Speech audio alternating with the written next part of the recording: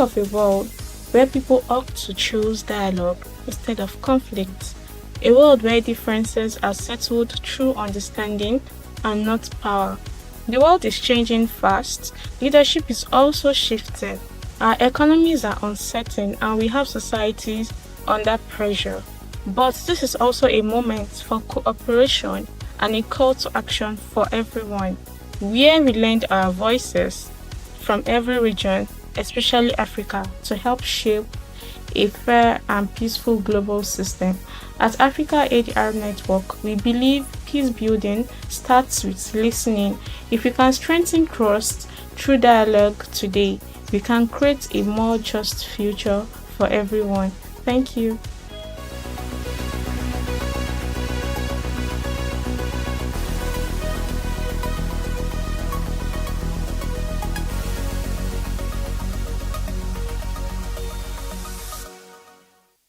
Good day, everyone. I'm Christine Hodlauman from Area Foundation based in the Philippines.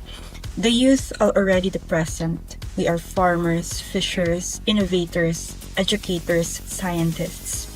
We play and will play a key role in the future of social progress. The future we need should prioritize social equity, environmental justice, and food security. The future we need should have inclusive community engagement, which ensures that all voices, especially those of youth, marginalized, and vulnerable groups, are actively involved in shaping decisions and actions. By creating spaces for meaningful participation, it strengthens equity and social inclusion, ensuring that diverse perspectives guide community development. Together, these approaches promote fairness, shared ownership, and a more empowered and resilient society. Thank you.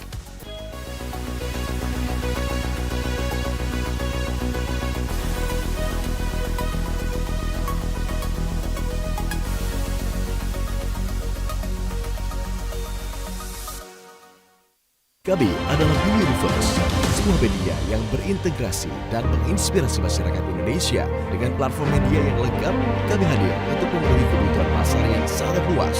Media yang berintegrasi dalam Blue Universe diantaranya adalah BTV, berita1.com, investor.id, dan jakartaglobe.id. Tidak ketinggalan, media cetak dengan eksklusivitasnya seperti Investor Daily dan majalah Investor. Blue Universe, satu pintu menuju informasi tanpa batas. Greetings from Phnom Penh. I'm Raymond Weiss, Dean of the Faculty of Social Science and International Relations Professor at American University of Phnom Penh. From Cambodia, at the center of the Indo-Pacific region, I see great opportunities to transform economies and societies towards a sustainable future. Yet, there are a lot of challenges for this green transition. The geopolitical rivalry between China and the US, the Taiwan conflict, the Korea conflict, maritime and territorial conflicts across Asian regions, the difficulties of economic recovery after the COVID-19 crisis, and the shift of US foreign economic policy towards protectionism, not to speak of the climate crisis. In this complex landscape, international collaboration is as vital as ever. ASEAN is central in enhancing collaboration in the Southeast Asian region and beyond. By effectively managing our conflicts, we can build the future, the sustainable future we all aspire to. Thank you for your attention.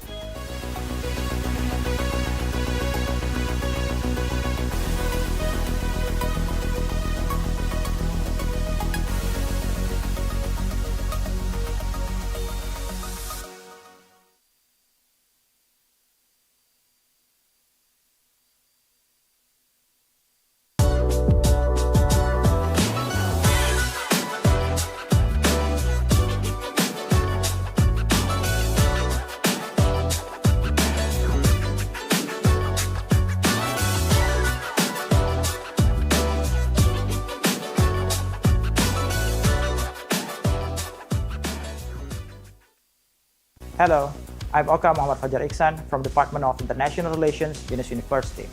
The world today stands at a crossroads.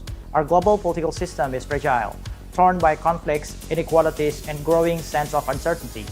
From the endless suffering in Palestine, Gaza, to the ongoing war between Russia and Ukraine, humanity continues to witness pain that should have ended long ago. And while nations fight for power, our planet cries under the weight of greed. The gap between the global north and global south widens, and the hunger for dominance in military and technology only deepens the wounds of inequality. But it doesn't have to be this way.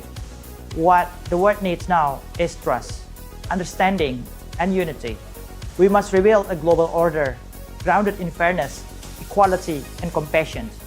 So let us rise as one global community and reignite the spirit of cooperation for a world that is just, for a planet that is alive, and for humanity that lives in lasting peace. Thank you.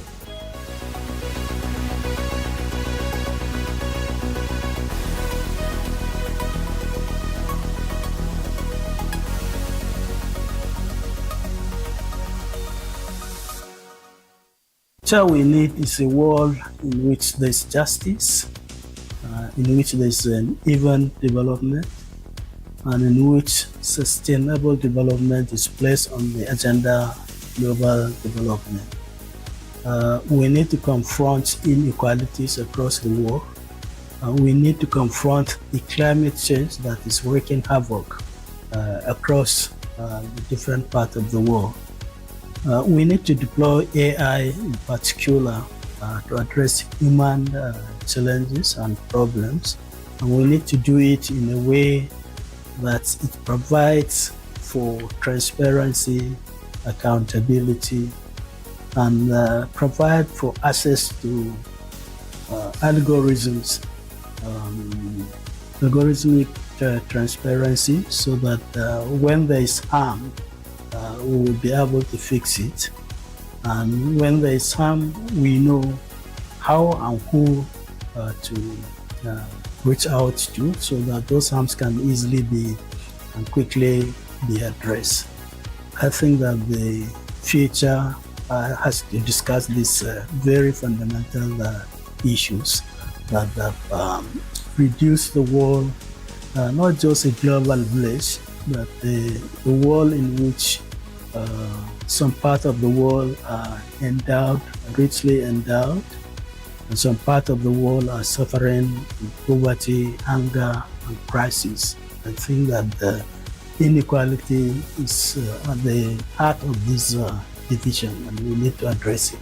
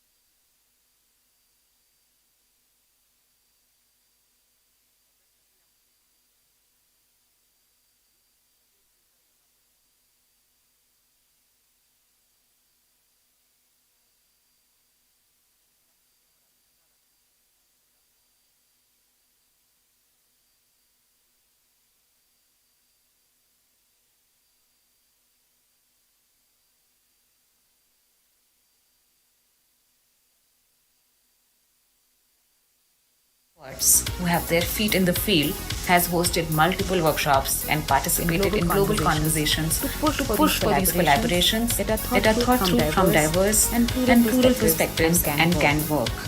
The future I want to see goes beyond binaries and celebrates cooperative and collective action, where inclusivity is not an agenda but common sense.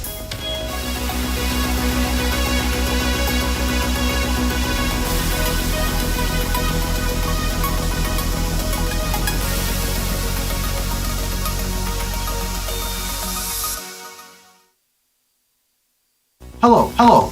I am Hector Cardenas, President of the Mexican Council on Foreign Relations, COMEXI. The world is at a turning point. We are witnessing the end of one era and the uncertain birth of another. Power is shifting across regions. Emerging actors are redefining leadership while long-standing institutions struggle to adapt. Economic volatility, technological disruption, and civic discontent are reshaping how we live, work, and govern. Yet amid this turbulence, we stand at a fork in the road between closing ourselves off or opening the way to a more cooperative and humane order. The future we need cannot be built on rivalry or fear. It must rest on empathy, dialogue, and a shared understanding that our destinies are intertwined. We need a renewed commitment to multilateralism, one that protects human dignity, strengthens democratic values, and places sustainability and inclusion at the center of global progress. From climate to inequality, from migration to technology, our challenges know no borders. The answers will only come if nations, institutions, and citizens work together with imagination and courage. The future we need is not simply a different world. It is a better one, more just, more open, and more humane.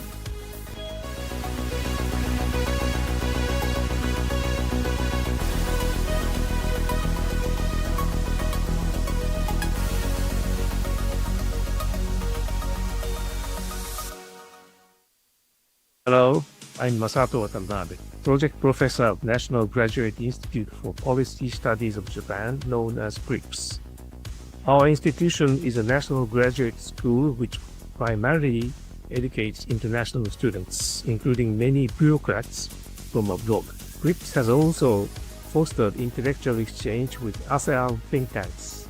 As the international situation becomes increasingly unstable, the Indo-Pacific region has largely maintained a balance of deterrence amongst major powers. GRIPS and FPCI have been collaborating to advance various initiatives aimed at implementing the ASEAN outlook on the Indo-Pacific as a platform to pursue peace and stability in the region. On behalf of GRIPS, I extend best wishes to FPCI, the organizer of the Global Town Hall, and hope for the success of this year's event. Thank you very much.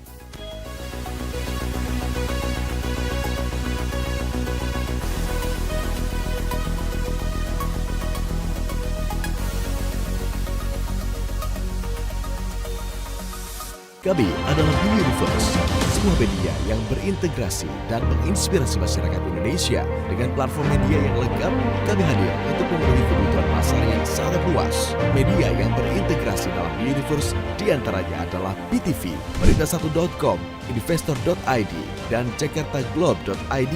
Tidak ketinggalan, media cetak dengan eksklusivitasnya seperti Investor Daily dan majalah Investor.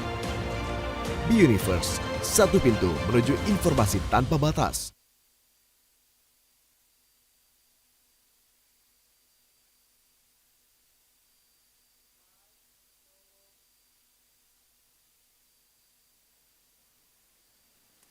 Excellencies, distinguished guests, ladies and gentlemen. Good morning, good afternoon, good evening. Welcome to the Global Town Hall 2025, held under the theme, The Future We Need.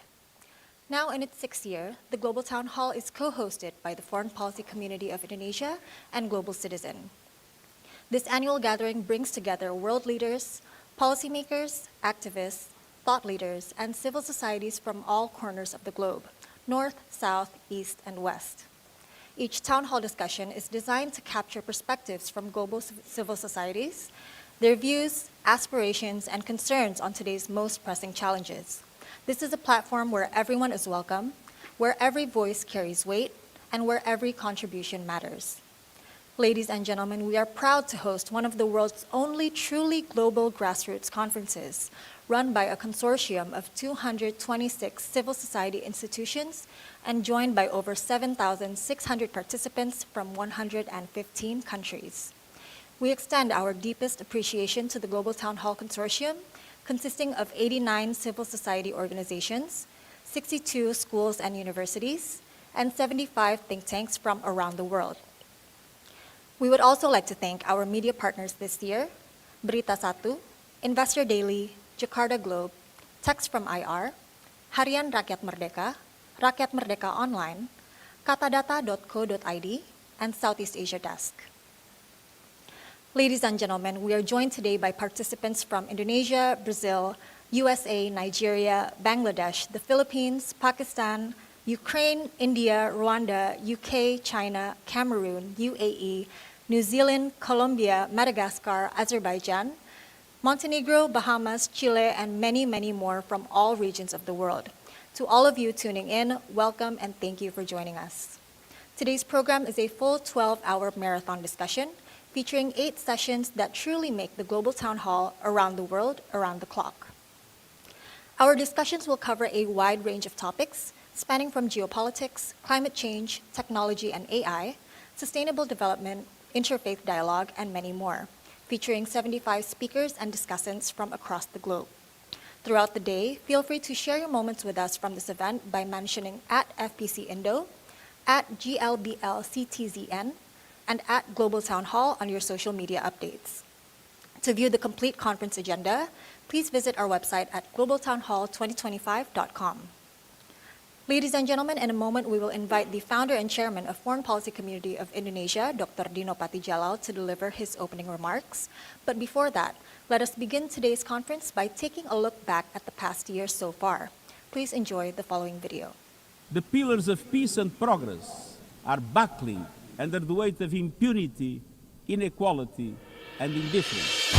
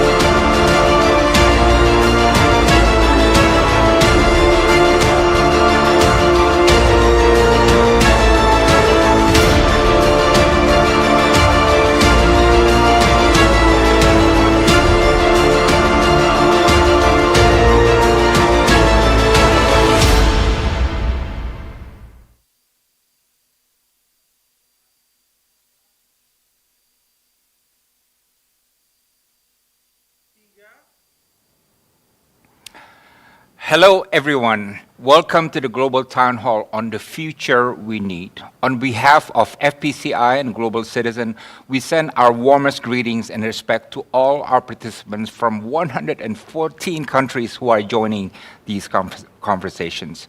This virtual Global Town Hall was established 5 years ago during the COVID-19 period. We were concerned that peoples around the world were feeling apocalyptic and that divisions and mistrust were prevalent over unity and cooperation in the global efforts to address the pandemic. And through the Global Town Hall, we wanted to make sure that peoples around the world would maintain goodwill and keep up hope in times of desperation. And alhamdulillah, COVID-19 is now behind us, but the rationale to keep the Global Town Hall going is now even more compelling. As we stand today, the world is in flux, and it is in dire need of diplomatic innovation, actionable reforms, and bold solutions. The rules-based international order is losing credibility and in danger of collapsing. It is clear that the rules don't apply equally to all countries, and some are exempted. The spirit of the UN Charter is waning, and the wind of might makes right is growing. Nationalism is rising, not the right kind of nationalism, but insecure and often angry ones. And indeed, we are seeing too much nationalism and not enough humanity. Geopolitical rivalries are intensifying, along with the widening trust deficit that comes with it, and there is no sign that this is going to go away. Global military spending has risen for 10th consecutive years, and more than 100 countries have increased their military budgets in 2024, not only in absolute terms, but also as a percentage of GDP. Many multilateral institutions are no longer fit for purpose, and this includes the UN Security Council. The war in Ukraine remains without any hope for solution, and we saw over 69,000 people, mostly women and children and innocent civilians, were senselessly killed in Gaza. Defense spending is taking resources away from development and sustainability, and indeed a renewed arms race is now taking place. And worse, the world is falling behind in reaching many SDG goals by 2030. Only 17% of the SDG targets are on track, which is way too low. And scientists are saying that with current trends, it is inevitable that we will overshoot the 1.5-degree climate target set by the Paris Treaty. So with all this, you can feel the frustration of many world leaders at the recent UN General Assembly Annual Summit in New York. Many countries in the Global South, for example, feel that the present world order do not work for them. And the majority are calling for reforms of multinational institutions. And there's a sense that the world is distracted from the issues that really matter to world citizens. But at least in the UN, there's a platform for governments to speak. The peoples need to have their voices also. And there is a severe lack of global platform for civil societies. Many citizens in Asia, Africa, Latin America, Middle East feel marginalized and left out of conversations held by diplomats and officials in New York or Geneva. And herein lies the significance of this Global Town Hall. It is an independent platform to facilitate north-south, east-west dialogue of civil societies and leading minds to connect and converse. This dialogue is held on the basis of mutual respect and goodwill, where everyone takes part as equals. You know, the world looks like it's going in the wrong direction, but there is much hope. Civil societies are at the heart of this hope. Civil societies are an indispensable force for progress and peace. We really believe that.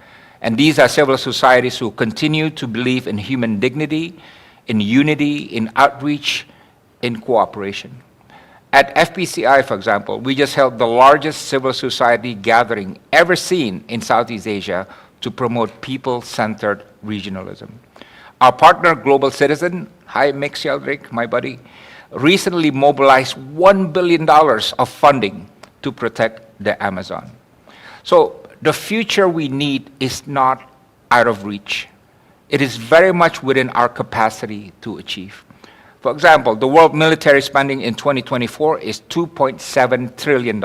And 10 years ago, this number was way below at $1.7 trillion. And according to the UN, if we reallocate only 4% of that global military spending, we can end hunger by 2030. If we reallocate 10% of that global military spending, we can fully vaccinate every child in the world. And with 15% reallocation, we will have more than enough to cover the annual cost of climate adaptation in developing countries. So despite these encouraging possibilities, today we are faced with the hard truth that there is a frightening gap between the future we're heading towards and the future we need. Will it be a dangerous future where the UN Charter becomes irrelevant? Will it be a future of an unlivable 3-degree world? A future of spheres of influence dominated by hegemons? A future of widening gap and mistrust between nations? A future of more and more conflicts in every region of the world?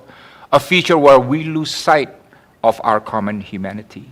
That is not the future we need. So today is the day for citizens of the world, for common people, for thinking citizens, for grassroots, wherever you are. Speak up, inform, argue, debate, disagree, challenge, advise, because the future belongs to us and to the next generation. Let us imagine the future we need. Let us own that future we need, and let us create that future we need together. I thank you.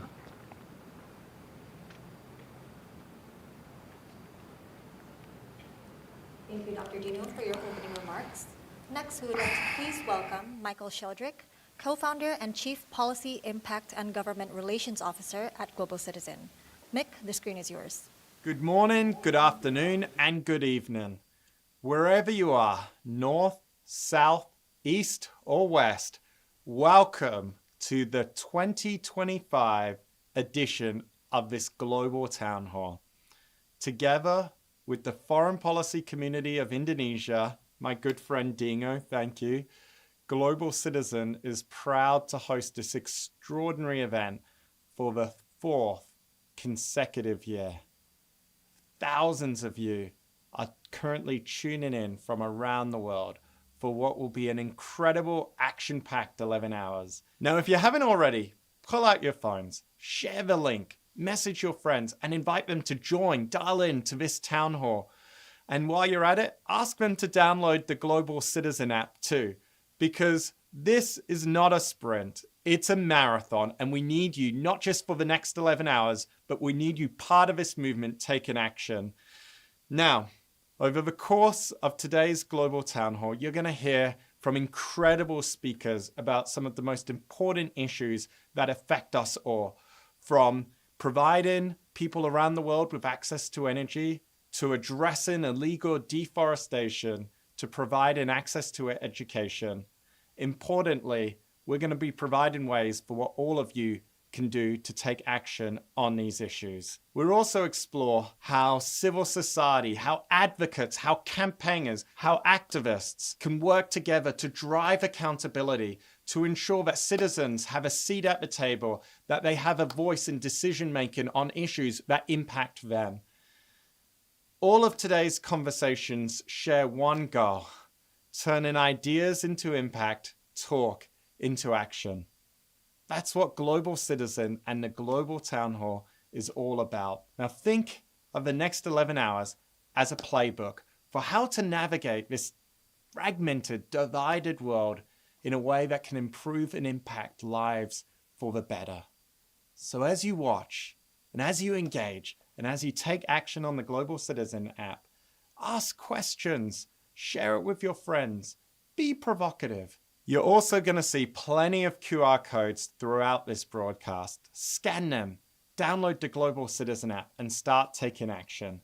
Whether it's signing the Fossil Fuel Non-Proliferation Treaty, asking countries like the UK and France to pledge to the Amazon Fund, to address illegal deforestation, or encouraging businesses in countries like Denmark and Australia to stand up and provide access to energy for those on the front lines. There is so much that you can do. Let me just share briefly what we've been working in at Global Citizen. Since the Global Citizen Festival in New York on September 27th, which mobilized a record 4.3 million citizen actions to protect the Amazon, expand energy access in Africa, and support children's education worldwide, we've kept the momentum going. Just weeks ago, on November 1st, ahead of COP30, the Global Citizen Festival took place in Latin America for the first time, in the heart of the Amazon, and mobilized more than $1 billion in commitments to protect, reward, and restore the Amazon. And just in a week's time, ahead of the G20, we'll be in Johannesburg for the close of our Scaling Up Renewables in Africa campaign to mobilize commitments to provide 10 million households with access to energy. These are just some of the moments where your engagement has made a difference. Lastly, through the recently launched FIFA Global Citizen Education Fund, you can apply right now if you're running a community-based organization or you work with grassroots organizations providing access to education, literacy for children around the world. You can apply right now for a grant of up to $250,000.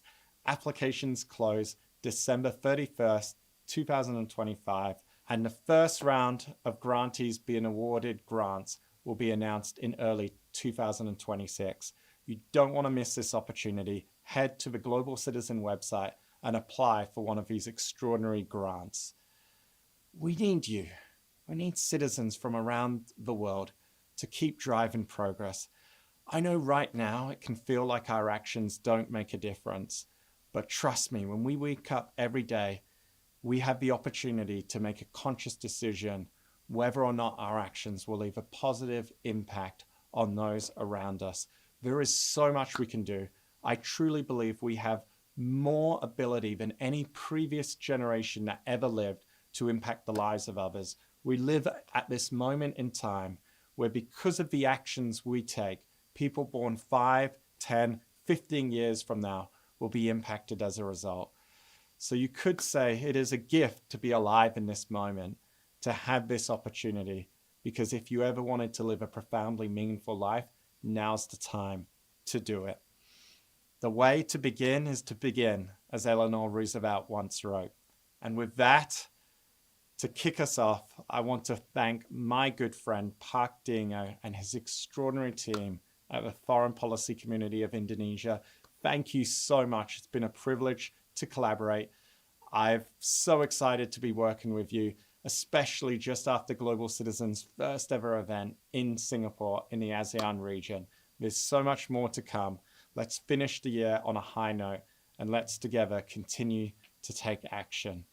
Thank you so much.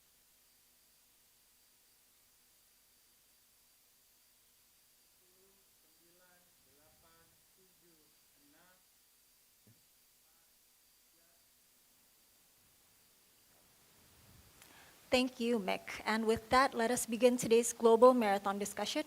Ladies and gentlemen, please enjoy the Global Town Hall 2025.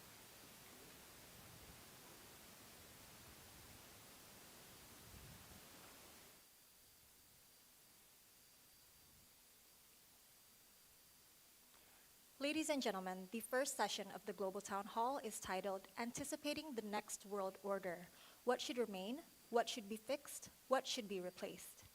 To lead the first session, I am pleased to invite our moderator, joining us live from the studio, Nick Gowing, founder and director of Thinking the Unthinkable and main presenter of BBC World News from 1996 to 2014. Nick, the floor is yours. Thanks, Cindy. Lovely to be here in Jakarta.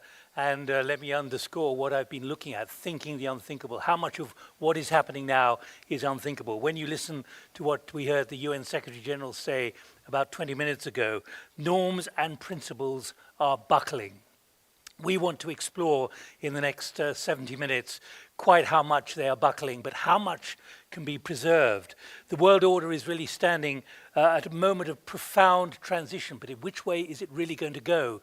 That's what we want to hear from our guests today. Long-standing dominance of US leadership, it's coming to an end. Liberal rules-based system now finds itself under considerable strain.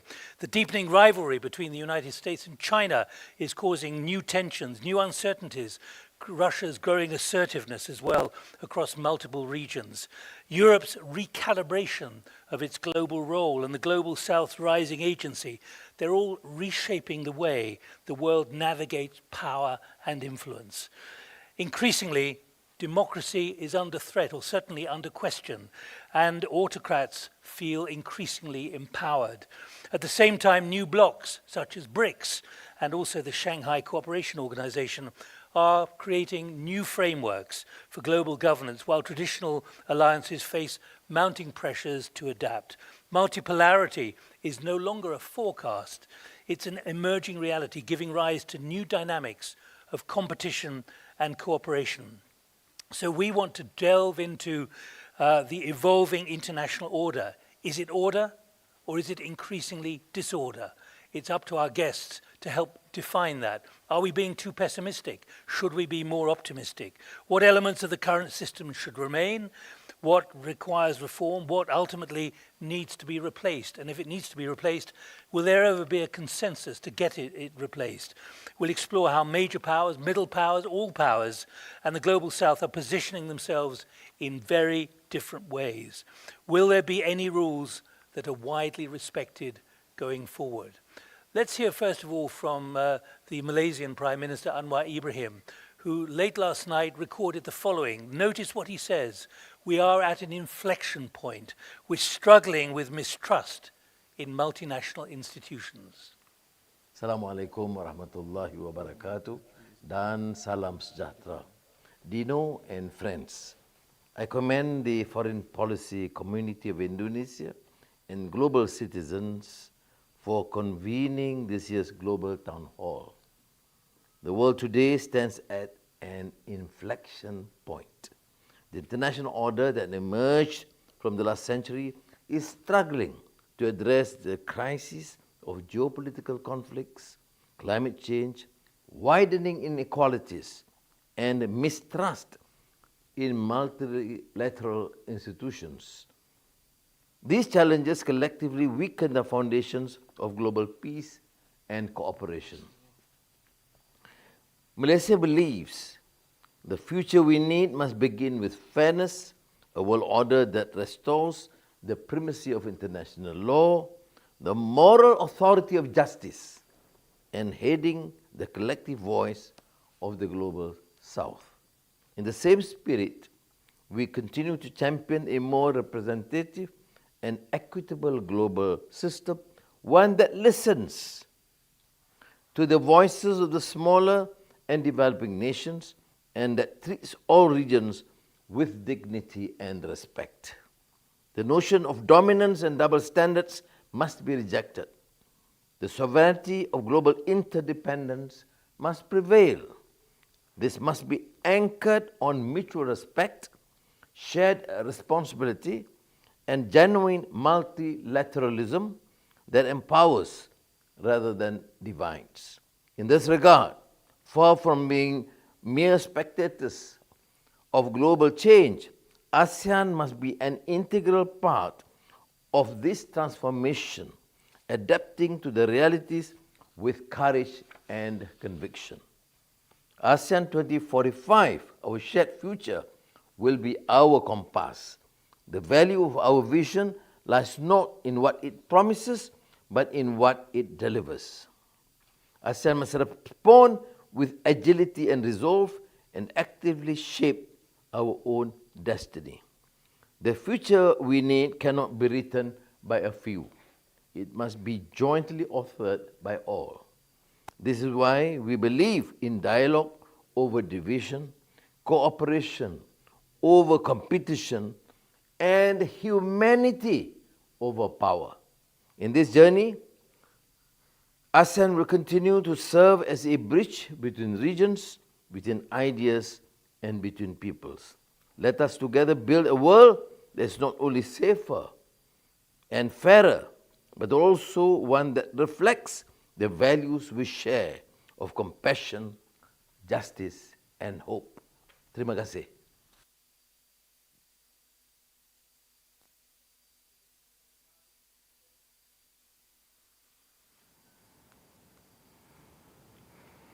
Prime Minister of Malaysia, Anwar Ibrahim there, setting a tone, building on what we've heard from Dino as well. And we're going to be joined by 9 people in the next 70 minutes, or 65 minutes now, to try and crystallize some of those concerns, but also, again, to emphasize the positive way forwards. And there are positives emerging in some regions of the world. We're going to have half an hour in which we'll be focusing on 3 speakers. Then we're going to be broadening it into 6 more speakers joining us as further discussants. So that's the plan, and I'm going to be very disciplined about time, maximum of 4 minutes each person for the moment, but I'll be flexible as well. So get over your point as soon as you can, rather than filling time. Make sure you get the point out there as swiftly and as sharply as you can do. So Dino, let me come to you immediately, just to build on what you were saying a few minutes ago before we go to Delhi and also to the Netherlands. Thank you, Nick. I'll be really quick because I want to hear what others have to say on this. But there's definitely no doubt that the world is in transition now. It's not just a momentary aberration, but we are transforming into something else. Now, what that something else remains elusive, and we can debate, but definitely it's morphing into what I would call the next world order, right? And we're not calling it the new world order, because the new world order would mean that, like buying a car, you ditch the old car and you use the new one. It's not going to be like that. The next world order will draw a lot of the institutions and the norms of the old world order. But some of its features, its components, will need to be reformed, evolve, fixed, or even replaced. You may ask what would remain. Obviously, the United Nations will remain. There's no thought about replacing or abolishing the United Nations. Regional organizations like ASEAN in Southeast Asia will remain. Yeah?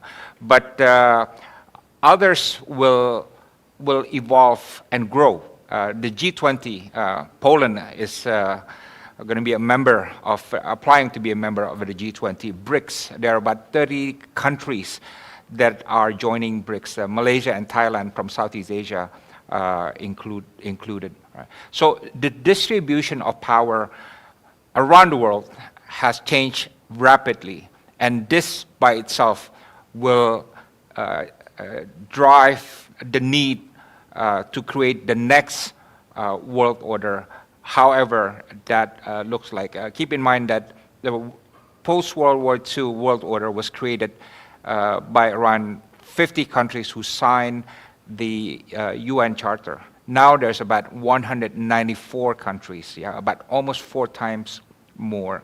And their weight is different. There's now about 20 middle powers around the world. There's a middle power in almost in every region of the world. So there's more coalitions emerging in the world system. So the weight of the world is changing, the distribution of power is changing, the power relationship is changing. And I would say in the next world order, at least one thing is certain, that is the primacy of the West that we knew in the first decades after World War II is not going to be there any longer. But the Global South is going to reshape that world, but obviously the Global South is just too generic.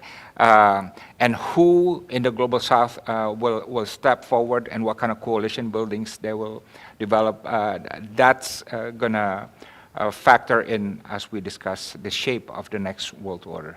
But Dino, I've got to put to you a question which will come for everyone, and I'd like an answer from everyone. should we be even using the word order now? Are we talking about disorder, managing disorder? Can you create new order?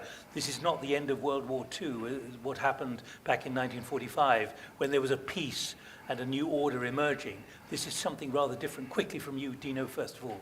Yeah, well, as the world order shift into something else, there's going to be some degree of disorder, that's for sure. But look at Southeast Asia, for example. It was very divided and fragmented in the 60s and 70s, and now it shifted into a different kind of regional order. The whole of Southeast Asia is under one roof, which is ASEAN. But that came about through many periods of turbulence and trials and tribulation, including wars and conflicts and so on. But through all that, Southeast Asia was able to claim a stronger and more durable and transformative form of regionalism in ASEAN. And I hope that we'll see the same for the world order as well. Well, Dino, let's pause there and go immediately to Delhi, to Ambassador Sujan Chinoy. Welcome, Sujan. It's nice to see you again. Director General of the Manohar Parrikar Institute for Defense Studies and Analysis, and a former ambassador as well. Do you see now in your country of 1.3 billion, do you see a new order emerging or a disorder emerging? Because you've had success recently with China. Well, thank you very much for having me with you all today. I hear some echoes, and I suppose it's to do with perhaps other microphones being on. Maybe you'd like to switch off while I speak. Thank you. First of all, I'd like to thank Ambassador Dino for inviting me today to the Global Town Hall 2025. To that question, let me begin by saying that world orders are neither created nor dismantled easily. Our historical experience around the world has been that the world orders have either been created through wars or through cataclysmic events. The last one that was created 8 decades ago was the result of a horrendous world war. And the second point is that order and disorder coexist. In fact, there's never been a perfect era when you have only order or only disorder. And the third point I'd like to very quickly make about order is that order can be very deceptive. For example, the order that we had, for instance, during the Cold War, if we harken back to that period, was not exactly an order in which there was equality. The colonial age also had a great deal of order around the world, especially in the colonies. But was that an order that the world would like to continue with? So therefore, these terms are quite deceptive: order and disorder, chaos and order. And very quickly, Nick, I'd like to make a few points about the weakening of multilateralism. Now, it's like children. When they are young, they think their parents are perfect. When they grow up, they begin to see, as adults, objectively some faults and rough edges to their parents as well. This is natural. So, at a time when the current global order was set up, it was inherently unequal. Available literature suggests that the United States, in fact, had insisted on having a UN Security Council with exceptional veto power for a few in exchange for the very establishment of the United Nations. And this kind of inherent inequality was acceptable to the rest of the world in those early years. But today the world is much more aspirational and seeks much greater equality. And we've also seen that the second challenge comes to multilateralism from the inherent nature of unequal funding. The United Nations is, after all, supported by developed countries and not by developing countries. The US itself traditionally has been paying 22% of the UN budget and a very large part, 26 or 27% of the UN peacekeeping budget. Japan has contributed a great deal. China has now risen in terms of its contributions. So those that pay normally have a greater say. There is yet another challenge that comes to the current multilateral order, which is coming from outside the normative system, the treaty-based UN order, the Bretton Woods order. The challenge is coming from outside this normative order, and that is a result of the change in the balance of power. The balance of power clearly over the last 8 decades has shifted to new geographies, especially to the Indo-Pacific. And the result is that there are many more emerging powers that are exercising considerable legacy and agency outside the UN structure. And this is especially the middle powers and more so in their immediate neighborhood. India is one of them. Then the multilateral structure is defeated today, ineffective because of the sharpened differences and gridlock within the UN Security Council. And so that is a very awkward situation in which the delivery of the rules-based international order is today very questionable. And so how do you actually improve upon this? The first thing is that the multilateral structures need to be valued. That's the only thing we have. And as I mentioned earlier, orders can neither be created nor dismantled easily. We don't want to go into wars. Therefore, it's obvious as a logical corollary that the existing structure, perhaps even the UN Charter, needs to be updated to reflect the changes that have taken place in the last 8 decades. And we must also look at definitions of sovereignty, and these cannot be unilaterally interpreted by one part of the world. Others have their own civilizational interpretations of sovereignty, human rights, and things of the sort. One last point I'd like to make here is that looking at it from the perspective of a country like India, the definition of sovereignty will have to take into account sovereignty not just over geography or territorial integrity or simple decision making, but also hard issues like accounting for data, digital and AI sovereignty, as well as sovereignty over natural resources that are currently being exploited by global conglomerates, especially from countries of the global south.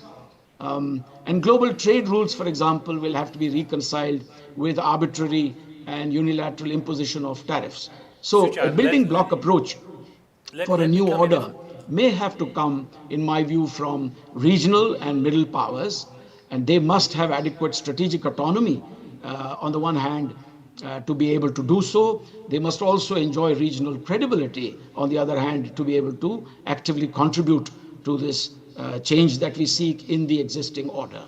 Sujan, I want to come in, yes, because before I go to Bob in the Netherlands, one thing, and I talked about positives.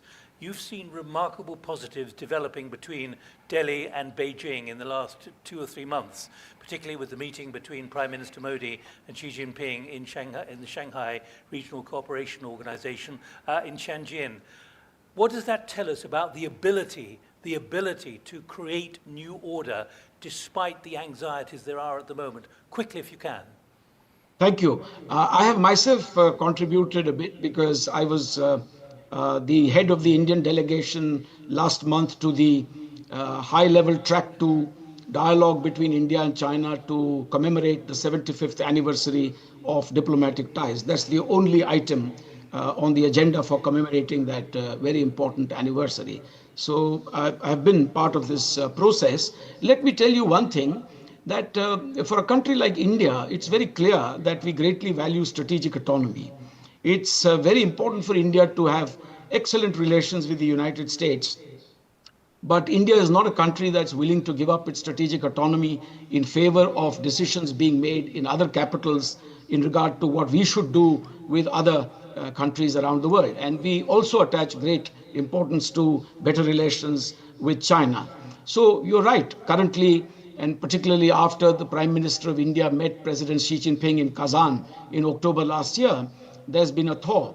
India and China have a very complex relationship, and issues like the boundary question, with which I have dealt for the best part of half a century, do play a role. But currently we have a thaw in terms of disengagement in the India-China border areas. We, in fact, are looking at enhancing our cooperation. We have restarted direct flights. Visas are being issued. People-to-people exchanges are also being encouraged. And so I see ahead a period in which India and China will also be working together to see if there are larger issues on which we can cooperate. John, It's clear the feeling is broadly the same, that whether it's China, whether it's India, whether it's Indonesia, this is not a period in which countries are willing to submit themselves to arbitrary, unitary decisions. And that applies for India, it applies equally to the United States, it applies equally to China. All right, so John, we are working on our strategic autonomy. I was really wanting you to make the point about it's all very well having doom and gloom and talking about crises and a disintegration of the system, but there are positives at work as well. So let me go to the Netherlands, to Bob Dane, who's head of the security unit of the Clingendael think tank, the institute in the Netherlands, in The Hague. Bob, welcome. Your assessment of what the status is of the new world order, of the old world order, is it crumbling? Is it reconstitutable? Or do you feel gloomy about the prospects? Thank you so much, Nick. And also, Dino, thank you for the invitation to the Global Town Hall. I never want to be too gloomy, even though I work on incredibly depressing topics like wars. No, I do think that the point about the inflection point is crucial here. I think there's a growing realization that we are at a point that we can't continue going on as we did before. And I'd like to draw a parallel between what's happening in my own country, the Netherlands. I am calling you from The Hague, the city of peace and justice, which just recently had elections again, and where polarization is clearly undermining trust in the system and the quality of governance. But voters have also just really expressed a very strong preference for stability, for quality governance, and maybe even for a slight return to doing things the way we did in the past. So I am actually relatively optimistic, even though I noticed that just as at the national level, people don't like being told that they can't do something because of some treaty that was signed decades ago. There's clearly no more belief in treaties just because they were signed, just because some smart Dutch legal scientist 400 years ago might have come up with an idea, doesn't mean that we have to adhere to it. But there is something else going on that actually inspires me with a bit of confidence. We seem to be interested to go back to basics to understand why we had these norms in the first place. Why do we have these rules? It is actually to manage competition, confrontation, and it's a little bit to constrain those with power, because it is not the largest and the strongest countries that need the rules. If they have the power, they can basically do what they want. It's pretty much everybody else who needs the rules, who would like to have predictability. And therefore, I think it's really interesting to debate this in the Global Town Hall setting, where I'd like to come to this question of what should we keep, what should we improve, what should we replace? And I think what would be extremely helpful is if we go back to the very basics of what we would absolutely like to keep. And Ambassador Chinoy, if you allow me, I'll quote your own Foreign Minister Jai Shankar when I heard him speak at the Raisina Dialogue in India. He made an example that really struck me, and I've been thinking about it for months after. He said that actually the West keeps saying that if there's no rules, we live in the law of the jungle. But then he said, maybe as India, we don't really mind the jungle so much. Maybe perhaps we'd rather live in the jungle than in a cage of rules that you in the West built, and that we don't consider our rules. And there's a lot in that statement. So let me unpack it, because afterwards I thought, of course you don't mind being in the jungle if you're a tiger with 1.3 billion inhabitants, nuclear weapons, and you're a subcontinent. But my country is much more imminently concerned if all of the rules are suddenly up for grabs. And then he went back and said, we need some rules of the road. We need some code of conduct even in the jungle. And let's go back to the very basics that also Dino already mentioned. What is in the UN Charter? Sovereignty. I'm sure none of us would like the idea that we can suddenly be taken over and ruled by someone else against our will. Territorial integrity. I'm also calling you from Europe, a country with a major war, or a region with a major war on the continent, where a very large country has just decided it wants to take a whole chunk of territory of another country, in this case Russia, invading Ukraine, and wanting to keep that territory. And I think that makes all of us around the globe incredibly uncomfortable, and it's something that we clearly don't want to see more. The same applies, I think, to the use of force. Continuously using military violence to impose your will on other countries is, I think, something that unites us probably in this call and something that we don't want to have. And then we learned... Do you see the integration or the disintegration of the system, of the rules-based system around the world, the lack of respect for it, the unilateralism that's emerging, this feeling that rules don't matter anymore? Is that going too far? Is it a matter of the rules underperforming, or is it a matter of the rules being blocked?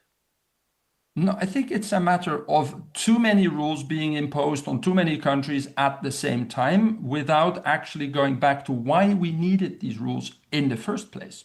And I think if we do that, and if we agree on a couple of things that are better for everyone, I mean, I'm also from a country that is way below sea level, right? So clearly rising sea levels is not something in the interest of the Netherlands or in small island states.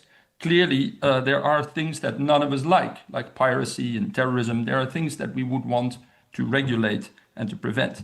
But then I come to my conclusion, how are we going to get there? I don't think we get there by just repeating the same rules louder and over again.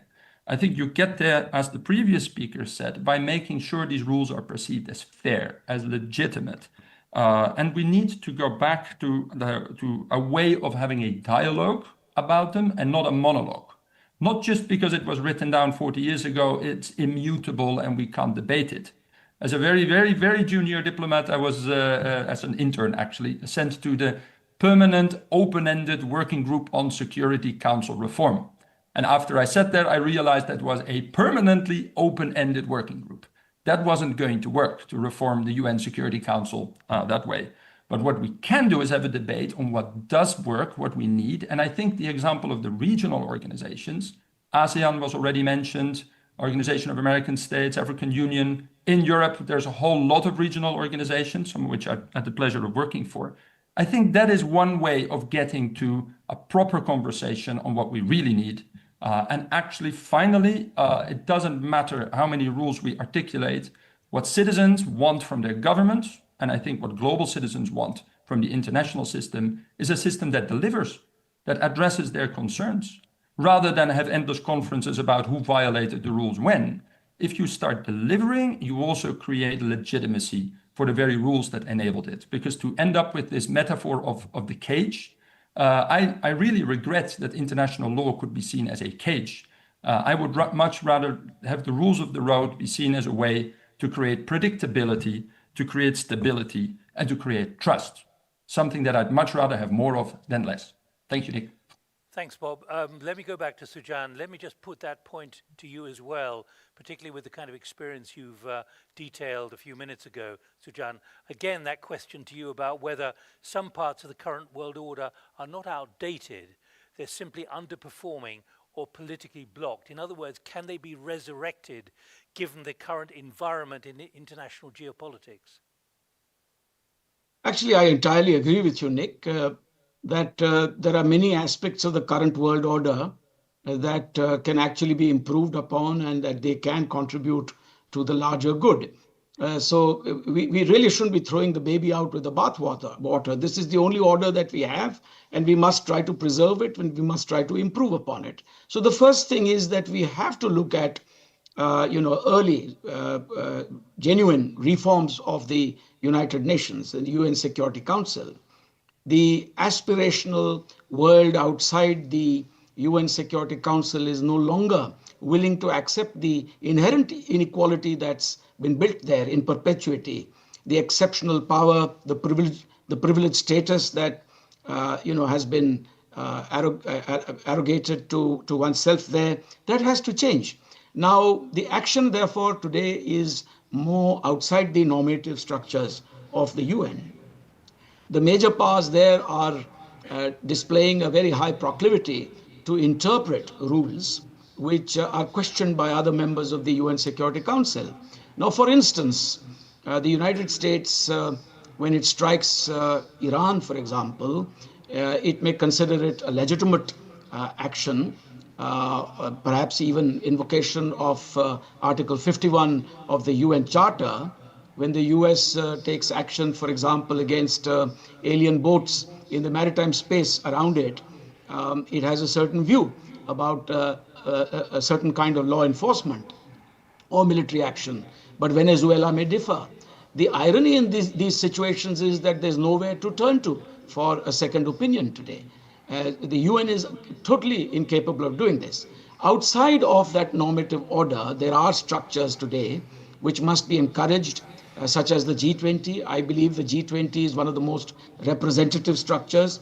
It includes the P5, the privileged five, not the permanent alone. They are also the privileged five.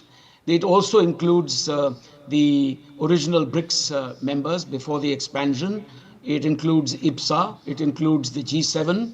And it also includes the EU as a whole, and now the AU, the African Union, as a whole. So it's quite a representative structure. It doesn't have a veto power. It's focused on the more fundamental aspects of the pressing matters of economic development. In a way, it kind of reminds me of the League of Nations, because the League of Nations also tried to create a structure without a veto power. Unfortunately, it wasn't supported by the United States of America, and it petered out, having sunk without a trace in 1946, a year after the UN came into being. Similarly, in the G20 today, there are also challenges. We've had problems, for example, when Brazil took over the presidency in 2024 from India, and South Africa in 2025, because both these countries have fairly difficult relations currently with the United States of America. And so yet again, I see some glimpses of the past there, that in a structure like the G20, the US is also questioning the utility of the G20 under the presidency of countries like Brazil or South Africa. Sujan, and the proof of the pudding will be next year, when the US itself chairs the G20. Will it use this opportunity to build some consensus is the moot question. Thank you very much, Sujan. Let me go to Dino. First of all, just to pick up, particularly in this region of Asia, do you think that much of the international law is being blocked or is simply underperforming? Quickly, if you can. I think Southeast Asia has done a lot better compared to other regions in creating our own norms. I think the most important one is Treaty of Amity and Cooperation.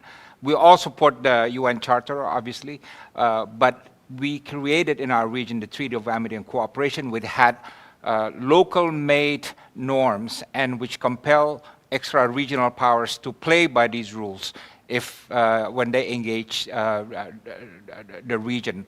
So this is why, Nick, I believe if we talk about the world order, the regional order is a big part of it.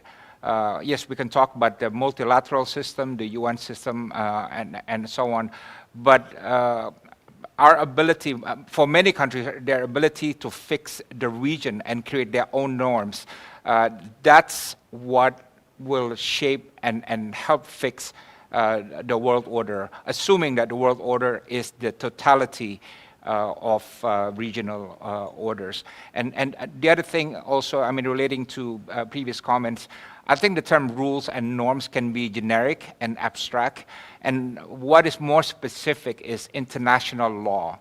So the behavior and action of countries can be measured against whether or not it is compliant with international law. And unfortunately, recent events in Ukraine and also in Gaza demonstrate that international humanitarian law and international law can be violated, but pretended by countries that violated these laws as something normal or justifiable. Thank you, Dino. Yes, thank you. Yeah, let me go to the Netherlands for two reasons. First of all, Bob, you spend much of your time working on Eastern Europe and the Caucasus. And secondly, you're in The Hague, where you have an enormous number of institutions and creating the accountability, the International Criminal Court and so on.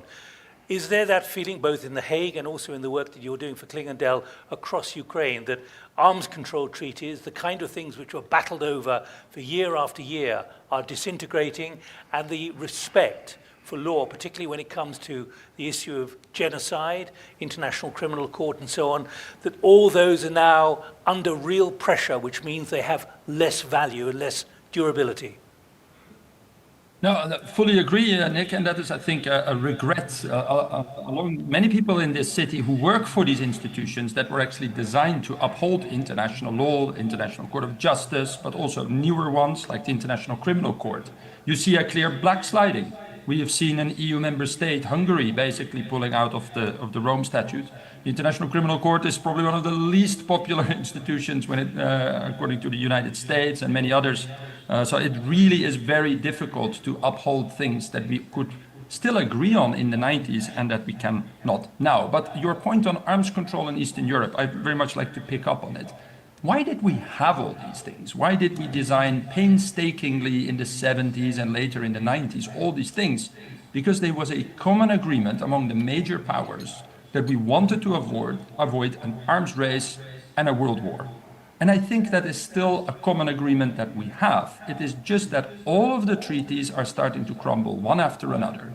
Baltic states have now gone back to landmines because they need them, in their view, to protect their territory, so they got out of the Ottawa Convention. The United States and the Russian Federation are resuming nuclear testing.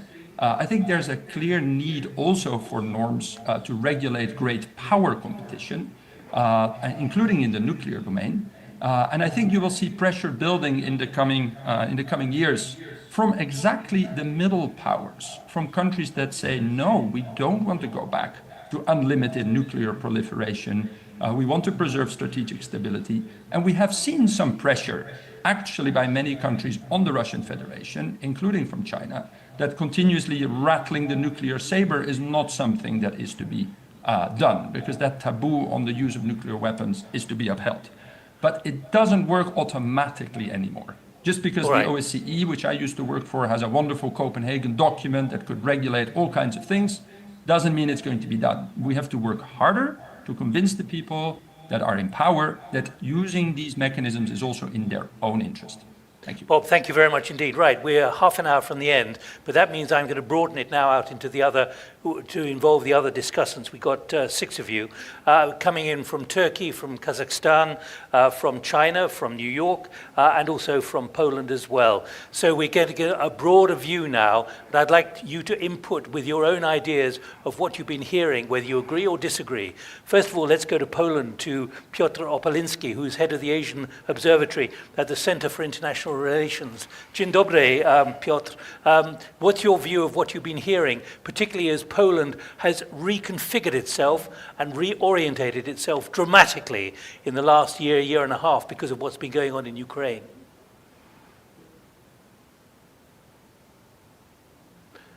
Could you, you're mute at the moment, Peter. You're mute.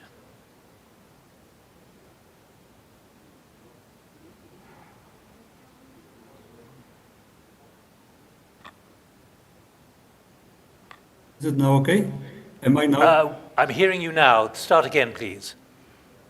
Thank you so very much for the kind invitation to participate in such a distinguished forum. It's my pleasure to represent the Center for International Relations, which is one of the leading think tanks in Central Eastern Europe, which includes also Asian Observatory, which is dedicated for the study of Asia's evolving strategic landscape. And as a Central European think tank, we observe these shifts from a region shaped by both integration and insecurity. Integration to the European Union was the most successful period of our history. Insecurity comes from the Russian policy and war in neighboring Ukraine. Poland today stands as the world's 20th largest economy, deeply integrated with both European and Indo-Pacific affairs. And listening to today's discussion, I would like to offer briefly 3 reflections on how we might navigate the transition from the liberal rules-based order towards a more plural, yet hopefully still predictable world system. First, what should remain is the conviction that order cannot exist without restraint. The post-1945 framework, with all its imperfections, has provided a minimal structure that prevents systemic collapse. It did not so simply through institutions or treaties, but through a shared understanding that even the most powerful must sometimes choose limits over leverage. Rules in the end are only as strong as the restraint behind them. If that culture of self-discipline fades, we risk replacing hierarchy with chaos, not balance. Second, what clearly must be fixed is legitimacy.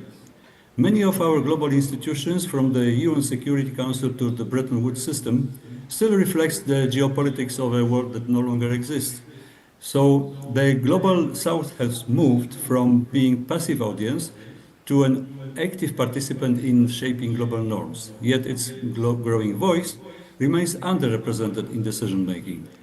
A sustainable order must therefore redistribute not only responsibilities, but also recognition. Without that, the very idea of a rules-based system risks losing its moral authority and political traction. And third, what may need to be replaced is the assumption that stability can be imposed through dominance or moral hierarchy. We are entering an era of interdependence without trust. Power is diffuse, technology accelerates asymmetry, and crises cut across traditional borders. In such an environment, middle powers, including those from Europe and Asia, have a unique responsibility not to balance through force, but to bridge through engagement. They can serve as translators between competing visions, building practical coalitions around issues like energy transition, digital governance, or regional security. This is not a substitute for global leadership. It is a new form of leadership, grounded in responsibility rather than dominance. So perhaps my question to the panel would be this: how can we move from a model of power sharing to one of responsibility sharing, where influence is matched by accountability to the international system as a whole? And I hope that Europe and Asia, as dynamic middle power regions, will increasingly build this bridge together. Thank you. Dziękuję. Thank you very much indeed, Peter. How to move power to responsibility sharing. And you raise a very important issue about the South, which we must not forget. And that's why immediately I'm going to go to Uganda, to Kampala, to Patience Namanya, who's a member of the Uganda Council on Foreign Relations. How does the discussion we've been having for almost an hour now, Patience, how does it relate to what you see there in East Africa and across the African continent, where you are positioned at the moment? Thank you so much. It's an honor to represent the Uganda Council of Foreign Relations today. And I think when we look at this conversation, it's clear that there has been an imbalance. You know, the system that prevails right now, unfortunately, is built to exclude certain states. And when I talk about certain states, I talk about states from the Global South. And I will go back.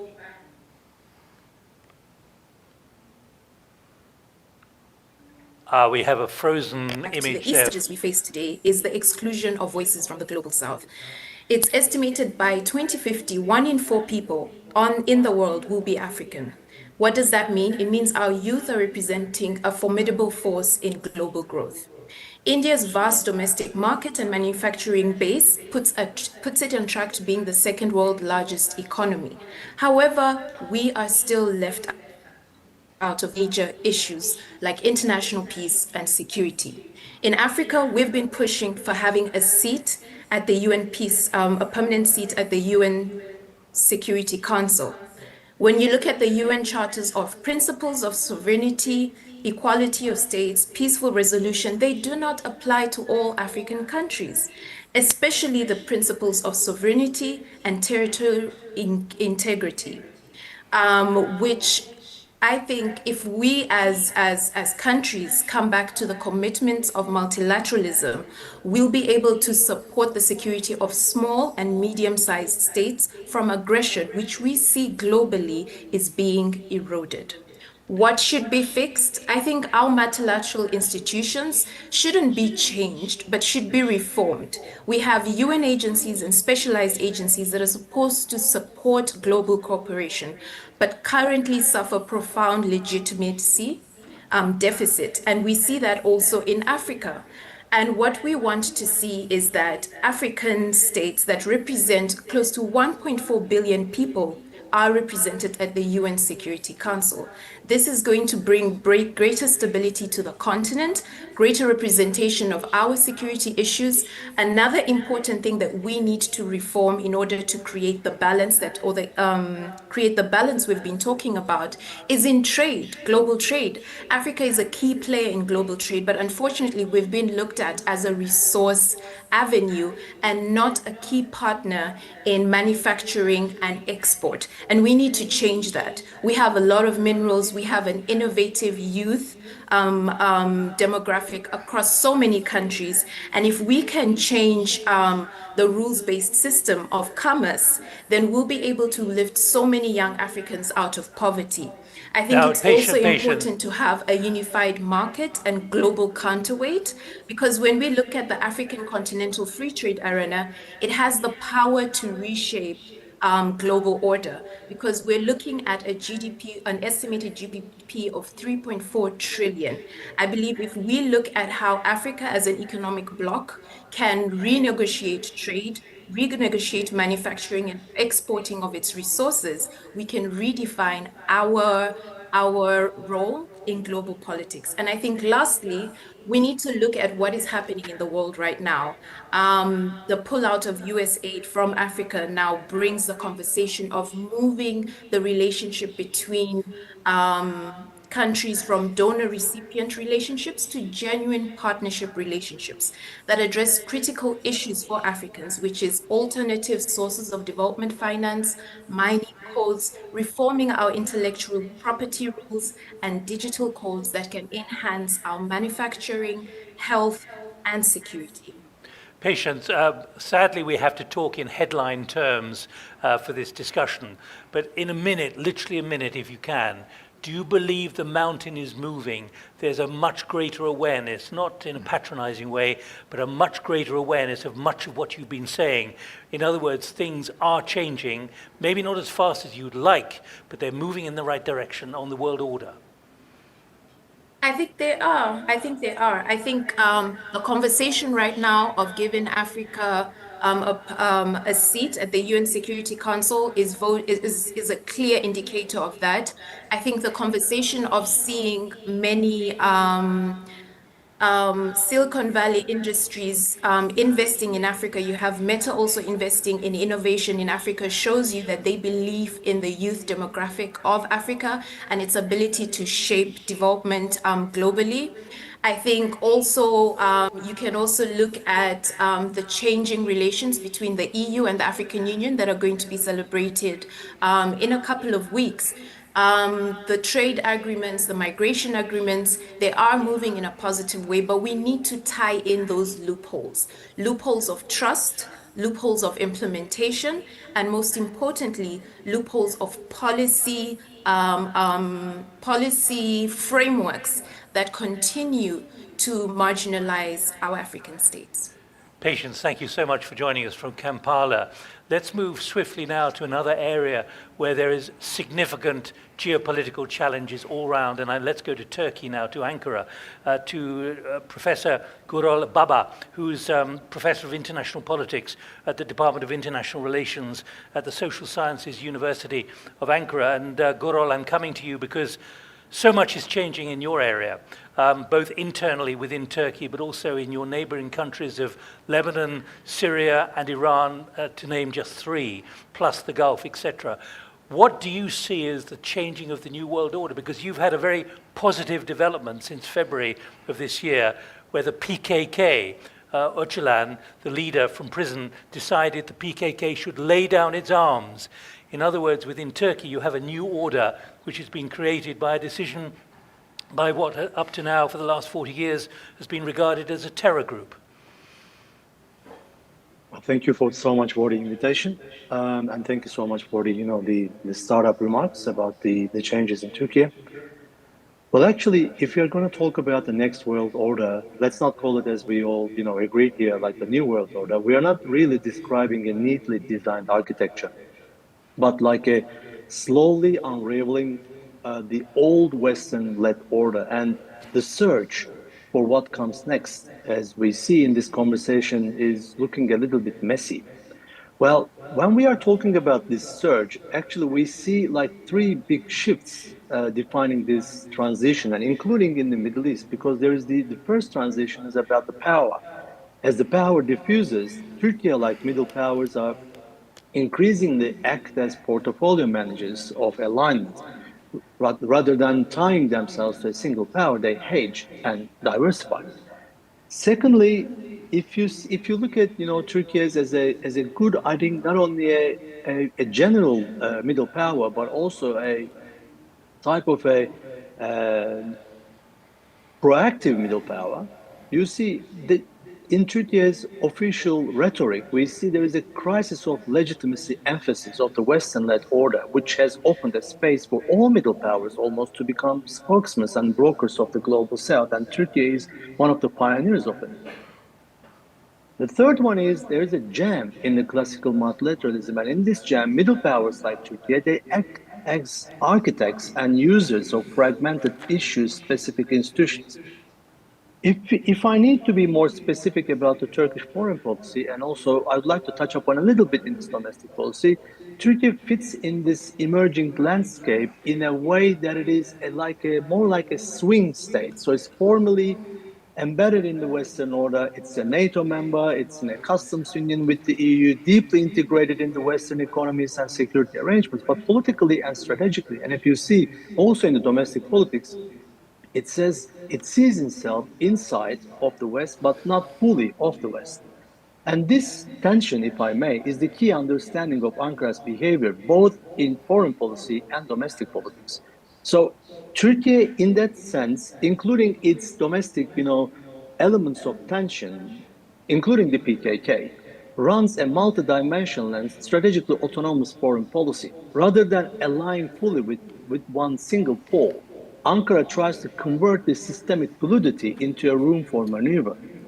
On the one hand, it supports Ukraine's defense, backs NATO's enlargement in the Baltic, and repeatedly emphasizes its irreplaceable role for European security. And on the other hand, it keeps economic and energy ties with Russia open and rejects broad Western sanctions. And this is not a random inconsistency, it's a deliberate middle power strategy in a world where hierarchy is weakening and interdependency remains. So in short, New World Order is not a stable design for middle powers waiting to be discovered. It's a moving target shaped by power transitions, normative disputes, and institutional bricolage.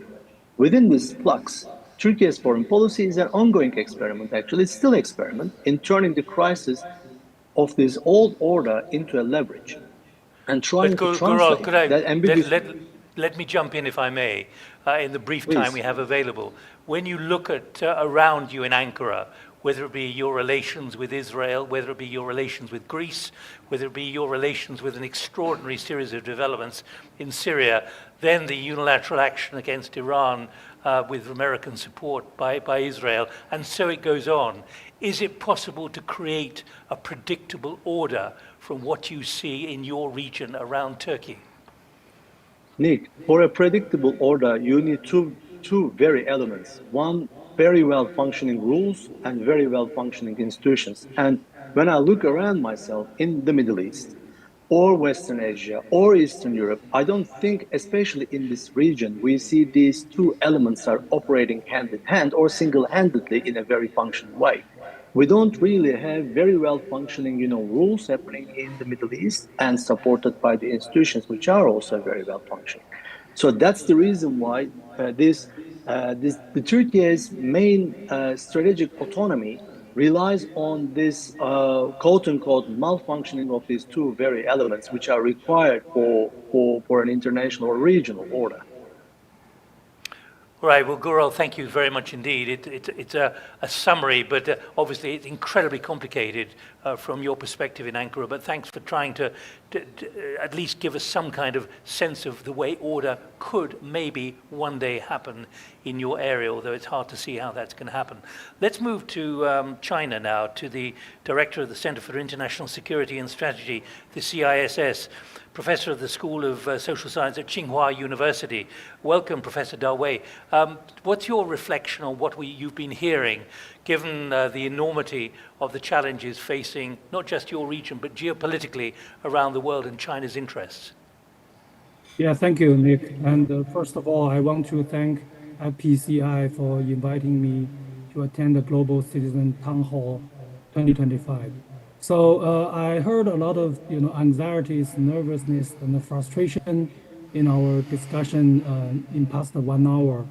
I think, of course, I share with all those concerns, but I think we need to stop looking back with nostalgia and need to look forward, and we need to put our focus on not only on what we should do, but what we can do. So to look forward, I think the first reality we have to recognize is the collapse of the liberal international order, no matter you like it or not. So the order rose after the end of the Cold War rests on basically on two key conditions. First is the very powerful hegemonic or leading power, actually that was the United States. Secondly, that power genuinely believed in liberal internationalism. Today, both these two conditions have gone, I will say, and they are unlikely to return anytime soon. So the past 30 years we experienced after the end of the Cold War were actually very unique and exceptional, I will say, period of time. Another critical part of the looking forward, I think it has not been mentioned a lot today, is the reality of the technological changes. So the technologies, particularly in artificial intelligence, will fundamentally reshape the international order and the relations between nations in the next 5 to 10 years. So everything from the balance of economic power to the way that the world be fought or how political system function to the fabric of our society, family, marriage will fundamentally be transformed. So the international organization or mechanism, we should preserve what we can and ready to build them where we need. But to be honest, I think global multilateral globalization are all in serious decline or in deep trouble. So approaches like, I will say, plurilateralism, minilateralism, regionalism are more realistic now. So in facing this rather fragmented landscape, our role as a global citizen town hall is to consider this. Behind all this unilateral, bilateral, plurilateralism, effort, what core principles are we advocating? For example, how can we balance economic development with national security, with social equity, with environmental justice, with cultural diversity?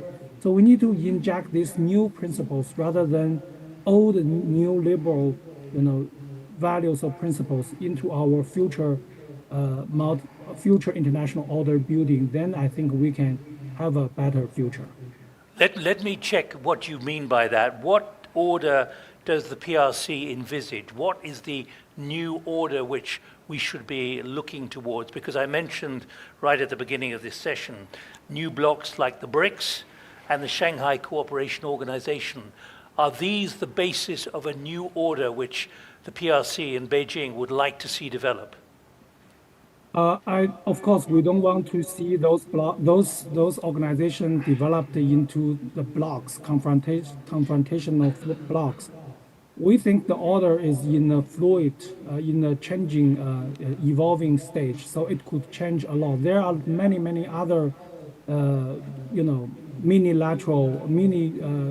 multilateral organizations, not only in NATO, not only in, SCO, but all others, including the Global South and other, mid-sized country. So all those organizations should or can play some role forming the new or next new orders. I think it's not a SCO versus NATO. Of course, that's not something China wants. It's not in China's interest at all. All right, well, thank you very much indeed for joining us, Dawei. We'll be getting a view from the Asia Society shortly, but let me go to Kazakhstan immediately, to Miraz Zhenbayev, who's an advisor to the CEO for International Affairs at the Narikbayev University. And you have a fascinating location because of your location and traditional alliances with the Soviet Union, now Russia, but also with massive economic developments with China. Where do you see order developing? And I've been to Kazakhstan several times. How do you see this emerging from a Kazakh point of view? Well, hello everyone. Thank you for having me today. Kudos to FPCI team who is organizing Global Town Hall 2025. Well, when we ask about what should remain in the next world order, my instinct as someone from Kazakhstan, new classic middle power of Global South, is to strip the question down to survival basics. For states that live between the largest centers of powers, the core UN Charter principles are not abstractions. They are our insurance policy.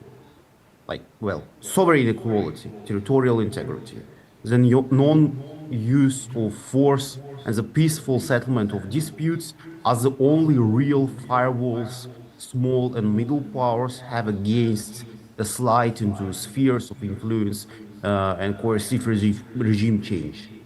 Those norms still command broad support as a reaction in the UN General Assembly to recent wars have shown, even if practice often falls short. The same is true in the economic domain. A rule-based trading system with non-discrimination and building dispute settlements is not designed to abolish strategic competition. It is there to prevent the competition from turning every supply chain into a weapon. Well, the actual paralysis of the WTO appeal body since 2019 has badly damaged the credibility of the system, creating a situation where major players can appeal into the void and escape enforcement. Yet, the fact that key economies still bring their disputes to Geneva, even under these conditions, shows that they see more value in weakened rule system than in none at all. And again, I would frame institutional reform not as demolition project, but as overdue maintenance on a house we still live in. The problem is not the absence of institutions. It is widening gap between the design and today distribution of power and vulnerability. The UN Security Council is actually the clearest example of that.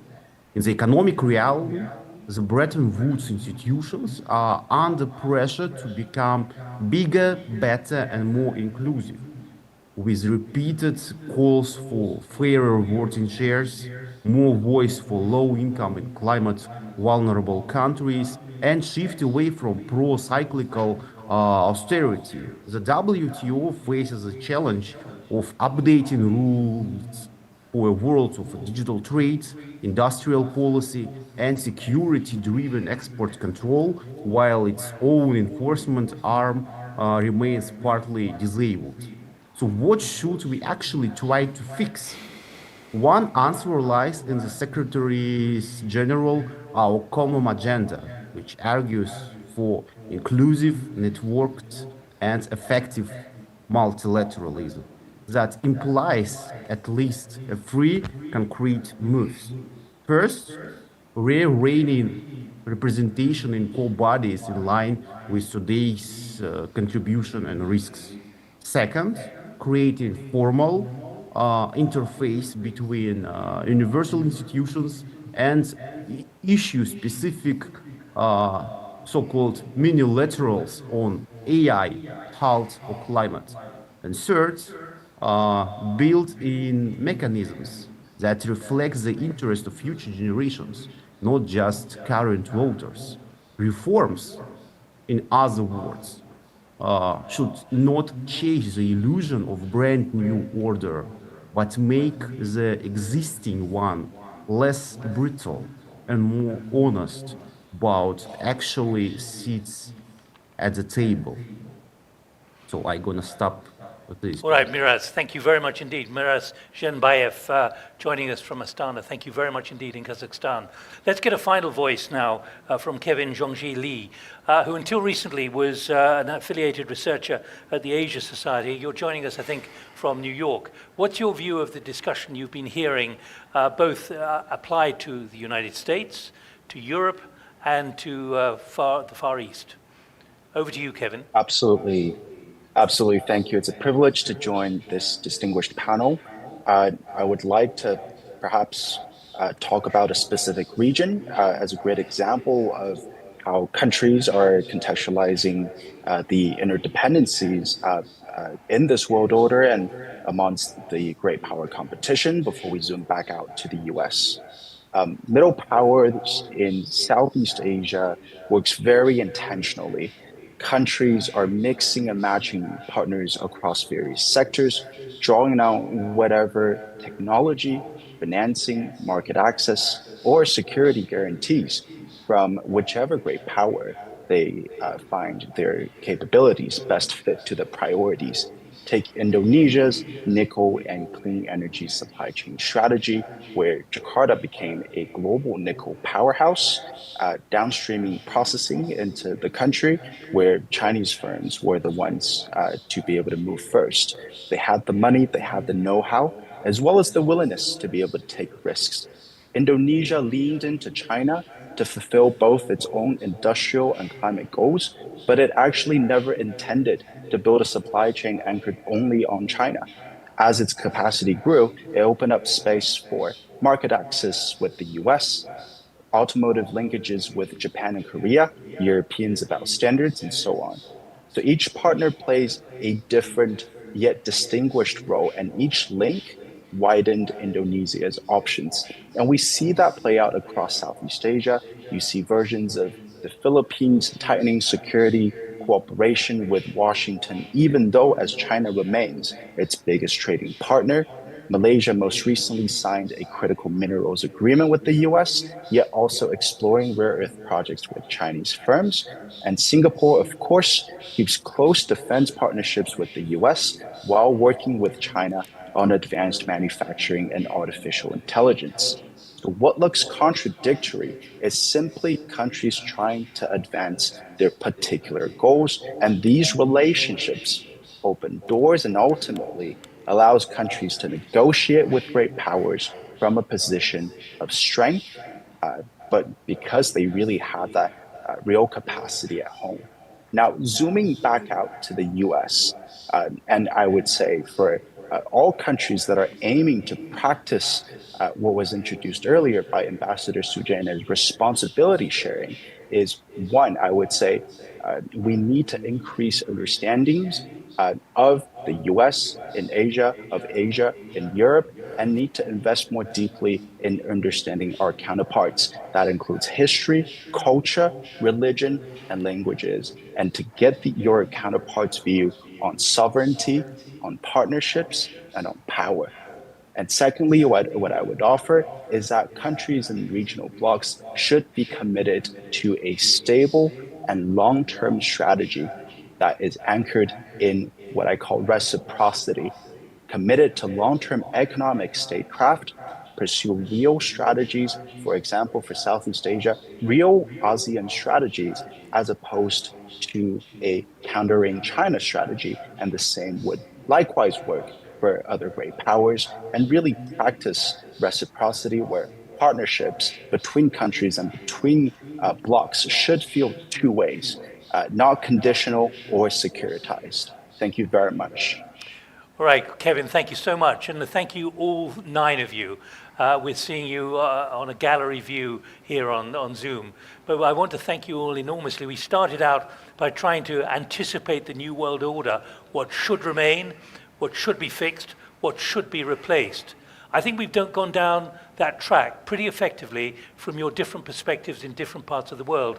But I'd like to ask Dino finally to give a view in 2 minutes only, Dino, Nick, about what you've Nick, just could heard. you also give me 1 minute, please? After Dino, if you give me just 1 minute, please. After Dino. I'll give you 1 minute now, but I'm on borrowed time. Let me tell you, Su Jan. So really, 1 minute only, please. All right, 4 quick points. As far as power sharing and responsibility sharing is concerned, power sharing is what they are doing in the permanent 5, privileged 5 in the UN Security Council. The rest of us, many of the regional powers are already doing responsibility sharing.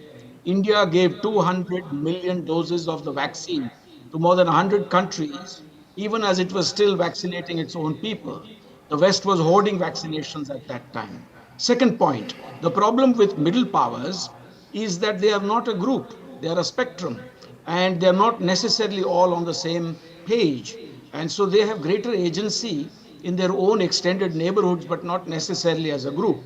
And the last point I want to make is that the technology changes that are around the corner, particularly in AI, creates the specter of potential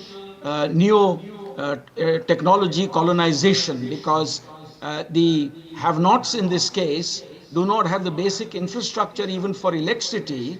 Whoever has more electricity is going to produce more AI. Whoever has those technologies will do better. So we are actually staring at AI and digital colonization in the near future, unless the West also shares these technologies and creates the right kind of human resources, capability building in the global South. Sujan, thank you very much indeed. And can I thank you all very much indeed for being incredibly disciplined. We finished precisely on time. I didn't have to use my bell once, so thank you enormously. Dino, 2 minutes only to summarize what we've just heard. Can the political class cope with what we've just been hearing? Well, thank you. Look, I think when we talk about the next world order, Nick, I'm actually in favor of revising the UN Charter. Keep in mind that the UN Charter is not a Bible, it's not a Quran. Even the writers of the UN Charter believe that at some point the UN Charter can be adapted to the changing circumstances. And certainly the founding fathers of the UN Charter could not foresee whatever trends is going on in the 21st century. And secondly, we heard a lot of ideas about changing the UN Security Council. Great ideas, great propositions. But unfortunately, I believe all these ideas will just be noises unless we can have a clear UN process, UN mandate to reform and enact that reform of the UN Security Council in terms of veto powers, permanent members structure, and so on. And unfortunately, we're not seeing any of that. So all these propositions are just becoming noises and not materializing. And finally, when we talk about the next world order, responding to what you said earlier about the growth of BRICS, SCO, and other arrangement, I think the next world order will see a number of mini orders existing within the context of the world order. You know, it's going to be an eclectic mini orders that are just forming out of regionalism and forming out of plurilateralism and so on. So I look forward to see how all this will evolve into the next world order. So Dino, thank you very much indeed. And a reminder of what the UN Secretary General said right at the beginning of this, that the systems, the norms and principles are, in his words, buckling. And we started by talking about a moment of profound transition, but certainly from our Thinking the Unthinkable work, it's very difficult to predict which way things are going to go. What has to happen among a lot of leaders, every leader, is creating new mind muscle, new flexibility, new understanding, new mindsets to handle the enormity of what is coming at very great speed. Thank you all very much indeed for joining us. I hand back to Cindy now. Thank you, Nick, and thank you to everyone for participating in our previous session titled Anticipating the Next World Order, What Should Remain, What Should Be Fixed, and What Should Be Replaced.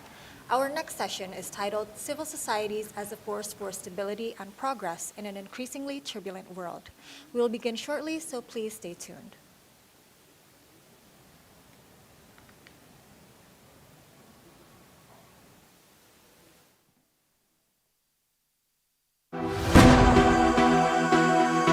When we unite, we make noise that leads to real change.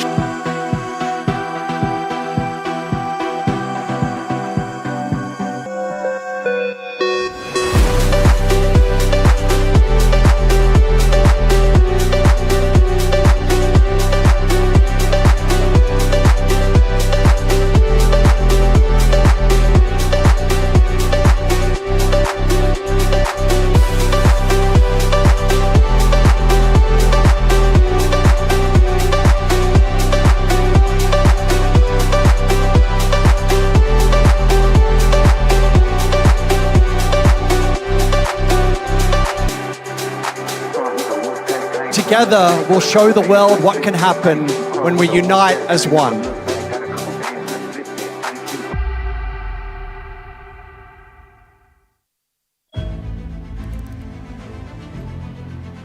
The world is at a crossroads, more fragmented, more turbulent. Yet, amidst the uncertainty, communities continue to act. Civil societies are responding. Even as the civic space shrinks and misinformation spreads, communities are refusing to give up. They are organizing, innovating, holding the line for humanity and for each other. The Civicus 2025 State of Civil Society report exposes the challenges: funding cuts, polarization, and pressure. Yet, it also reveals something stronger: resilience. How do we protect that power? How do we keep civil society independent and impactful in a world on edge? Join the conversation, because when people rise together, the world holds together. At Global Town Hall 2025, Civil Societies as a Force for Stability and Progress in an Increasingly Turbulent World. Saturday, 15 November 2025.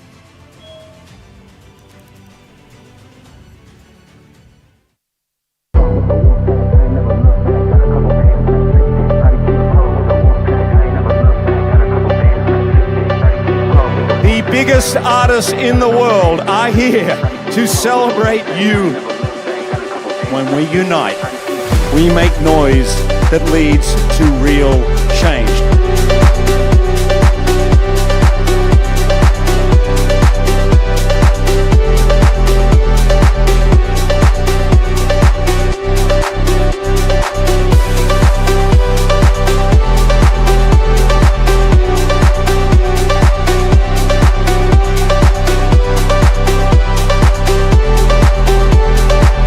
That's the power of Global Citizen. Millions of voices amplifying one movement.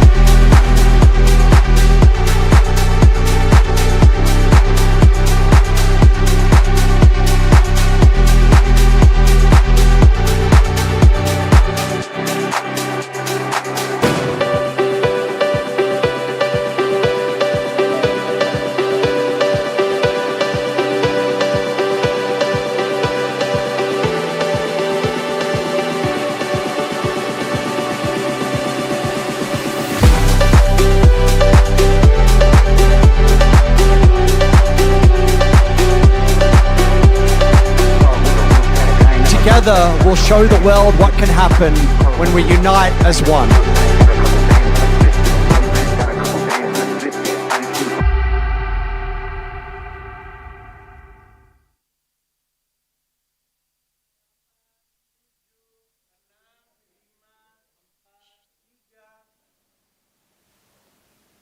Welcome back, ladies and gentlemen.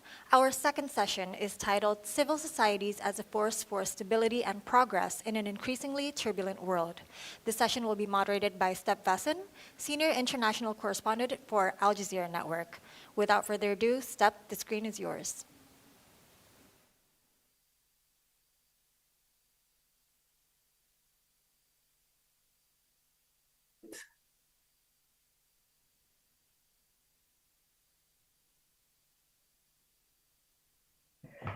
I hope everyone can hear me now. My name is Step Vasson. I'm a correspondent for Al Jazeera English. I'm at the moment talking to you from Amsterdam. I'm based here in Europe. I've been living and working from Indonesia for more than 20 years.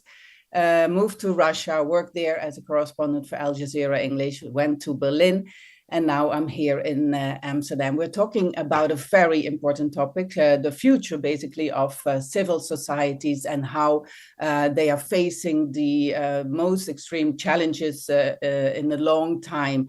Are we at a crossroads? We have seen in the last year, many uprisings all over the globe, actually. We have seen Gen Z protests in Nepal, in Morocco, in several countries, in Madagascar. And we also have seen how many of these movements have been repressed. We've seen how civil organizations are challenged by funding cuts. So we're going to discuss all of this with very prominent speakers, I have to say, and I'm very honored actually to moderate this session because we have some real heroes here talking to you today from different parts of the world. And let me introduce them to you. We have first, we have 4 speakers who will speak to you for a few minutes, but then in the second part of this session, we will have also discussants from other parts of the world as well. And at the end of this session, everyone, of course, can also ask their questions. So let me first introduce the first speaker. He is talking to us from Paris, Justin Weiss. He's the founder and also Director General of the Paris Peace Forum, and it's an annual event discussing the most prominent challenges in geopolitics. It's actually an organization set up by, at the request of the French President, Emmanuel Macron. Our second speaker is speaking to us from Johannesburg. His name is Arthur Larocque. He's the Secretary General of Action Aid International, which works from 46 countries. He has worked in civil society for nearly 2 decades. He has been at the forefront of repression. His office has been closed. There's been arrest, funding cuts. So he has really this frontline experience. Then we speak to Pita Limjanroenrat, who speaks to us from Vancouver. It's very late there. He is the almost prime minister of Thailand. He wrote a book about it, but instead of becoming the prime minister of Thailand, he is banned from politics for the next 10 years and is now a visiting senior democracy fellow at Harvard University. Then from New Delhi, we have Suhasini Haidar, and she is a fellow journalist and a diplomatic editor of The Hindu, one of the oldest, very old, from 1878, I think, and largest newspaper in India. And she will talk to us about the role of press freedom and also how to shape civil engagement and trust. So we want to start with Justin first. And the question is basically, Justin, what are the main challenges? I'm already speaking about the things we've seen. We have seen funding cuts, repression, but a lot of confrontations as well. How do you see the main challenges at the moment?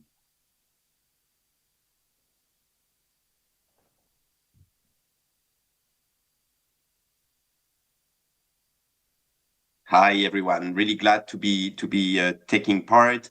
Thank you, Steph, for your question. I will probably take advantage of the fact that I'm the first speaker to sort of take a broader step.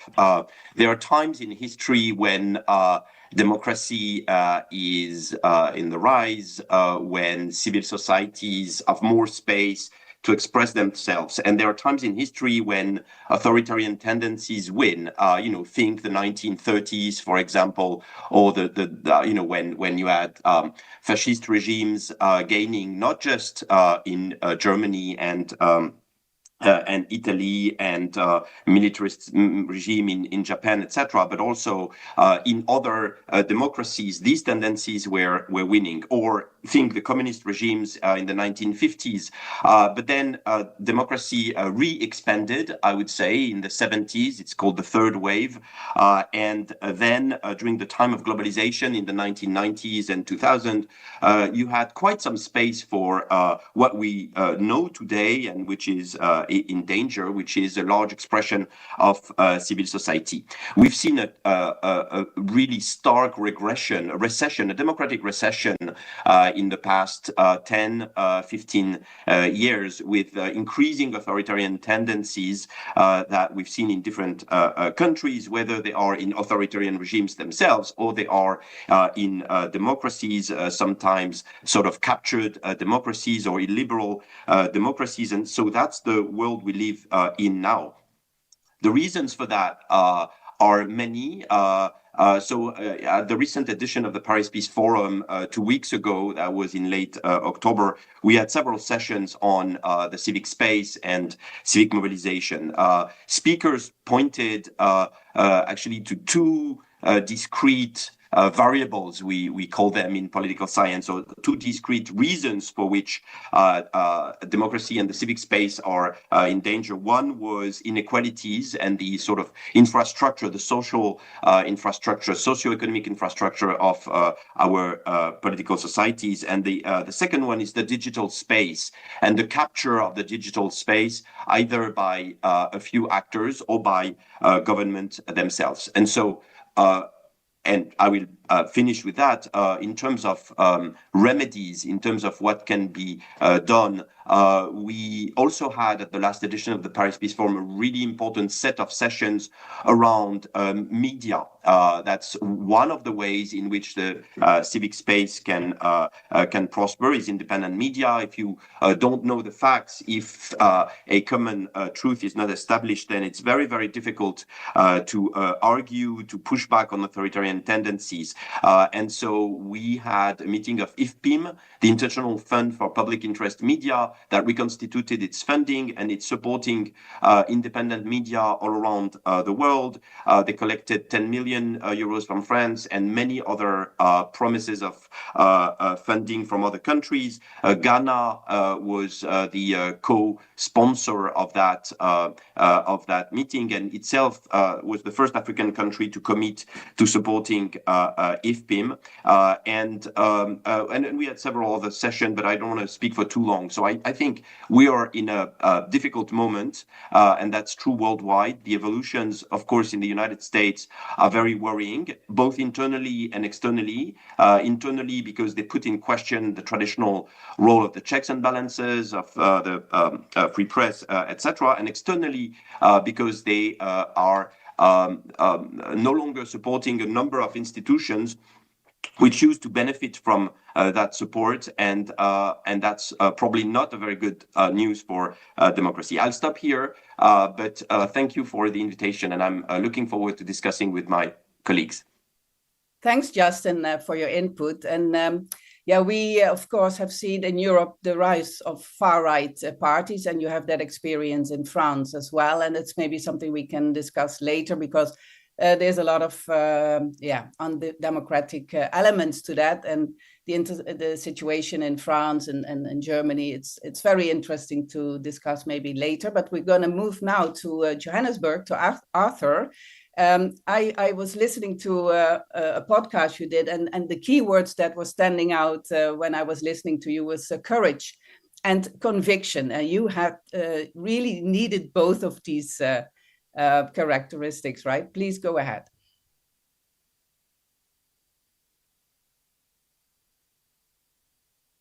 Thank you very much for the opportunity. Lovely to join all of you. So ActionAid is an ecosystem of about 3,100 staff around the world, 3,600 partners and collaborations in about 74 countries, 47 where we are physically present, and then an extra 26 where we work through different collaborations and partnerships. So I think on this first question about the big trends, I think first of all, we need to unpack the nature of civil society, because it's not an homogeneous group. So, and therefore, they are affected differently by what is happening in the world. In some cases, spaces is expanding. In others, it's shrinking. So I think that I see three major trends. The first one is a worrying one, which is one in which, in response to the very grim picture that has been set of rising authoritarianism, fascism, and all these kinds of isms that are undermining people's dignity, civil society is adjusting to the problem, not solving it, but adjusting to the problem to survive. So it is a survival trend. We restructure because of funding problems. We adopt certain language that are in vogue. And unfortunately, this fragments us and doesn't help us to solve the problem. In this regard, I think that, reports like the Net Hope report of 2025 suggest that nonprofits are, the fourth largest, the fourth most attacked sector in development. Another report suggests that cyber attacks have increased by 241%. So in response to that, there's a natural trend to try to survive rather than to try to push back. The second trend I see, which is a lot more hopeful, is one in which we see a lot more, non-traditional civil society organizations, some of them not really organized in organizational forms that you can attack. It's a very promising one in which young people are expanding spaces that they did not occupy before, on the streets of Kenya, of Madagascar, Bangladesh, Nepal, and others. I see that happening a lot more because of the disappointment, both in civil society, organized civil society, but also in governments and the international system. So I see a lot more protest movements emerging. Whether they will be successful in the long run is another question, but I think that's another major trend we need to be aware of. And then the third trend is an in-between one. It is a trend in which we see more organized and formalized organizations like ours seeking to transform, to be more aligned to people's movements, to be more supportive of young people that have the courage and determination to push back against the very system that is holding every one of us hostage. The challenge is that a lot of civil society organizations are part and parcel of the system, unfortunately. So we need to transform and align better with those that have the courage to push back and shift the system. Otherwise, the strategy that we adopt from the first trend, which is to survive, to reduce funding, to try to diversify, is not overcoming the primary drivers of the problem. It will make us survive for a while, but not for a long while. So I think that this is very, very important for us to ensure that we are not simply adjusting to the problem, but trying to transform and not be perpetually reactive to the situation. So I think this is the first impression I have about the three major trends that I see. Thank you, Arthur. And I think you can also talk later maybe more about the concrete solutions, right? Because you, as probably nobody else here, has actually faced the challenges really directly, and you've managed to sail out of it. And I'm also really interested to hear about the Gen Z and also in Africa. What is that? Where is this coming from? And is this a different generation than previous generations? But before we're going to discuss all this, we're going to move to the next speaker now, Pita Limchandrunrat from Vancouver. He's going to talk to us about how to take lessons from democratic transitions and how to sail through a time of political turbulence. The floor is yours. Yes, as a former politician from Thailand, I see 4 challenges that civil society is facing in times of turbulence like this. First is strategically. A lot of CSO, civil society groups, is being stigmatized as a foreign agent, as radical, as extremist, as people who's trying to create chaos in the society because the states cannot solve problems and they can start thinking about how to influence rather, how to control rather. So that's the first issue that civil society is facing in democratic backsliding. Second is operationally. I think visa denials, the bureaucracy of the government making civil society registered and the extra accounting practices that CSOs in Thailand have to face have become quite a challenge. Financially, obviously, a lot of cuts come in from various walks of life, and that requires a lot of reorganization of the civil society group. And I think lastly is on technologically. I feel like there's a lot of information operation, misinformation and disinformation that is trying to make sure that the CSO does not get to deliver the values and the contribution that they have for democracy. In the last few years, half of the billion of people of the entire world get to go to the election. However, the freedom of expression, whether you look at The Economist, whether you look at FreeDem, whether you look at the Freedom House, has been going down. So without a strong, resilient CSO groups, it'll be very hard for democracy to hold together as a whole. And I think that's enough from what I have to say. I'm returning the time back to other panelists. Thank you. Well, you have still 2.5 minutes. That's why I have the opportunity to ask you a question, actually. Sure. Because looking at what happened to you, right, you were nearly the prime minister, and I think you really were still optimistic until the end, right, of your struggle to be able to make it. What exactly was the main key element that made it fail? Repeat the question again. I almost understand, but please repeat the last question. Yeah, what do you see? Because there was, of course, a lot of powers at play and Yes. the Constitutional Court and all that stuff. Yes. But what do you see is the main, if you would sum it up, basically, what would be the main enemy you had at the time? Oh, so in Thailand, the summary of Thai politics is a generational clash between democratic aspirations and institutional conservatism. So people wanted change and voted for it, but the constitutional mechanism, whether it's the appointed senators appointed by the military junta, or judicial capture, or independent organizations, or media capture, have stopped the democratic aspirations of the people. But civic awakening happened during that time, and hopefully we can finally move beyond all these state capture that the bad elites have been trying to do. But very clearly a generational gap. Yes, a clash. Clash, yeah, exactly. So the old versus the new. Yes, exactly. Old versus young. It's an old consensus and new normal. So it's a new normal, new challenges, new way of doing things, but the old elites still want the old ways. Yeah, thank you. I think that's something that will probably be a red line through all our conversations today, right? The clash for old versus new.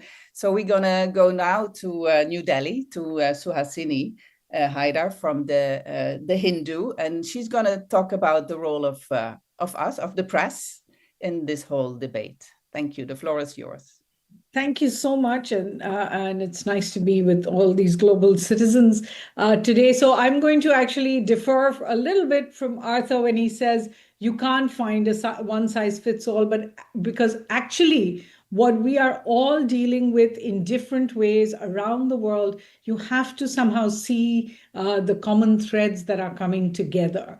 To begin with, I'll just talk about the last 5 years since 2020. The entire world has seen the impacts of 5 shocks. Very quickly, that's the COVID pandemic, it's the Russian invasion of Ukraine and all the sanctions that followed that kind of led to a globally economic polarization. There's the Israel-Gaza war now, what we're seeing in Sudan, this brutalization and complete ineffectiveness, if you like, of global bodies when it comes to rules being broken, the rules-based order being broken.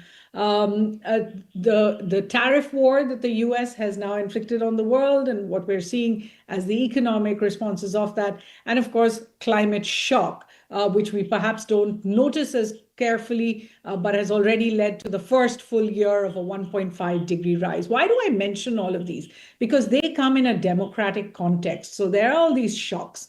And what we're also seeing at the same time is the rise in the number of populist leaders and democracies turning to authoritarianism. Last year saw that, the numbers of autocracies were actually more than the numbers of democracies. Between 2016 and 2021, the number of countries moving towards authoritarianism doubled, was more than double, in fact, the number moving towards a democracy. And people are not happy with democracies. So what does this context of these shocks mean when it comes to these kind of movements? The first impact we're seeing, and I see it here where I stay in India, because we're in South Asia. I think somebody already mentioned that from Afghanistan, Myanmar, Sri Lanka, Bangladesh, Nepal was the latest. We're seeing different movements, not necessarily purely democratic movements, overthrow governments. Whether it was a mob or a protest, a genuine protest, or it was the military junta, or what is called the establishment in each of these places, what they were overthrowing were elected governments that had gone through some rules and processes.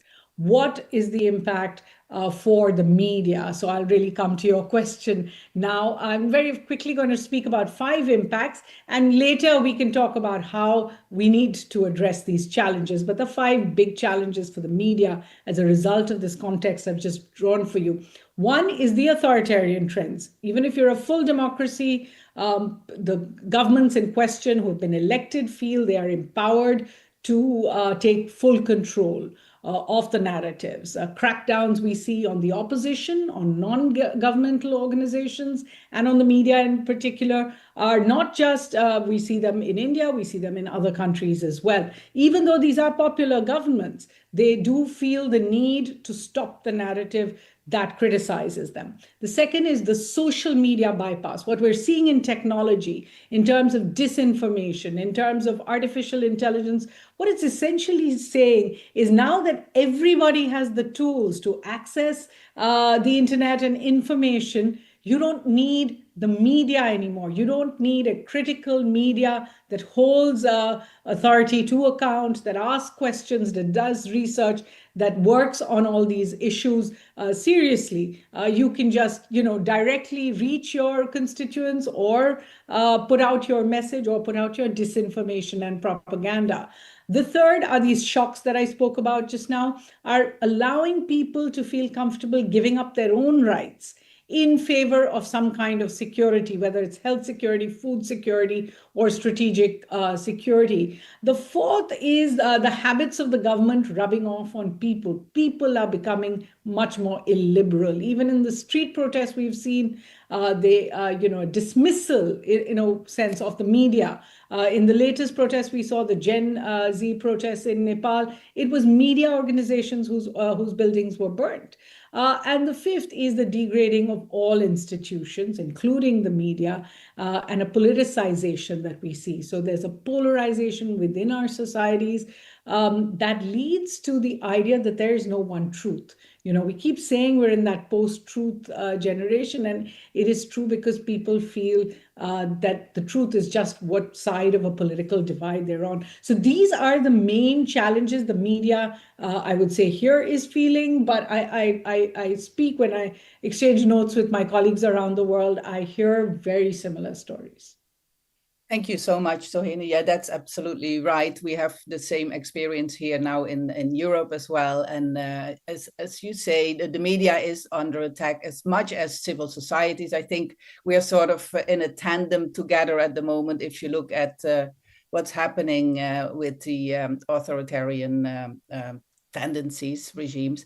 So thank you so much for the first 4 speakers. It's all very super interesting, and many leads to go on in a discussion later. But now I want to introduce the next set of speakers or discussants. We have Wolf Pamphile. He's the founder and executive director of the Haiti Policy House. He's speaking to us from Washington, D.C. We have from Lahore, Ikra Javed. She is the member of the board of experts of the Pakistan Research Center for Culture and Sustainable Future.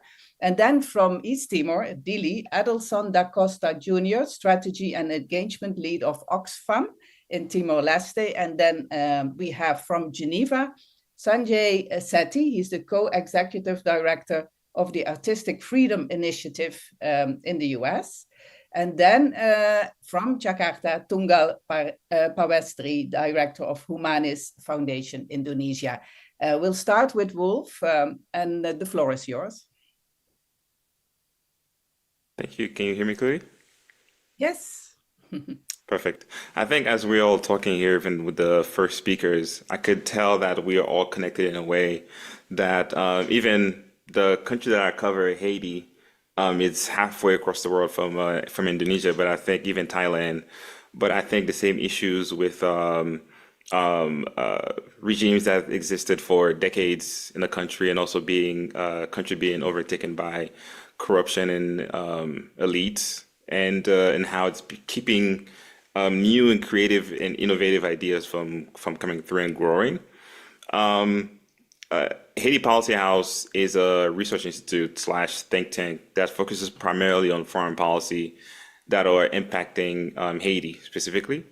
And today, Haiti is probably going through the worst humanitarian crisis in the Western Hemisphere. From Canada all the way down to Peru, I believe the situation in Haiti is impacting everybody. And as of this year, we have about 1.4 million people internally displaced within Haiti, that without counting the ones who are actually left the country.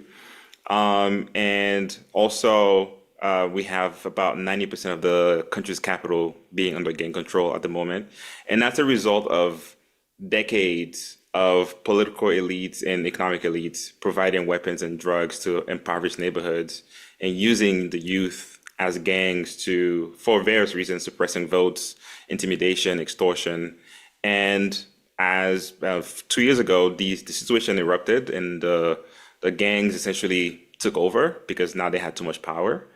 And now we have people who are trapped within this 3 or 5 mile radius that is Port-au-Prince. And they control everything, and the police can't even get in there. And for us as a research institute, I mean, you can say it's probably in the grander scheme of things of civil society, creating a nonprofit or research institute right now with the financial situation of nonprofits, probably not the smartest idea. But at the same time, we also understand that this is something that must happen, and it doesn't matter the time. The time is never right, but you do have to go, you have to start, you have to get something going because the situation can be so dire. And what we've been working on recently has been understanding how somebody becomes a gang member, and what are the situations because at some point, everyone was a 6-year-old or a 9-year-old that wanted to be a airplane pilot or a truck driver or a firefighter. But at some point in their life, something went wrong.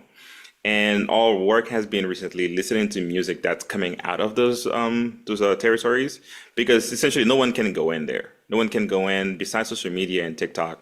That is the only way to get information from there, and through their music.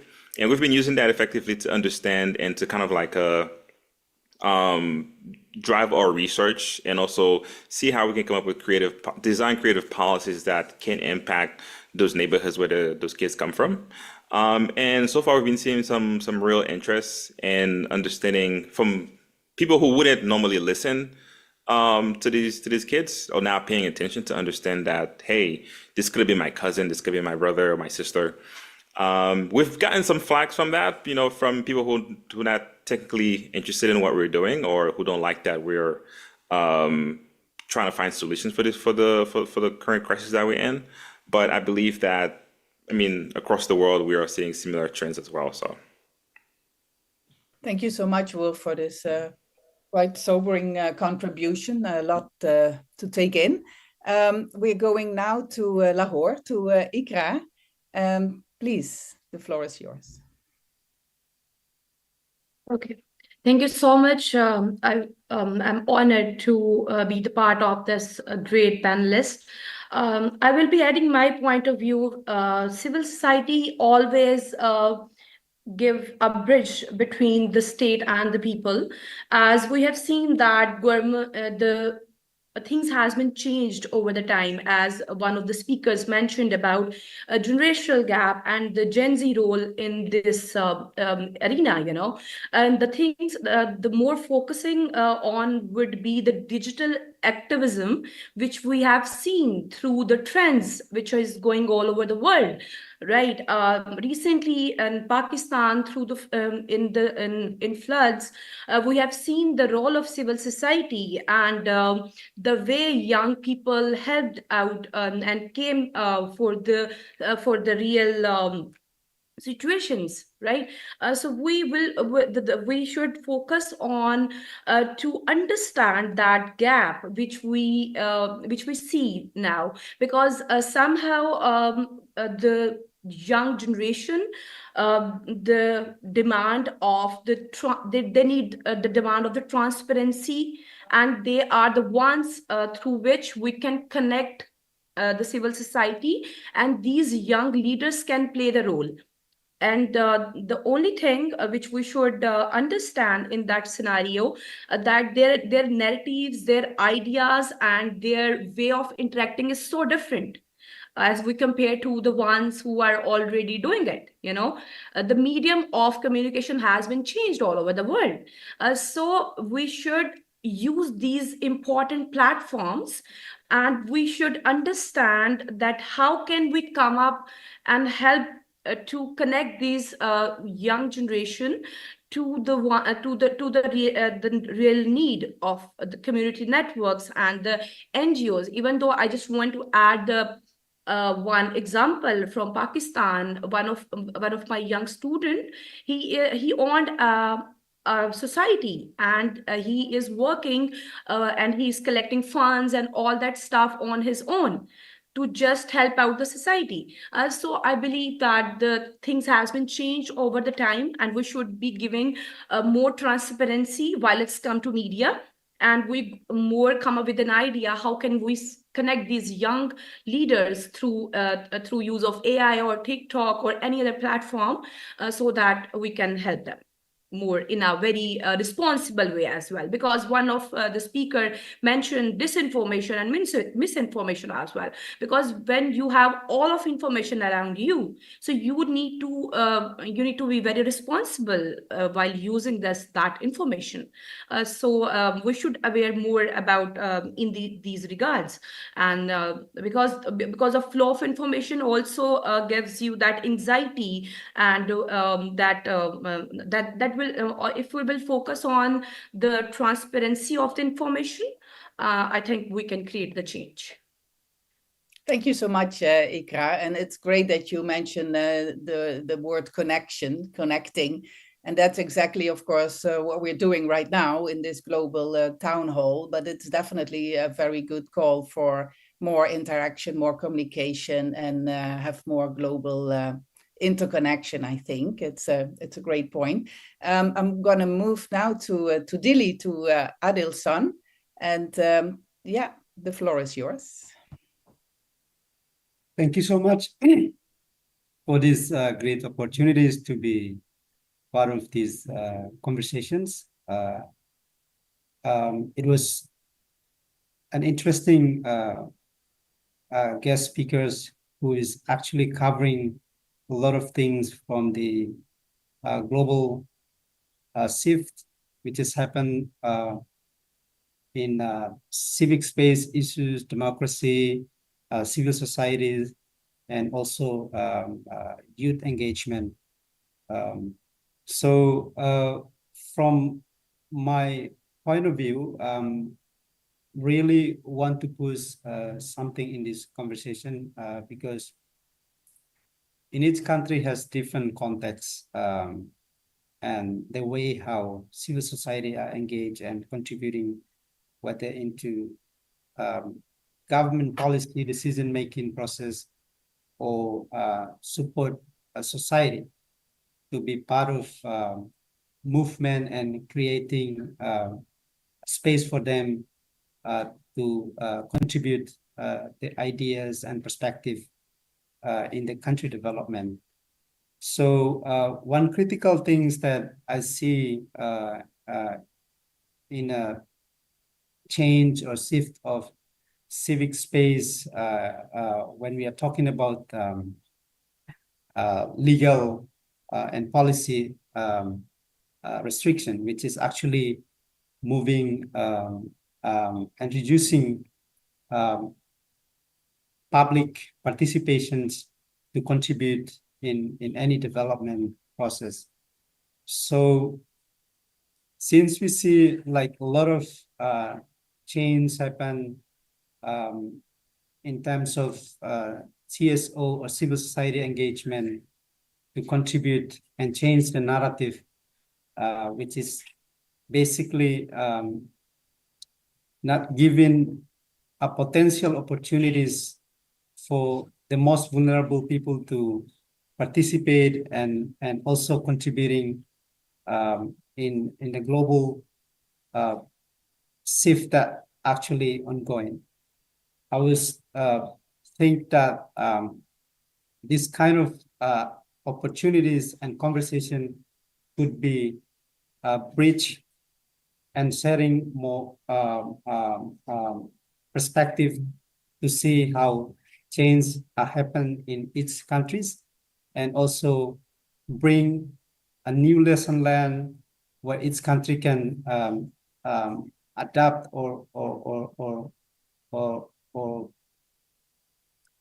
study things that maybe we can also contribute in our society. For Timor-Leste, I would say that our civic space is actually quite open, and we always have a room to have a conversation and also participating in political discourses, whether it's actually coming from civil society, media, or even vulnerable groups that living in the remote area. So I think that's some of the opportunities that the government in the country provide for people to contribute and also benefit from these opportunities to get a chance and also participating in any policy development for the benefit of those people in the country. So I think that's just more things that I just want to say and share in this conversation. Thank you. Thank you so much, Adelson. East Timor is, of course, a very young democracy, and it's great to have your input on this. And also one important point you're making about the vulnerable groups and how they are represented in civil societies. I think that's an interesting point as well. We're going now to Geneva, to Sanjay, and yeah, the floor is yours. Thank you. Thank you to Global Voices and the FPCI for holding this important town hall. As the director of Artistic Freedom Initiative, an NGO dedicated to free artistic expression, oftentimes my function is to remind everyone of the role of arts in democracy, human rights, and the civic space.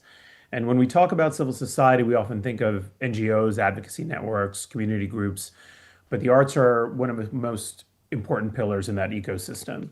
Arts institutions, museums, galleries, theaters, film institutes, libraries are civil society, and artists themselves are civic actors. They shape public narratives, they open spaces for critical reflection, and they give voice to communities who are otherwise unheard. In my view, civil society and the arts intersect in three ways. One, both rely on independence from the state to question and critique. Both operate in the public sphere, shaping how societies understand themselves. And both safeguard pluralism, ensuring that multiple histories, identities, and futures can coexist. When the cultural life is undermined, it's not only the arts that weaken, the entire civic ecosystem loses its capacity to speak, imagine, and defend itself. And the way I see it, there's three key trends that AFI has seen over the last decade. And these trends actually track with some of the themes that have already been discussed this morning. I'm going to go to each one of them in turn, starting with the politicization of funding. So AFI across regions, we're witnessing the deliberate politicization of cultural funding. Grants that were once distributed by independent bodies are now tied to ideological conformity. Funds flow to projects that reinforce official state narratives, while institutions that present critical or minority perspectives are punished or defunded. This trend is unfolding in democratic, albeit illiberal countries such as Poland, under the prior regime, Hungary, and Slovakia, where cultural budgets have been reshaped to privilege a single national identity and marginalize dissent. We have seen these early stages in the United States right now, where arts defunding, ideological grant criteria, and political conditioning of cultural institutions are emerging as tools of control. The second trend we're seeing is anti-NGO and foreign agent laws. We see this really across the board and across region. These laws are framed as administrative oversight, but they function as instruments of political control and stigmatize independent organizations that receive support from abroad. And this is where that connection to point one becomes clearer. Once governments politicize and restrict public funding to the arts, independent organizations naturally turn to international foundations and partners, and then those partners become the next target. And these foreign agent laws are specifically designed to ensure that alternative sources of support dry up, completing this sort of two-step process. In the arts, this means fewer residencies, partnerships, and opportunities for artists and arts organizations. And then the last thing we're seeing is digital harassment, where artists and cultural workers increasingly face a hostile digital environment, coordinated online harassment, disinformation campaigns, algorithmic amplification of hate directed towards particular groups. And this form of suppression, in a way, is kind of faceless. I'm limited for time, so I'm happy to discuss later on what our strategy or coherent strategy is to build sort of cross-sector solidarity and the strengthening of independent and multilateral funding. But I think these are important next steps to sort of combat this alarming trend. Thank you so much for this important input. Indeed, artists, of course, are very often at the forefront of change. And that's why it's very interesting and also chilling to hear under how much pressure they are operating right now and working. We're going to Jakarta now to hear from Tunggal. Please, go ahead. Yeah, thank you, Steph. I would like to agree actually with all of the important points mentioned earlier by the panelists and the discussants. It is very obvious that the authoritarian regime are really use their authoritarian playbook to slowly occupy the civic space. Therefore, in my opinion, we also need to develop a playbook, not to survive, like Arthur mentioned earlier, but more on to seriously tackling, being offensive, and being very assertive, tackling the authoritarian regime. And we also saw, the rising of young people, Gen Z, and the early generations of Gen Alpha probably are taking and expanding the space using the unusual method and strategy that probably we need to learn more from them. But allow me to add a little bit, my organization conducted a research early this year related to civic space. We look at the threats that civil society actors are facing, map out their ecosystems and capacities, and develop strategy to support them. We gathered information from NGOs, activists, and some more progressive academics and also journalists. When we developed the research, we didn't want to assume that we are on the same page when we talk about civic space. Therefore, we asked again the civil society actors, and based on the interview, we arrived to these conclusions that it is not only about civic space, but also time that's shrinking. We found that the problem is not as simple as civic society actors losing their space and that we need to push back against autocratizations, but also we are losing substantial time and energy to do so. Perhaps this is our blind spot of the time dimension that has allowed autocrats to slowly enter and invade our civic space. So aside of tackling and emphasize the shrinking of various civic space, we propose we also need to pay attention to the limited time civil society actors have to engage with and maintain these spaces. What does it mean by the shrinking time? Civil society actors, including students, teachers, NGO workers, journalists, workers, educators, have to deal with daily responsibility, family, work, traffic jams in Jakarta, and also everyday civic issues like the arrest for protester Suharto becomes national hero, and etc. They are all distracting us. We are being distracted by many things in our life. We don't have 24 hours to effectively pushing back against autocratizations. So if the question is how are we redefining civil society ability to act freely and effectively, I think it is now to start thinking about care in the movement, a collective care. It's an action to taking shared responsibilities instead of being individualistic. So it's like starting from the beginning again, trying to understand the concept. So it's like trying to taking care of each other, challenge the system that doesn't allow us to trust and taking care of each other. It's an action to taking shared responsibilities instead of being individualistic. And then we also challenge the system that doesn't allow us to trust and taking care of each other. Strengthen the people-to-people solidarity movement, like siblings movement or Milk-Tea Alliance, for example. It sounds probably lame, cheesy, non-progressive, but let's try. Perhaps that's the best way to redefine civil society's ability to act freely and effectively. That's it from me. Thank you. Thank you very much, Tunggal. This was a very fiery speech, and I like the word collective care, which brings me to the question, are you all exhausted? I mean, is it true? Is it true that civil society is under so much pressure that there is less and less people actually willing to be involved, willing to go out and risk? And I mean, is this what we're facing right now? And this brings me actually to the second phase now of this whole discussion, because we have painted and we've heard quite a bleak picture actually of the actual situation in all these countries around the globe, a lot of problems, repression, etc. But now we're moving to the point in this discussion is like, what can we do about it? And how important is civil society to, to defend democracy, to bring societies forward? And if I'm listening to Tunggal, it gets harder and harder with less people to do the work. I think more people are getting scared, they are withdrawing from the movements. So I want to ask Arthur first this question, like how important is and how crucial is civil society right now more than ever? And how are you going to make sure that it will survive, that there will be enough people to do the fighting?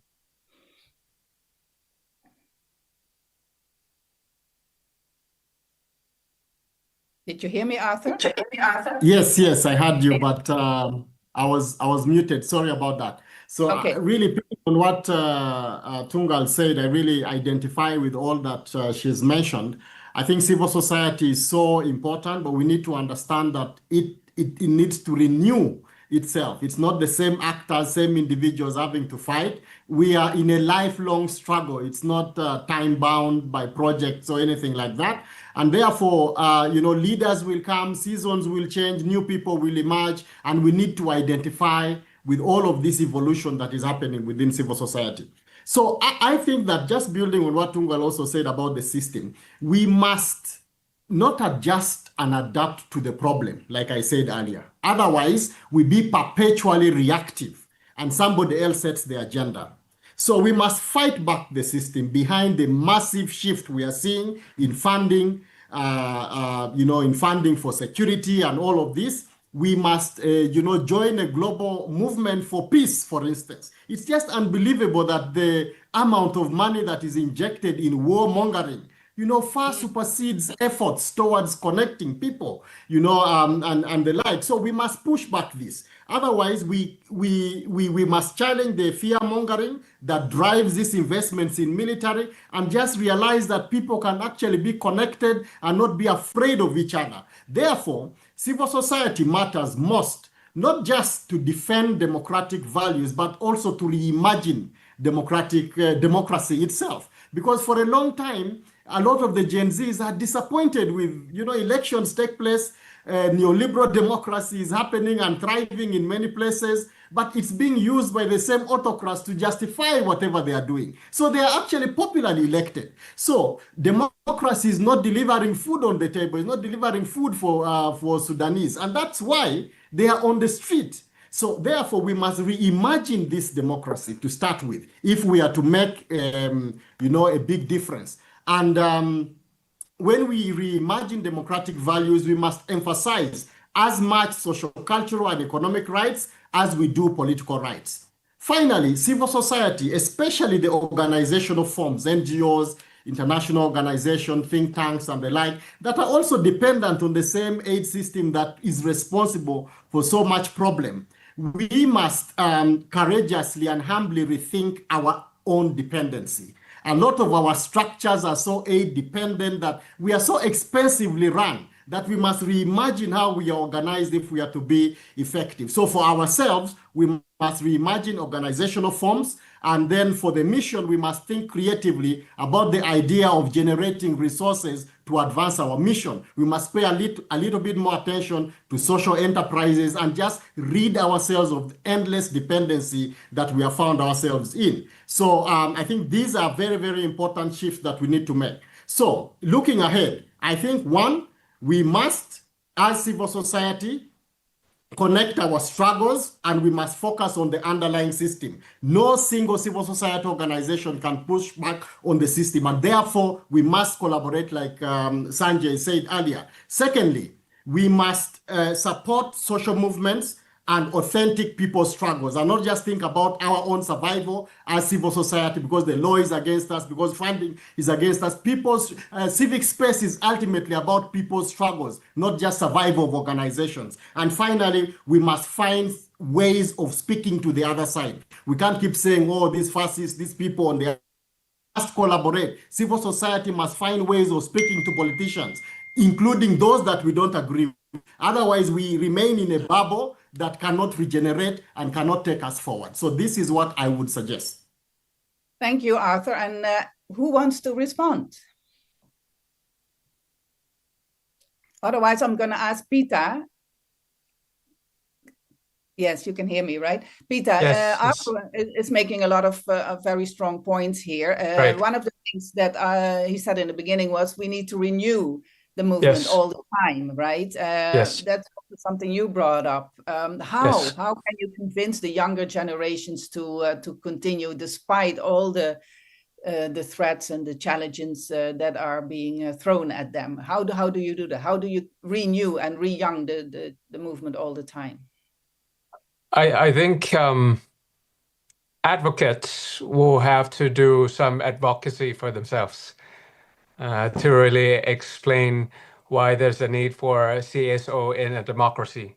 The importance is to do check and balance, obviously, to do a lot of continuation of work, because politicians come and go, governments come and go, but it's the CSOs that can continue the reform going forward. It's also about campaigning. If you can tell the younger generation the importance of having a CSO, I think it's much easier for you to maneuver within the system, because one of the challenges that NGOs are facing that we did not mention in the first round is on the legal lawsuits. Strategic lawsuit against public participation is on the rise. So parliamentarians like myself need to amend the law so that there's a civic shield against advocacy work. But if you haven't renewed yourself, if you haven't advocate the right to exist, the right of existence of the NGOs, it'd be very hard for you to provide the check and balance to the state actors. You wouldn't be able to campaign, and you wouldn't be able to collaborate going forward. So I think that's like the most important thing, that you have to really strategize and explain to the majority of the society that you're not a foreign agent, that you're not as radical as what the government is trying to stigmatize. So finally, you have that kind of civic shield and the civic knowledge in order to move forward. I think the second thing you need to do is you need to rationalize, remain very positive on the core activities. But if it's about accounting, if it's about HR, if it's about administration work, you might have to consolidate on that front with various organizations so that you become more lean. And lastly, you have to digitize everything. You have to also fight for the digital space in the way you do advocacy, and the way you do volunteer management, and the way you organize as well. And that's how you could renew CSO within today's democracy. Thank you, Peter, for the important input. I want to bring in Justin. What are your thoughts about this renewing of the movement, and how to keep the spirit going?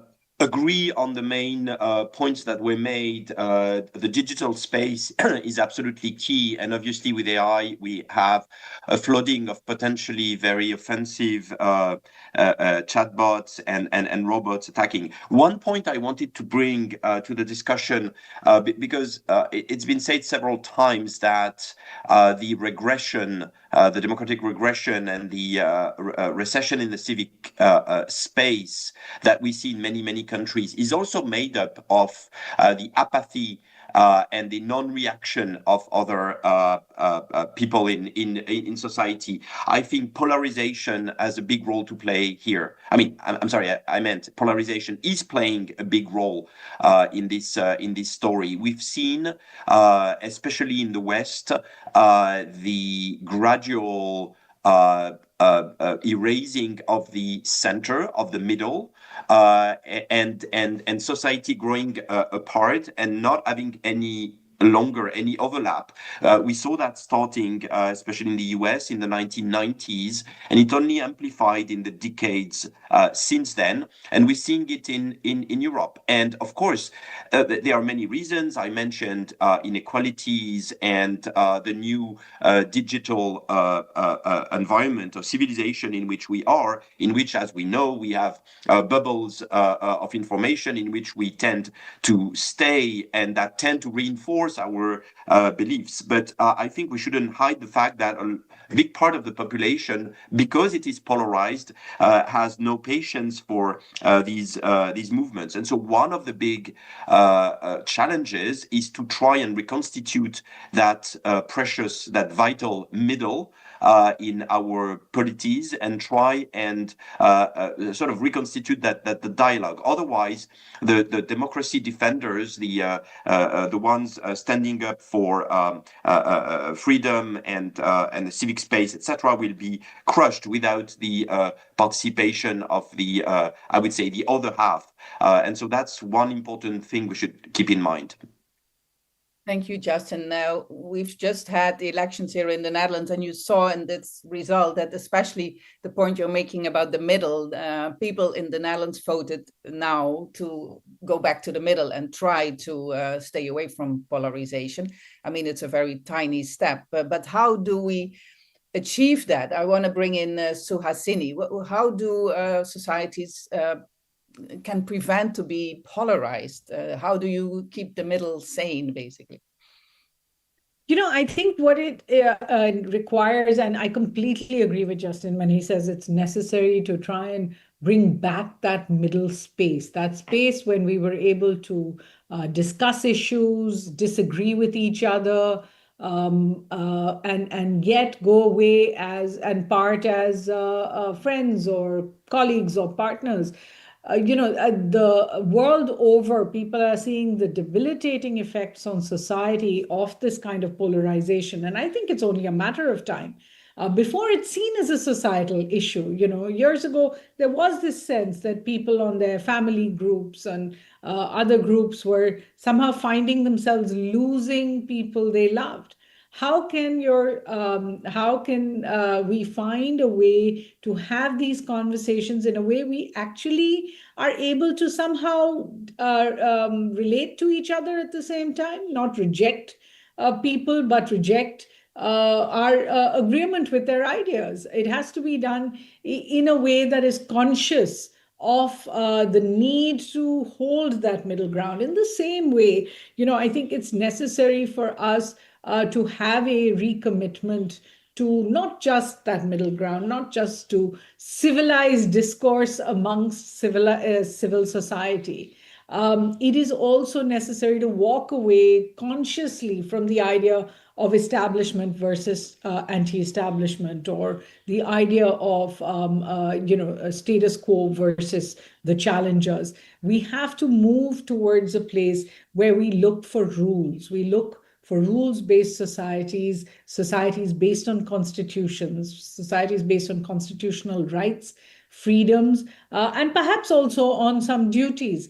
But the idea must be, as the world progresses, not that we go back to the old lawless and might is right and almost tribal versions of our societies, but we work towards more rules-based societies. I know that sounds very ideological, but it begins with personal and individual and then group-wise commitments to these things. The second, and I think in the age of AI, and Peter and I were recently at a conference where we really, I think Peter was speaking about the idea that that the third largest GDP in the world is now no longer a country. It is actually the 10 largest tech firms.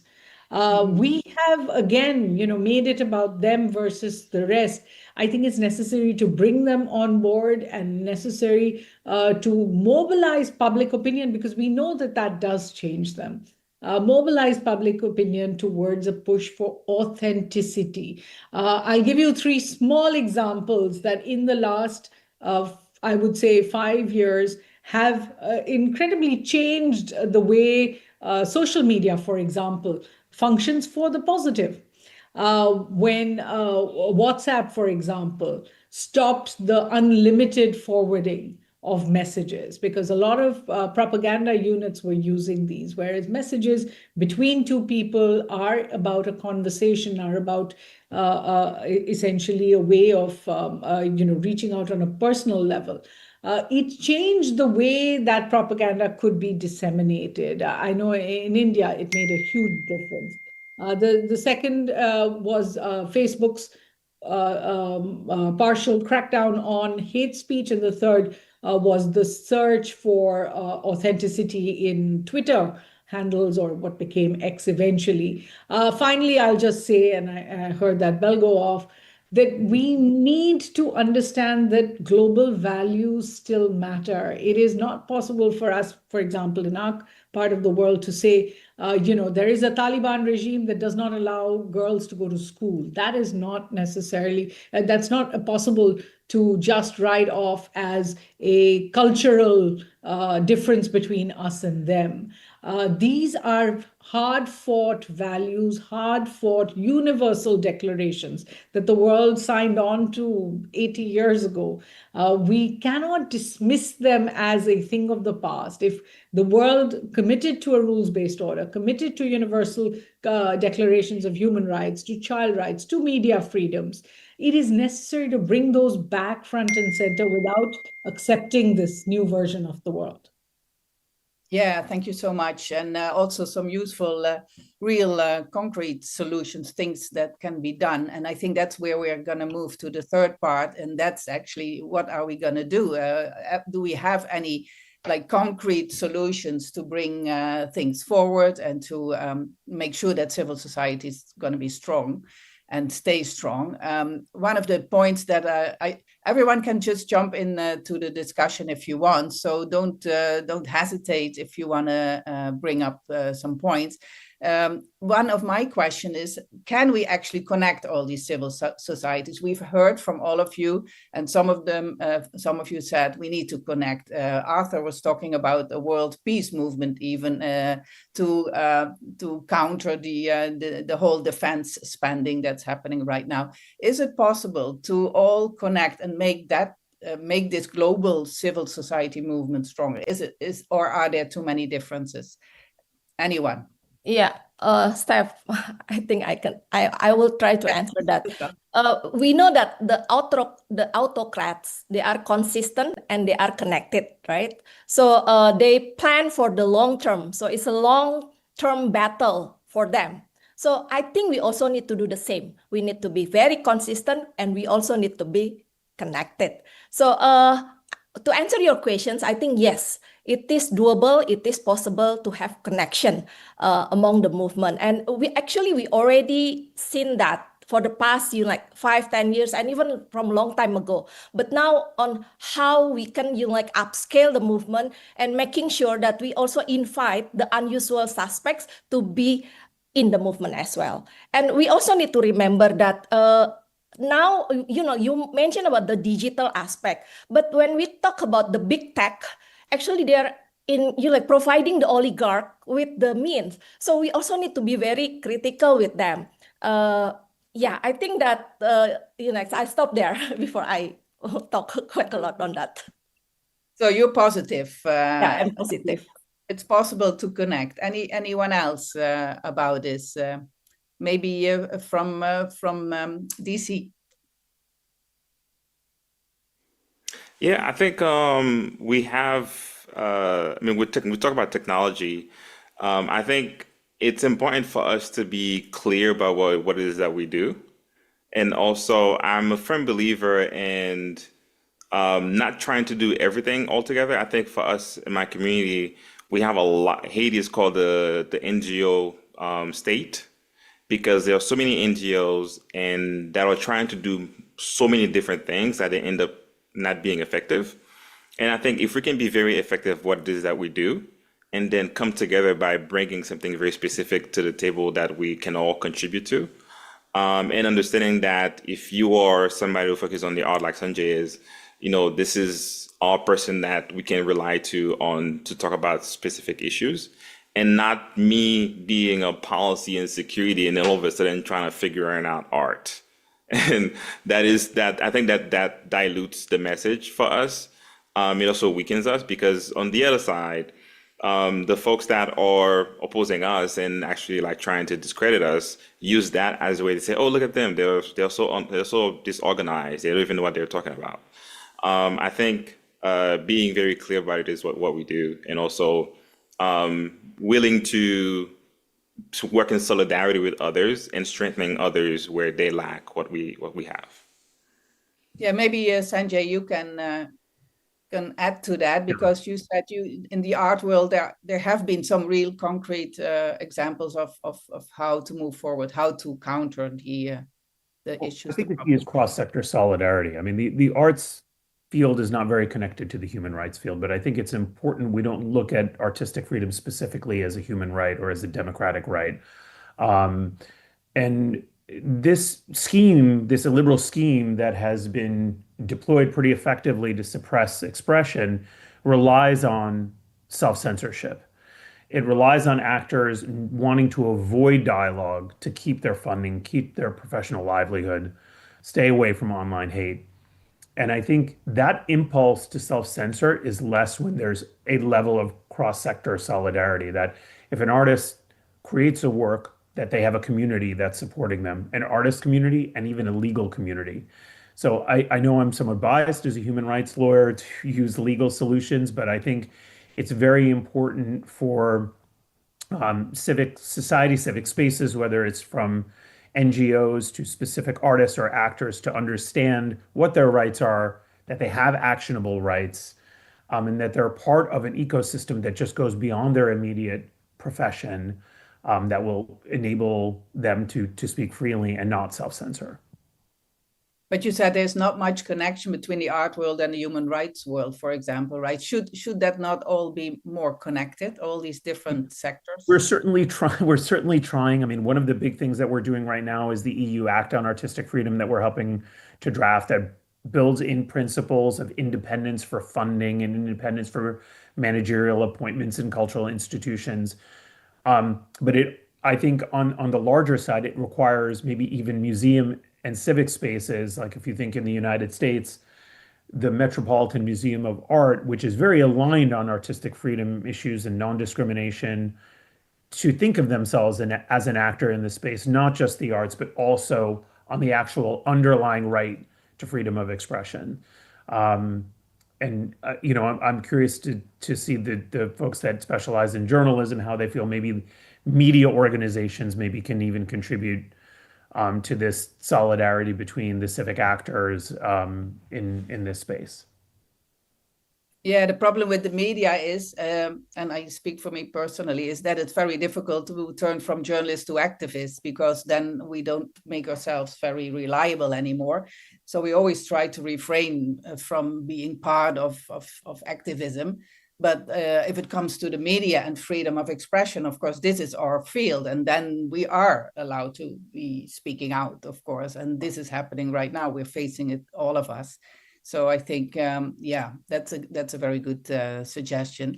Yeah, my question is, are we positive? Are we positive still? Is there anything positive to add, Arthur, about the future? How are we going to move forward? So, yeah, I'm an eternal optimist. I believe in possibilities, not impossibilities. We found ourselves here, sometimes human created, so we can undo it. I think really to unite all the diversity of civil society actors, perhaps we need a common civil society global manifesto that just underlines what is most important for civil society, and then it can be reflected and implemented in different diverse ways. The problem is that often we amplify our difference rather than what brings us together. And the other side, they amplify what brings them together. It's not like they're homogeneous. So I think this is a pathway for us to move forward, and of course support those movements that are picking up the courage to fight back with so much determination. We must resource them and support them. I think you're going to write that manifesto, or not, Arthur? So anyone want to respond? Is anyone else optimistic that that things will get better, that civil society has enough strength to endure and not only endure but get better out of it? Yes, I think I would like to add on to the narrative on partnering beyond the usual suspects. It's not just NGOs to NGOs, but now I'm starting to see NGOs partnering with universities. I'm starting to see NGO partnering with local governments. I was in Berlin during the weekend, where World Liberty Congress partnered with the city of Berlin and finally have some advocacy work without burning a lot of resources. I've also seen partnering with diaspora communities outside of Thailand. So those are the three partnerships beyond the usual suspects that give me optimism and hope.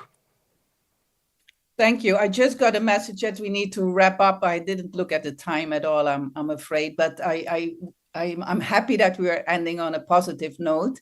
And I really want to thank all the speakers from all over the globe, the early and the late hours that you stayed with us to have this very energizing and inspiring conversation. And I think we need to take this global movement forward, and I'm counting on Arthur to take the lead. Thank you so much, everyone. And yeah, let's take this forward. Thank you. You.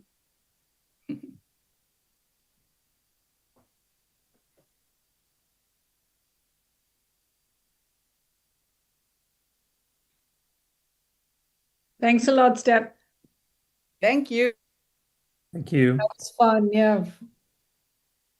Have a good day or a good night.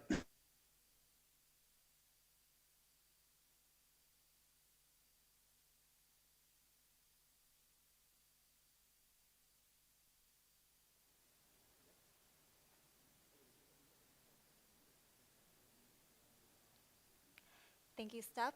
And ladies and gentlemen, thank you for watching this session on civil societies as a force for stability and progress in an increasingly turbulent world. Up next in the Global Town Hall 2025 is our third session titled How to Make the AI Revolution Work for All, a North-South Debate. We begin in a few minutes. Please stay with us.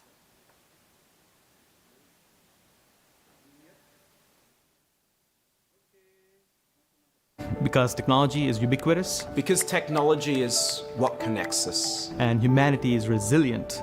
Wanting the best for everyone on the planet. We can tackle problems, fast evolving problems, like never before.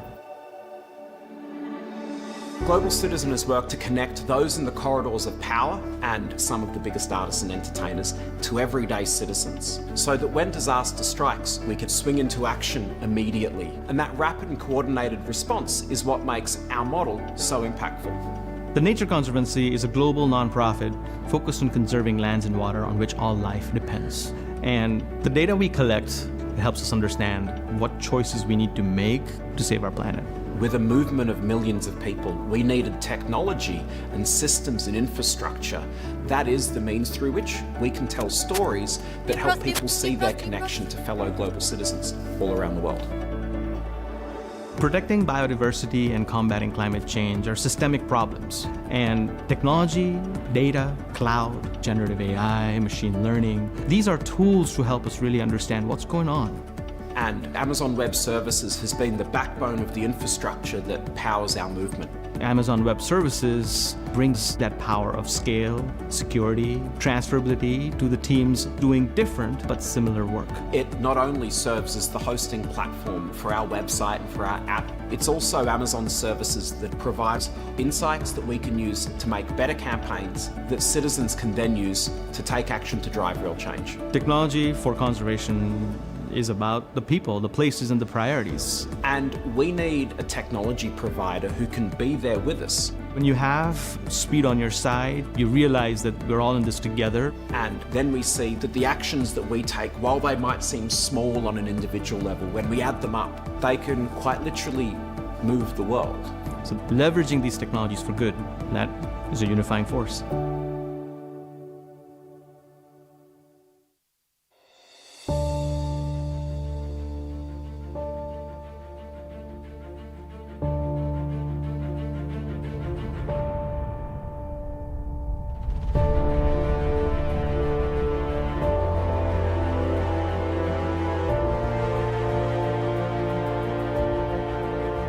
If we're not careful, it's going to end up concentrated in a few hands. I think Africa is not yet ready to embrace AI. The use of AI will only be in a few hands of the people who have access to these resources. The benefits may disproportionately accrue to the global north countries and companies. Important that the people who are most impacted, the end users, the consumers, the man in the street, are aware and can use AI in the right way. This whole system would have to come from the government, the industry, and also the society. We want to make sure that we avoid concentration of power in just a few hands, a few companies, or a few countries.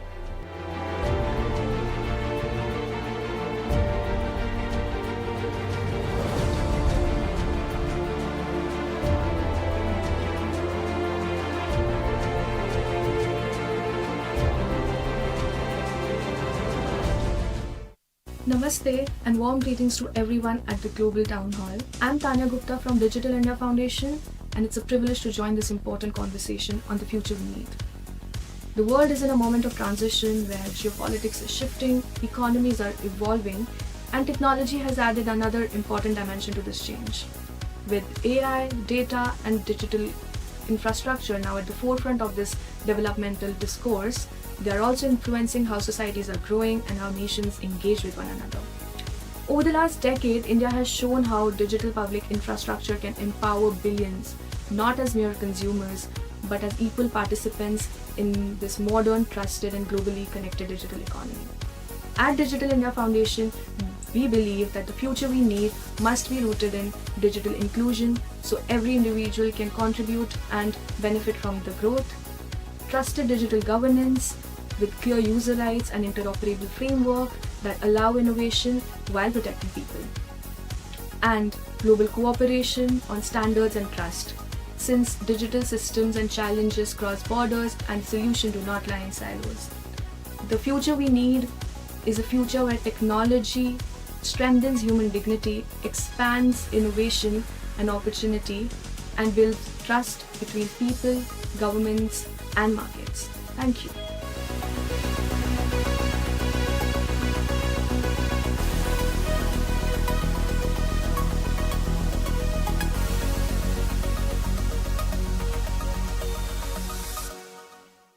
Nelson Mandela once reminded us that it takes a generation to be great, and you can be that great generation. Hello, Global Town Hall 2025. I am Abba Goodness, representing the Nigerian ADR Society. Today, as our world undergoes a transition marked by different forms of leadership, geopolitical changes, economic uncertainties, and civic unrest, we are reminded that greatness does not come with power alone, but with responsibility. And great power comes with great responsibility. This is not a distant dream. It is a call for action where we choose justice over inequality, dialogue over division, and innovation with a sense of empathy. This can transform a moment of uncertainty into a moment of renewal. The future we need belongs to all of us.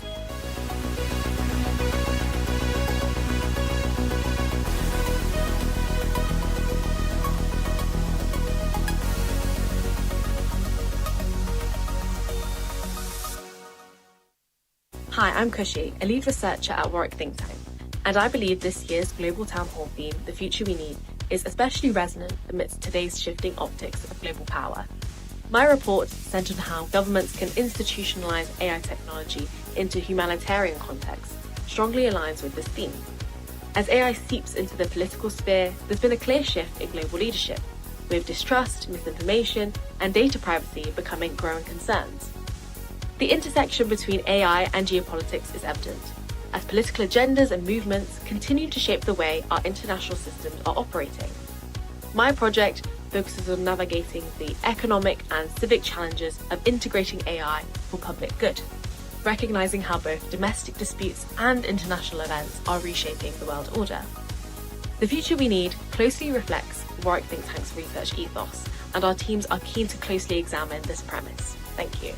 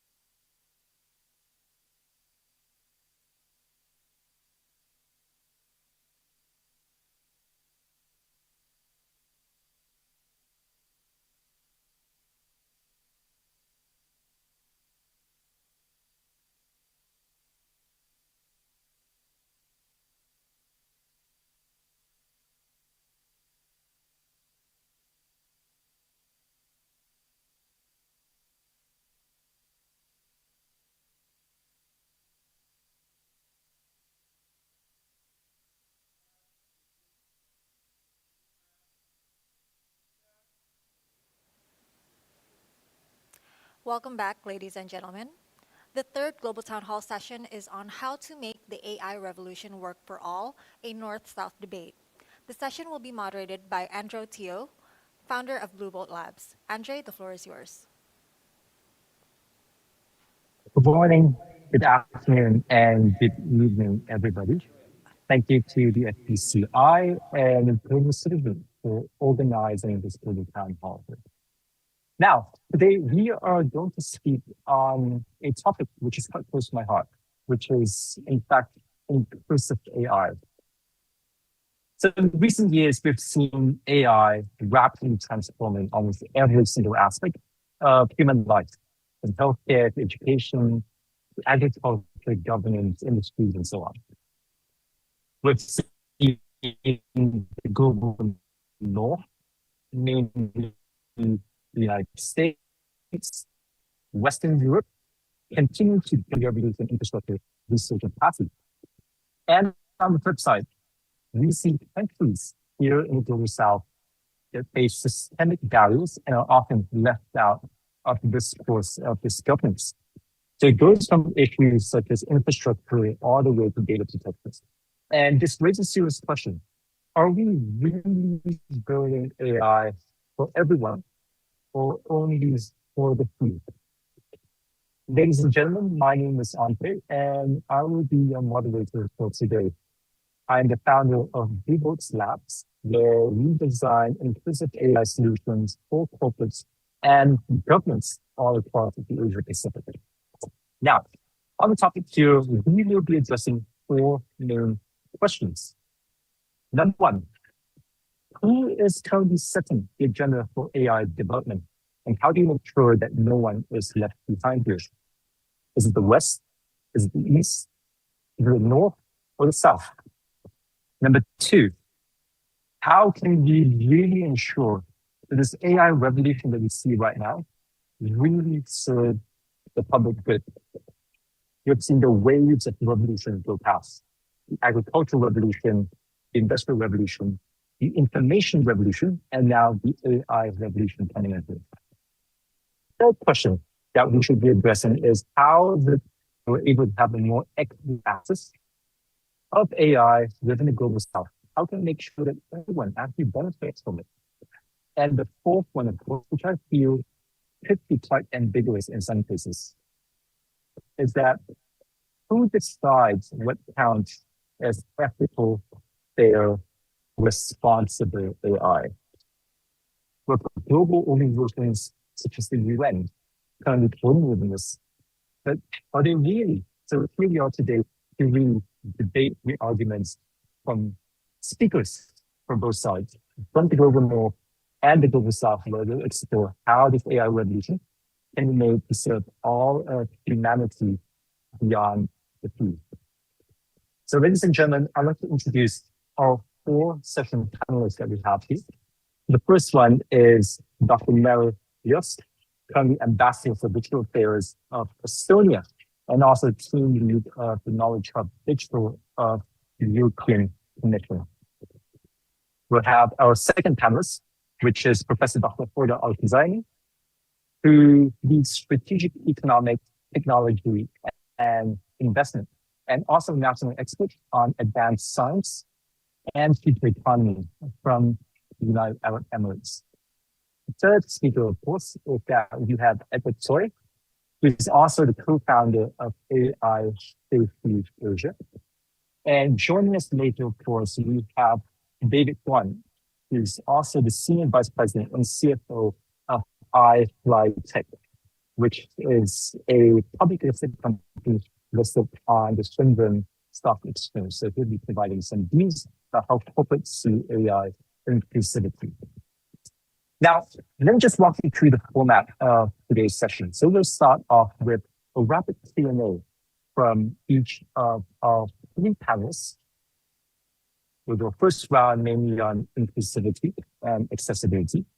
Then we'll go into a second round where we'll cover more about infrastructure and regulations. And of course, the third segment of that, we'll have some discussions from our esteemed discussants who are on here today. And of course, we will have David coming in to also present his point of view.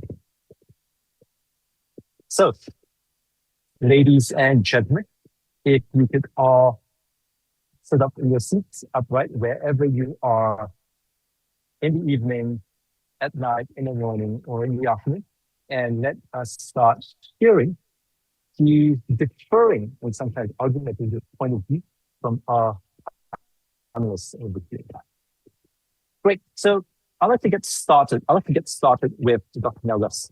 All right. So we see more and more countries appointing tech ambassadors, envoys, even ministers, as we've seen in Denmark, UAE, Brazil, and even from your home country, Estonia. How would the future of AI diplomacy look? And what do countries really need to be on their feet when facing this rapid AI revolution? Dr. West, the first was. Yeah, hello. Good morning from my cozy home in Tallinn, in Estonia, this Saturday morning, and thank you for inviting. It's a pleasure to be here and among with so many different people that I'm looking forward to hearing from. But before maybe answering to your question, I would maybe take a step back and really for us to understand what is the context, the current global context we are living in, and then I will maybe go to some of the concrete examples of how it actually influences how our states and also private sector run. So I come from Estonia, as I said. I hope most of you know, but those who do not know, it's a very small country of 1.4 million in the north of Europe. And we are known to be tech savvy. So I can say that digital put Estonia in the world map. We are one of the leaders in government digitalization. My government is open, modern, and I can really say that Estonia is I would say, a much needed reminder in these current days of all the positives that technology can bring, because let's face it, we are starting to forget it among all the other issues that technologies also bring. So I'm really proud that Estonia does demonstrate all the positives of technology in a way that technology can also be used for something good, and what we would maybe say here in a way that is also trusted and protecting people from all those bad things that can accompany. But when I look now Estonia and what is happening globally, I would say that it is increasingly difficult for all the countries, or almost all the countries, to keep up with these technological developments. In the opening, you mentioned that it's east-west or north-south divide. I would not, in a way, agree with this, even though these divides do exist. But when we look at, let's say, tech diplomacy or digital diplomacy or AI diplomacy, it is really the divide between two, I would say, countries, perhaps more, but basically two, and the rest. And I would also say that it is really a divide between a very few tech companies and then the rest. So in this world, the question actually is, for all the other countries, how do we plan our digitalization from connectivity to the use of it, so that, first of all, we have the needed capacity and skills to keep up with these technologies and really to make use of these technologies. And I am talking this from Estonian side because Estonia has not been a birthplace of technological innovations. Of course, we have Skype, we have a lot of startups from Bolt to Wise and so forth. But mainly what we are really known is for the very wise and smart use of these technologies for the benefit of my country and our people. So first, I would say that this is increasingly difficult. And the second, of course, for the rest of us, it really means how we can plan everything our country does, from the cables coming in, from the satellite connectivity, to how we are even using office software to make sure that we are not dependent on just one or the other player. So I would say that for us, it really, the tech diplomacy really means, on the one hand, innovation partnerships, and on the other hand, resilience partnerships. Because we see increasingly examples around the globe where countries are dependent, perhaps not just one country, not just one company, but even one individual person. And the consequences of this can be really harmful to all our societies. So I think I'm coming to an end of my first intervention. So what has happened as a result of this, as you said, technology is no longer the issue for, tech savvy people, or, the guys with a ponytail, or it's not an issue for lawyers as it used to be. It is actually a matter of every and each diplomat. So yes, we see the emergence of tech diplomacy. I was Estonia's digital ambassador for almost 5 years. We had a digital and cyber diplomacy department. We had people working there. It was our task to make sure that digital is part of every diplomat's job. So I would say that this is where the future is also going. So thank you. Thank you. We will have so much more to talk to after this. Now I'd like to just quickly move over to Professor Dr. Alkanazi, who represents the UAE, which is also one of the most impressive countries in terms of AI diplomacy, as well as projects going on with it. So, Dr. Alkmazi, same questions for you. We see a lot more countries appointing these tech envoys and ministers and so on. How would the future of AI diplomacy look for you, spoken, say, from a Middle Eastern point of view? Good afternoon, everyone, and good evening and good morning for whoever connecting from different time zones. I'd like by saying thank you, starting by saying thank you to the foreign policy community of Indonesia and for as well collaborating partners across the globe for bringing this conversation of who leads the future, who will lead it towards what kind of civilization, and placing it strategically around the theme of future we lead. This reminds us that the age that we live in around artificial intelligence is not just about predicting machines, but it's about governing the meaning of impact that we put across the table when we are engineering it. When we talk about AI diplomacy, we are not talking about treaties. We are talking about governance of over 200 emerging technologies that are being developed on the AI stack. AI today is a foundational asset and resource of intelligence, and it's considered as an economic, ethical, and environmental infrastructure across the globe. We already have an engine for the next industrial order.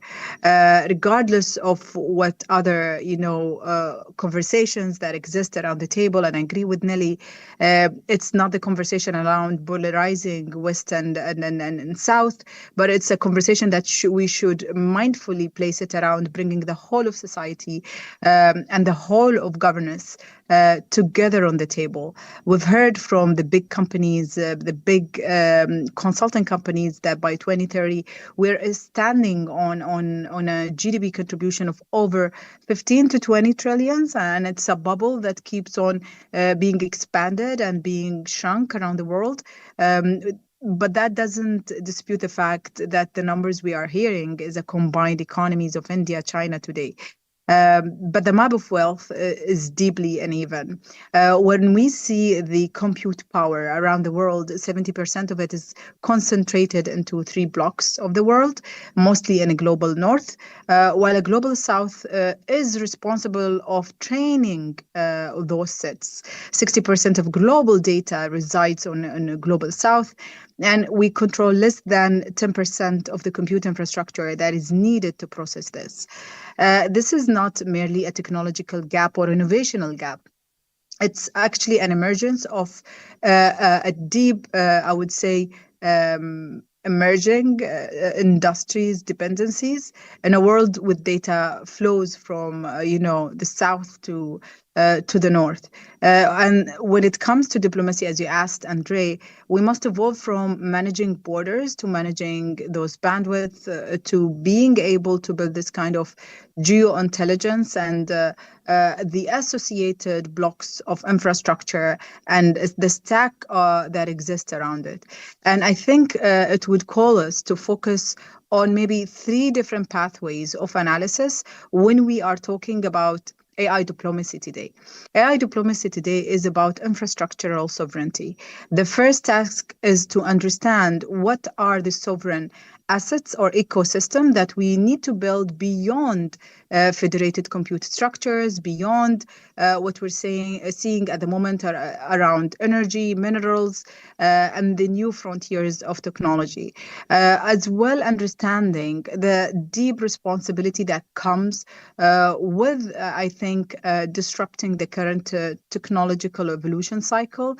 We've heard today in 2024 from MIT Sloan, a stark reminder is that data centers around the world consume over 1% to 1.5% of global electricity, and it generates 0.6% of global emissions, which is absolutely something equal to 50,000 homes per data, heating 50,000 homes per data centers that exist each year. We are standing on a technological evolution that might lead to electronic waste, that might lead as well to huge level of conversational disruption. Thank you for that point of view. So we'll also be covering a very important topic on government regulations in terms of AI in our follow-up session here. So, yeah. But now I'd just like to just quickly go over to Edward. So our first two speakers have talked about how this is not a battle between the global north and the global south, but more about those who have and those who do not have. Now, for you yourself, how worrying is this philosophy, this aspect? And what would it take to really make AI work for all beyond what we currently see? Yeah, thank you, FPCI, and also the organizer for having AI Safety Asia to be involved in this conversation. It's great to follow Dr. Holder as well, who's also one of our advisors, which we are very grateful to. I think AI Safety Asia as a nonprofit, we're sitting in a very interesting position. I mean, on one hand, I'm based in London and I do go to Asia once a quarter. And right now we're working with the UK AI Security Institute to contribute to their latest international scientific reports on AI safety, chaired by Joshua Bengio.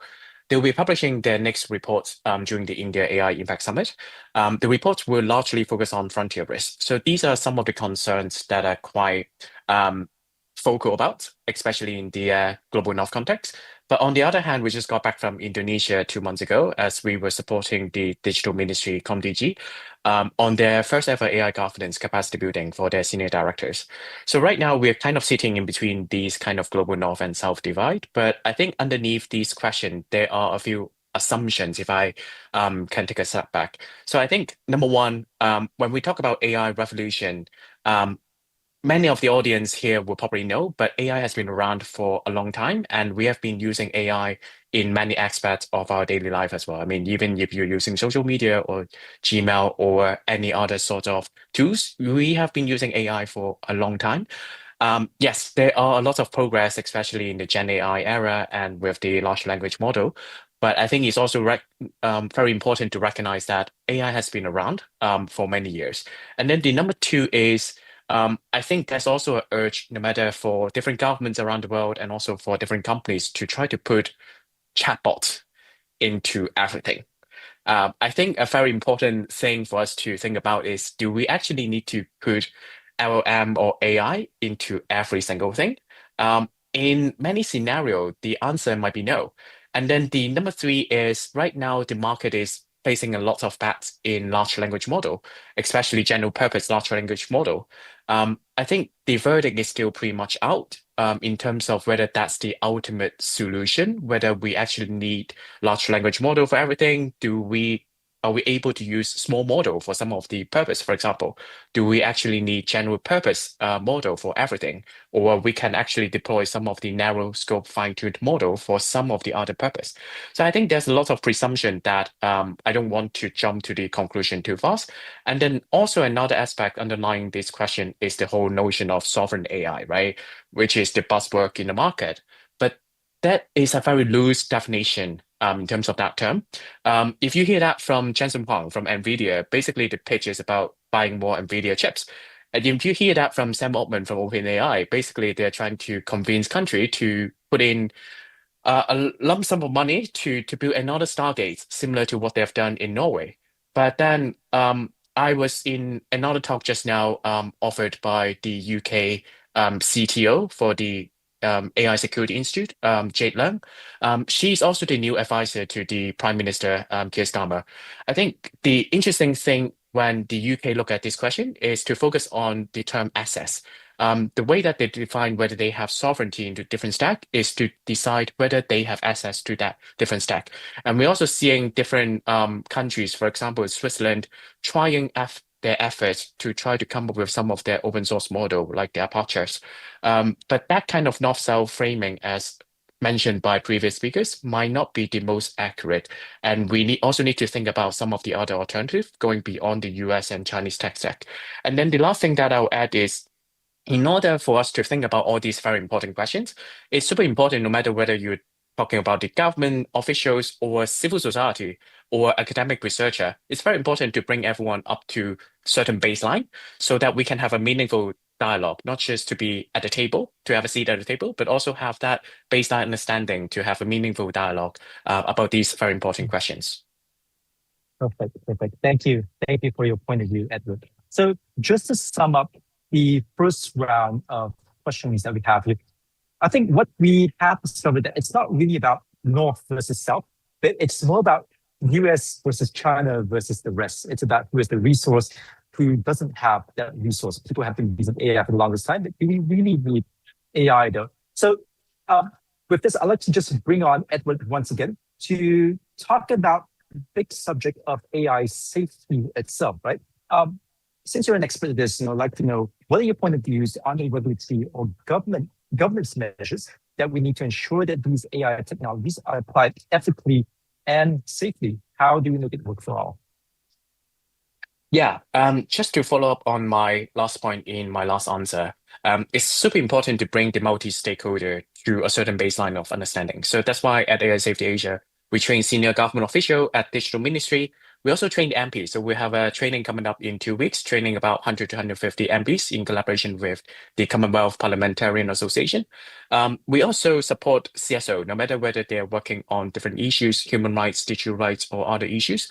It's very important for them to understand some of the basic questions. How does AI work from a simple technical angle? What are some of these potential benefits and risks of AI? And what are some of these governance options that they can consider when thinking about these kind of questions?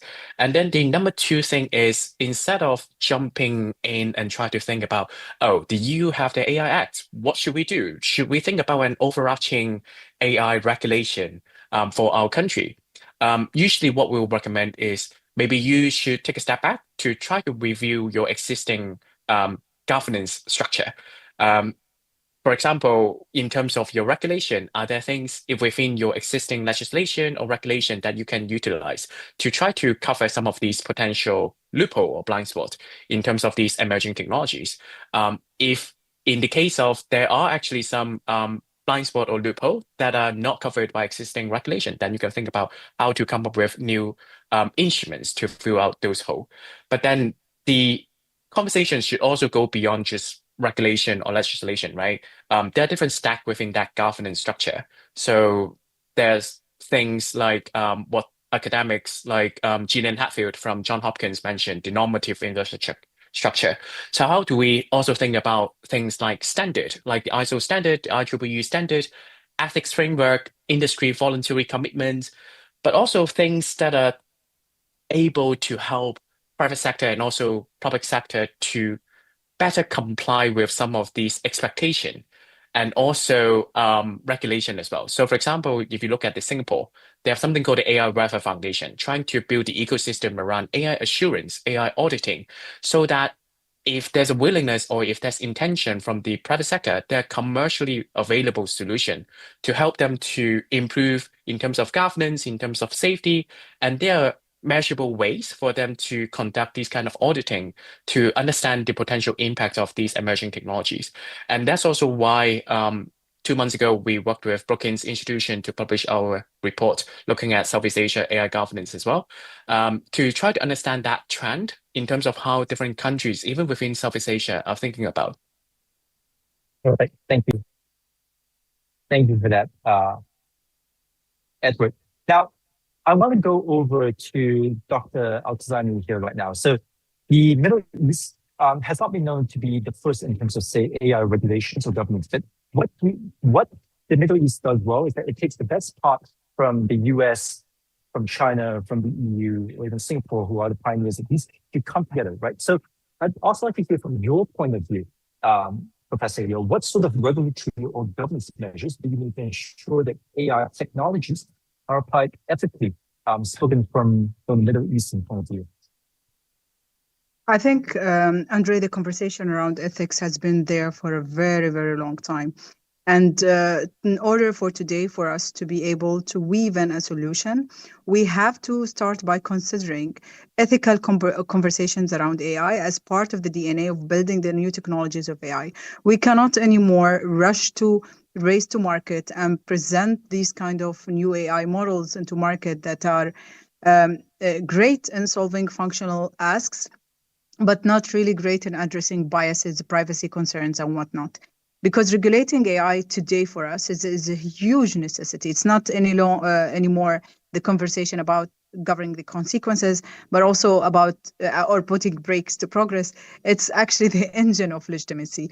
We are seeing the awareness around using this kind of AI models or artificial intelligence in general is being on the high, where users don't want to use anything that affects their circle of trust. And the circle of trust here, it should start with a national accountability, a regional accountability, and then as well a global level stewardship of the different ethical components. We have over 200 ethical policies or responsible policies that have been developed globally since the 2020. Each nation, however, must treat AI today as a critical infrastructure. And if you do that, then it means that we have to consider training frontier model that doesn't just, consume energy, but also provide, a meaningful, I would say, governance structures across different platform, and as well brings the fragmentation that exists in between governance structures together. We know today that regulatory divergence across different nations is costing 1.2 trillion USDs as per Boston Consultancy Group kind of report, providing interoperability and regional compact to this through the different AI charters that are being developed either in Africa or ASEAN or within the GCC is quite really important in making sure that responsibility is the number one currency that exists in the system. And when I say responsibility here, I mean also having these kind of global conversations on polycentric governance constellations that should exist on the ITU and the UNESCO and the OECD, but also a higher frontier on this within the work that happens on the NGO infrastructures as well when it comes to addressing ethical responsibility as part of resilience infrastructure. And finally, I think without equity on infrastructure, making sure that equal access to knowledge, equal access to compute and infrastructure, equal access as well to models that are morally correct is quite very important. Perfect. Thank you, Doctor.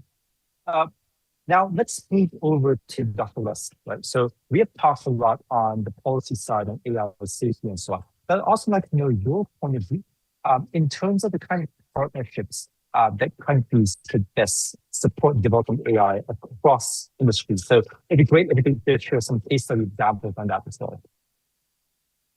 Yes, thank you. I actually thought of bringing maybe 4 concrete examples. I think the first one is how we digitalize and how we see digitalization of our government and society. So usually governments do the developments alone, regardless of being actually facing quite similar problems and issues around the globe. So, for example, Estonia has since 2000 implemented an interoperability platform. I think also my previous speaker was mentioning of the importance for all the governments.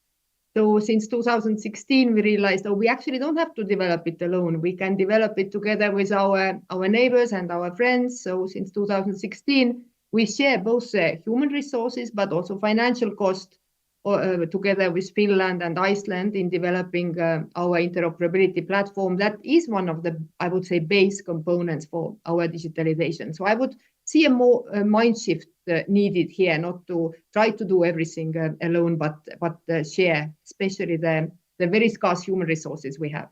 The second one is really, I would say that it's not that much even government to government partnership, even though my previous one was example of this, but it's increasingly the partnership with private tech companies. And yes, the big ones are there, but we cannot avoid them. We need to collaborate with them in order to be using the latest of tech and being on top of it. But I think what is the key here is how we build these partnerships to build our local tech company and our local tech competencies. And this is not an issue only of the countries that have no money. This is also an issue of the countries that actually have a lot of money that have become quite dependent on these technology companies that provide us with all the needed and good technologies. So I would say the second one is to build really our own tech capacity. And I think Estonia has working on this very, I would say, deliberately for the past 30 years. The third one is really how we build our tech to be sovereign. For example, you mentioned AI, how we disperse our compute power. We do not have to have also everything alone. For example, Estonia collaborates quite a bit with Finland we learn from them. We learn from also other places to make sure we are not dependent on one player only. And it also comes to how, for example, we keep our data. As you may know, Estonia has data embassies projects. So we keep some of our data, our critical data in the territory of another country. So not just a private sector player. And fourth, and I know I'm coming to the end, is the governance. I would say that the issues we are dealing are so complex that one country alone cannot manage here. So I see here really an approach more towards regional partnerships.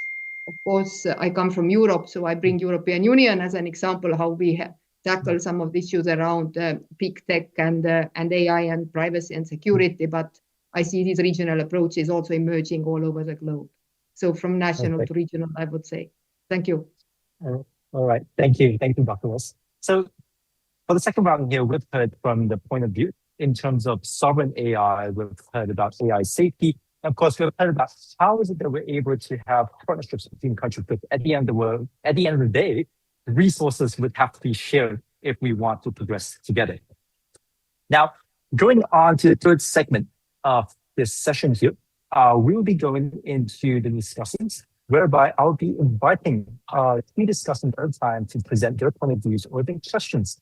And then we'll pose it over to the panelists to address them, 2 out of 3 panelists to address them. All right. So in this case here, I would like to invite, so in order, Robert Salamamu, co-founder of AI Eswatini.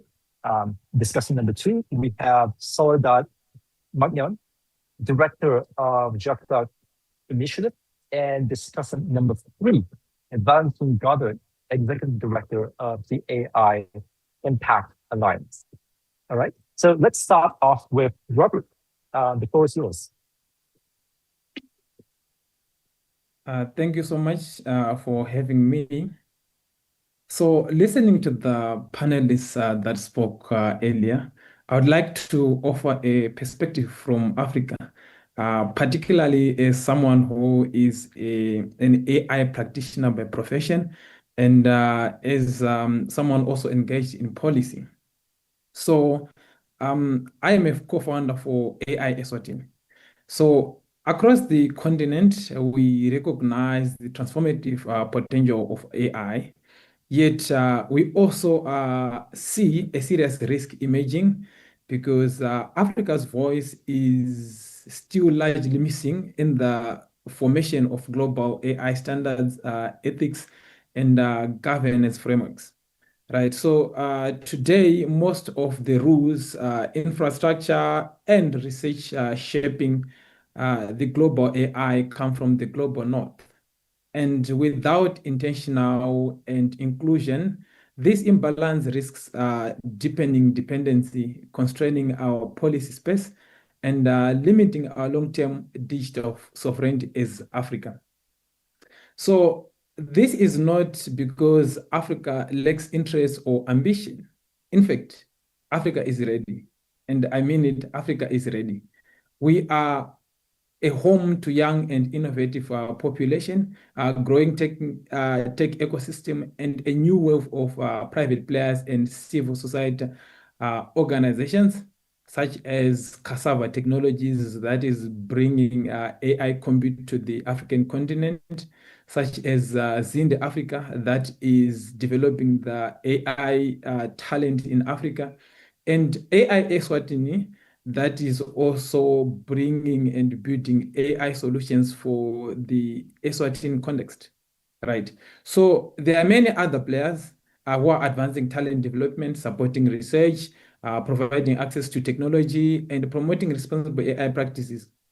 These actors are building capacity where governments often lack or face constraints. So what does this mean?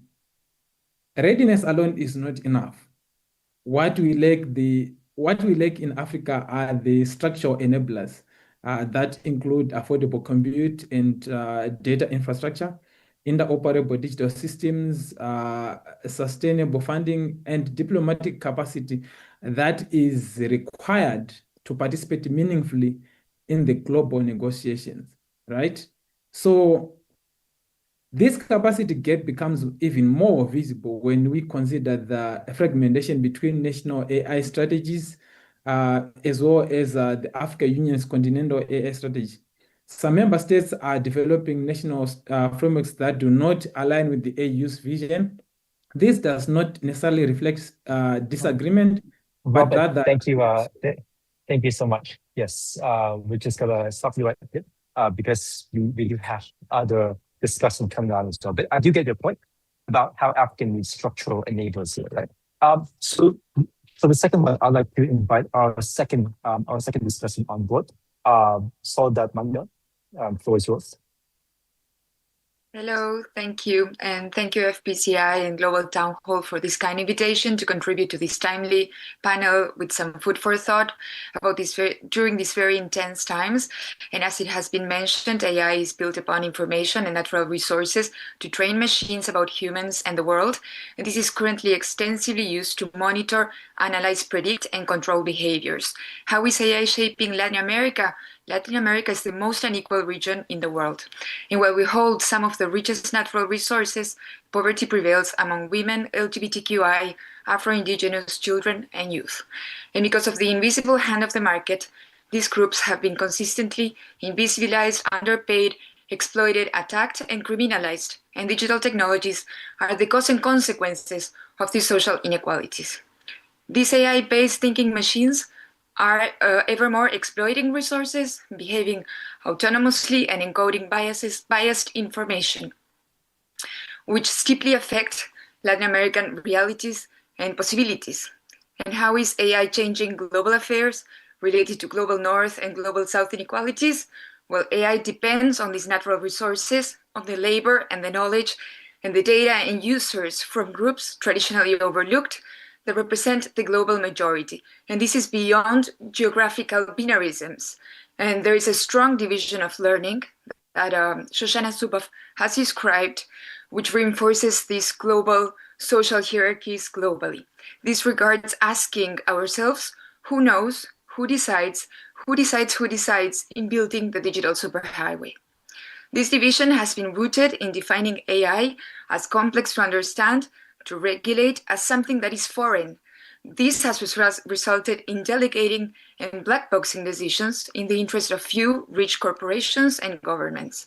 And nevertheless, these decisions have significantly impacted climate change, gender violence, anti-immigration hate speech, racist labor exploitation, colonial electoral corruption, and more. So how can we promote an effective international AI with multi-stakeholder governance for inclusion and equity? This governance needs to have a more meaningful and authentic representation of the global majority across geographies.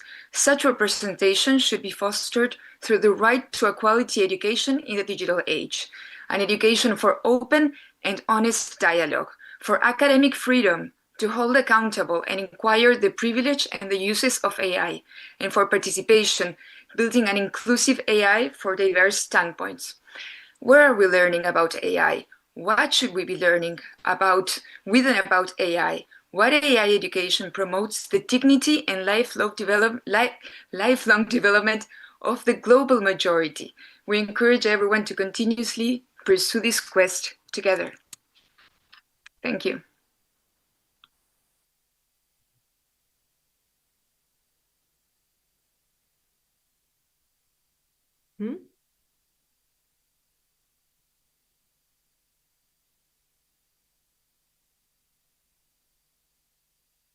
Andre, we didn't hear you. I'm mute, I think. Yes. Yes. Okay. Yeah. So thank you, Saudade. Thank you for your point of view from Latin America. Now let's just go over to Valentin Goddard just to share also your perspective. Thank you so much. Thank you for organizing. Thank you for having me. And thank you to the speakers for their amazing insights. I was very happy to hear all those different point of views regarding the real meaning of data sovereignty and our capacity of adopting AI responsibly. I want to just very briefly introduce myself. My name is Valentin Goddard, and I'm a lawyer, and I'm also an artist, and I've been working in AI ethics, AI policy since 2017. I founded AI Impact Alliance. It's a nonprofit organization that's based in Canada.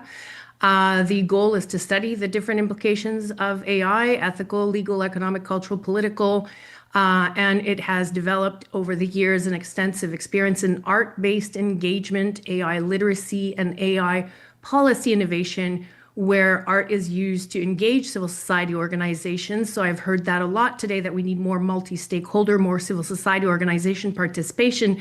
I think the arts is an amazing, effective way of doing so. AI Impact Alliance is an inaugural member of UNESCO's Global CSO and Academic Network on AI ethics and policy. So I invite our listeners to go look at that network if they're interested in joining that network. The applications are reopening. The kind of work that we've done is includes research data governance for AI systems in both art, from fisheries and online violence detection, and more. What I want to do today is ask a question to our speakers, and hopefully we have time to engage on this. I know we touched on some of the elements, but my question is, as we are integrating chatbots and generative AI across civilian and military applications, I mean, I think we understand when we're saying adopting AI, we often mean that we're either adopting ChatGPT or DeepSeek or another model. So that's what I'm saying here. When we're integrating those generative AI models across both our uses and military applications, are we witnessing an inevitable arms race between tech giants controlled to deploy these systems? I think I heard the speaker saying yes. The data we input into these tools, our conversations, the data, the images, any kind of information that we're putting into those systems when we're asking our questions to be able to generate texts and images and videos are used to train dual use AI, including autonomous weapons and influence operations. How can we reconcile this reality with the principles of real data sovereignty? That is a concept that was developed and promoted a lot by Indigenous communities in Canada. So I think it's very important to maybe make a difference between Sam Altman using it to sell his tools and actual real concept information that lies behind data sovereignty. And then the protection of digital commons of knowledge and culture of heritage. Art is being used to train military AI systems, and it's being commoditized and privatized. How can we protect the digital commons of knowledge, culture, and heritage? What kind of frameworks do we need? And I heard, diplomacy and regulation, but how do we actually really arrive at a global consensus? I believe it's with increased civil society participation. How do we support civil society organizations concretely when funding is being cut by the Trump government? Yes, thank you. I'm all done. Thank you. Thank you, Valentin. Cool. So just to quickly sum up here, based on what our discussions have talked about, I want to pose a question first to Dr. Liss and secondly to Edward, right? So for Dr. Liss, so we've heard from Todd, we've heard from Robert with regards to AI in the developing economy, right? Europe has been one of the prime movers in terms of regulations and so on. What do you say would be Europe's role in giving a leg up to Africa and Latin America on these structural enablers, such as, say, governance policy design, or even more physical items such as compute powers? If you could just share some examples, that would be great.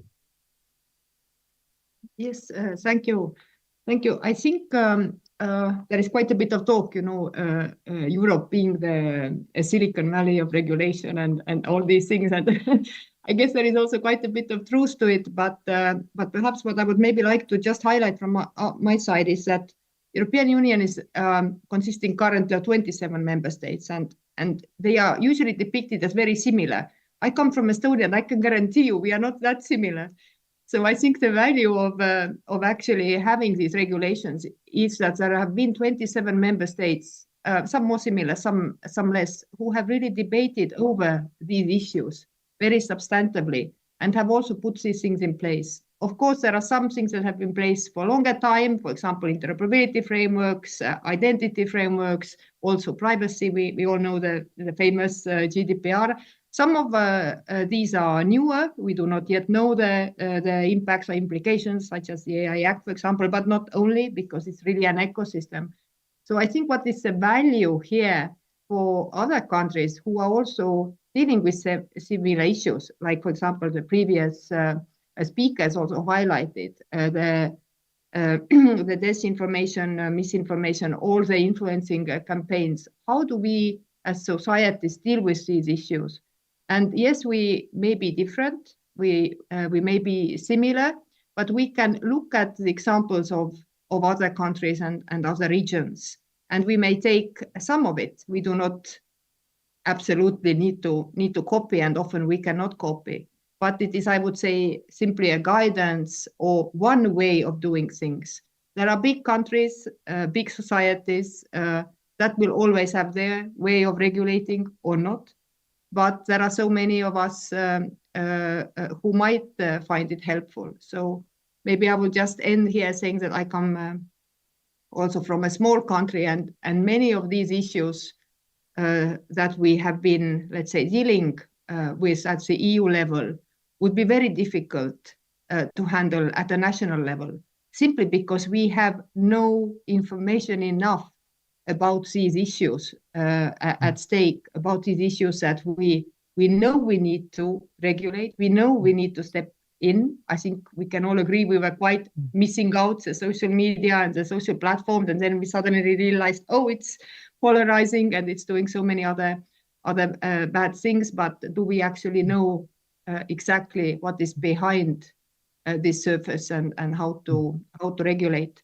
But I know I have 15 seconds, so I will just mention that there was also there was a mentioning of global regulations and global frameworks, and I agree that we would need some global principles. But having been very actively participating, for example, in the Global Digital Compact that was passed last year, unfortunately, I can say that our world is very polarized, and in many very critical issues, we did not come to an agreement.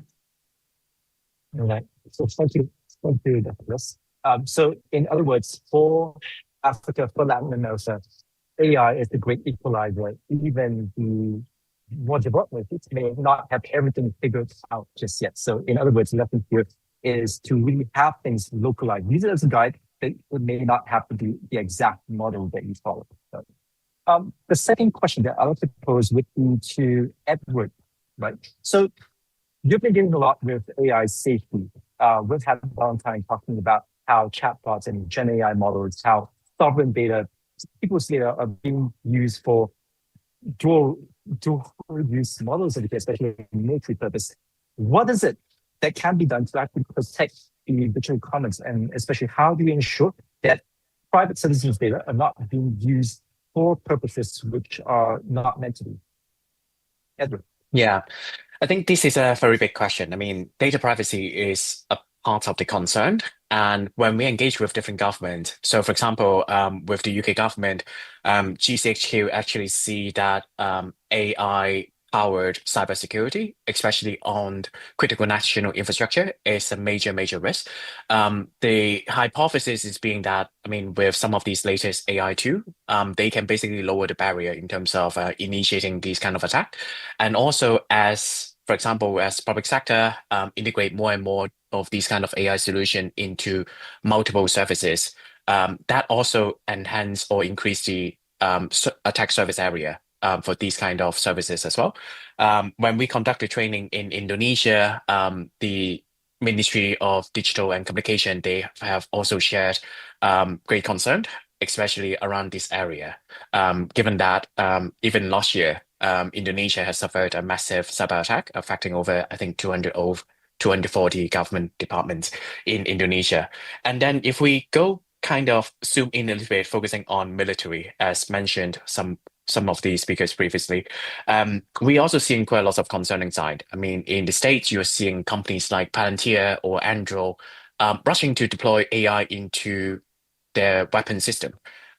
We are also involved in some of the tractor dialogue between US and China, led by some of the leading think tanks by both countries. I think there are still quite a lot of ambiguity in terms of what kind of red line both countries want to establish, which is very crucial. I mean, having global dialogue is very important, but then ultimately, US and China are the two most important major powers right now, and it's super important to have that kind of bilateral red line to be established. And even with some of these smaller components, like for example, in terms of AI military, what does it mean to have human in the loop? That needs to be a lot of more granularity and details to establish that mutual understanding. And the last point is that in the military setting, there's also governments and also companies that are quite concerned in terms of the intersection between AI safety and CBRN, so the chemical, biological, radioactive, and nuclear security concern. In the sense that how can potentially some of these AI solutions play a role in terms of lowering the barrier in terms of conducting this kind of attack, and how does that look like? And then the last point is when we talk about global conversation, global regulation, I think it's very important to strengthen the multilateral system, which is very much under attack by different angles right now. And I'm really glad to see Estonia will be leading the upcoming global dialogue initiated by the General Assembly as well. All right. Thank you. Thank you so much, Edward. Now, we'd also like to move over to countries within, or the larger countries within the global south, which are Pakistan, India, and Bangladesh. So for this next round here, I'd like to invite in sequence Sirat Khan from Pakistan, Sidhu Gupta from India, and Nazam Laila from Bangladesh to also give your point of view. So the floor is yours, Sirat. Thank you. I've been hearing the conversation a lot. My name is Sirat Khan. I'm from Digital Rights Foundation and I work as the research and grants lead. And I just wanted to add my 2 cents to it because I don't think I have too much time. But AI governance in itself, I think right now the conversations happening around it are quite one-sided in my opinion, because what is happening in South Asia and particularly what's been happening with the recent conflicts that have been going on between South Asian countries, we've seen a very major shift of how this AI revolution is shaping disinformation, how it is being used by states, and how it is increasing technology-facilitated gender-based violence against women. This concept of AI slop increasing online and how that's affecting a lot of communities is something that I feel like a lot of people don't discuss. And we've seen the repercussions on the first hand, like from the first hand ourselves, when we've seen that during the India and Pakistan conflict recently, we saw a lot of disinformation that was fueled by platforms, and platforms were also monetizing some of this content and sharing it online. And particularly what was concerning was that disinformation was not coming from users only who were using AI tools to make these generative AI visuals. This was also coming from the states, and it was targeting marginalized communities, particularly women and the LGBTQI community from both sides of the border. And we released 2 reports around this as well, that technology facilitated gender-based violence has increased 2-folds with the use of AI tools at this time. So I feel like the conversation now also needs to focus on harms, not just the governance structure of what's been happening. And we also need to hold tech platforms accountable.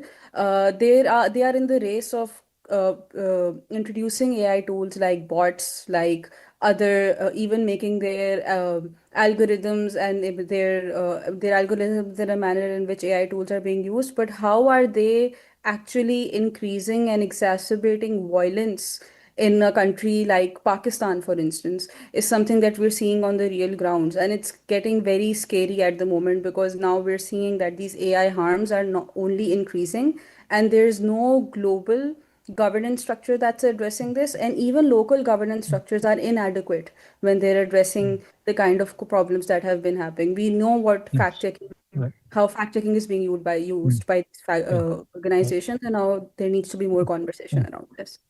Thank you. Thank you, Stuart. You hit the nail on the point with regards to safety for AI-based content. I'd like to now invite Sidhu Gupta to also share her point of view on this topic. Yeah, thank you. First of all, I'd like to thank all the organizers for having me here to listen to this very insightful conversation.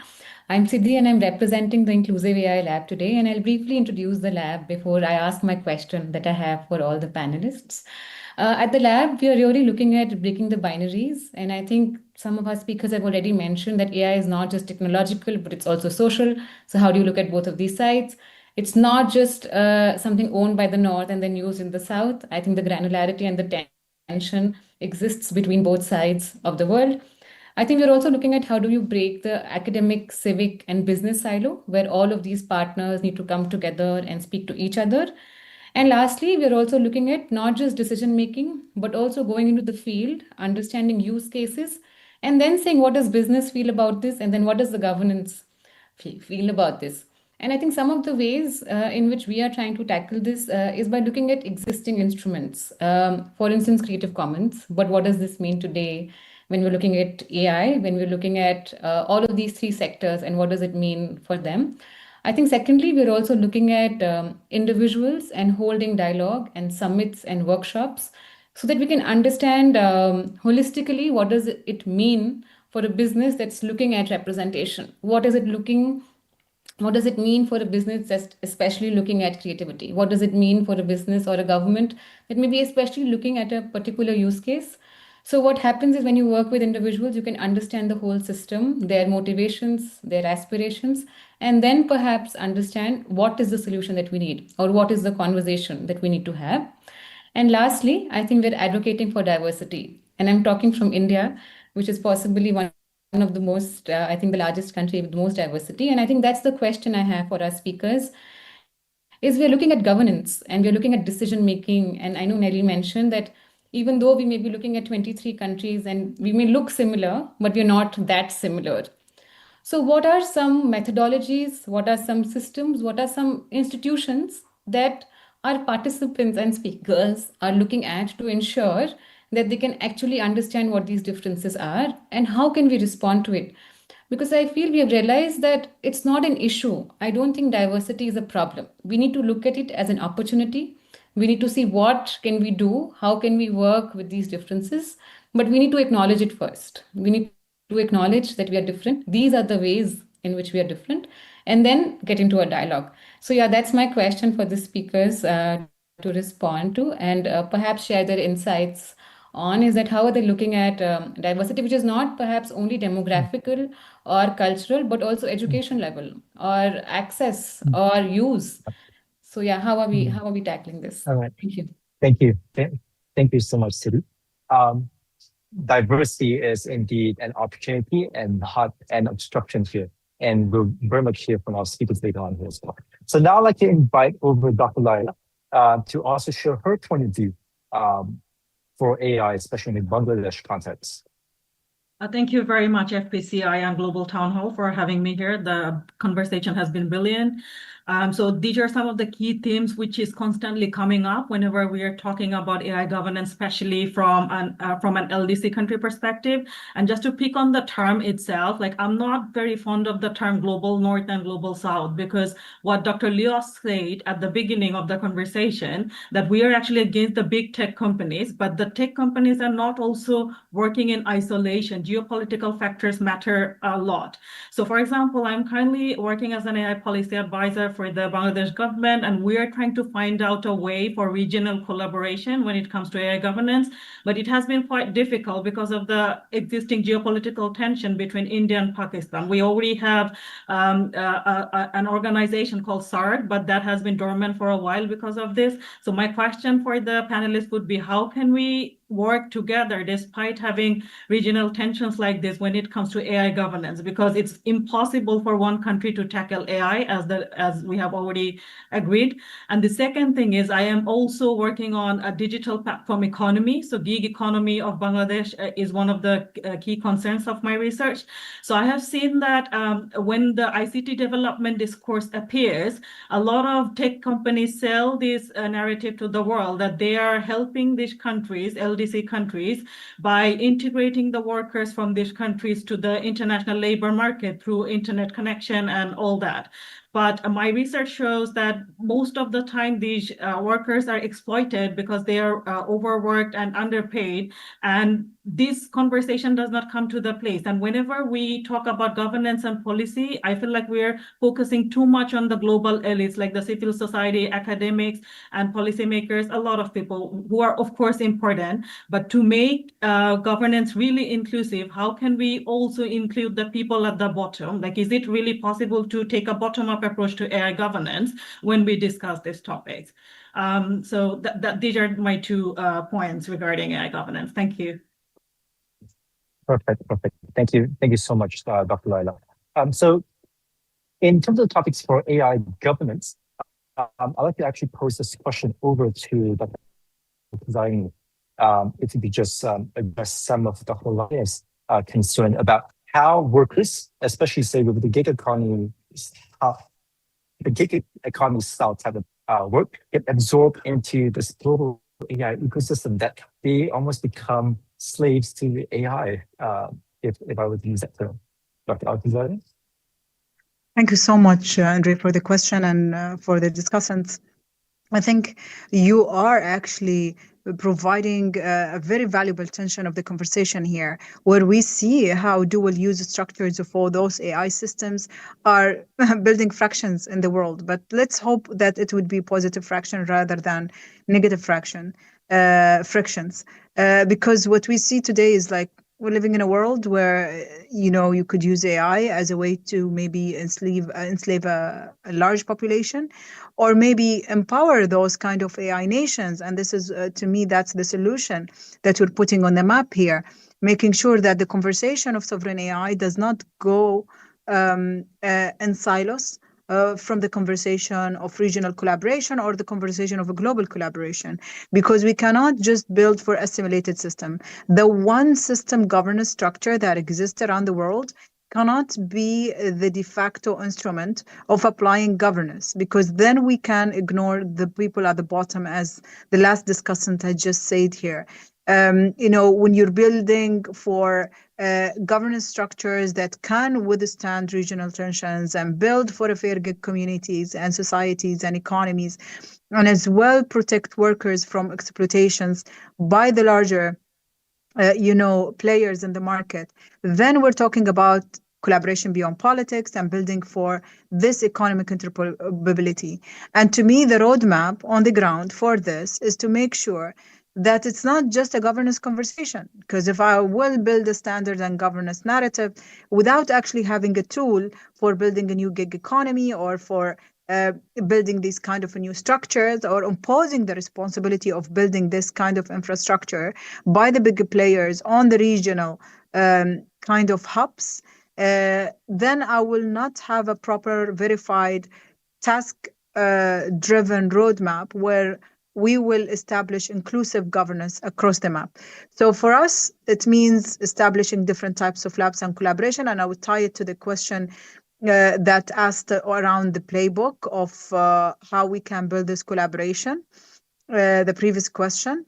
And to me, it's quite really important to build these kind of dual tier design structures where you are bringing engineers and bringing creative leads and bringing as well intelligence, PNL, from different communities and societies of Global South to build solutions from Global South for Global South and for the world as well. And start seeing these kind of new, I would say, decisions and mission labs around building these prototypes and IP structures. And as well, when it comes about to monetization structure, I think we should build in metrics within the industry conglomerates that exist today to diffuse indices of disparity.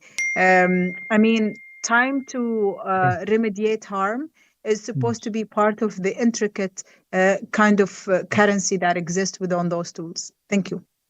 Okay. Thank you. Thank you, Dr. Hoda. I appreciate your thoughts and learnings from the UAE application, especially to the entire South Asia subcontinent. Now, I'd like to also introduce a guest who just joined us, Mr. David Tuan, who is also the CFO of iFlyTek. Welcome, David. So let's get into it. We'd like to know how are Yes, you can hear you fine. Thank you. Yes. So my question to you, David, how are geopolitical rivalries, especially the US and China tech competition that's going on right now, how's it shaping access for the rest of the world? From the main perspective of market economy, many people believe that competition is better to increase the development of the whole society. So we don't think the competition between China and the USA is a bad thing. But we understand the other countries, they need to find the good partners to make the development of their own AI industry.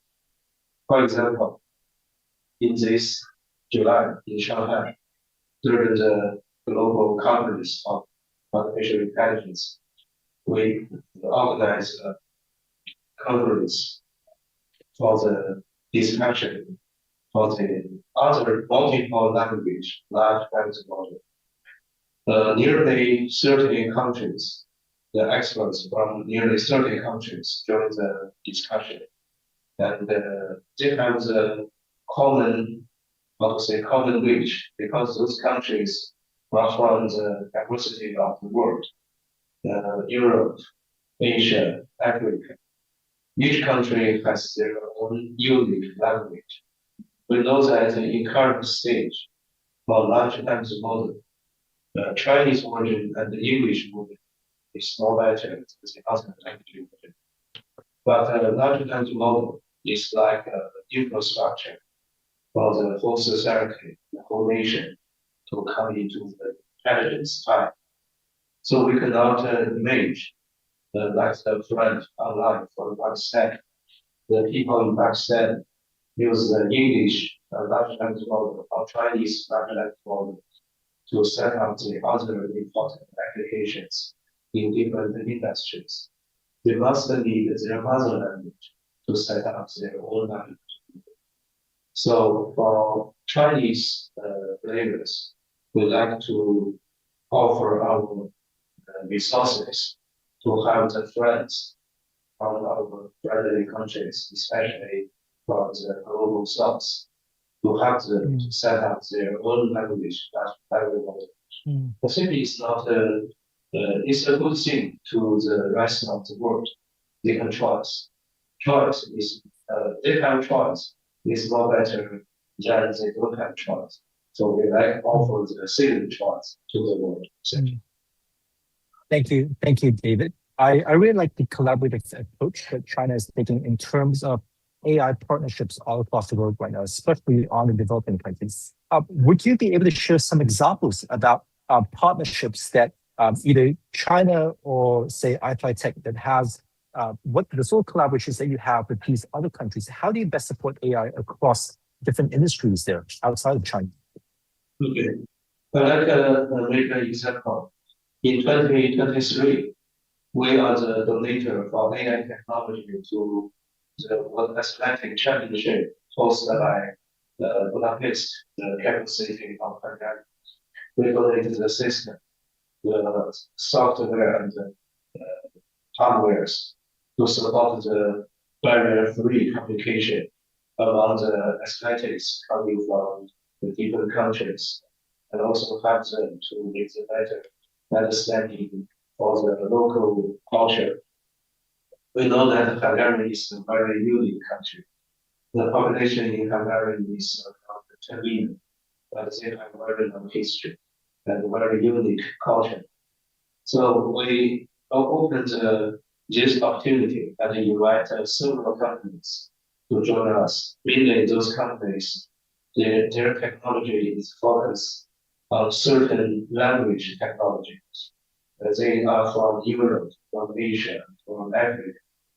The interesting thing is, an actual example. The British company, the CEO of British company, he talked with me. He said, Mr. Duan, he asked me, we can offer not only the best English technology, we can also offer the best French language technology, because our French technology is also the number one in the world. The same comments from the French company, the CEO, another company.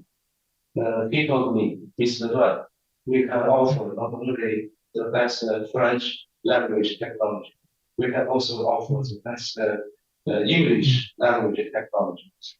So I told them separately. I said that for the technology of English or French, from Tech, we are also good. We cannot say we are number one in the world, but we are also good. But why we invite every company only provide their mother language? Because from our perspective, the mother language for scientists, they are not learning from data, from big data. They are learning from their mothers, from our mothers. There is not only the technology, there is some deep emotional connections between the people and the technology. So did you understand? So we have a very good cooperation model at that time, and then also continue the cooperation from that time. So this is a small example. We like to show our open attitude, and also in Chinese, 1,000 years before, the famous educator Confucius, he said, in Chinese we said 和而不同.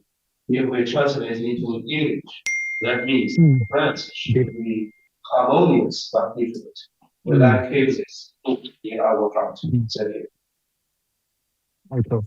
Right. Perfect. Thank you, David. Again, I do salute the collaborative approach that China as well as your organization are taking across countries like Europe, say in the UK and France, so on, really adopting that new language model.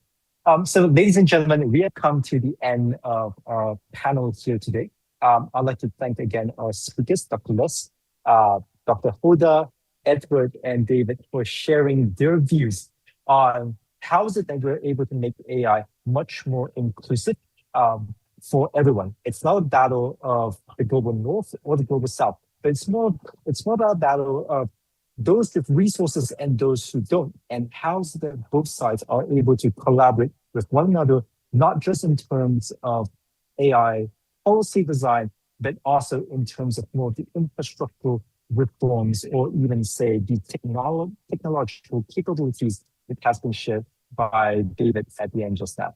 So thank you once again to all of our panelists, and thank you also to the discussants who have shared their very inspiring point of view. My name is Andre, and I'd like to pass it back to the moderator. Thank you, friends. Welcome to China.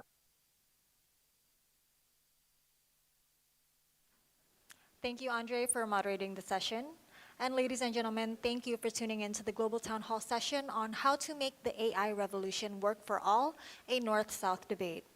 Coming up next is our climate-focused session titled Winning Humanity's Greatest Battle, Building a Strategic North-South East-West Grand Alliance for the Climate Future We Need.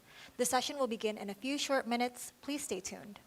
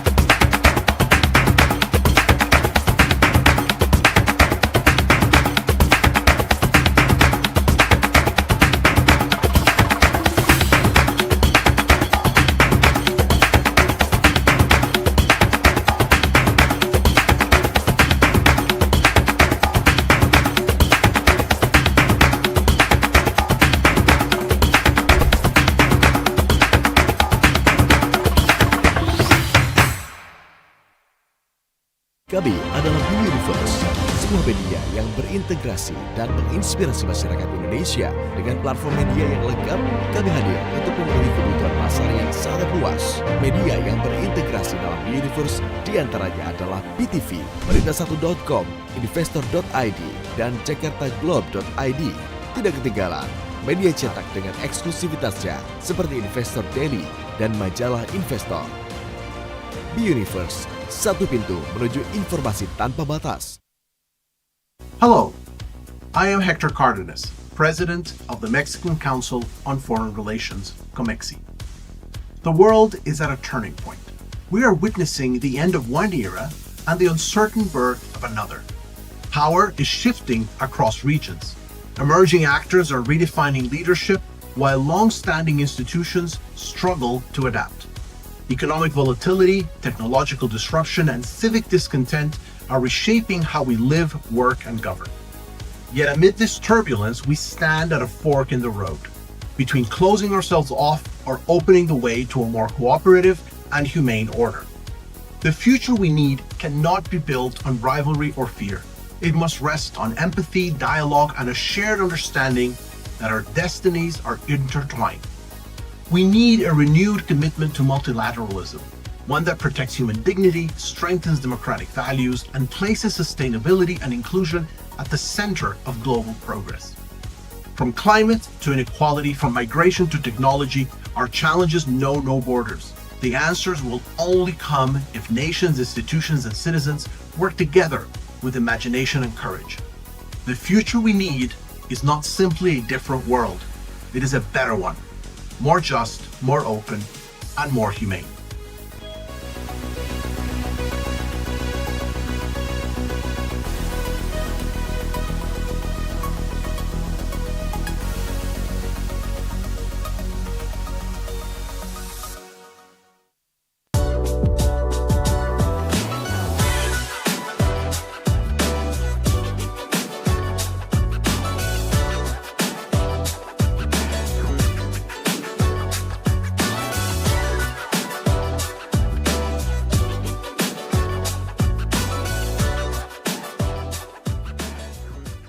Hello, I'm Masato Watanabe, Project Professor of National Graduate Institute for Policy Studies of Japan, known as GRIPS.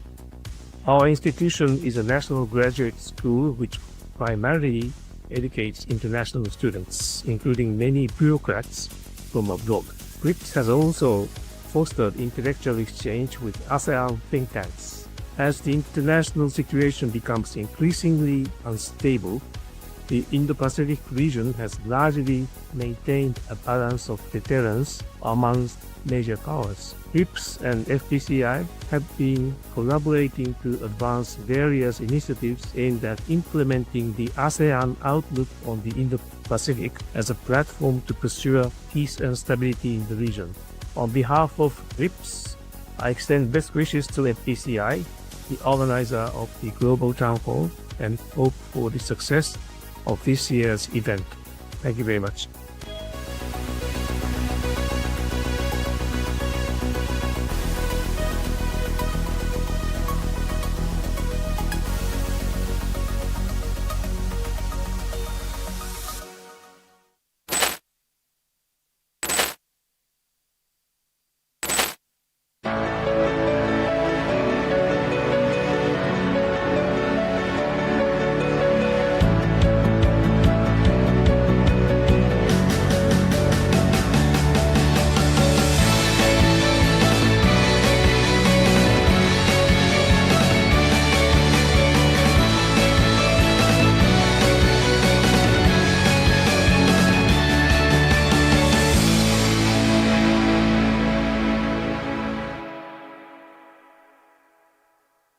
I am Kabiru Salu, President of Action Humanitaire Benin.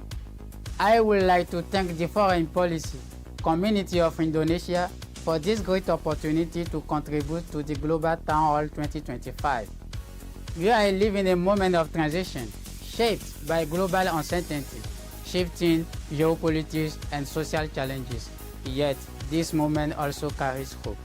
At Action Humanitaire Benin, we believe the future we need must be inclusive, just, and sustainable. The voices of Africa, especially the youth, must be heard and valued in building the future.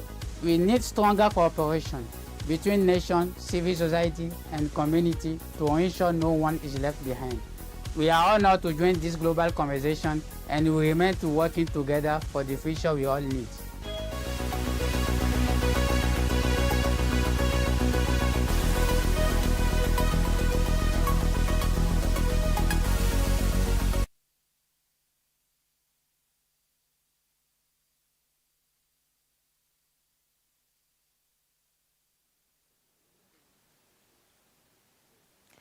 Ladies and gentlemen, welcome back to the Global Town Hall 2025.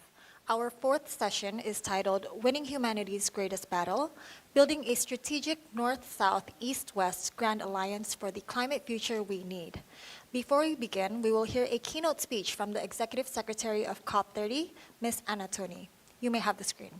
It is an honor to participate in the Global Town Halls of 2025.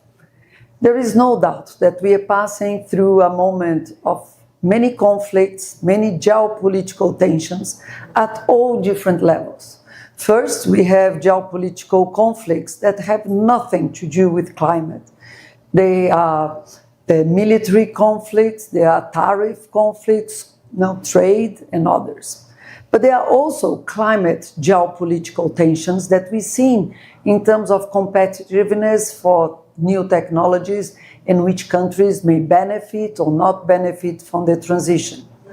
Together with those geopolitical and global conflicts, we are also going through many national tensions of all different sources, nationally and regionally. Problems with migration, problems of economics that are making countries to divert their attentions from climate.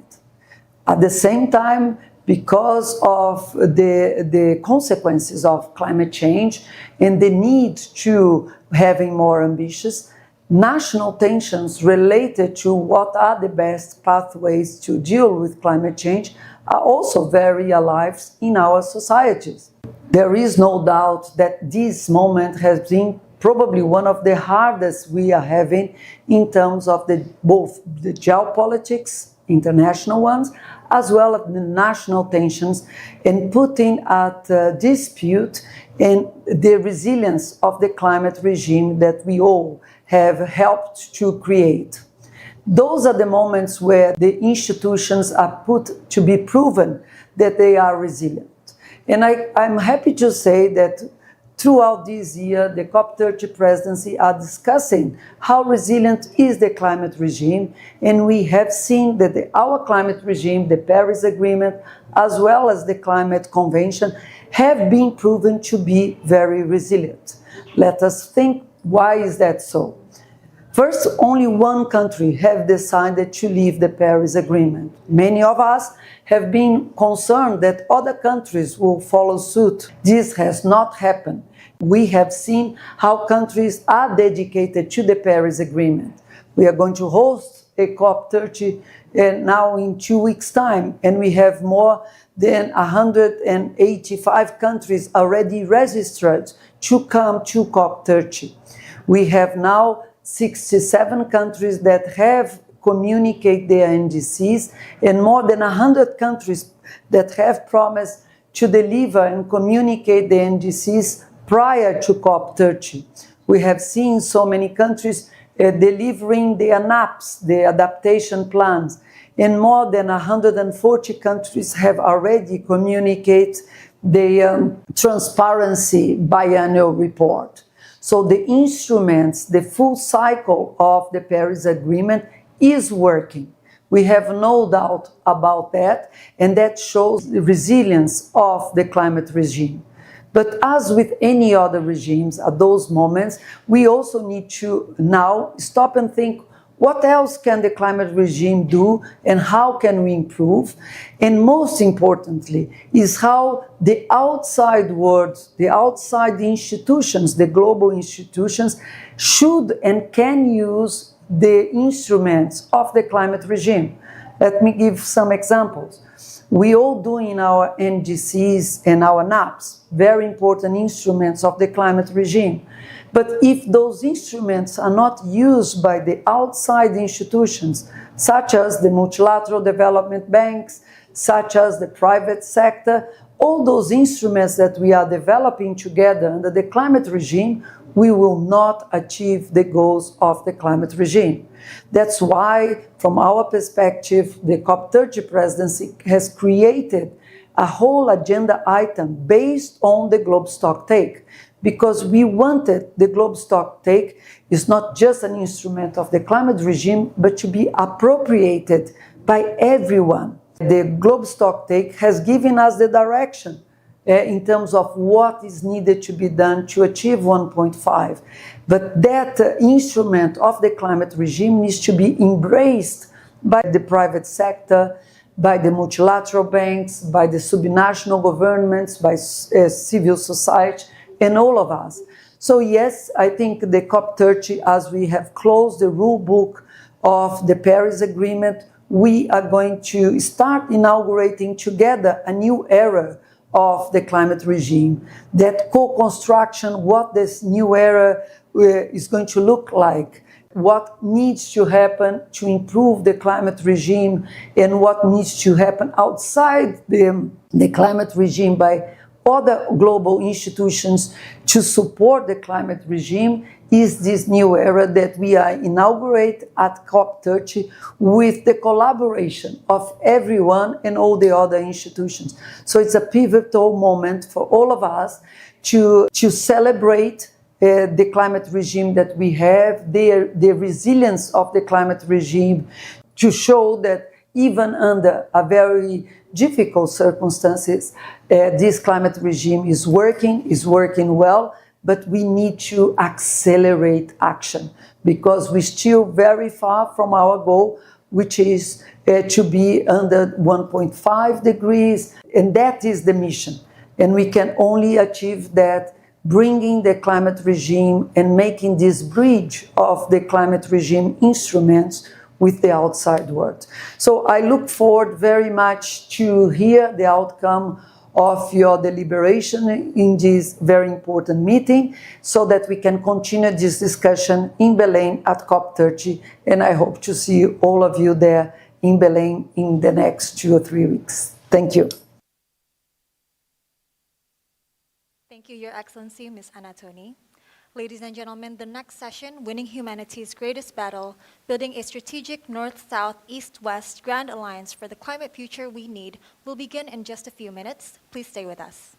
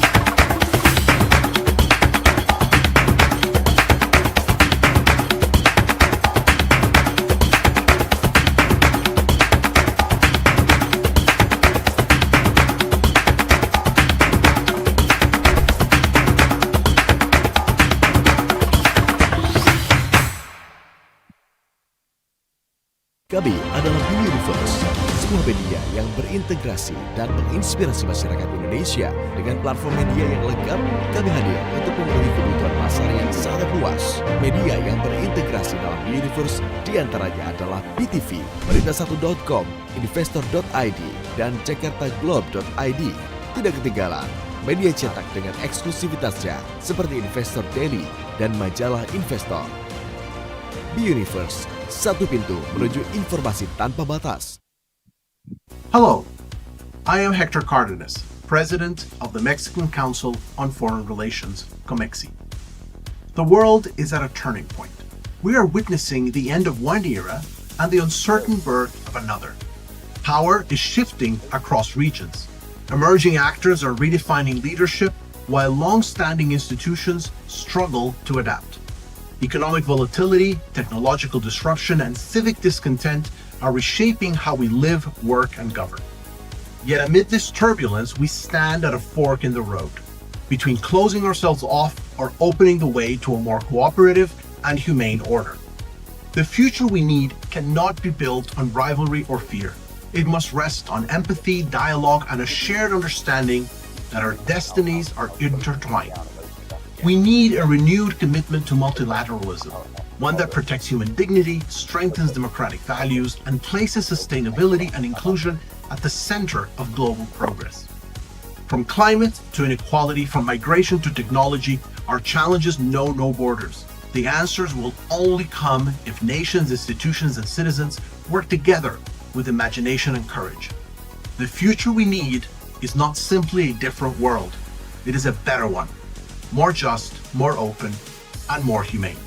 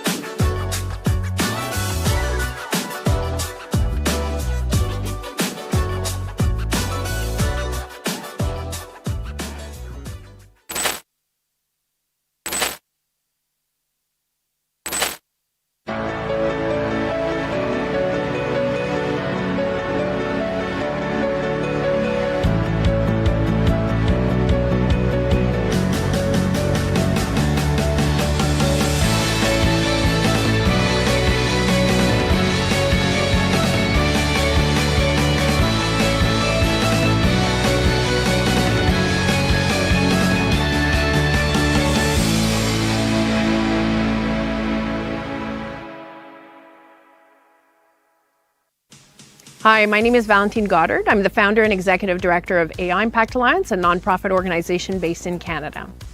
Today, in these times of intense geopolitical tensions between global powers to grasp the economic benefits of artificial intelligence, I want to talk to you about art and democracy. The rapid and continued degradation of the state of democracy in the world is driven by an attack on one of the three pillars of democratic systems: free and informed civic participation. Indeed, very recently, severe cuts were made by the Trump administration to international aid for organizations that support education, independent media, climate action, and equal rights for all. Stifling civil society organizations' capacity to function is like shooting democracy in the knees. It leaves more open space for AI-augmented disinformation, online violence, surveillance, and authoritarian control. Those are some of the reasons why we must in a democratic governance of artificial intelligence. AI Impact Alliance believes that art is a very powerful literacy tool, one of the most effective to engage citizens on the ethics and social impact of AI, protecting civic agency and cultural sovereignty. By supporting the role of art in AI literacy and governance, we enable constructive, sovereign approaches towards reclaiming the use of our data and training algorithms and the ownership of knowledge systems. I hope you can join this conversation at the Global Town Hall or wherever you are in the world to ensure that AI benefits humanity.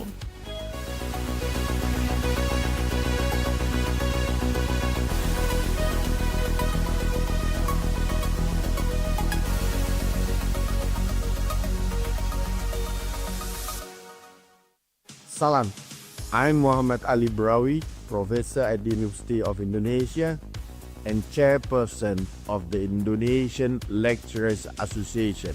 The theme of this year's Global Town Hall, The Future We Need, resonates deeply with our current moment of transition in the global system. We are facing rapid geopolitical shifts, growing economic uncertainties, and increasing civic challenges that demand collective wisdom and action.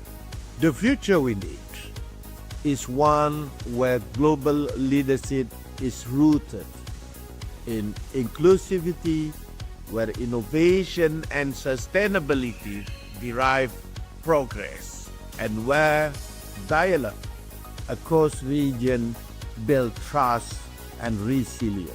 I believe that through platforms like the Global Town Hall, we can nurture collaboration between nations, academia, civil societies, and communities worldwide to create solutions that truly benefit humanity and prosperous world. Thank you.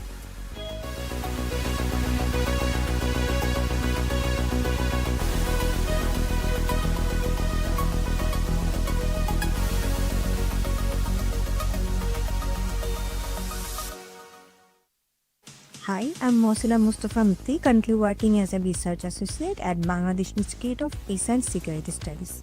When we talk about the future we need, we believe it must be a future built on peace, equality, and resilience. In South Asia, we face many shared challenges: climate change, poverty, political instability, and misinformation. But we also share great strengths: a young population, strong communities, and a deep hope for progress. For Bangladesh, the future we need is one where every voice is heard, where freedom, justice, and sustainability guide our path. It is a future where our youth are empowered, our environment is protected, and our nation work together for peace and development. The future we need begins with our actions today, with dialogue, cooperation, and compassion. Thank you.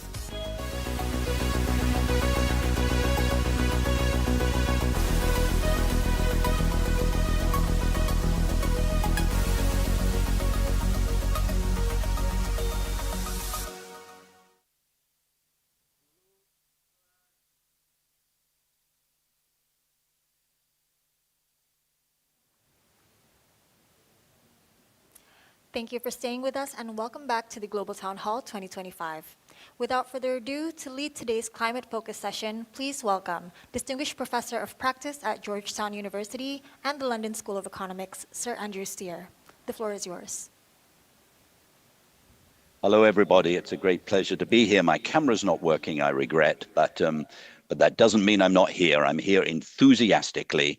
Good evening to you in Jakarta. Good morning to those of us in the Western Hemisphere, and good day to everybody else. The last week has been extremely important. Many of us have been in Belém in Brazil for the COP30, and we just heard from Anna Tony, who's the executive director of COP30, just how urgent things are. We stand at a pivot point in history. We're losing the battle against climate change and against nature loss. But on the other hand, there are amazing opportunities out there and amazing signs of hope.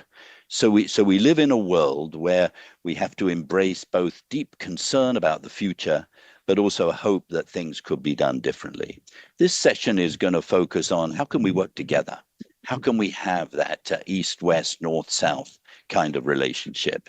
Fascinating over the last few days how the COP has on the one hand been mired in some quite difficult negotiations. Indeed, just the day before yesterday, the president of the COP decided just to take a session together, not to talk about anything in particular on a technical level, but rather to talk about how to build trust. Today is a very important day in Belém. It's a time when they take stock, and it's going to be very important that a trusting atmosphere takes place. It's going to be very important that they're honest with each other about who can do what to help solve the problem. We have a wonderful panel here and some great discussants from all around the world. Some of them are here in Belém, others are not.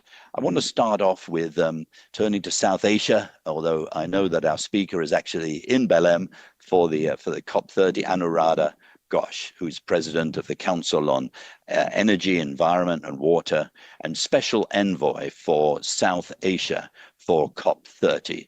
Anuradha, I wonder if you would sort of paint the scene for us, particularly from a South Asian perspective.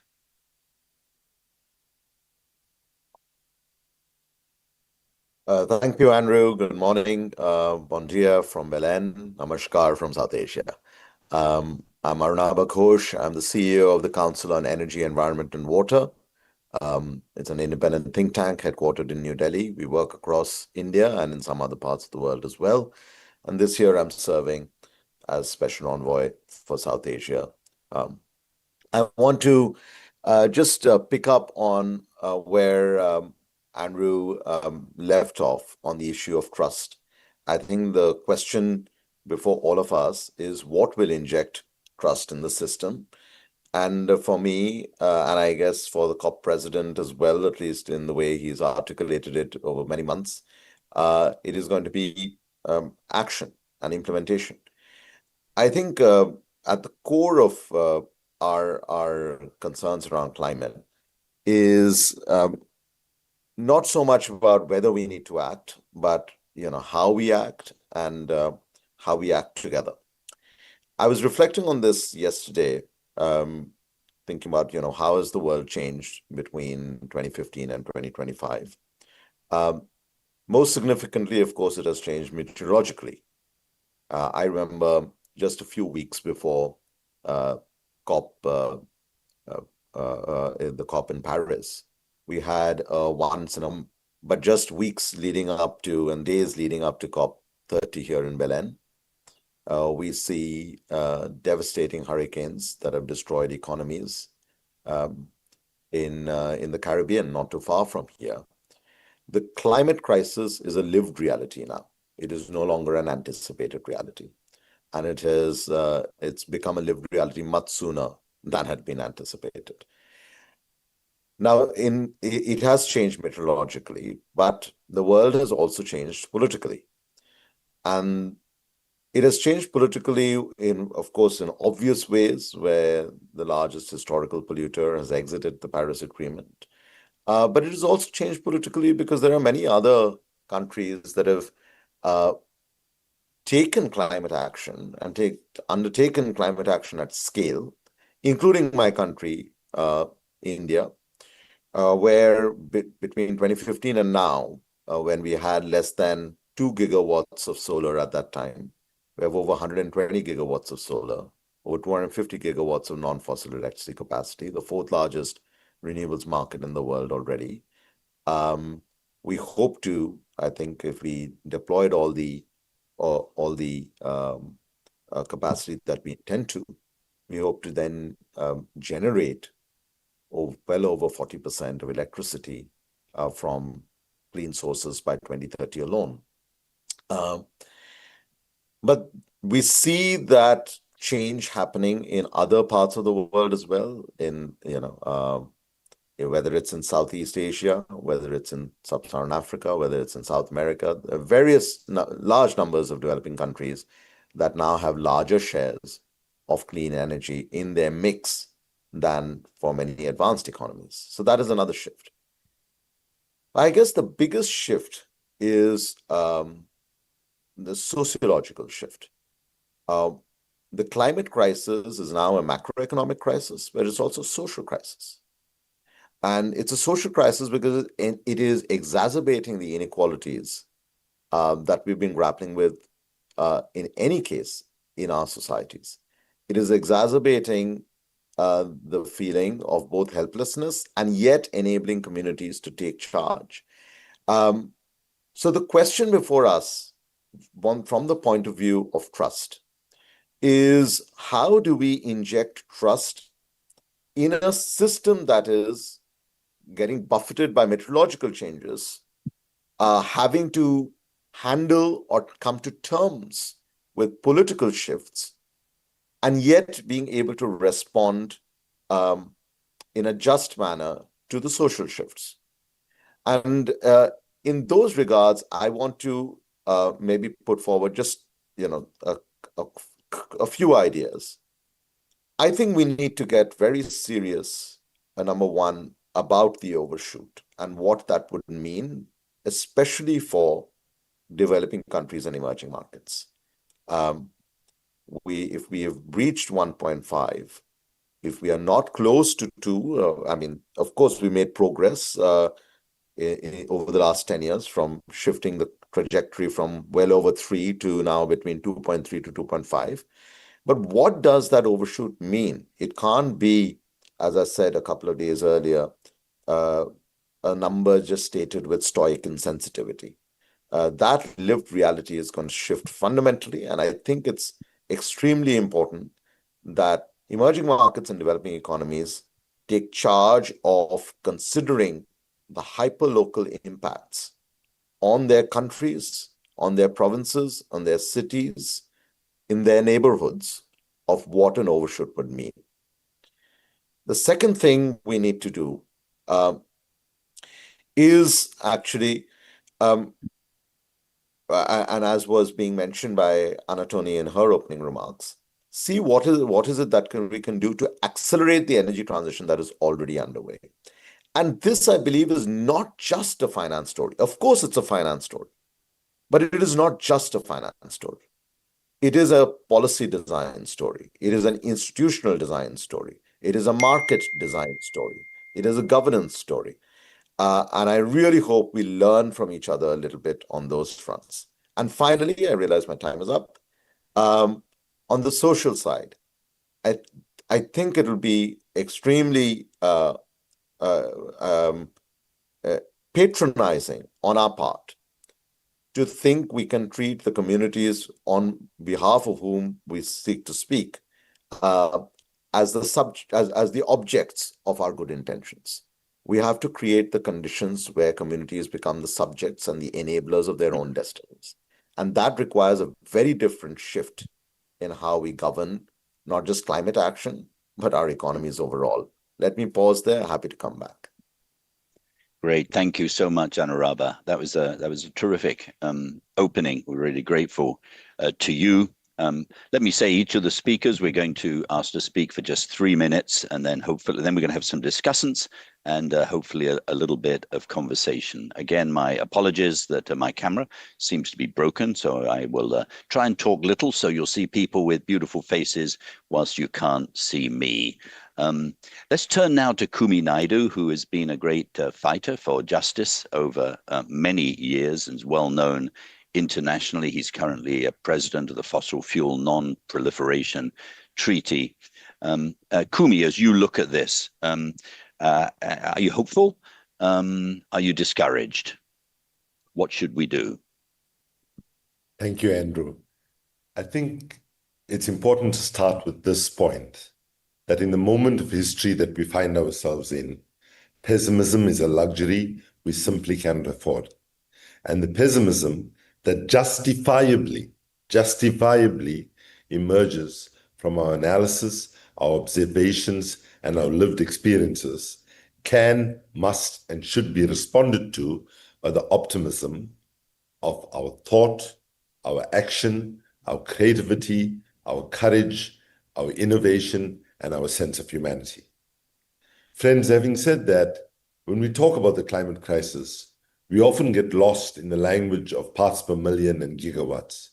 But beneath all that is something much more raw, a crisis of power, a crisis of justice, and let's say it plainly, we are not in this mess because humanity is stupid.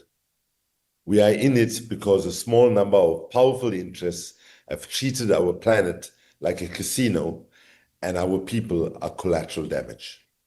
Even today, with all the good news about renewable energy breaking records, fossil fuel still makes up 80% of the global energy mix. Put differently, 86% of what drives the causes of climate change is our dependence and addiction to oil, coal, and gas, what we call fossil fuels. It's not because renewables can't meet our needs, they can, but because political courage hasn't caught up with technological progress, because the fossil fuel industry has had its knee on the neck of democracy for decades, buying politicians the way some people buy groceries. So what will it take to break that power? First, we must stop pretending we can negotiate with science and physics. We must stop the expansion of coal, oil, and gas and manage a fair, fast, and funded phase out from fossil fuels. That is exactly why we are fighting together with a range of governments from the global south, including 3 fossil fuel exporting countries, that's Colombia, Pakistan, and Timor-Leste, for a binding treaty. One of the problems that we've had over the last 30 years is that the COP resolutions, sadly, do not have legal weight and teeth. So we need something to complement the Paris Agreement, and in that is where I see hope that, in fact, next year in April, we will have Colombia host a fossil fuel phase-out diplomatic conference.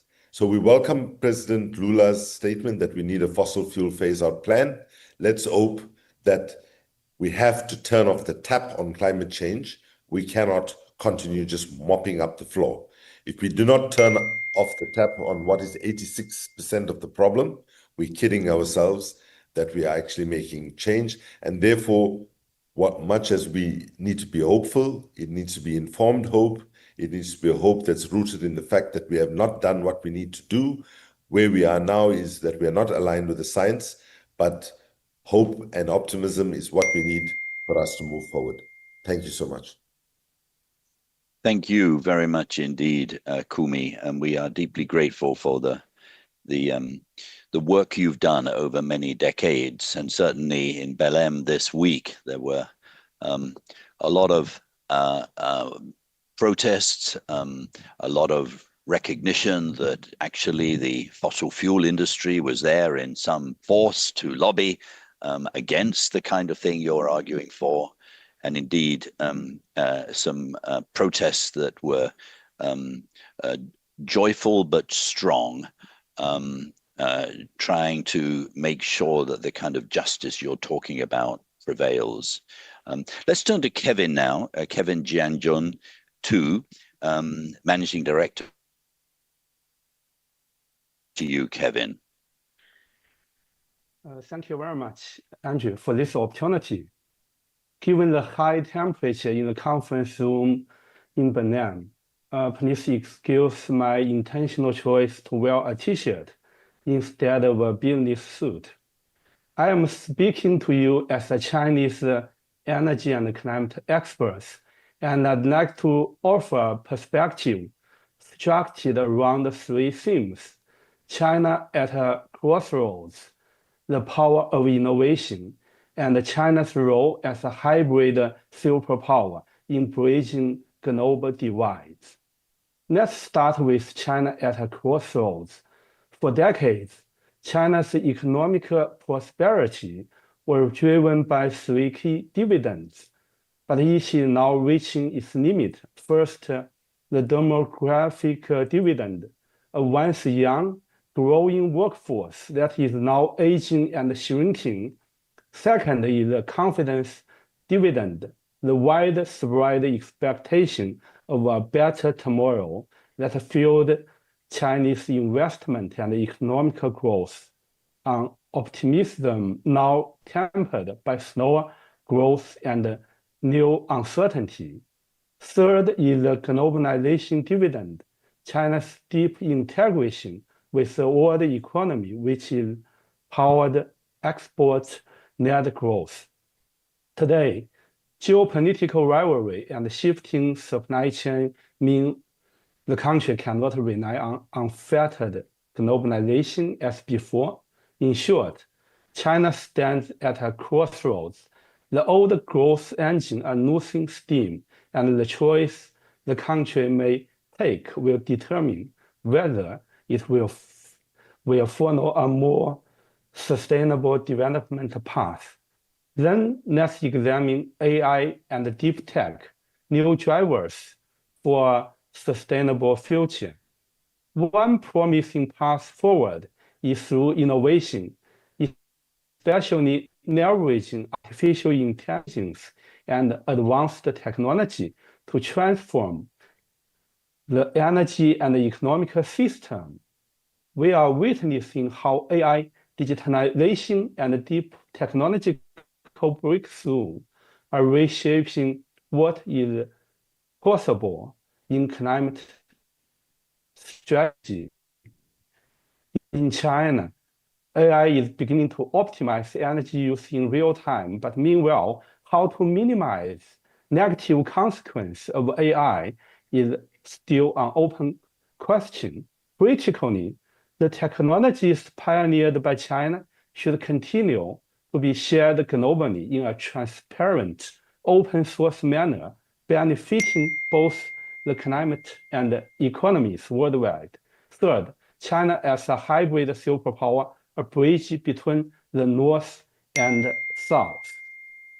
To conclude, the climate future we need will be built by all regions acting together. China stands at an inflection point. We must transform our economy for the new era, harnessing innovation to drive a greener prosperity, and the international community should recognize the joint responsibility to help forge the global alliance that can deliver climate security for everyone. Thank you very much. Well, thank you very much, Kevin. Indeed, we're grateful for your words, and certainly in Belém at COP30 this week, each country, many countries have pavilions, and the Chinese pavilion is one of the liveliest. A whole series of seminars going on there from people coming from all over the world to talk about what role China can play, because obviously China is both the biggest polluter at the moment, but also by far, by an overwhelming amount, the leader on renewable energy and green technology. I should say also that another one of the most exciting pavilions is the Indonesian pavilion, where, again, just a whole series of activities going on and deals being done, but lots of seminars, lots of discussion this week on issues of nature, and the relationship between Indonesia and the forests in that incredibly important Southeast Asia part of the world, and the Amazon, of course, which is where Belém is actually situated, was very, very exciting. Let's turn to our next speaker, Lola Vallejo. She is Director of Diplomacy at the European Climate Foundation. Lola, over to you. Thank you very much, Andrew. I would like to maybe share a few remarks coming from Europe, because obviously in the current context, all eyes are on Europe to show a de facto leadership of developed countries. And I think also taking a step back on what can Europe's contribution be to the world, and also echoing Arunaba's words earlier on, to restore trust, we need to bring credibility and implementation. I think Europe has a track record of cutting emissions so far of about 37% since 1990, all the while growing the economy by 71%. And I think that's a very important message in the current context, same as China has, in a way, invested in strategic sectors to lift, its population out of poverty, and really grow its economy. I think Europe has a good story to tell. It's largely on track to meet its current target to reduce emissions by at least 55% by 2030. And although a bit late and just in time for COP, there has been a new NDC adopted by Europe to come forward at this COP. It's a range from 66 to 72% by 2035. But I think looking beyond that, what's really important is that this international commitment is rooted in a stronger and somehow clearer commitment to reduce emissions by 90% by 2040. So I've been throwing a lot of numbers, but I guess my message is Europe is staying the course, and despite real internal difficulties, which I think are also interesting to look at and better understand, there has been a political consensus to stay the course and to continue aligning climate action as a major political project in Europe.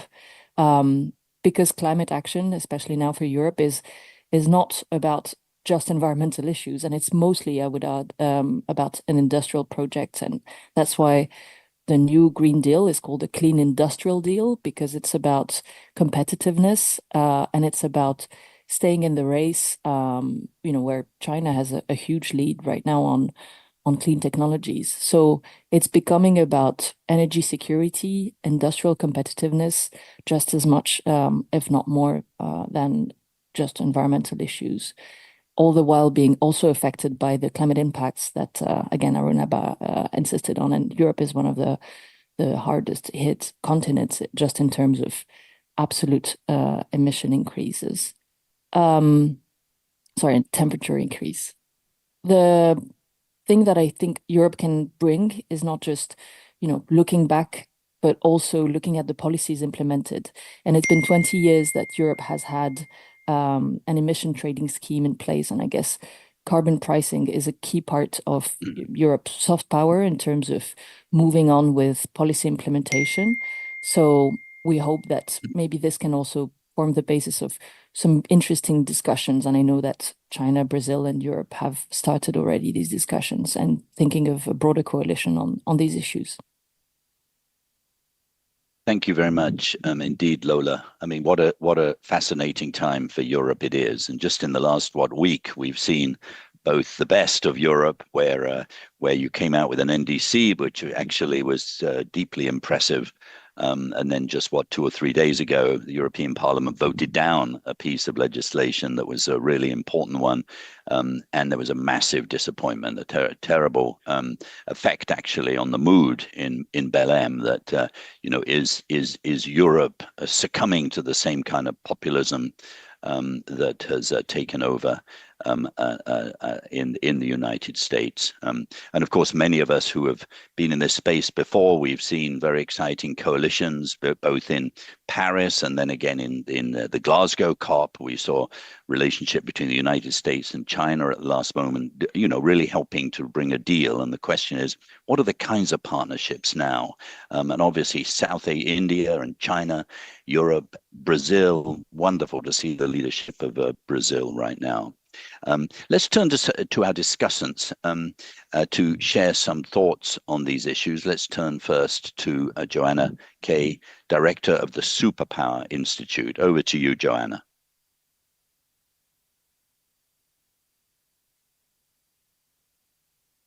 Is Joanna there on the line?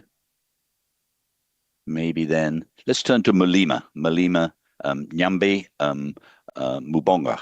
From Zambia, the Institute for Policy Analysis and Research, ZIPAR.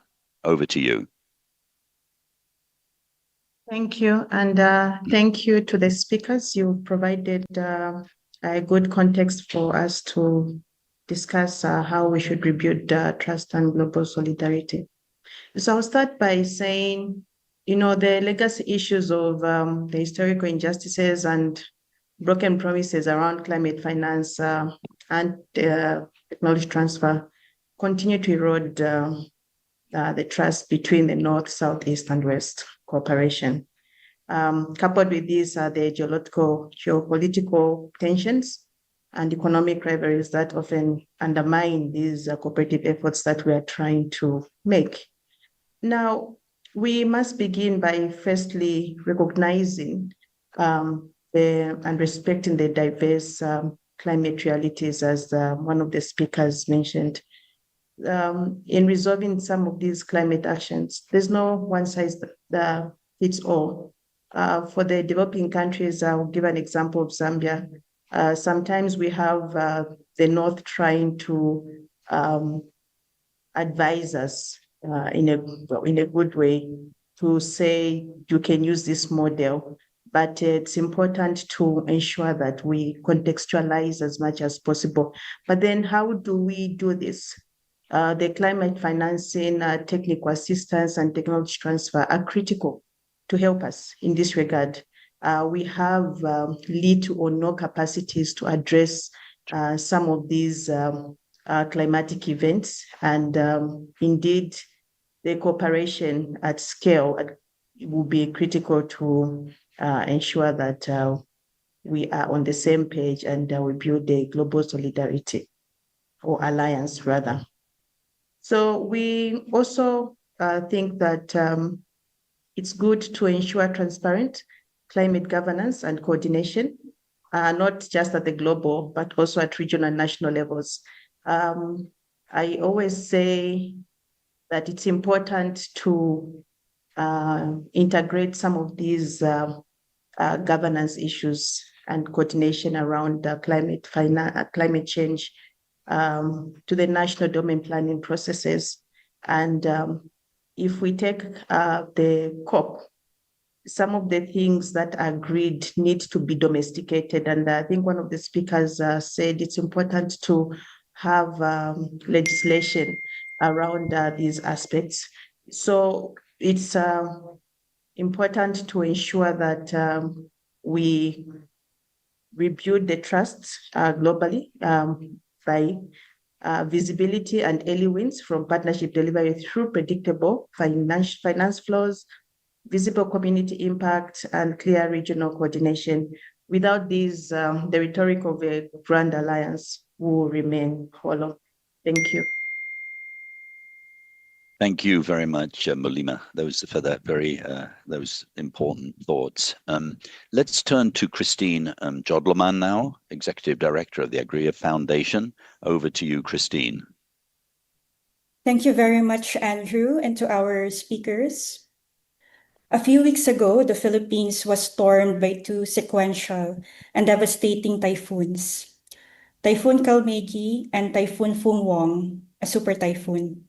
Hundreds of lives were lost, millions of people affected and displaced, billions of pesos washed out. The Philippines experienced 20 to 21 typhoons every year, and it's getting stronger, more destructive, all exacerbated by climate change. And vulnerable sectors are always hit the hardest, as what our first speaker said, it's a social crisis. I will focus my reflection on climate finance. How can climate vulnerable countries like the Philippines have equitable access to climate finance? How do we build the capacity of the climate vulnerable populations to be more resilient? How can the youth take part and participate in planning a future we want, one that is more resilient?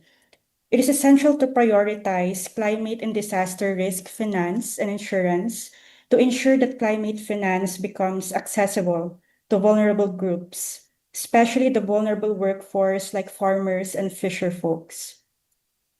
Strengthening early warning systems and anticipatory action will also be critical in enhancing disaster preparedness and enabling more effective responses to the climate crisis. When designed well, climate and disaster risk finance and insurance mechanisms can transform higher risk ventures into opportunities by reducing exposure to climate hazards, managing residual risks, and mobilizing private capital for resilient development. Youth can play a vital role in climate and disaster resilience by helping strengthen early warning systems and supporting community preparedness efforts. My question to the speakers, how can we ensure accountability to climate polluters vis-a-vis balancing access to climate finance of vulnerable countries? That's all. Thank you. Wonderful. Thank you so much, Christine. Let's hold these questions that are coming from the discussants, and we'll have a final round of the speakers at the end. I hope we'll have time for that. Thank you again, Christine. By the way, I should say that Philippines is regarded as leading in many areas at the moment on climate policy, particularly in adaptation. I was at an event just 2 days ago in Belém, and someone said, give an example of a country that's doing exciting things. And the one of the speakers, first thing they said was, so you're doing a great job there. Your voice is extremely important. Let's turn to Sergio Chaparro, the International Coordinator of Desjusticia. And maybe you might just tell us a word, Sergio. I should have asked each of you. You might want to say just one sentence as to what your organization is really working on. Sure, thank you so much. Hi everyone from wherever the world you are joining us. My name is Sergio Chaparro, and I work at Desjusticia, Colombian human rights organization, focused on fighting inequality, advancing human rights across different areas. And we are gathering in a moment where the accelerating climate emergency has exposed a truth we can no longer ignore, and it's that the international financial architecture is fundamentally misaligned with the transformation our planet urgently needs. Countries that want to lead, like Colombia and many others, are constrained not by lack of ambition sometimes, but by global rules that punish climate action instead of enabling it. So, first of all, the debt crisis is directly undermining climate action. Today, 3.3 billion people live in countries where interest payments on external debt exceed public investment in health or education. When governments are forced to divert the scarce resources to service debt, they cannot invest in adaptation, renewable energy, resilient infrastructure, or social protection. Many low and middle income countries now pay 4 to 8 times more to borrow than wealthy nations when trying to rebuild after climate disasters they did not cause. No just transition is possible without faster, deeper, and fairer debt restructuring, and without ending the cycle where climate vulnerability leads to even higher borrowing costs. Second, climate action is impossible without fair and effective international tax rules. A recent assessment shows that 2.6 trillion in urgently needed tax revenue could be raised every year if countries applied a modest 1.7 to 3.5% wealth tax on the richest 0.5% of households, and if governments recover the corporate tax losses through profit shifting into tax havens. These resources could fund renewable grids, forest protection, public transport, and universal social protection without increasing the debt or inequality. This is why advancing a UN Framework Convention on International Tax Cooperation is essential. It gives all countries, not just a few, a voice in designing fair, universal rules to finance the climate transition. These measures should be clear from Belém to Nairobi. And finally, we must move away from investor-state dispute settlement systems that reward fossil fuel companies and penalize climate action. Under current investment treaties, governments fulfilling their Paris Agreement commitments may be liable for up to 340 billion in future claims from oil and gas corporations. This creates a profound regulatory chill. It means that if a country phases out coal, stops granting new oil permits, or protect ecosystems, it might be sued for billions to the very industries perpetuating the climate crisis. No state can pursue an ambitious transition while operating under the threat of financial retaliation for doing the right thing. What we need is clear: debt rules that put human well-being and climate resilience first, tax cooperation that allows countries to mobilize the public revenue needed for transformation, and investment rules that protect climate policy, not fossil fuel profits, as well as genuine policy space for willing countries to carry out a just transition. Reforming international financial architecture is not optional. It's the only way to align global finance with the goals of the Paris Agreement and with climate action in general. Thank you. Thank you very much, Sergio. You were raising some extremely important issues, and your point about the cost of finance is so central. I think it's probably the most important and most difficult issue to address, which is why is it that countries that need funding so much should have to pay such a higher interest rate than those that need it less? And some recent research, which is discussed in Belém, COP30, shows just how unfair it is. It turns out that countries that are most affected by climate change, those in particular that suffer extreme weather events, they then become less creditworthy. And so they pay even more. So first they get hit by climate change, which they didn't cause, and then they have to pay more to borrow because there's a risk premium because those countries are more risky. And it's I think both you and Kumi and others are raising just such incredibly important issues of justice, which must stand at the center of what we're trying to do here. Let's turn to Bengisu Ozeng, who's director of the Sustainable Economics and Finance Association. Thank you, Sir Andrew, for the introduction, and I'd like to also thank previous speakers for their valuable insights. As SEFIA, Sustainable Economics and Finance Association, we are supporting Turkey's transition to low carbon economy, ensuring accelerated energy transition and ambitious climate targets by providing economic and financial insights to inform policies. I would like to say a few words on the rising importance of South-South cooperation and North-South cooperation with regards to climate action in the current state of the world. So previous speakers also mentioned how the climate action is losing its momentum, particularly in the core economies where climate goals are overshadowed by geopolitical tensions, security-driven and competitiveness-focused policies and reactionary populist narratives.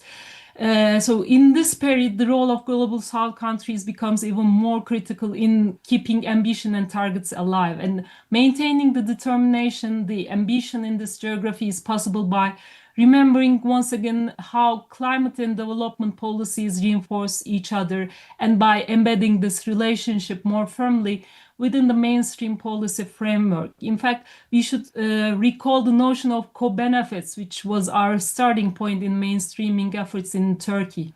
Climate action not only brings us closer to climate targets, it also brings us closer to a more prosperous and more equitable world in both the short and long term. It's possible through climate policies to achieve an economic development model that is resilient, where higher value-added production increases and decent employment opportunities expand and benefits are shared fairly. It is also necessary to discuss this type of economic development approach in special terms, giving more focus to the fossil fuel dependent regions.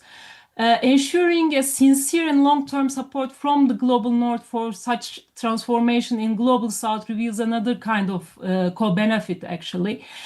Such cooperation can both enable the financing and technology transfer needed by the South for its double goal of transformation and development, and allow the North, in an environment of rising competitiveness, to develop new and more secure supply chains. Through joint production platforms developed within an industrializing South, it becomes possible to create benefits that support both competitiveness and the transition. So thank you very much. Thank you very much indeed, Bengisu. How terrific to see you. You know, as you look, you listen to all these people. I mean, it's a wonderful thing that we can bring people together from, whether it's Philippines and East Asia and China and East Asia, or India, Europe, Africa, Latin America, Colombia, and so on.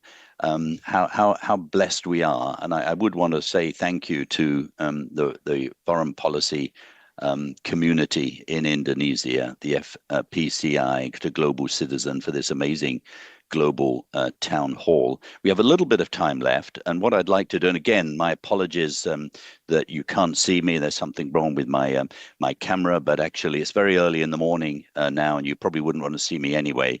I actually flew overnight to a different part of Brazil and didn't get into bed till 3, and so I had to get up at 5:30. So you wouldn't want to see me anyway, but I do apologize for that.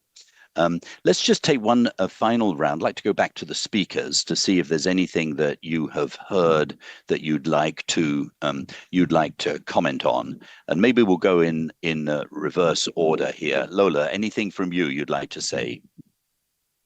Thanks a lot. I think I would just like to echo what many have said about the importance of joint partnerships and finance, including from Europe, playing a major role. I think clearly in the challenging geopolitical context that we're in, it takes the determination of hope to continue crafting those partnerships, but I think we have no other choice. And definitely, I think that there are some useful conversations happening in Belém, including how do we target more funding specifically for adaptation, which I think needs to receive more airtime and is starting to become pushed. But also, as Sergio has said, we can find definitely sources and there are solutions, including, the European Climate Foundation holds the Secretariat for the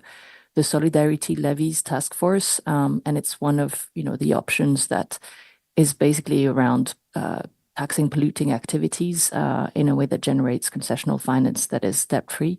So just encouraging and supporting other messages that there are solutions, and we need to bring courage to these discussions to meet the challenge of the day.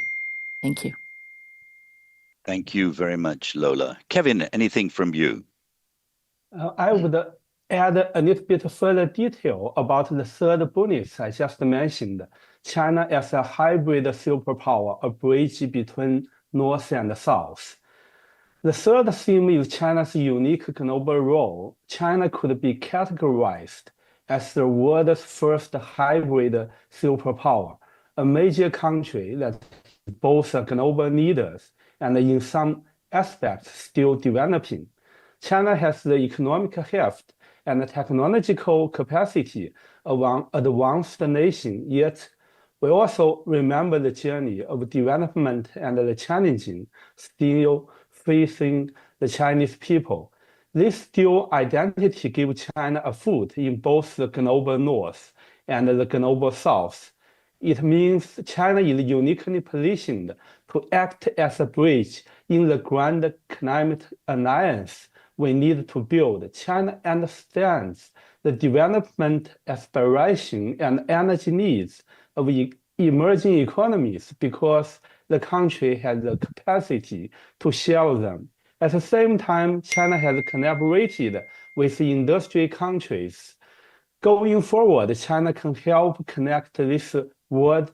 So for further detail, please see my paper published with the Center on Global Policy at Columbia University. Thank you very much for your attention. Thank you very much indeed. Could we come back to sort of the fundamental issue as we turn now to Kumi and Anuradha? You know, this is a time when we need real bold action. Do you feel that there is any prospect right now? We are obviously in a time of incredible political complexity. Multilateralism is under huge threat. And do you feel that a time of crisis provides an opportunity of doing things that actually seemed impossible before? Or do you think that it makes it just much more difficult? Let's turn to you, Kumi, because you've been in this space so long. Are you weary, or are you feeling maybe there is an opportunity now? Thank you, Andrew, for this important question. You know, the Chinese taught us a long time ago that the same character for crisis is the same character for opportunity, right? And so the challenge for us is, how do we firstly not kid ourselves that we are not in the place that we need to be? We can tell no lies and claim no easy victories if we are going to come up with the real solutions to a very difficult reality that humanity finds itself in. So, you know, in this COP, for example, we keep talking about keeping things below 1.5, and nobody is willing to say loud and clearly that we are actually almost at 1.5 already, right? There's a bit of a cognitive dissonance and a denial of reality about where the conversation is. Secondly, Andrew, I was very pleased that you pointed out the fact that the over presence here of the fossil fuel industry. Just for those of you who didn't see the statistic, a report came out yesterday saying that for every 25 delegates, there's one person from the fossil fuel industry. So we're talking about in excess of thousands, couple hundred. You know, that's as absurd as Alcoholics Anonymous holding a global conference, and the largest delegation to the conference is the alcoholic industry. Because what it is we are trying to do here is to get off our addiction to the fossil fuels. Now, we do not, you know, Archbishop Desmond Tutu used to say, I'm not an optimist, I'm a prisoner of hope. And I think we don't have any option but to be hopeful. And where are the hopeful signs right now? So the one thing is, we are seeing countries, as Sergio pointed out, like Colombia, small island states in the Pacific and the Caribbean and so on, saying we need to step forward and we need to not let the lack of delivery often seen at COPs hold us back. So I just want to close on that point of multilateralism that Andrew mentioned is under threat. Sometimes the best way, you know, to respond to a crisis, they say attack is the best form of defense. And therefore, some of you might have questions, well, how is it in this moment of multilateralism being attacked, can we be talking about a new legal instrument like a fossil fuel non-proliferation treaty? So let me just take you through this, because this is a little bit of a optimistic vision that we have, right? So firstly, in April next year, we will have a first international diplomatic conference on the phase out of fossil fuels. We hope to take into that conference a strong statement, at least out of this COP, which recognizes an agreement, a broad agreement that we have to phase out and phase out as fast as possible. Secondly, we then need to start the conversations around what might that treaty look like? Given what we right now know, right, there should not be any more fresh investments in new fossil fuel projects. It just doesn't make sense. It's just pouring fuel on the fire. And so the treaty would try to get an agreement that no new fresh resources into fossil fuel investment. The second then is to figure out what would be a sensible, fast though, and fair and funded phase out. And the good news is that even in countries like the United States, where at the national level we have climate denialism, what we see is the states of California, Hawaii, and Maine, for example, have endorsed the treaty. About 30 cities have done so. And we are seeing cities and subnational governments around the world, whether the national government's on board or not, are pushing for movement in this direction. We are seeing a level of civil society support for this that's unprecedented. We're seeing the faith community actively involved and so on. So at the end of the day, we cannot change the science. All we can change is political will. And political will, thankfully, is a renewable resource in the sense that we can vote people out of power or generate political pressure. I just want to end with saying that, there have been at least two very important signs recently. And the world's highest court, the ICJ, tackling the world's biggest problem, climate change, ruled very strongly that governments can be held accountable for failing to address the phase out from fossil fuels, that fossil fuel companies can be held accountable and so on. And bear in mind that even before this ICJ ruling, we were winning court cases in many jurisdictions around the world, both in the global north and global south. This ICJ ruling, I predict, will give us a bit more traction in the courts, and hopefully the courts become quite an important site of struggle in pushing things forward. The second is the IUCN, the world's largest multi-stakeholder body, just a couple of weeks ago, adopted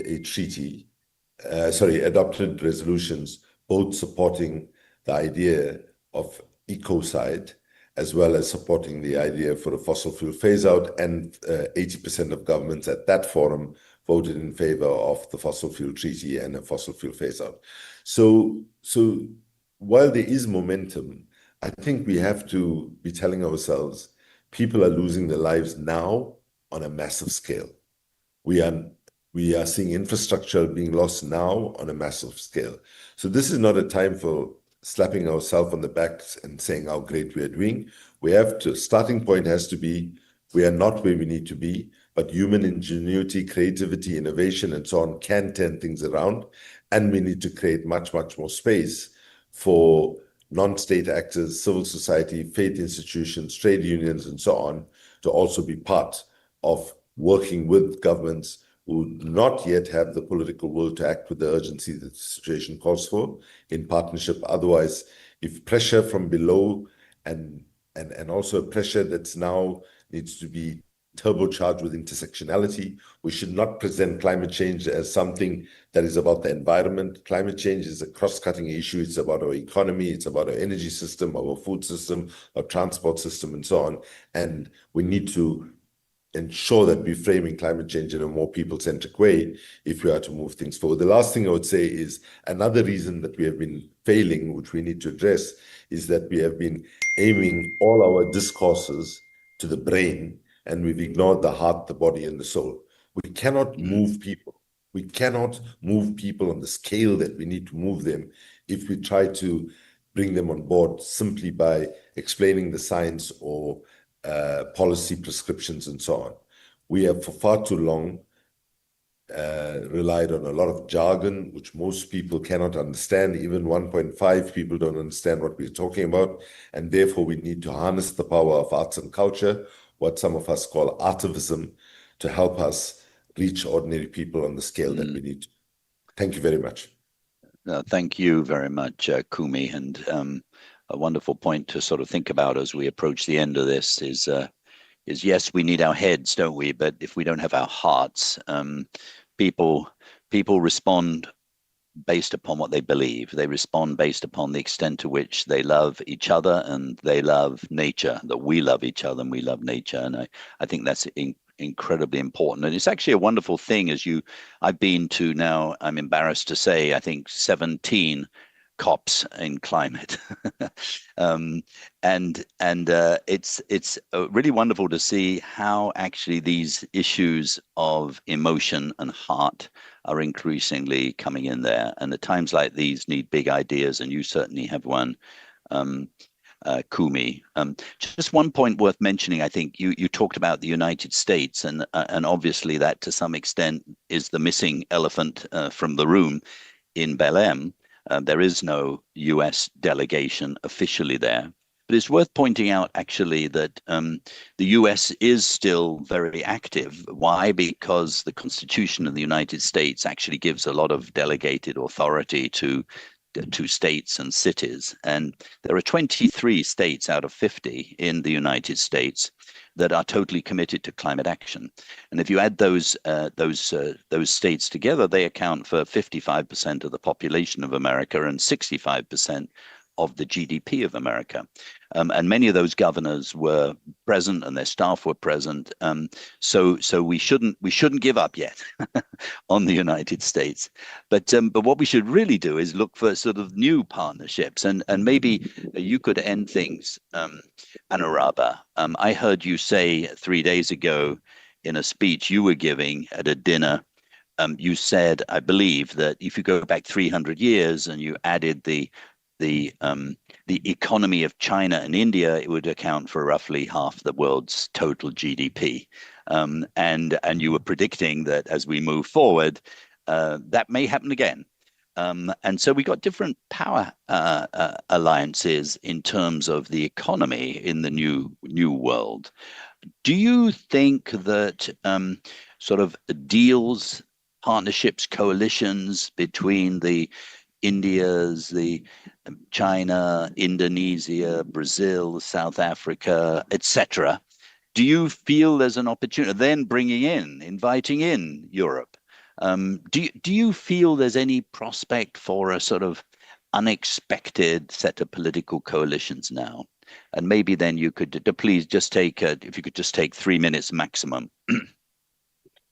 Thank you, Andrew. And first of all, my thanks to everyone here who's offered very not just sober analysis, but also inspiring ideas. I think some of the ideas that came up on adaptation finance and on global taxation and reform of public finance, those are the kinds of things that we have to certainly consider, whether we are advanced economies or developing countries.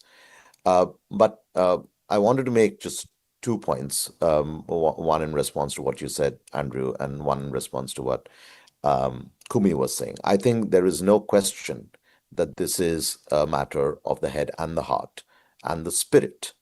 We at CEW, produced India's Solar Anthem, which was released by the Renewables Energy Minister last year. We created the first Art and Climate Fellowship, which will have its 3rd edition this year.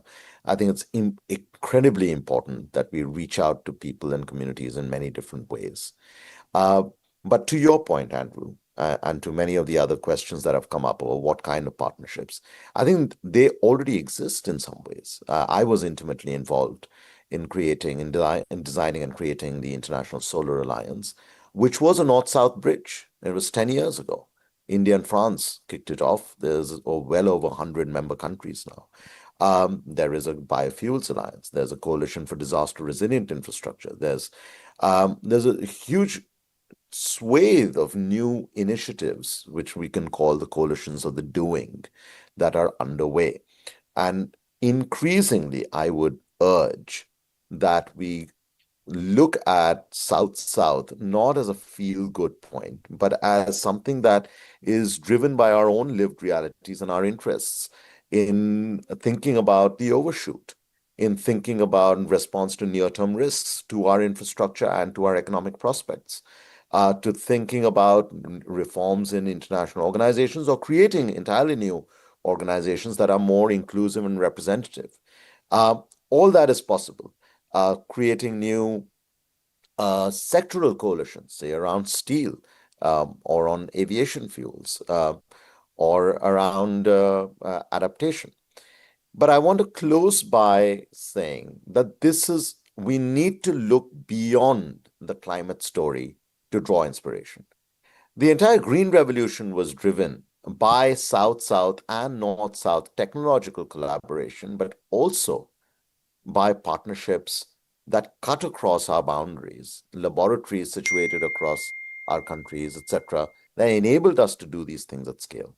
Just a few years ago, when the pandemic happened, we had a laboratory in Oxford working, we had a factory in India working, collaborating and creating billions of vaccines. And then India offered 300 million doses of those vaccines to low-income countries, often well before all Indians were vaccinated.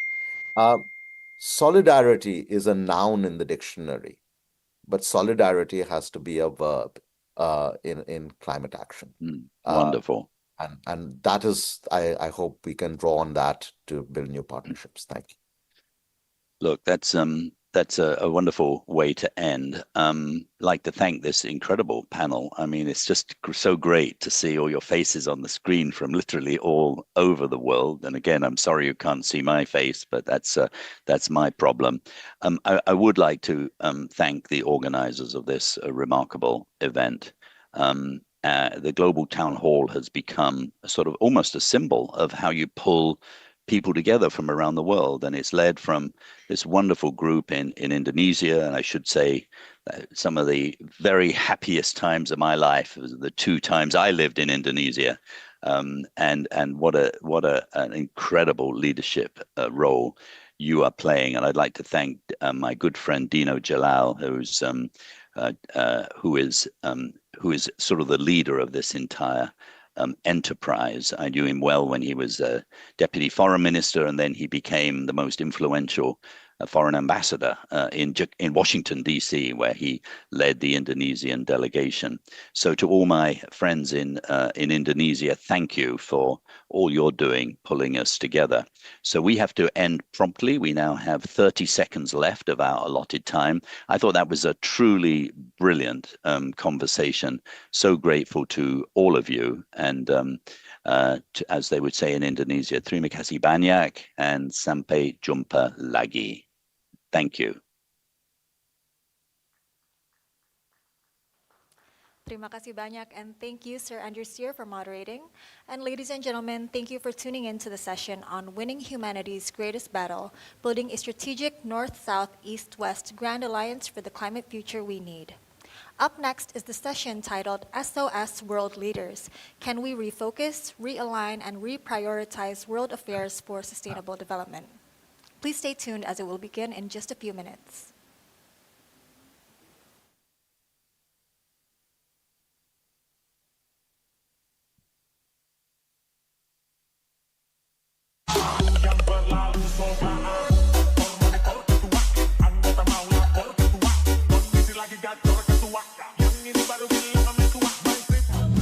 Saya Pramono Anung, Gubernur Jakarta, sebagai pembaca setia Rakyat Merdeka. Semoga Rakyat Merdeka dipercaya oleh publik, semakin bersinar, semakin menyala, dan semakin mendapatkan hati di masyarakat, terutama masyarakat Jakarta. Surat kabar Rakyat Merdeka telah konsisten menghadirkan berbagai informasi yang aktual, objektif, dan berkualitas bagi masyarakat di seluruh penjuru negeri.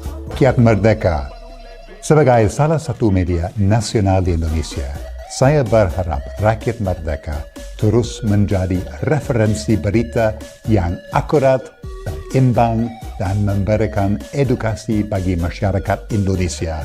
Rakyat Merdeka selama ini telah menjadi salah satu sumber informasi dan rujukan penting beragam berita politik dan ekonomi nasional maupun internasional.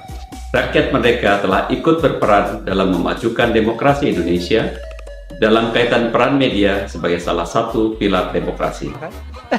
I love Rakyat Merdeka. Itu dia. Thank you. Kalau pagi itu bangunnya udah ada di depan tuh, Rakyat Merdeka. Ya, udah.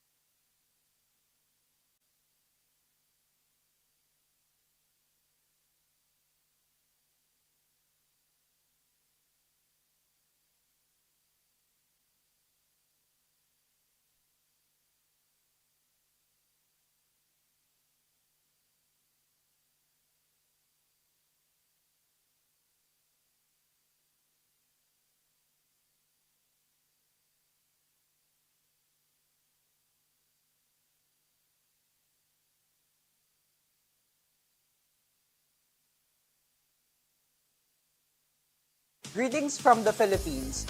The old order trembles under the weight of new forces, emerging leaderships, shifting alliances, and restless publics demanding change. The world we inhabit is no longer merely VUCA. It has become BANI, brittle, anxious, non-linear, and sometimes incomprehensible. The future we need cannot be dictated by power alone. It must be authored through dialogue, humility, and courage. The courage to see humanity not as a competition, but as a collaboration in progress. If this is indeed a moment of transition, then let it also be a moment of becoming. A time when imagination leads policy and conscience shapes leadership.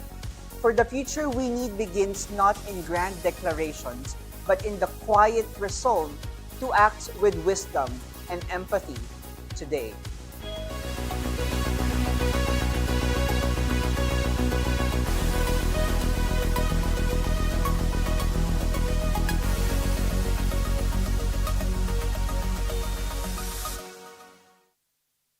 The future we need is the future when the interests of the state, civil society, and separate individuals are all balanced in the best possible way and to the highest possible extent, both in the time of the peace and in the time of the war, especially in the time of the war.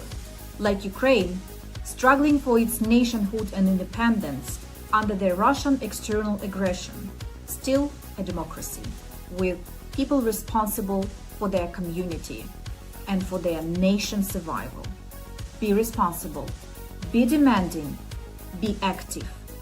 Do what you can do on the level you are able to deliver some functions beneficial not just for yourself, but for your community, for your state, for your nation. That's the receipt for the future we need.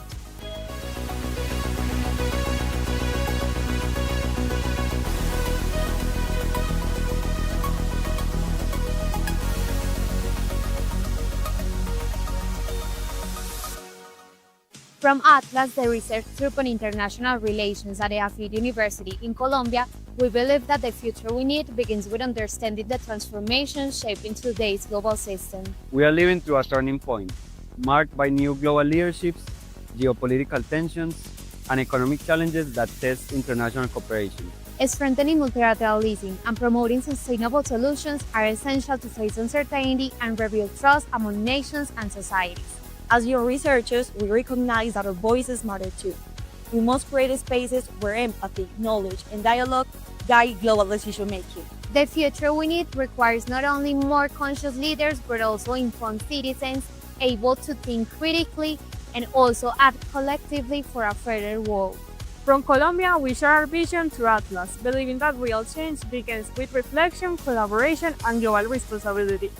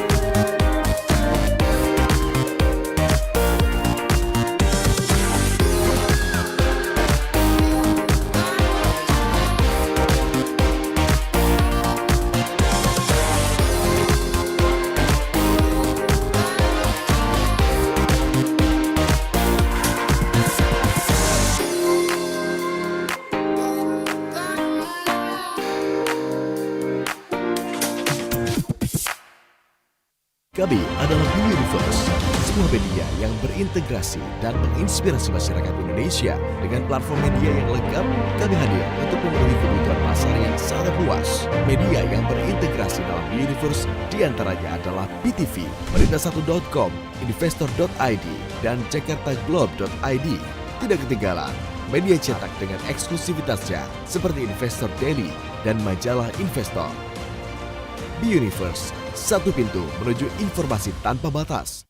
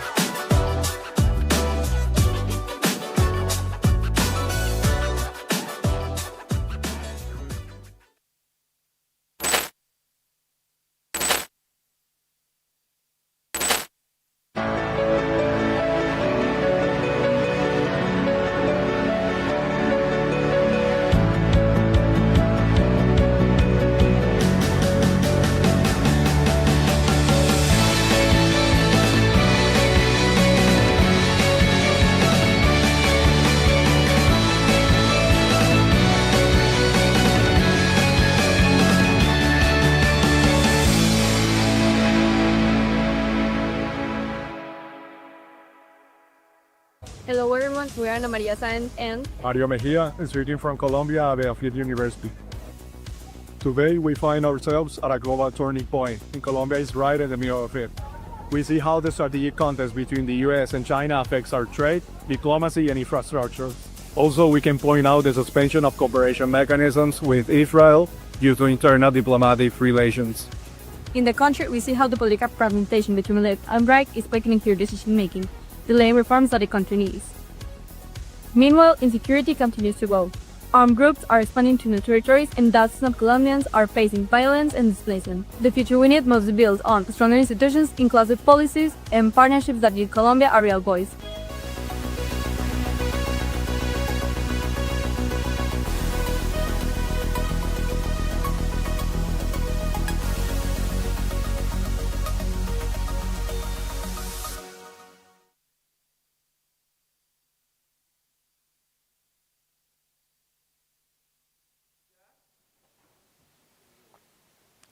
Ladies and gentlemen, welcome back to the Global Town Hall 2025, The Future We Need. We are now 6 hours in, and so we have reached the halfway point of today's conference. 4 more sessions await, so if you can, we invite you to please stay with us until the end. Throughout the program, QR codes will appear on your screens. We encourage you to scan these codes to take action and be part of global solutions, whether by signing petitions, supporting several of the programs that Global Citizen is spearheading, or learning more about the issues discussed today at the Global Town Hall. Throughout the rest of the day, feel free to share your moments with us from this event by mentioning at FPC Indo, at GLBLCTZN, and at Global Town Hall on your social media posts. We will now begin Session 5, SOS World Leaders. Can we refocus, realign, and reprioritize world affairs for sustainable development? Please welcome the moderator, Michael Vatikiotis, Senior Advisor at the Center for Humanitarian Dialogue.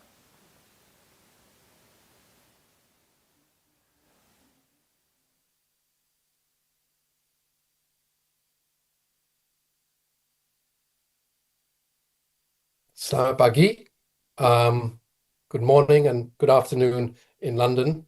I'm Michael Vatikiotis.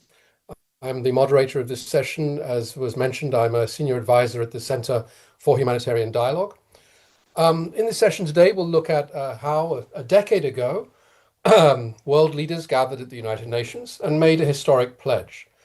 A pledge to leave no one behind and to transform our world by 2030. We are now at 2025, and with only 5 years remaining, progress towards that vision remains far behind expectations. We see escalating conflicts, geopolitical rivalries, trade wars, and overlapping humanitarian crises that have diverted attention and weakened the collective momentum and resolve behind the Sustainable Development Goals, otherwise known for short as the SDGs. The very platform these were incubated in is also under threat, the United Nations, in terms of funding and in terms of relevance. SDG financing is on shaky ground. The UN estimates that more than $5 trillion a year will be needed to achieve the SDGs targets by 2030, which cannot all come from governments. Heavy reliance on a few big donors makes progress vulnerable, as shown by the suspension this year of USAID's demographic and health surveys, which disrupted data for 39 indicators of the SDGs in health, gender, and nutrition. Other programs that address human security are also under threat as funding dries up and the political will shrinks. This year's Conference on Environmental Change, the COP, barely got any coverage at all. And today, in this session, we will ask how the world can reprioritize its commitments to sustainable development in the face of these intensifying global challenges. The discussion will highlight urgent imperatives, eradicating poverty, strengthening inclusive governance, accelerating the energy transition, and building resilience, while ensuring that the most vulnerable and marginalized remain at the center of the development agenda. For in the end, the SDGs must not be seen as an afterthought, nor must they be abandoned, for they are a common project that protects and unites humanity. So today we have an excellent panel of speakers and a group of discussants. I'll just briefly introduce the speakers. Dima Al-Khatib is the director of the United Nations Office for South-South Cooperation. She's coming to us from New York. Dr. Obiageli Eskewasili is founder and president of Human Capital Africa and is in Abuja in Nigeria. And then last but not least, Gita Wirwan. Gita Wirwan is the author of What It Takes, Southeast Asia, a journey in bringing Southeast Asia to the core of global consciousness. So I want to start, Gita, with you, if I may. According to one of the major problems in terms of spending on SDGs is the rapid increase in military spending, which is diverting spending from other things. According to SIPRI, the Stockholm Institute of Peace, global military spending reached $2.7 trillion last year. So as these defense budgets soar and everyone's being forced to spend more on defense, the SDG targets with the funding gap for SDGs is growing and growing.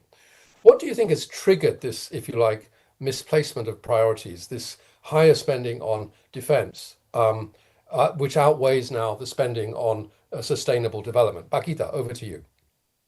Thank you, Michael. I want to just thank the organizing committee for putting me on this great panel with people I have a lot of respect for. I think there are two major observations in my view, which might explain what you alluded to just now. The first is how the world has gotten into this habit of being comfortable with equating algorithmic amplification with democracy. And this, I think, has driven a widening wedge between public opinion and policy making, as manifested in not just the developed economies, but also developing and underdeveloped economies, where we seem to have a widening gap or wedge, call it divorce between policy and public opinion, and the ability of certain groups to just be able to continue co-opting the way we're supposed to be democratizing. Now, I think at a more structural level, this could be explained by rising inequalities as they relate to whether it's wealth, income, opportunities, or even rising centripetalism as manifested in, economic growth of primary cities at a much higher rate than that of secondary cities, much less little towns and villages. And this is not uniquely in a certain type of economies, but it's quite pervasively within the developed, developing, and underdeveloped. So that's the first, I think, observation which could explain why there might have been a misallocation of resource for sustainable development goals purposes. The second, I can be a bit more specific as it relates to energy transition, which I think hasn't had the kind of realism that it needs to have from a narrative standpoint, much less execution standpoint. We, I think, do not recognize the gap or the huge gap between the affordability for most parts of humanity, call it the global south, which represents about 84% of humanity from a population and collective GDP standpoint, at about 5 cents per kilowatt, whereas most of the renewable energies, can only be procured at a cost at a minimum of around 15 cents. Until today, I think it's not happening to the scale and speed that we would have hoped for, not because of lack of technological capital, but it's mainly because of the lack of economic capital or lack of money or lack of economics. Now, it's a bit of a mockery in the sense that, we're witnessing the accumulation of massive liquidity around the world, particularly in the West, in the context of more than $140 trillion worth of M2 or money supply or liquidity that's not being diversified out, even on the back of rising risk premiums in many developed economies because of two structural reasons. The first one is really the lack of rule of law in most parts of the world that hasn't been able to allow for economic capital allocation to happen in a much more robust manner. And the second is what I think relates to the difference between uncertainties and risks. Uncertainties are unknown unknowns, whereas risks are actually known unknowns, things that can be quantified, priced, measured, and predicted. And unfortunately, most parts of the the global south or the developing economies do not have the ability to translate from uncertainties to risk to the extent that they're not able to attract the necessary capital formation so that they can usher this energy transition narrative, which should have been done in a much more robust manner. I do believe going forward, I think the recognition and implementation of policies which could lead up to a much better or more robust rule of law will help in capital formation. And secondarily, of course, the investment in STEM, which will allow the citizenry to translate better from uncertainties to risks, will allow for much more robust economic capital allocation that will help us in ushering the narrative of sustainability. Thank you, Pak Gita. Dr. Obi, what's your view on this transition away from spending on the SDGs towards spending in other less development oriented areas? You have to unmute. You're on mute, Dr. Obi. Yes, thank you so very much. Gita, what a pleasure to see you across the seas. Likewise, Obi. Classmate. Okay, so thank you so much, Michael, and hello to the speakers and co-panelists. I think that my number one point really builds on substantially a lot of what Gita was saying. And my number one point is that the trigger was that the citizens of the world looked away from their democracies, simply just looked away. And so it was very easy for the market and politics to enter into an incestuous relationship, literally, that has produced the kind of outcome that we see today. And so the vanishing space of citizens' engagement in democracy allowed the capture of democracies by the market and the politicians. So that's important to note, because we are in a global town hall of citizens, and it's important that citizens should take accountability for what we see today. And when I say citizens, I don't entirely, apportion the blames to the ones with political illiteracy. I am talking about the enlightened middle class of our societies that simply voted away from being the ones with the requisite knowledge to engage democracies and to ensure that the purpose of government is served. That's my number one point. My second point on the question that you asked is that when you think of a world where guns are chosen over people, where you have 2.7 or whatever that figure you quoted, the CIPRI figure of 2.7 trillion, highest recorded in history, comparing to a 4 trillion financing gap for the SDGs. And yet, every time that there's been a summit, the same leaders gather and make vacuous commitments to the matters of the SDGs. How is that possible? It is possible because most of the spenders are actually the ones that populate the Security Council. And so, in a world where we're facing reality and being guided by data, if most of the spending that has escalated the defense budgets being done by mostly the countries that control the levers of decision making, we shouldn't be surprised. Misaligned incentives for the world is okay for those who are at the top of decision making. So we need to look at the highest military budgets that dominate the UN Security Council and G20, and how that is shaping our global priorities. Number three is that the world treats development as though it were charity, and yet development isn't charity. The development is important as a collective investment for a stable world. We need a different mindset about development.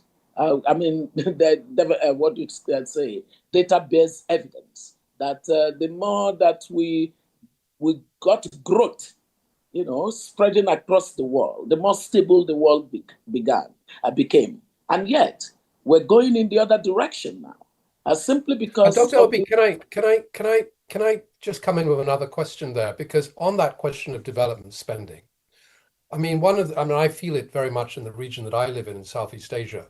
The disappearance of some of the key global spenders on development, USAID programs have been completely collapsed by the United States. And we see other major countries in the North also reprioritizing their development spending. Where do you think the new sources for financing would come for development?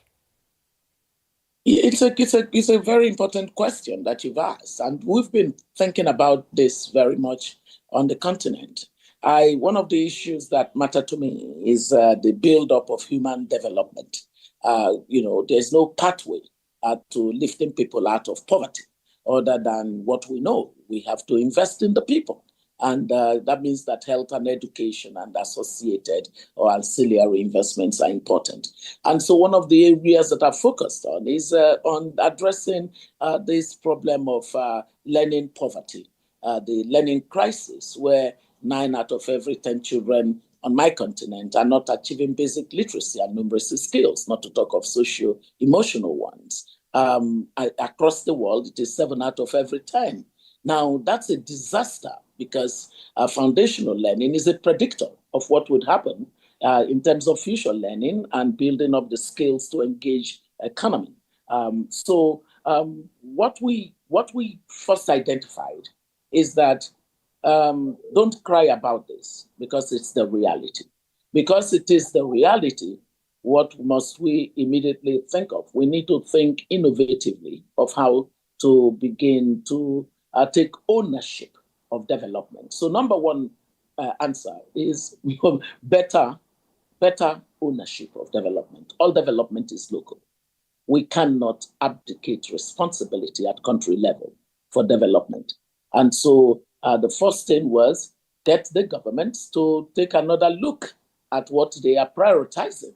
We're talking about global priorities. We should start with local priorities. If you've got a capture of the public budget by just a bunch of politicians, what do you think would happen? They would allocate to the things that matter to them. So we've got to engage public budgets and ensure that public budgets are doing better for citizens. That's one. Number two is that we started building coalition around this agenda through Africa CEOs Coalition, meaning all of you people running the best of companies and showing bottom lines, you got to enter the development space now differently. We started bringing in the African philanthropies, and we said to them, you know what, this space is being withdrawn from. You've got to step in and step up and do better. And then we began to talk about the necessity for understanding partnership as a currency.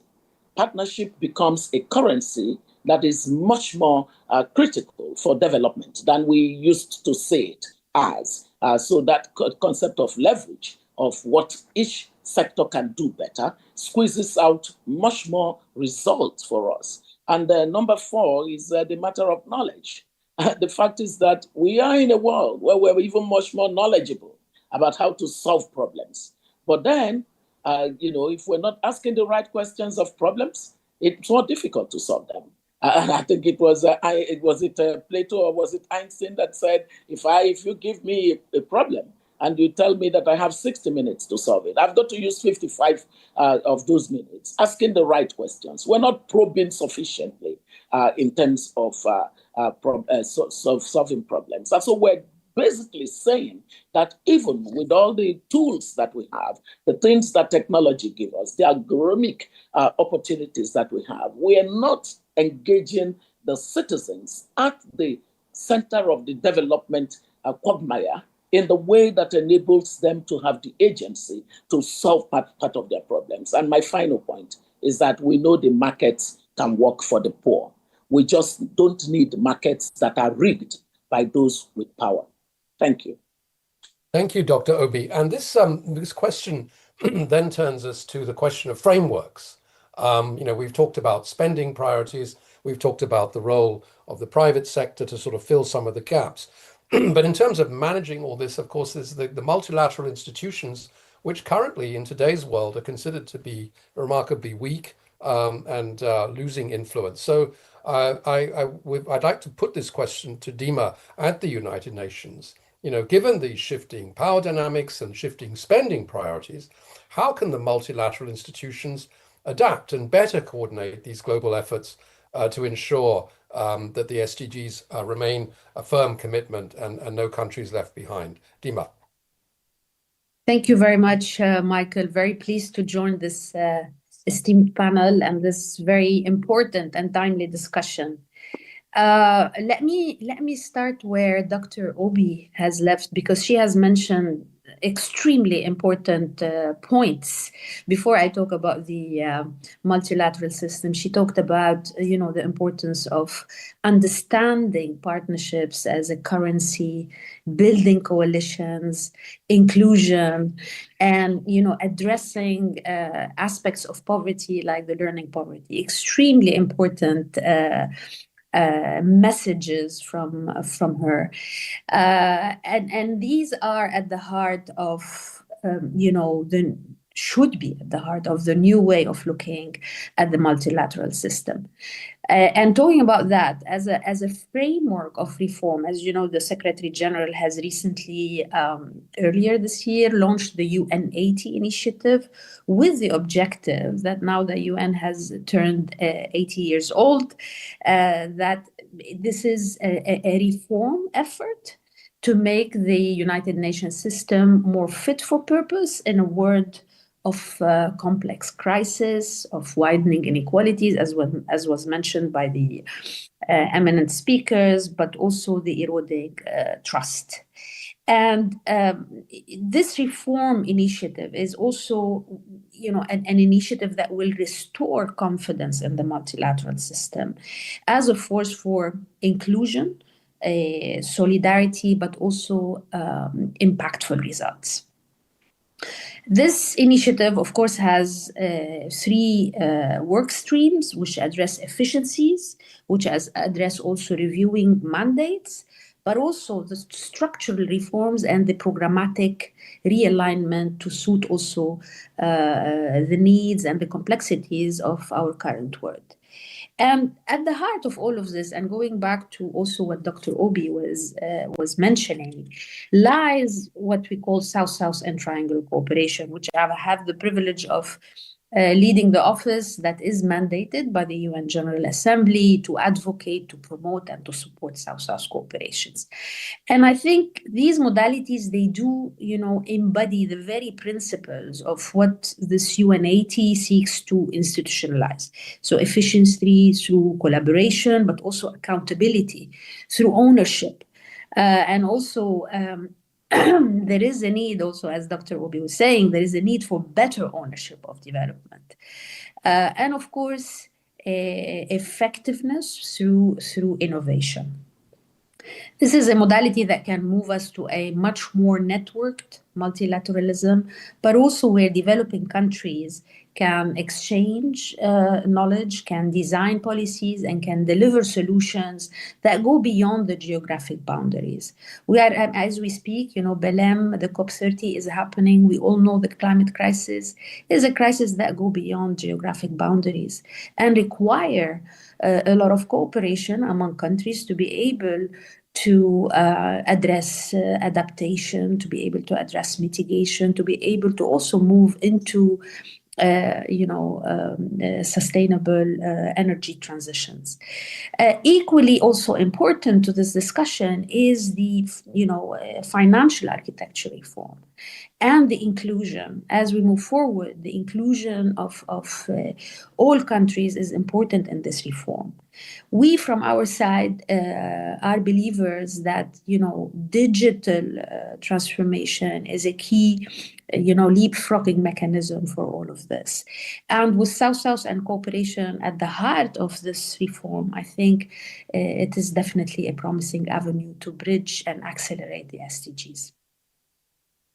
Thank you, Dima. I mean, Gita, if I may come to you, one of the criticisms, of course, is that there is too much vagueness in the SDGs, and there needs to be more sort of direct and, if you like, more precise, perhaps, policy prescription in them.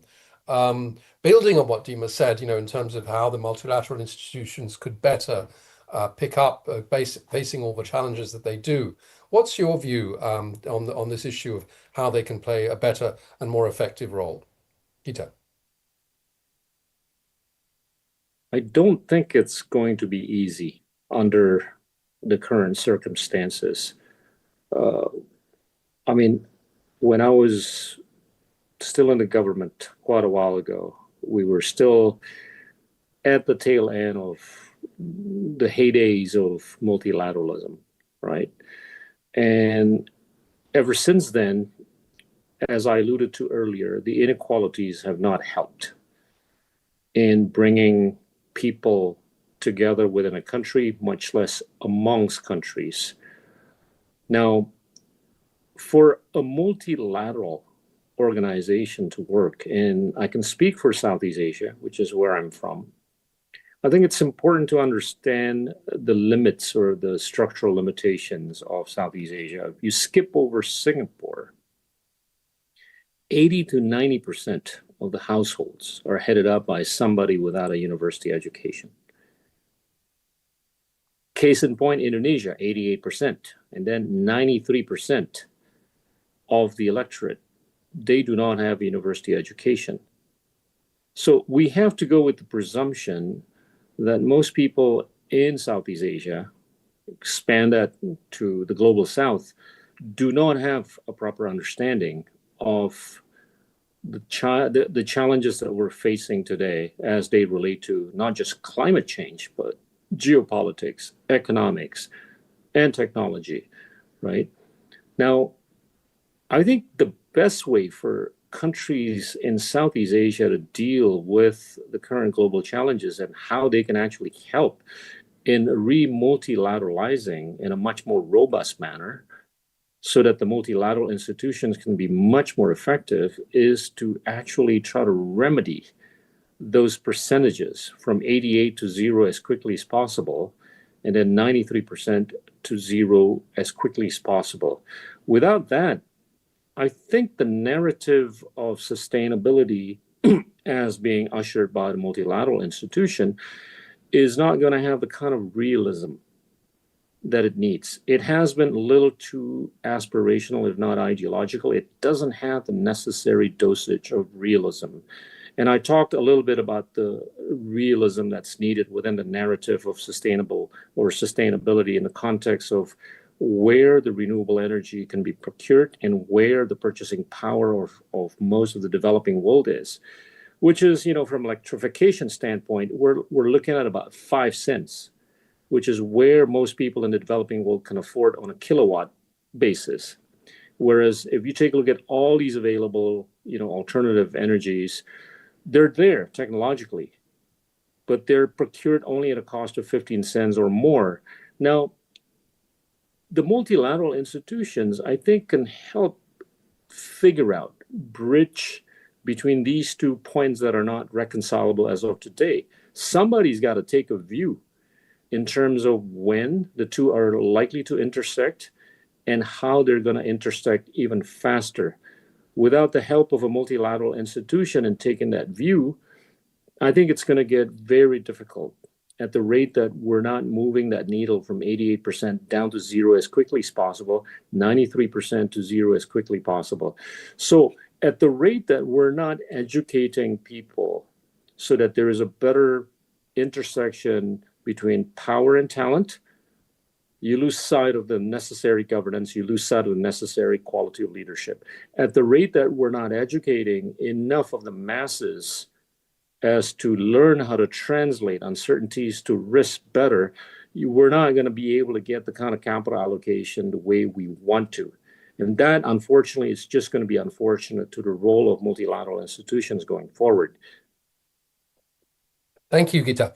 Looking ahead at the challenges that we face, Dima, you mentioned something that really caught my attention, which is the increasing need to sort of look at networked solutions or networked, strategies, rather than sort of relying on the pillars approach, which I think has been hitherto the way we've looked at things, and these networks, of course, are shifting. I mean, we can talk about it in the context of the global South. We can talk about it in the context of relationships between the different regions of the world that are largely being driven now by trade corridors, by connectivity. And so I'm very interested to hear from you in terms of the challenges that we now face for the future in terms of maintaining sustainable development as a priority. How you feel these sort of innovative ways, or as you put it earlier, but these new ways of looking at how the world is connecting can help. Dima. Thank you, Michael. I mean, this is a compounded question, right? It definitely requires much more time to dwell on every aspect. But let me focus on a few elements.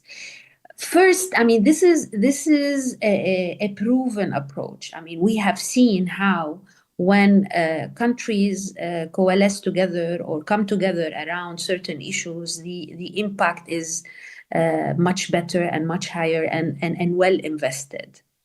I think I don't want to call it a shift in narrative, but I think as we move forward with the traditional thinking of support to sustainable development and the traditional way of rather vertical support needs to be moving forward, balanced by countries coming together, whether around thematic areas of collaboration or whether cross-regional. We have seen also that, with several initiatives such as the ASEAN, the CELAC, in the case of Africa, the trade agreement that brings African countries together. All of this have brought much more effective results when it comes to, lasting sustainable development. But I do also agree with the previous speakers, the investment in education, the investment in social protection, the investment in issues such as climate security. These are also foundationals and also needs much more proactive action by the countries, whether individually or collectively. Otherwise, it would be a one-off, right?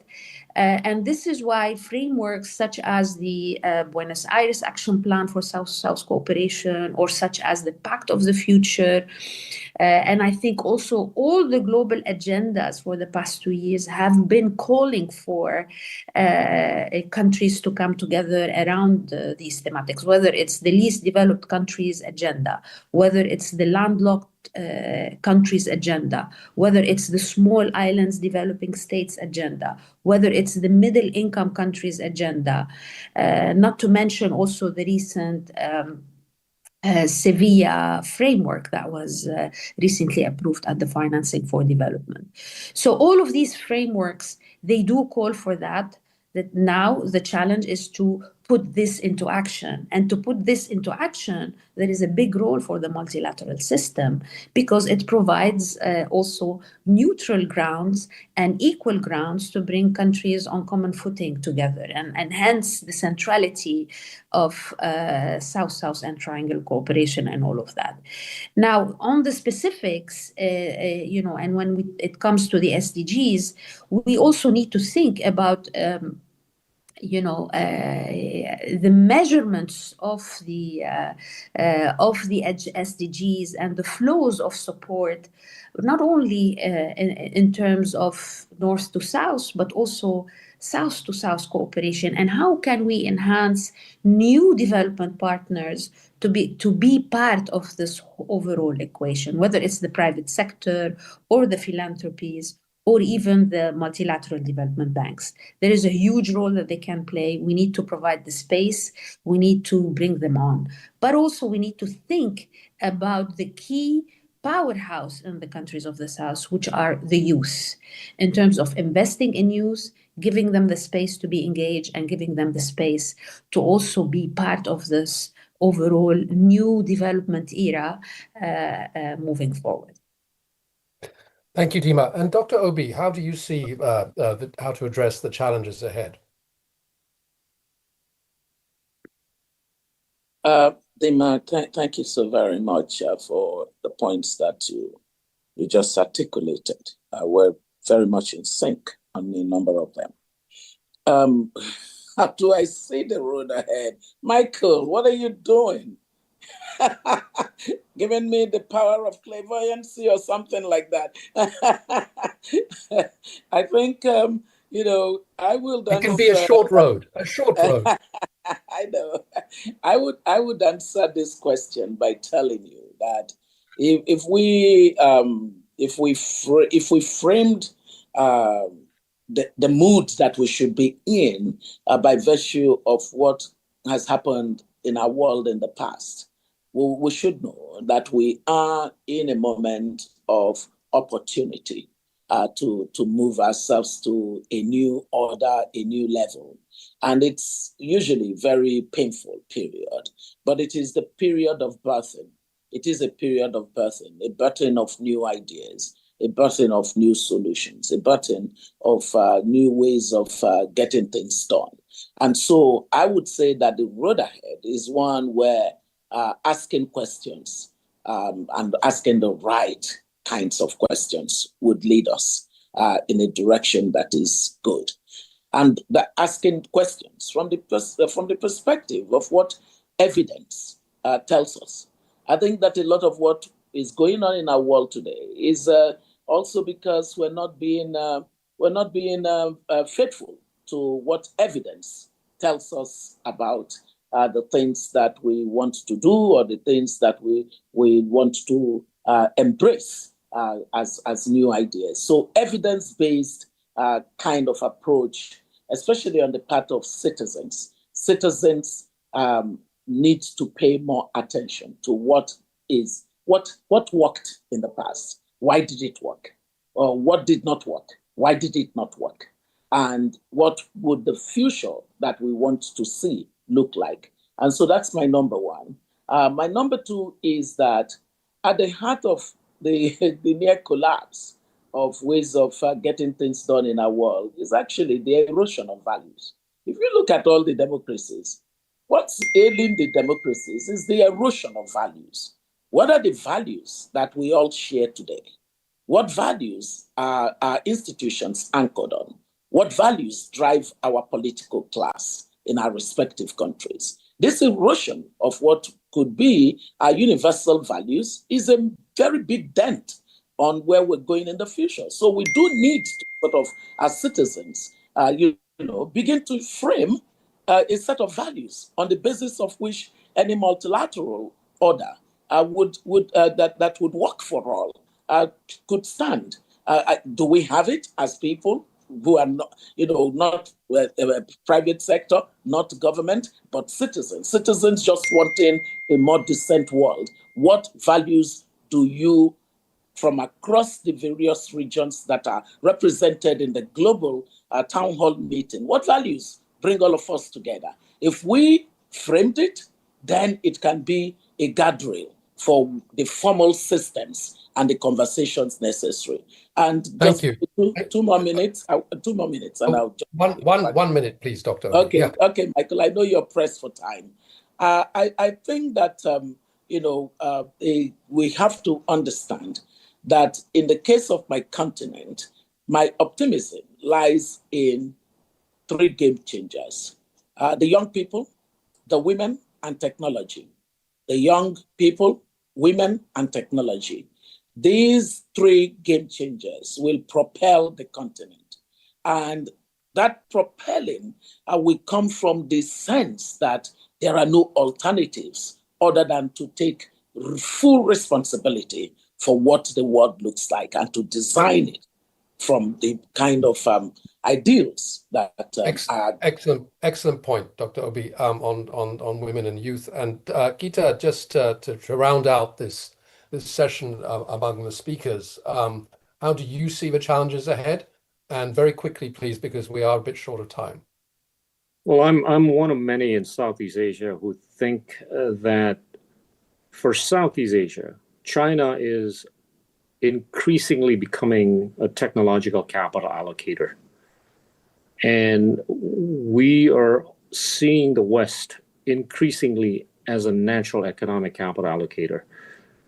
Technological capital and economic capital are needed for SDGs, for the fulfillment of SDGs. As much as this technological capital and this economic capital would have to be democratized to Southeast Asia, I think there is a limit as to the extent to which both kinds of capital are likely to be democratized.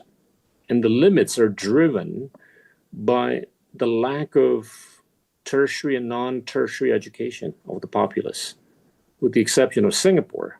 And this, I think, correlates with the inability or the difficulty to find the right optimal point of intersection between power and talent at the governance and at the leadership level. This is, I think, structural. This will stay on for quite a while. The second is what I alluded to earlier, is the lack of translational capability. This is where I think multilateral institutions could help accelerate in terms of being translational so that there is more capital allocation But I do believe that at a much more structural level is really relooking at ASEAN differently going forward as a regional organization with less principle of subsidiarity. The principle of non-interference, I think, is going to be it's going to cause more challenges to Southeast Asia. To the extent that ASEAN does not interfere, particularly with respect to reducing the educational attainment divergence, I think Southeast Asia is going to be even more exposed to global challenges as they relate to geopolitics, economics, climate change, and technology. At the rate that some countries are earning $2,000 per capita per year, whereas Singapore is earning $91,000 per capita per year, that divergence is going to further widen at the rate that we're not remedying the pre-existing educational attainment divergence.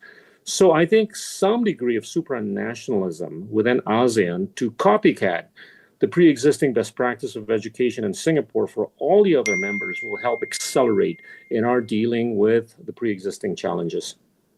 Thank you, Bagita. And, this discussion, I think, has brought out a couple of very interesting points. And we're going to move now to the broader discussion with discussants. But I very much like your point, Gita, because I think it reminds me that, I come full circle. I mean, 40 years ago, when I moved to Southeast Asia, some of these development issues were front and center. And then there was a sort of period of prosperity where we kind of neglected them.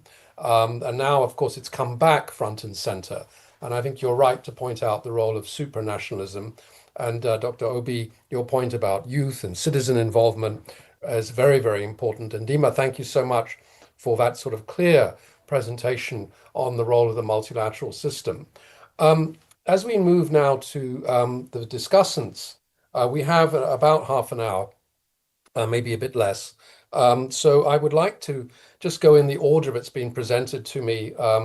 And that starts at the moment with Professor Indrajit Roy.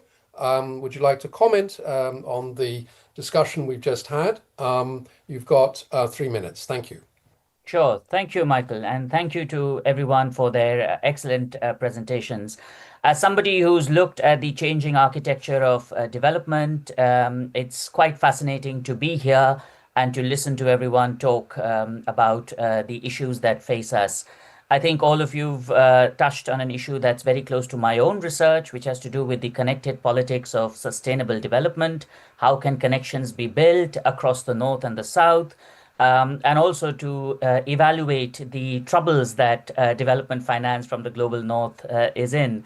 I think there is very much the phenomenon of elite revolt, as it were, that's going on, where the richest people in the world are refusing to, stand by others. But I think there is a lot in there that points to the emergence of what some of us, especially working on Southeast Asia, have called a multiplex world order, where it's not just great power competition that we are seeing, but also the opportunities that emerge for multiple other actors, including regional bodies, including non-governmental actors, to actually make a difference. So I thought there was a lot in there that spoke to issues of global concern. 3 questions to anyone in the panel who would sort of really like to take them up.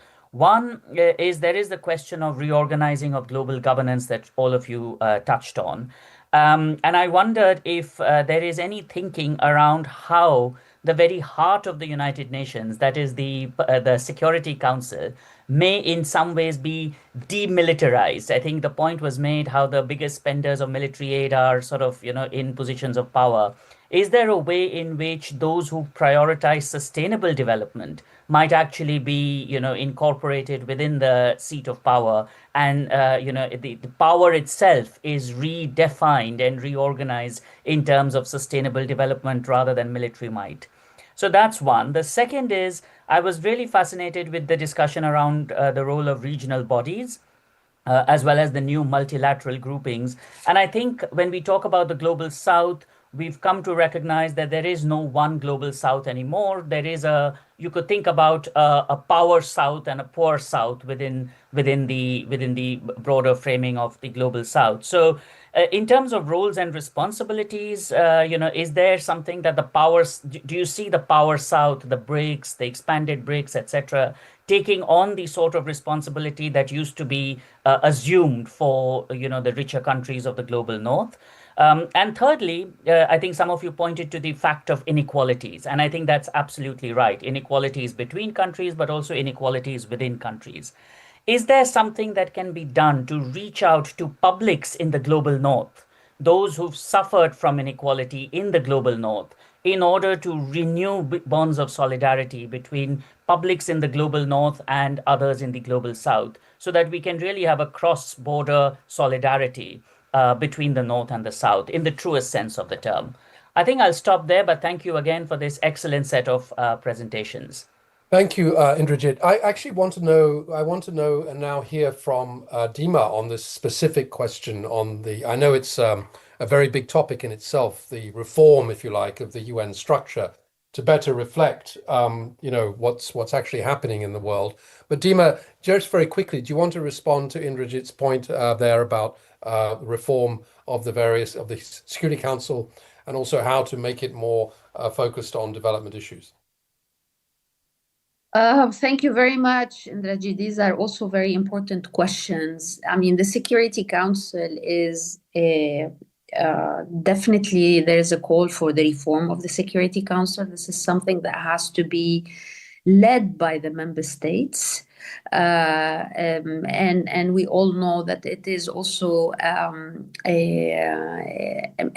non-inclusive platform. When it was established, its governance did not include a lot of countries that were at the time, still colonized. So there is a huge need to do that, and I think it's the countries, it's the member states who needs to keep pushing for that. But that is definitely a key important body that will enable, the progress further towards sustainable development versus, addressing only the political issues. So, in my opinion, this is a must. There has been several attempts to push for that, but we all know that it is also about geopolitical dynamics and political agendas, unfortunately. But also Indrajit raised an important point about the frameworks to enable further discussions or connection between the public of the global North and the global South. And I think this is very important, and it brings me back on the there should be more enhanced platforms for these discussions, such as this platform, but also to think about triangular cooperation. And this is a concept that is very much based on also solidarity and equality, which build bridges between the North and the South, not only in terms of financing, but also in terms of dialogues, in terms of sharing experiences, and in terms of addressing key development issues. Thank you, Dima. Next on the list of discussants to pose questions to the speakers is Sarah El-Sheikh. Sarah, please go ahead. Thank you. Given our time constraints, I'll just ask a direct question. There's a lot of focus on the 4 trillion financing gap, but what if the money isn't the bottleneck? Even when funding has existed, there has been issues with corruption and bureaucratic delays and projects that never reach the people they're meant to help. So my question is, if the 4 trillion were available tomorrow, do the systems exist to deploy effectively? Thank you, Sarah. And next, if I can take another question. So it's on the spending. That's a very good question. But if I could then go to Sheikha Al-Shaibi. Yes, hello everyone. Thank you so much for the valuable contribution. And I just want to note before I put down my question, on the importance of local inclusion, as Dr. Obey had suggested, especially when it comes to women and youth, and building, different modalities and different innovative financing modalities, even for regions such as Africa, etc. So just to keep it short here, my question is to you, Dr. Obey. So like you emphasized the importance of local priorities and, you know, citizen-driven development. And my question is really, how can like financing systems be redesigned so that investment in technology actually reaches women at the community level? So not just like as a downstream benefit, but as a direct financing that supports women-led digital solutions and innovation in fragile and underprivileged communities. Thank you. Thank you, Sheikha. Actually, Dr. Obi, I'll come to you first to answer that question, and then I would like to ask Geeta, maybe Bhagita, to answer the question on spending. So first, Dr. Obi, to you to answer the question that from Sheikha. Yes. So, you know, Sheikha, it turns out that what has gone furthest in terms of the transformation of that we're seeing of the economies in Africa is actually fintech. Fintech is being led by the young people, which is part of the evidence that I have behind me in advocating for much more attention to these three game changers. And when you come at the intersection between young and women, you find that it is really quite strong. And so to the extent that we're using more in terms of the capabilities of technology, reaching the women as a basis for connecting them to the financing that they need to power their own entrepreneurial exploits, we are moving in the direction of giving them the power and the agency they need. So it's a bundled product through the innovative financing things that we see through fintech on the continent. As a matter of fact, probably more than 50% of companies that have attained unicorn status come out of fintech. And a lot of the fintech solutions are going to women in entrepreneurship. But the second part is the role of regional development banks. The role of regional development banks. I think they are so poorly capitalized, and now we do need to think of how the whole agenda for development, especially if it is led by the BRICS, expanded BRICS, it's really saying a different model has to be. So development takes the role that security is playing. If we don't get development, we have fragility in the world, and we need to make that point consistently. Thank you, Dr. Obi. Bhagita, can you just very quickly address Sarah's question before we go to the next discussion? Sure. I mean, that question is so apt for places, in many places in Southeast Asia, where accountability is not where it's supposed to be for money that's already been deployed. But it kind of dovetails back to what I alluded to earlier. I think the structural limitation in terms of the degree to which capital, whether it's technological or economic, gets democratized depends on the degree to which there is rule of law, the degree to which we have translational capabilities. To the extent we don't have proper translational capabilities, to the extent we don't have proper rule of law, we get caught up in so much lack of accountability for stuff that's been spent, and it gets worse for stuff that needs to be spent but it's not there. So I tell my Southeast Asian colleagues, of course, with the exception of Singaporeans, at the rate that 80 to 90% of the households are headed up by somebody with a tertiary education, stop complaining about the quality of politicians, because they don't come from planet Mars. They come from ourselves. So we've just got to work on reducing that percentage to zero as quickly as possible so that we can remedy the pre-existing problems as they relate to accountability or lack thereof. Thank you, Geeta. Now, next I would like to turn to Tariq Hassan. Tariq, floor is yours. 3 minutes. Yeah, thank you very much for this invitation and for the great informations.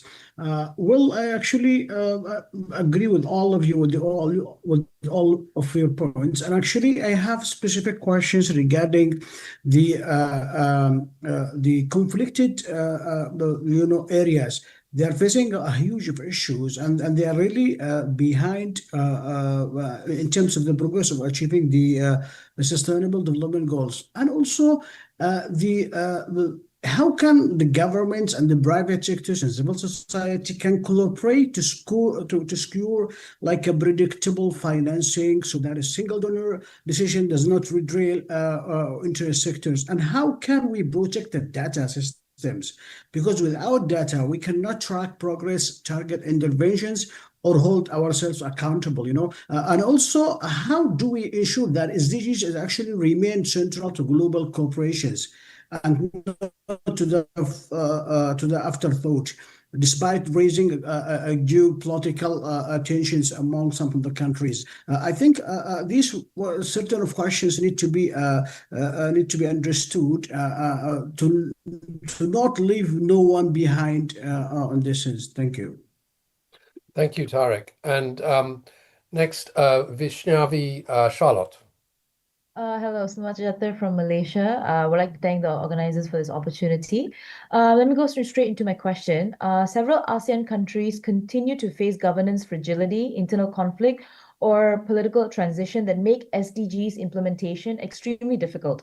At the same time, development assistance from more advanced economies, including major global donors, has become increasingly unpredictable, politically conditioned, or deprioritized altogether. Even relatively stable countries like Malaysia, for example, are feeling the effects of shifting development dynamics, facing tighter fiscal space, rising social inequalities, and also the need to balance domestic reforms with regional solidarity. Given these challenges, what forms of governance, cooperation, or regional accountability can ensure that the countries most in need, especially those dealing with civil conflict, fragile institutions, or political instability, receive sustained, fit-for-context SDG support rather than being left vulnerable to donor fatigue or geopolitical withdrawals? Thank you. Can I, actually, that's a very direct question. And before we go to our last discussant, Tariq, maybe does anyone of the speakers want to jump in on that very, very specific question on governance? Oh, sorry, go ahead. Sure. I mean, I'm happy to take the second question, but let the others first. Yeah, Dima, I wanted to ask you perhaps to address that issue of governance. Yes, a very important question. The governance elements are extremely important. They are the foundation to also address the issues I think raised by Sarah in terms of fighting or mitigating corruption, right? And this is where also the citizenship is extremely important. The ownership of development is important. The inclusion is very important. And I think also Gita has mentioned it's also upon the citizens to also be much more aware about, who is governing us at the level of the countries. So there is a multiple-pronged approach to address corruption, to address enhancing governance at the level, not only at the level of the countries, but also at the regional level, the reprioritization, the engagement, and the inclusion. Now, also in terms of the SDGs support, and I think it was also mentioned earlier by the speakers, by Obi, and I also mentioned that there is also a role in terms of this limited fiscal space, the need to engage additional partners, the multilateral development banks, even the national banks, even the private sector. We need to start perceiving them also as partners in development and engaging them in that process.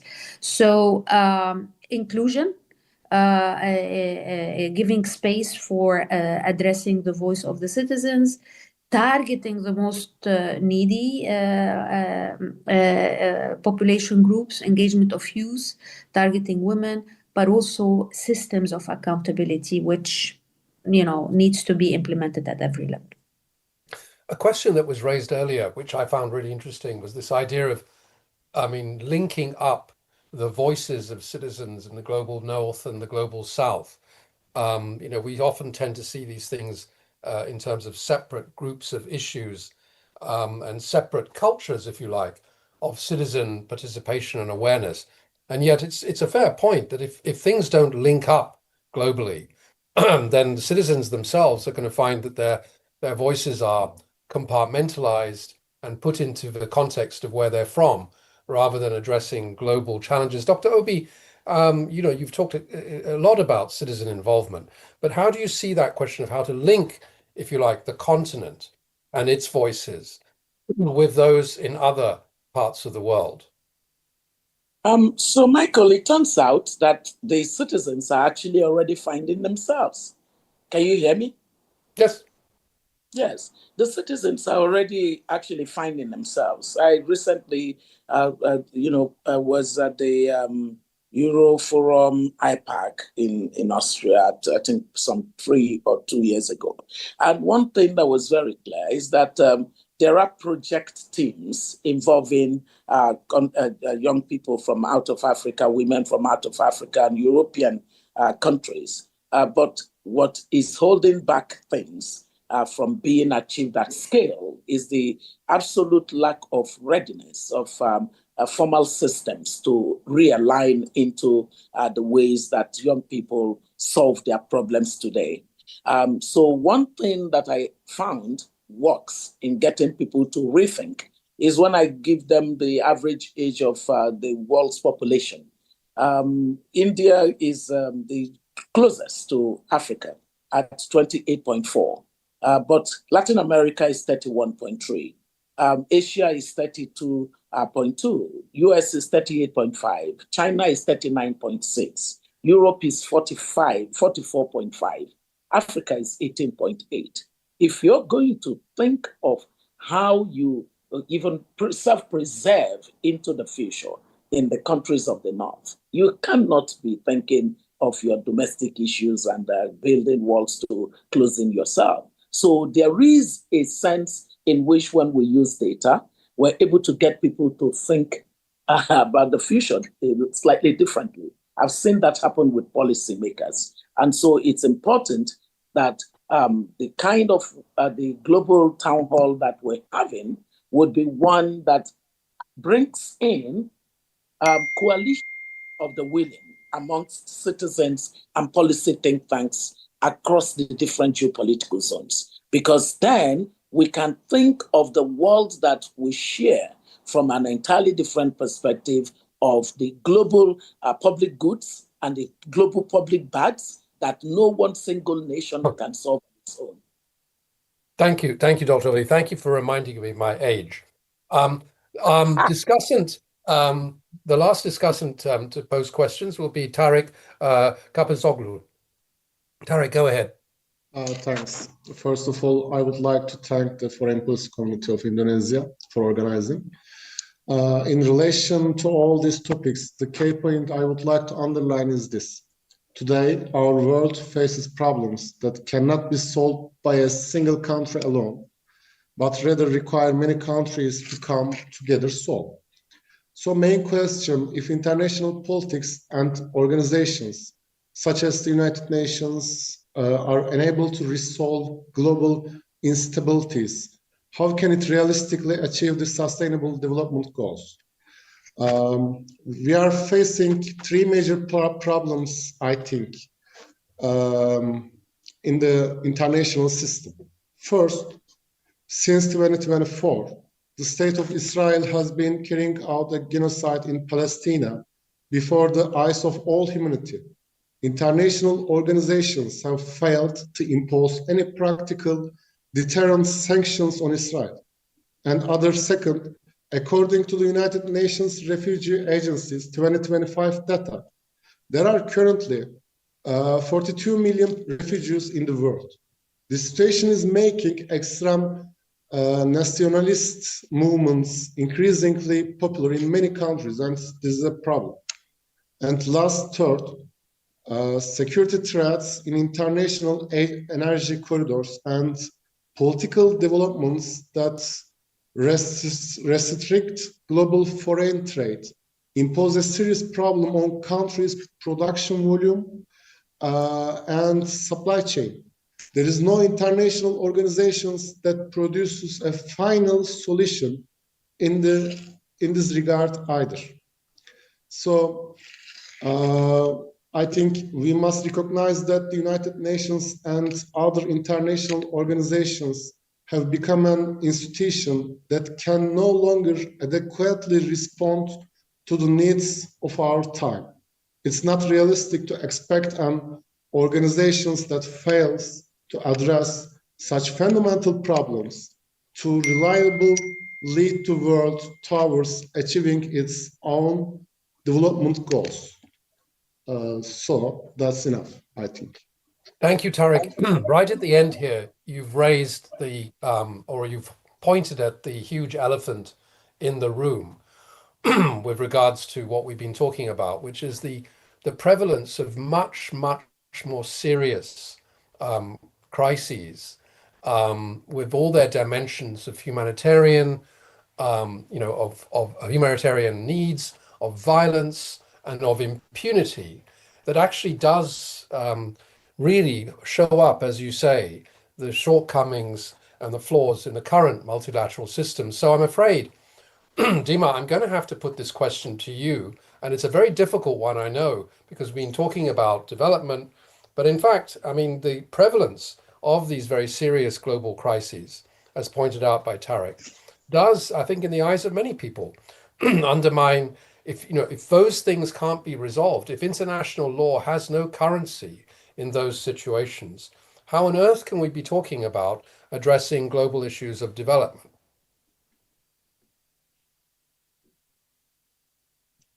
Yes, thank you. And I do understand, the frustrations, and I do also feel with what Tariq was saying in terms of the compounding crisis that have been happening across. We have to differentiate again here between the role of the Security Council and the role of the humanitarian organizations. The humanitarian organizations, the multilateral system have also been paying the price in a lot of crisis countries. Lots of casualties, lots of victims, lots of people being abducted. The reform of the whole multilateral system, and including, the subsidiary bodies, including the Security Council, is also an act that has to be pushed by the member state. It's not only about the United Nations system. The United Nations system role is to provide the technical expertise, is to provide the humanitarian support, is to try to mobilize resources. But a lot of the problems that the world is facing that are political, it's not only about technical and the role of the multilateral system. So the accountability has to be, across every actor. So this is my reaction. Now, in terms of trade and trade corridors, I think UNCTAD has been trying to work hard with all the countries to try to do the trade assessments, to provide technical support. I don't think that the UN system lacks the technical capacities in terms of support to the countries and what they need to provide.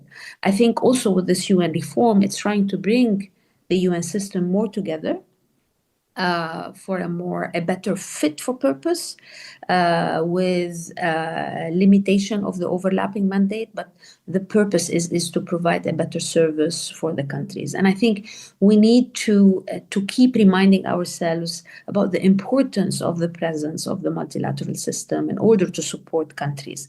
But this is also a call for action across the countries to also assert themselves in terms of what do they want to achieve, how do they want to be governed, and what role they want to play. Thank you, Dima.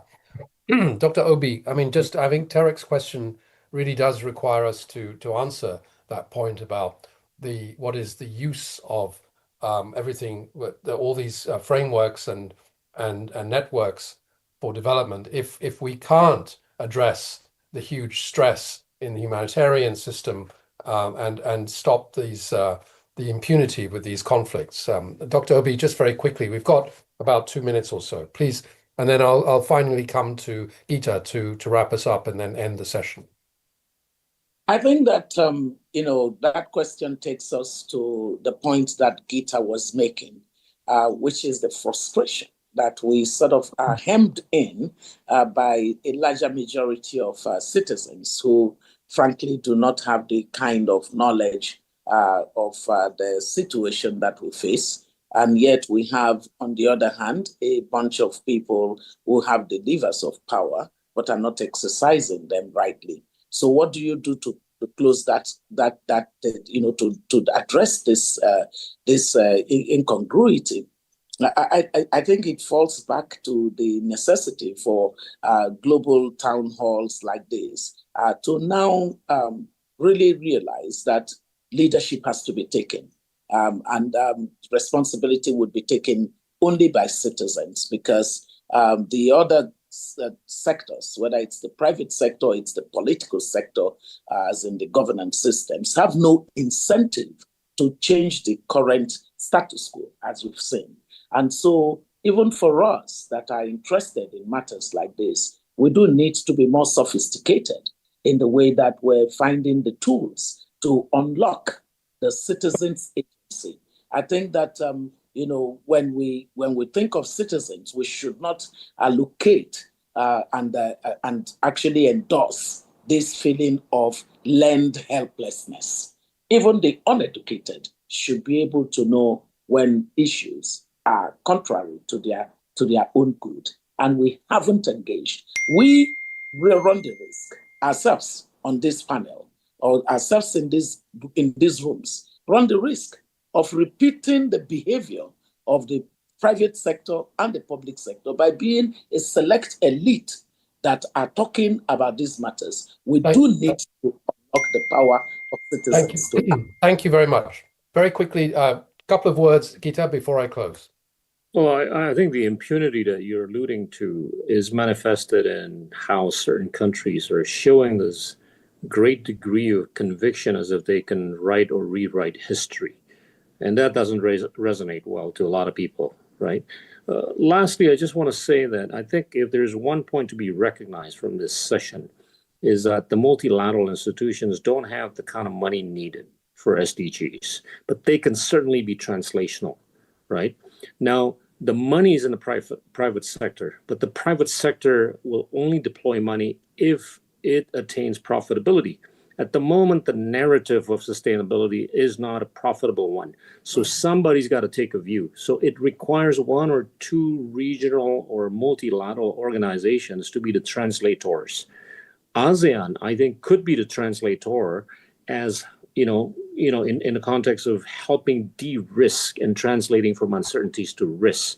At the rate that most countries in Southeast Asia have very limited fiscal space, tax ratios of 10 to 16% only, and very limited monetary space, as reflected in less than 100% monetary supply to GDP ratios. So the role of multilateral institutions is still well needed. But in addition to that, I think we're going to need the role of ASEAN with some degree of supranationalism in helping further de-risk and further translate from uncertainties to risk so that there's more capital deployment. Thank you. Thank you, Bhagita. And thank you all for a wonderful discussion. I very much enjoyed it. And thank you to our speakers and to our discussants. I know these online platforms can often be quite difficult to follow. I hope everyone managed to follow.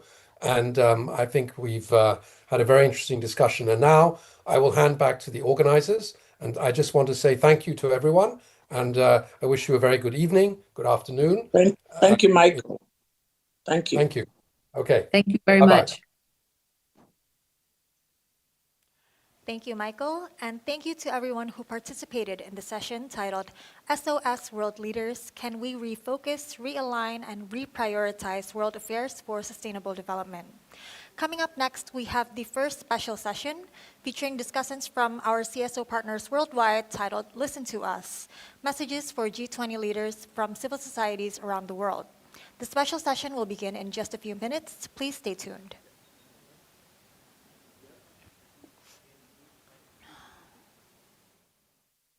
Class is in session. Welcome to Global Citizen 101, the crash course in how you can create the change you want to see in the world. But first things first, for anyone new here, who is Global Citizen and what is our mission?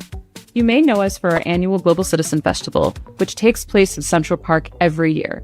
But we're like an onion. We've got layers. We're the world's largest movement of action takers fighting to end extreme poverty everywhere for good. No big deal.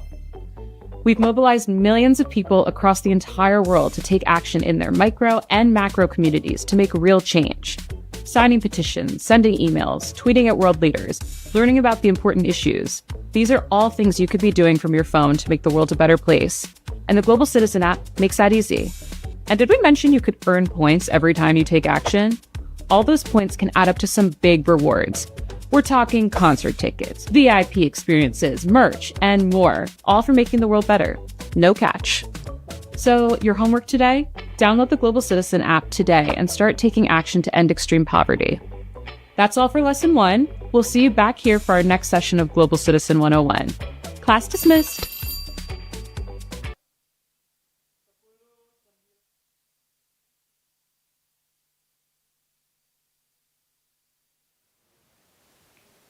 Welcome back, ladies and gentlemen.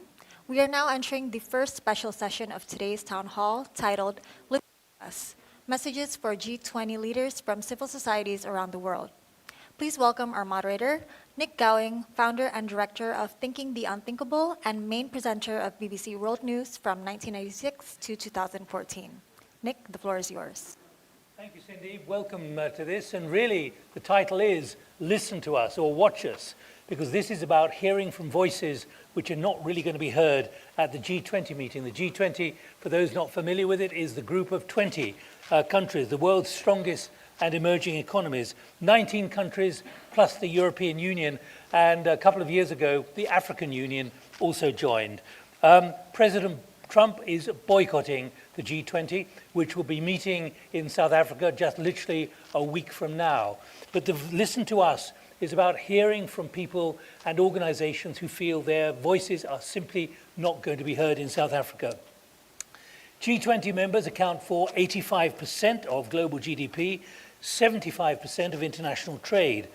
With such a level of weight, they shape the global economy and deliberate on pressing issues such as sustainable development and inequality. With such concentration of power, it would seem only natural that the voices of the people, like civil society, need to be heard. They deserve to be heard. So why are they not being heard? They tend to be confined to the margins of the communiqué, if that, and that is a struggle each year. Civil society in the G20 participation is often seen as symbolic rather than substantive. So we want to hear in the next hour what should be on the agenda, which at the moment is not. To give you an idea of how this is being seen by the Republic of South Africa, we're joined by Ronald Ozilamola. He is Minister of International Relations and Cooperation for South Africa. Dear delegates, esteemed colleagues, friends, it is a great honor to deliver this message on behalf of the President of the Republic of South Africa, His Excellency Cyril Ramaphosa. It is also an honor to address this virtual town hall coordinated from Jakarta in Indonesia. It is not lost on me that Indonesia was the cradle of the historic Bandung Conference, whose 70th anniversary we observe this year. The gathering brought together Asia and African nations, united by their resolve to unshackle themselves from all traces of colonialism. Although the world has changed significantly since 1955, the spirit of Bandung is as relevant today as it was then. The ideals of respect for fundamental human rights, self-determination, solidarity, and the peaceful settlement of disputes remains the foundation upon which a just global order must stand. It is in this same spirit that South Africa approaches its G20 presidency. Ours forms part of a longer lineage of presidencies of the Global South, beginning with Indonesia and followed by India and Brazil. This year also marks a historic moment. For the first time, the African Union participates as a full member of the G20. For the first time, the G20 meets on African soil. This has not only been South Africa's G20, but also indeed Africa's G20.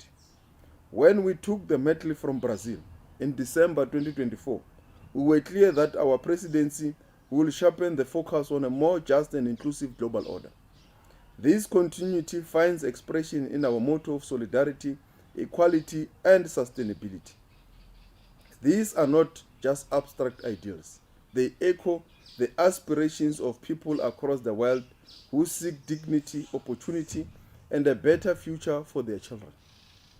During our presidency, we have centered our work on priorities that reflect the concerns and the hopes of the Global South and the developing world. Working closely with the African Union, we have sought to ensure that Africa's voice, Africa's choices, and Africa's ambitions occupy their rightful place in a global decision-making. To understand the future we desire, it is essential to speak clearly about the one we must avoid. The first danger we face is the widening crisis of debt and sustainability. Well over 3 billion people live in countries that spend more on servicing debts than on health care. More than 60 developing countries allocate 10% or more of government revenues to interest payments. The space for government to meet their citizens' needs is shrinking. If we continue this path, the world risks condemning entire regions to decades of delayed development. This is not the future we want. This reality explains the first priority of our G20 presidency, debt sustainability for low-income countries. We have established an African expert panel to examine barriers to growth, including the high cost of capital. We continue to call for greater debt transparency and for a global approach to debt that puts development and human needs at the heart of decision-making. The second and third priorities address the needs for global action on disaster resilience and response as well as predictable. Increase finance for just energy transition. To underline this point, the Global South and Africa in particular contributes the least to climate crisis yet faces the most significant risks. Despite this, the continent receives less than 5% of global climate finance. This is not a basis for a stable and a sustainable future. Our fourth priority is to harness critical minerals for inclusive growth and sustainable development. As the world accelerates its shift to clean energy and digital technologies, demand for these minerals is rising sharply. This global hunger can either usher in a new era of prosperity or accelerate extraction and plunder in resource-rich regions. This is why we have placed on the G20 agenda a critical minerals framework to promote beneficiation at source and to ensure that equality, sustainability, and justice anchor this new global quest for critical minerals. Alongside these priorities, our presidency has advanced several important initiatives amongst them. A review of the G20's work at 20 years to assess progress against past commitments and consider how the G20 can remain fit for purpose. A panel of experts led by Nobel laureate Professor Joseph Stiglitz to examine the drivers and consequences of global inequality. The panel champions the creation of an international panel on inequality. As we reflect on the future we need, I wish to close with 3 messages. First, international relations and the future we seek are too important to be left to governments alone, while civil society and people-to-people solidarity are essential to any global agenda. Second, the warning signs are clear. If we fail to act now, future generations will inherit a world none of us will choose. Third, even amidst rising geopolitical tensions and disregard for international law, we cannot lose faith in partnerships and multilateral cooperations. Civil society everywhere remains vital for its commitment to dialogue and the capacity to imagine alternatives. I wish you well in your deliberations and look forward to your ideas on how together we can bend the arc of our world towards solidarity, equality, and sustainability. I thank you.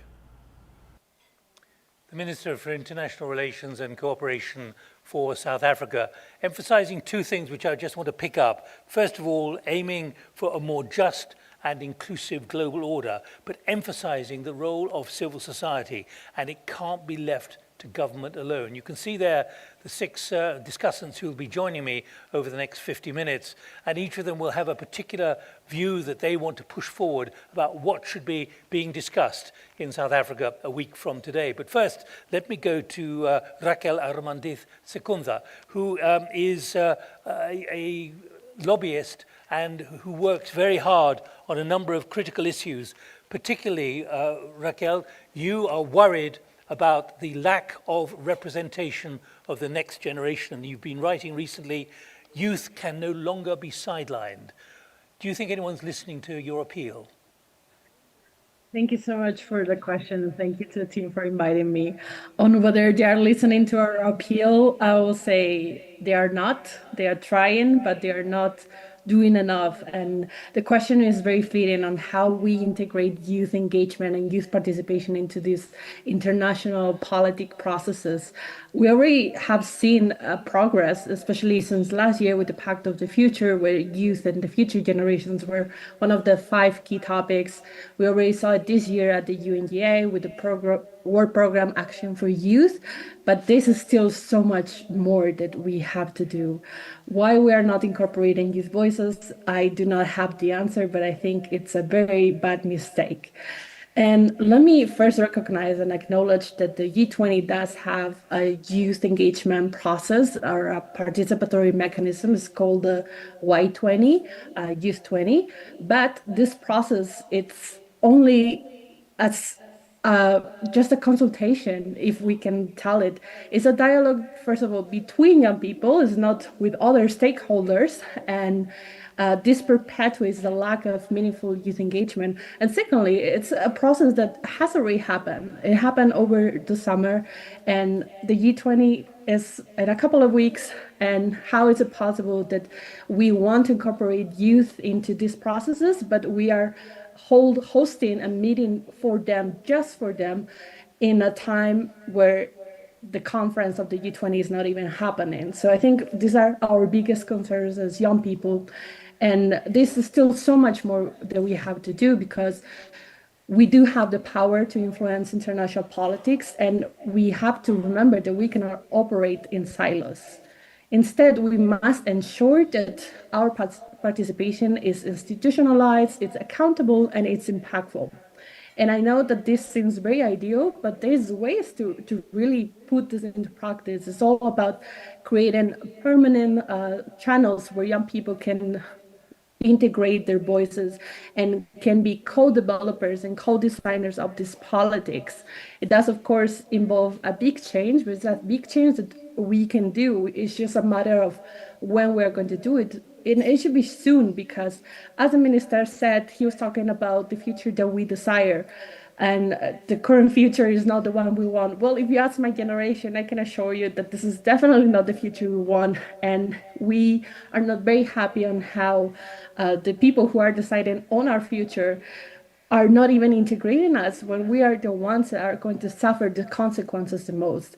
So going back into what we can do to avoid all of this situation is about making sure that we are co-developing, co-designing, that there's formal seats at working groups, there's transparent processes. And of course, on the other hand, regarding the accountability, civil society and youth engagement must be paired with mechanisms that track those processes, that uphold the commitments made. Having youth create a declaration, it's very nice, but it's not nice if we just take a picture with the youth and the declaration, we say like, this is participation. That is simply not enough.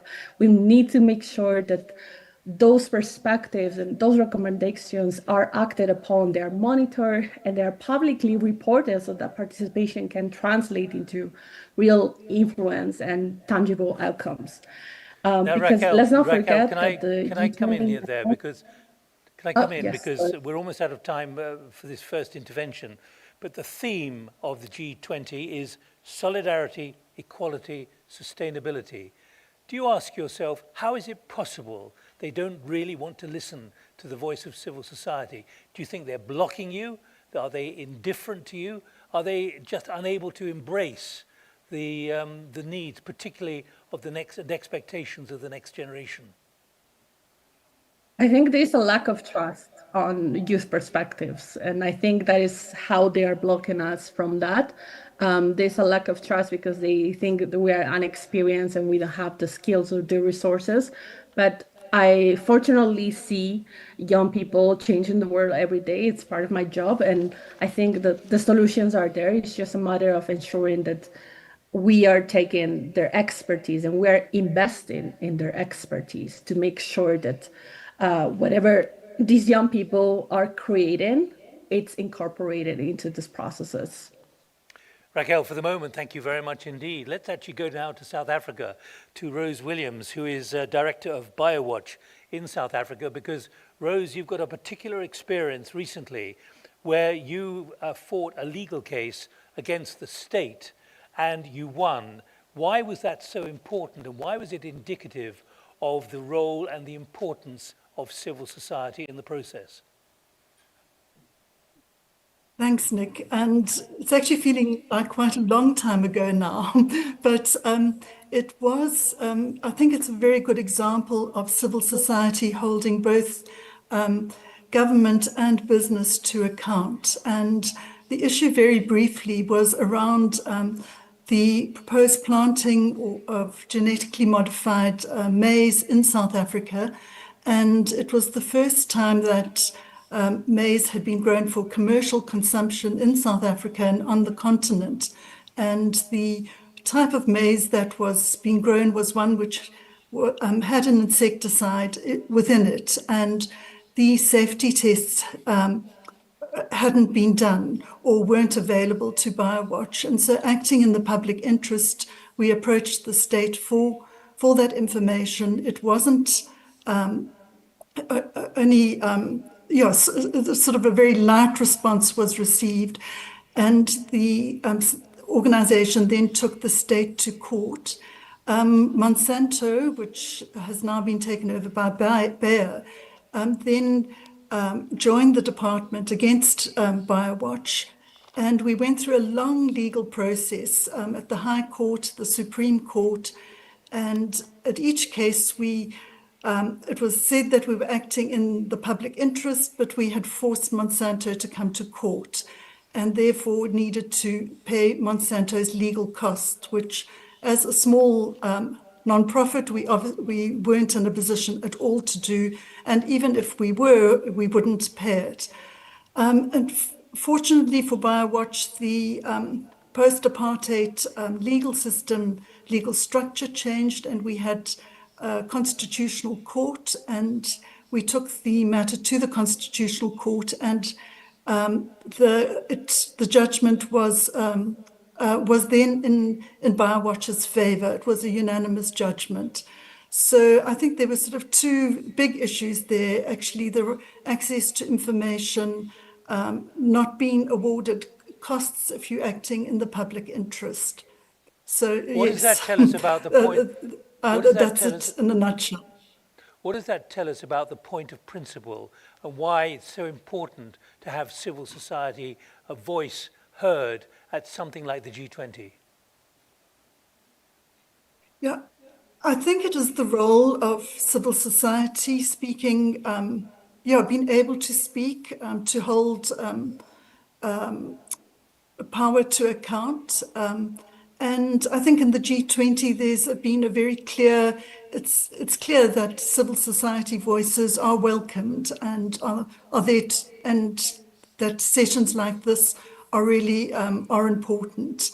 And civil society has very important things to say and to contribute. Do you find resistance or indifference to the voice of civil society? Sorry, Nick, the connectivity dropped. I didn't hear the question. Do you find there's resistance to civil society, or is it just indifference to the view of civil society? I think there is both. There is resistance, and civil society, especially in the social and environmental justice sector, are dealing with big issues. There's big business behind it. big financial interests, but the role of civil society can also support government. And in many ways, we've seen that working well. So it's not a one-size-fits-all. All right, Rose, for the moment, thank you very much indeed. Thanks for explaining that very important case and the principle of what you succeeded in doing. Let's move on now to something which is consuming more and more each of us at very high speed, artificial intelligence, AI. To Canada now, to Montreal, to Sarah Baptiste-Brown, because Sarah, you're a board member of AI Impact Alliance, the AIIA, and you're an organization dedicated to ensuring that artificial intelligence technologies are developed and deployed in human-centered, socially responsible ways. Why is it important that your voice and the voice of those interested in exactly what you're concerned about should be heard at something like the G20 next week? Yes, thank you for the question. So, I mean, first I'll start by saying that this talk is called Please Kindly Listen to Us, but my invocation is actually a little more direct. It's walk the talk. So through the G20's AI and Data Governance Task Force, the G20 already espouses all the right sentiments. So in their own words, they say the ambition is to contribute to the evolution of safe, secure, ethical, and trustworthy AI ecosystems, to which there are commitments in the G20, but also to ensure that they are reliable, development-oriented, and more equitably inclusive and just. Now, this is only possible and if we're including and truly integrating more diverse voices, such as those of civil society organizations. So if we take each of these kind of statements in turn of what you, the G20 leaders, have said you want, but I'm not just speaking to G20 leaders, I'm speaking to my fellow civil society organizations and actors, because the world needs us, needs you, to take the reins in stewarding AI. Right now, we're ushering in a period of global power shuffling, and I think that's why it's key for us to be involved. So if we take safe and secure, as watchdogs, civil society organizations push for independent audits of AI systems to verify safety, fairness, transparency, exposing AI malpractices and safety violations. We can help design human-centered AI policies that respect privacy, freedom of expression, and democratic values, promoting ethical innovation aligned with the public interest. AI Impact Alliance, we support the development and dissemination of tools and frameworks to empower communities, governments, businesses to understand and manage AI risks, of which there are many. If we take ethical and trustworthy, civil society organizations push for AI grounded in respect for human dignity and non-discrimination, ensuring that AI serves people, not profits or power. As part of networks like the AI Impact Alliance, or AIIA, CSOs help shape emerging norms and standards that align with AI with ethical principles. Now, if we take reliable and development-oriented, CSOs advocate for transparency around AI decision-making processes, addressing bias promptly and supporting independent oversight mechanisms to foster trust and informed adoption. We actively monitor AI's societal impact and its integration with international development frameworks, including the SDGs. Civil society organizations can help bridge the divide by advocating for inclusive policies and investments that make AI and other technologies safe, accessible, and affordable to underserved populations and regions. We also encourage AI informed by local context and knowledge, respecting cultural diversity, and fostering co-creation with communities. This is especially true in the context of South Africa leading the G20 and this convening by Indonesia, convening this global town hall. Now, if we take the final two, equitably and inclusive and just, so civil society organizations champion representation and dismantling structural barriers to access influence and ensuring that diverse and historically excluded groups and people, Raquel spoke about youth, including people from the Global South, have a meaningful participation in AI design and governance. So, as a Canadian, Canada has actually played quite an important role in bridging the North-South divide. And AI Impact Alliance is one of the few recognized organizations advocating for ethical and AI in Canada. We're actually putting a call out to all civil society organizations to join us. We're actually going to be hosting a call in December. I can't share the link, but I'll share the short link. So it's bit.ly, so bit.ly/AIIA-CSO call to join us to make sure that our voices are heard. The world is changing quickly, and we need to make sure that we are part of that conversation. Let me just be very clear and answer this in 30 seconds if you can. It's the same question I've already put to the other two first speakers.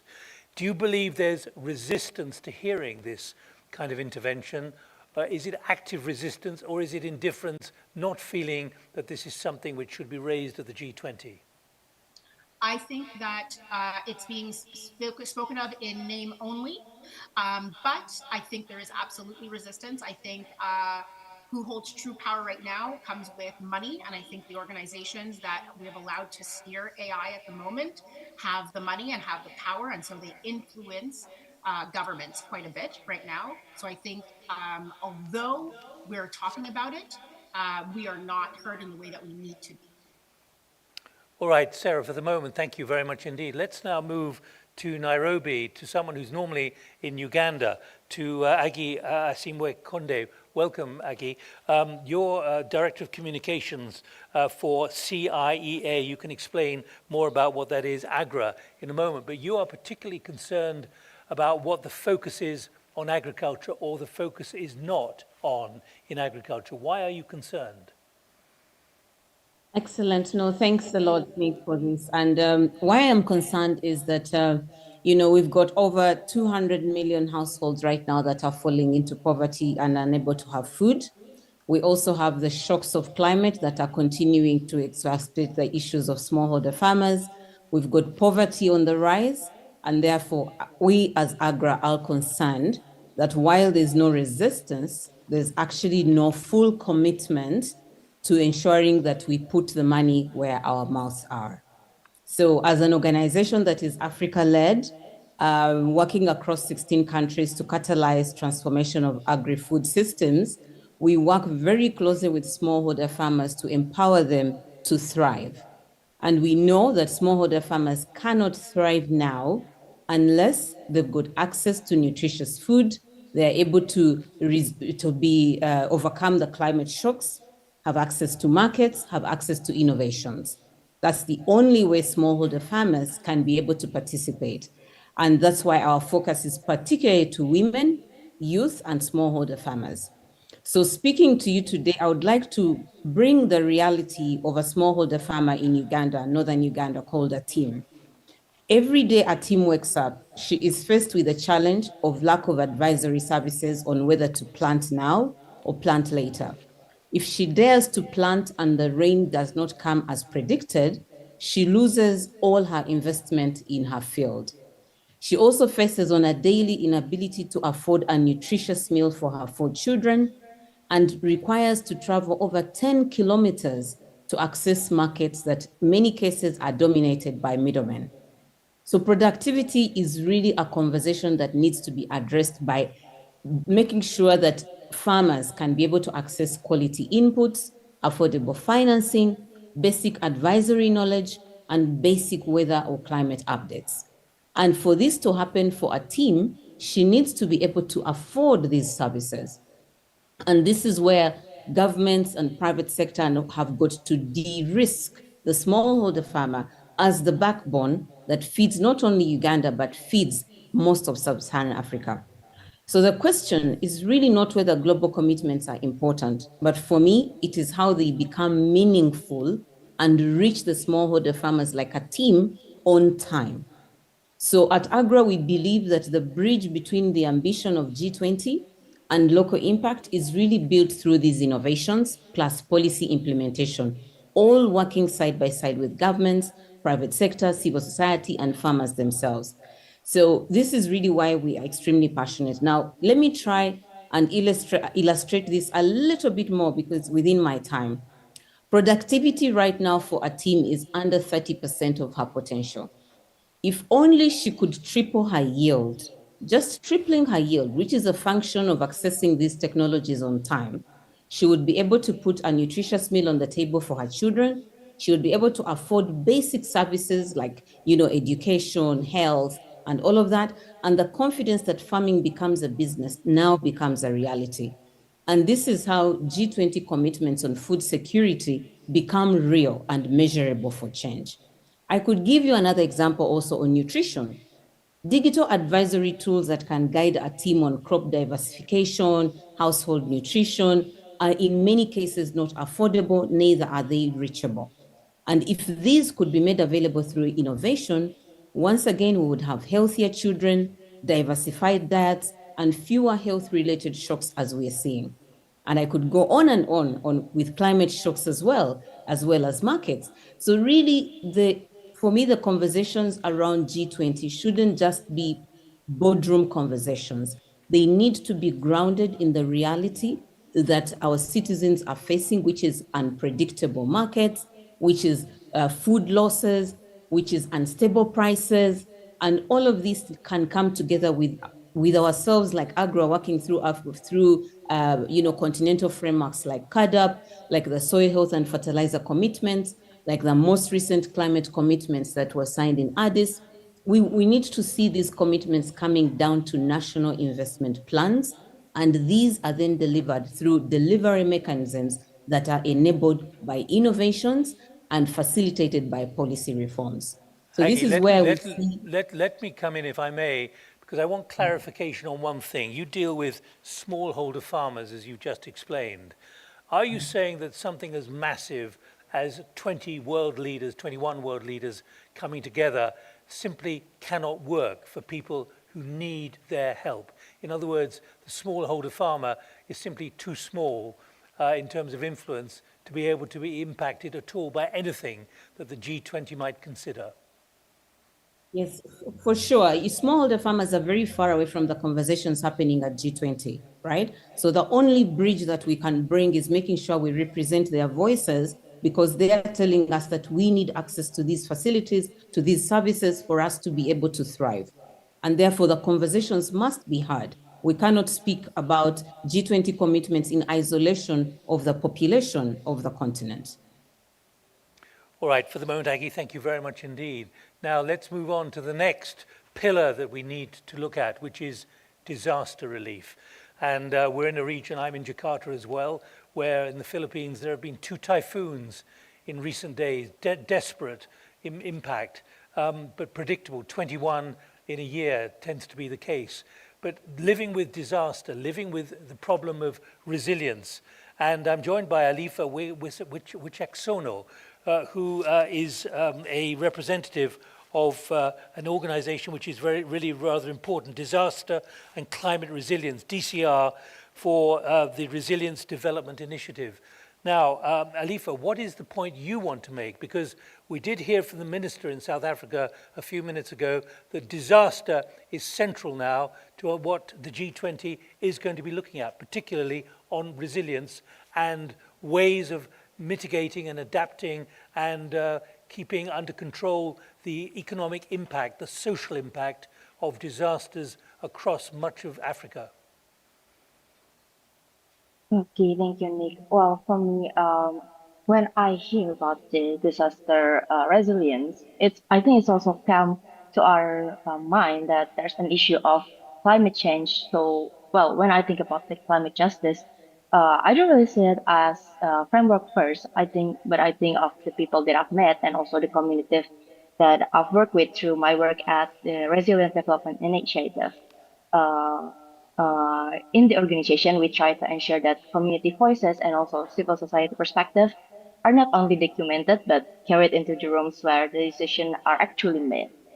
Across the global south and particularly in Indonesia, climate-induced disasters are no longer an exceptional event. They are recurring shocks. Then we see this repeatedly, where communities has to manage a prolonged drought, sudden floods, and also growing livelihood instability.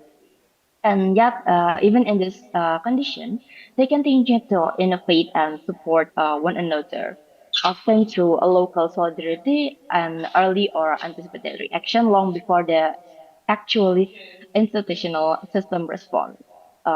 And well, at the first glance, this can look like a resilient, adaptive mechanism, but well, when we see or look at it closer, we see that it actually cost them so much money that it actually erode them.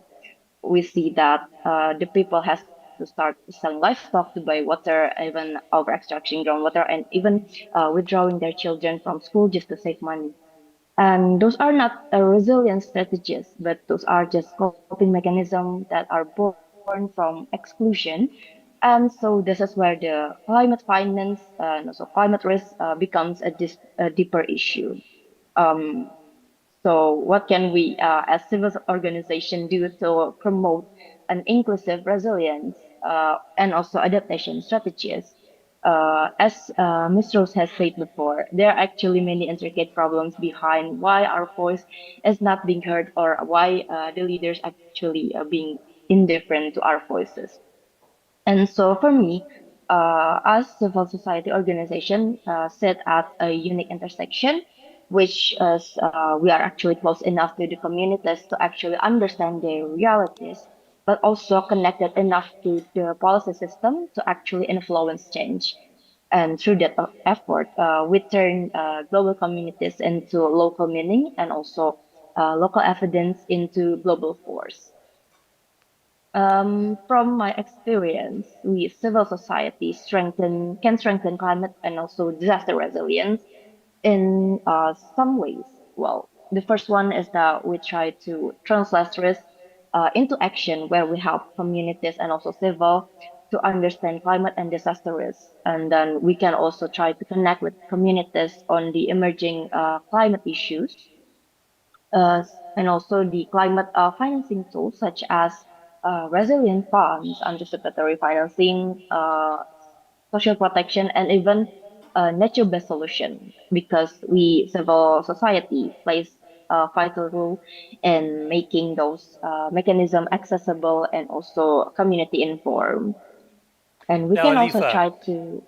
if I could come in, because you emphasize that despite the risks, current financial instruments are insufficiently used or scaled to cover the magnitude of the losses.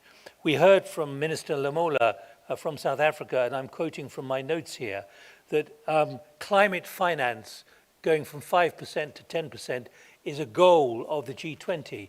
Are you satisfied that the movement of the direction of travel is correct and the scale of what is now being considered is correct? Or are you saying it is not adequate? Okay, I think it is rather an optimistic goal.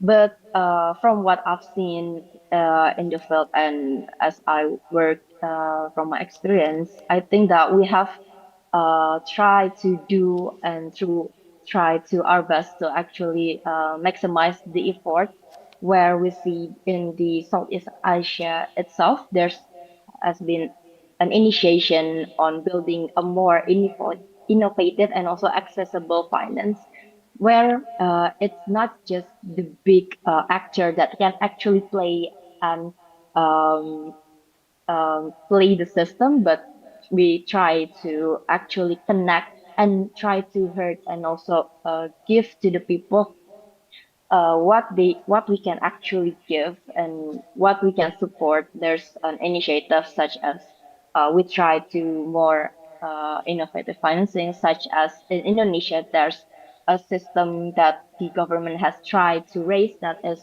pooling fund bencana. This is this initiative come because in Indonesia we face disaster and also climate change every single day. So the financing that the fiscal capacity that the government has is actually rather inadequate. So with this system and also initiative and the Pooling Fund Bencana, we try to actually accommodate those needs that need to be supported. Alifa, thank you very much indeed. Now, let's go to the sixth of the pillars that we want to look at, about faith. And I'm joined from Penang in Malaysia by Wan Atika Yan Yusuf. Welcome, because of your concern as a representative of Harmonico. about the interfaith dialogue in diverse societies, community building, and placemaking. What is your concern that you believe that the G20 should be addressing? Um, uh, okay, so I will speak first in the context of Malaysia. So I think people know us as a melting pot country.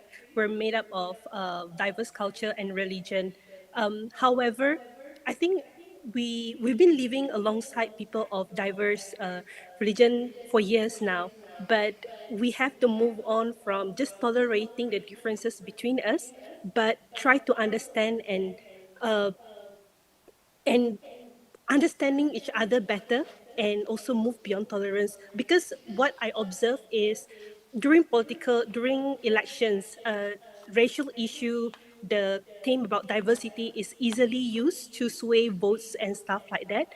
And this is so diversity becomes something that are very easy to crack during when there is election and stuff like that, because of how shallow the understanding of one another in our country, for example. So hence, I think we really need to work on we need to work better in harnessing the harmony with one another. We should start with respecting and understanding, and not letting leaders to use it as a token during elections to divide community. So that's the concerns of I would say that's the ethos of why Harmonico exists in the first place, to bridge understanding. So not let it become like something that easily cracked when there is a pressure.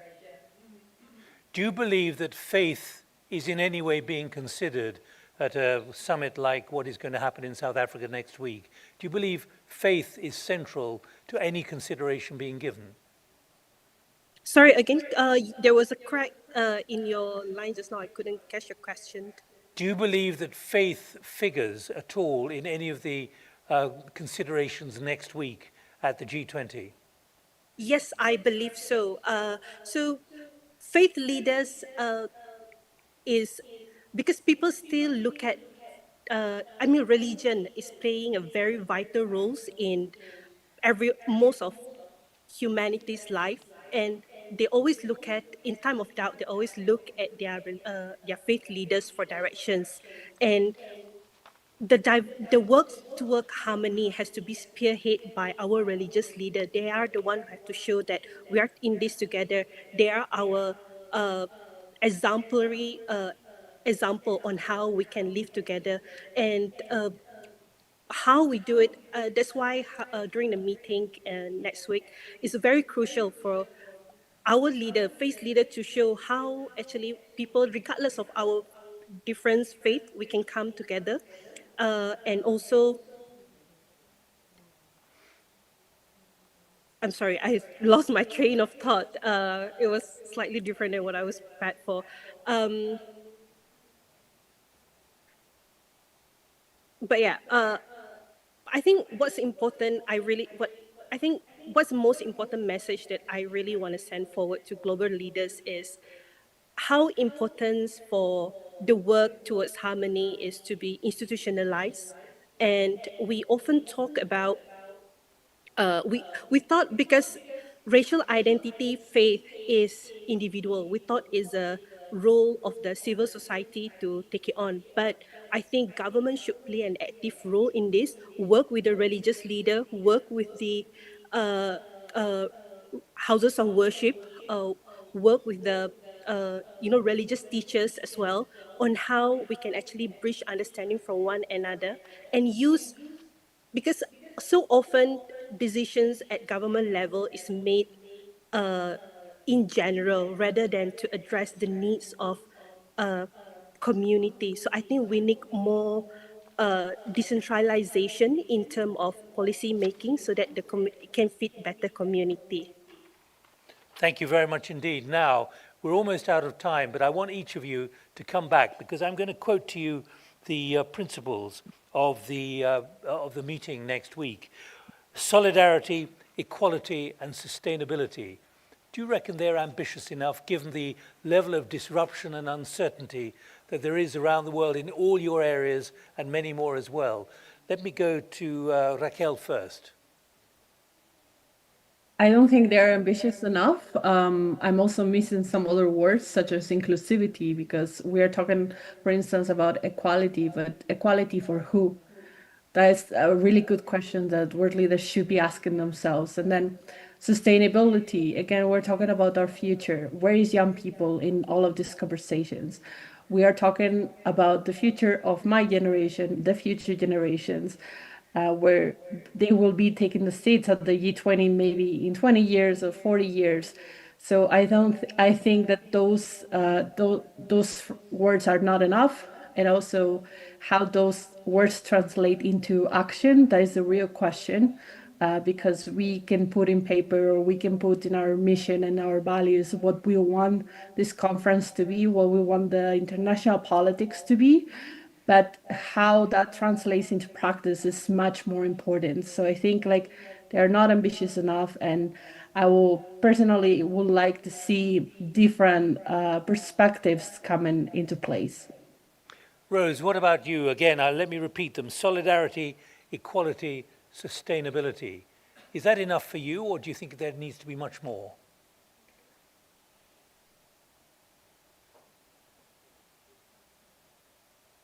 Rose, were you able to hear me? Rose Williams, can you hear me? Yes. Sorry, Nick, I didn't hear you initially, but I can hear you now. So, I mean, they're all good words, but yeah, what the previous speaker was saying is how are they translated into action? And I think that's really important. We've seen how many of these words have been undermined or marginalized. So something like sustainability now has many different meanings. So I think it's really to hold on to the strength of these words and to make sure that there is implementation and follow through. Aggie, what about you with those who probably don't even know that the G20 is meeting? They haven't the first clue what it is, who they are, where they're going to be meeting, and what role they have. How ambitious do you believe this is compared to what is really needed? Yeah, I think the three words could mean anything. And I think if they are contextualized, solidarity means we are all coming together perfectly well. We're in South Africa. If the Ubuntu thing saying we're going to look at humanity and make sure that everybody has a dignified and meaningful life, that would be great. If we're talking equality and we're bringing women and young people on the table, I think that would all be well. If we're talking sustainability and we're making sure that smallholder farmers are resilient, again, that would be all good. I think the context has to be very clear, and how we link these rhetoric, these big words, to the actual commitment of resource allocation and prioritization, I think would be good if that becomes the outcome of the meeting. And Sarah, for you in Montreal, after all, you're in a developed country. You're talking about AI, which is now center stage in many people's minds, however they use it, even if they don't realize they're using it. Do you believe that those three words are enough for the scale of what you've outlined to us and the complications you've outlined? Yeah, like the others have said already, I don't think it's enough. I don't think they're always the right words either. Yes, we can talk about solidarity, but what does it mean to be together if there are voices missing? We know that the Y20 is, on the sidelines. We know that the C20 is consultative. We're not really integrating the voices truly. And then, just speaking about equality, I think really what we need to be thinking about is equity, right? We are not all coming to this from the same position, from the same level of comfort. For my purposes, when I'm talking about AI, especially, some people are, not using AI or barely. Some people are just contending with the choices between the tools that are put in front of us, and others are trying to act on those systems. But we need to have all of these different levels of engagement come together, and that speaks to equity. So I think the words are nice. I think it's easy to pay lip service to them, but I don't think they're sufficient, no. Alifa, given the scale of the extremes, increasing extremes that you've outlined, that the Philippines has experienced, that Jamaica has experienced recently, do you believe that these three words are strong enough for the enormity of disruption that we're facing? Okay, I think that those three words are a good start for G20 goals, because we oftentimes see that leaders tend to throw nice trending words into policy to bring politic power. But for me, it would be nice to see how the leaders will actually act on it and how they will translate it into the actual action and also the implementation on how it can actually reach the communities. So for me, it is a good start. Then we can work on from that. As Miss Adi has said, it's actually really nice to see how, because those rewards are a big, and we just need to contextualize it uh, differently so that we can actually see differences and how it will actually change how the G20 policy leaders will map the policy itself. Hawan Yusuf from Harmonico in Malaysia. I think I hope the government can have a dedicated and impartial funding that can be dedicated for social cohesion and building solidarity at community level, and amount of fundings that won't be swayed by the political situations or in the due to change of government. I think funding is very important so that the work can become sustainable and last for a very long time and be impactful. Now, we have a remarkable reality here, which is fantastic. There are 6 women, and there's me. And I'd like to ask you, I'd like to go beyond what we've talked about before, about diversity, and how much you think the G20 and any other Gs, whichever you want to, G7, G8, or any other group of gatherings, how much they reflect or can reflect the particular challenges now for diversity around the world. Raquel, not just about youth, not just about the next generation, but also about the diversity. I think all the processes that we are that shape international politics are not diverse enough, whether that is for youth, for women, for people with disabilities even, and or indigenous people. And I think that we still have a lot of work to do. I will personally like that there is a seat given to any particular group as much as we can, because of course there's no way to feed everybody who is different, because we are all different. But this is still a lot of work to do, and we need to ensure that as many perspectives are incorporated into all these processes, whatever that is the G20, it's the climate conference, which is currently going on as well, or the UN General Assembly, or maybe even regional meetings. How do you believe that can be put on the agenda and made a substantive issue to consider? Well, we can start by creating these processes where we give a seat for each of the person, for each particular group. For instance, civil society are always, I think, more diverse than the conferences on itself. I remember attending FFD4 back in July, and civil society was way more diverse than this. So how do we take all these conferences that are happening on the sidelines, or all these side events that are happening on the sideline, and give them an influence? It's by bringing them to the table, but also allowing them to voice their opinions, voice their perspectives. And as I said before, co-designing and co-developing, I think that is the key to unlock this challenges that we're having, because if we don't take into consideration how different actors of the international arena can contribute, we're never going to be able to solve our issues. Rose, what's your perspective from South Africa, where many women do tend to be disadvantaged in so many ways?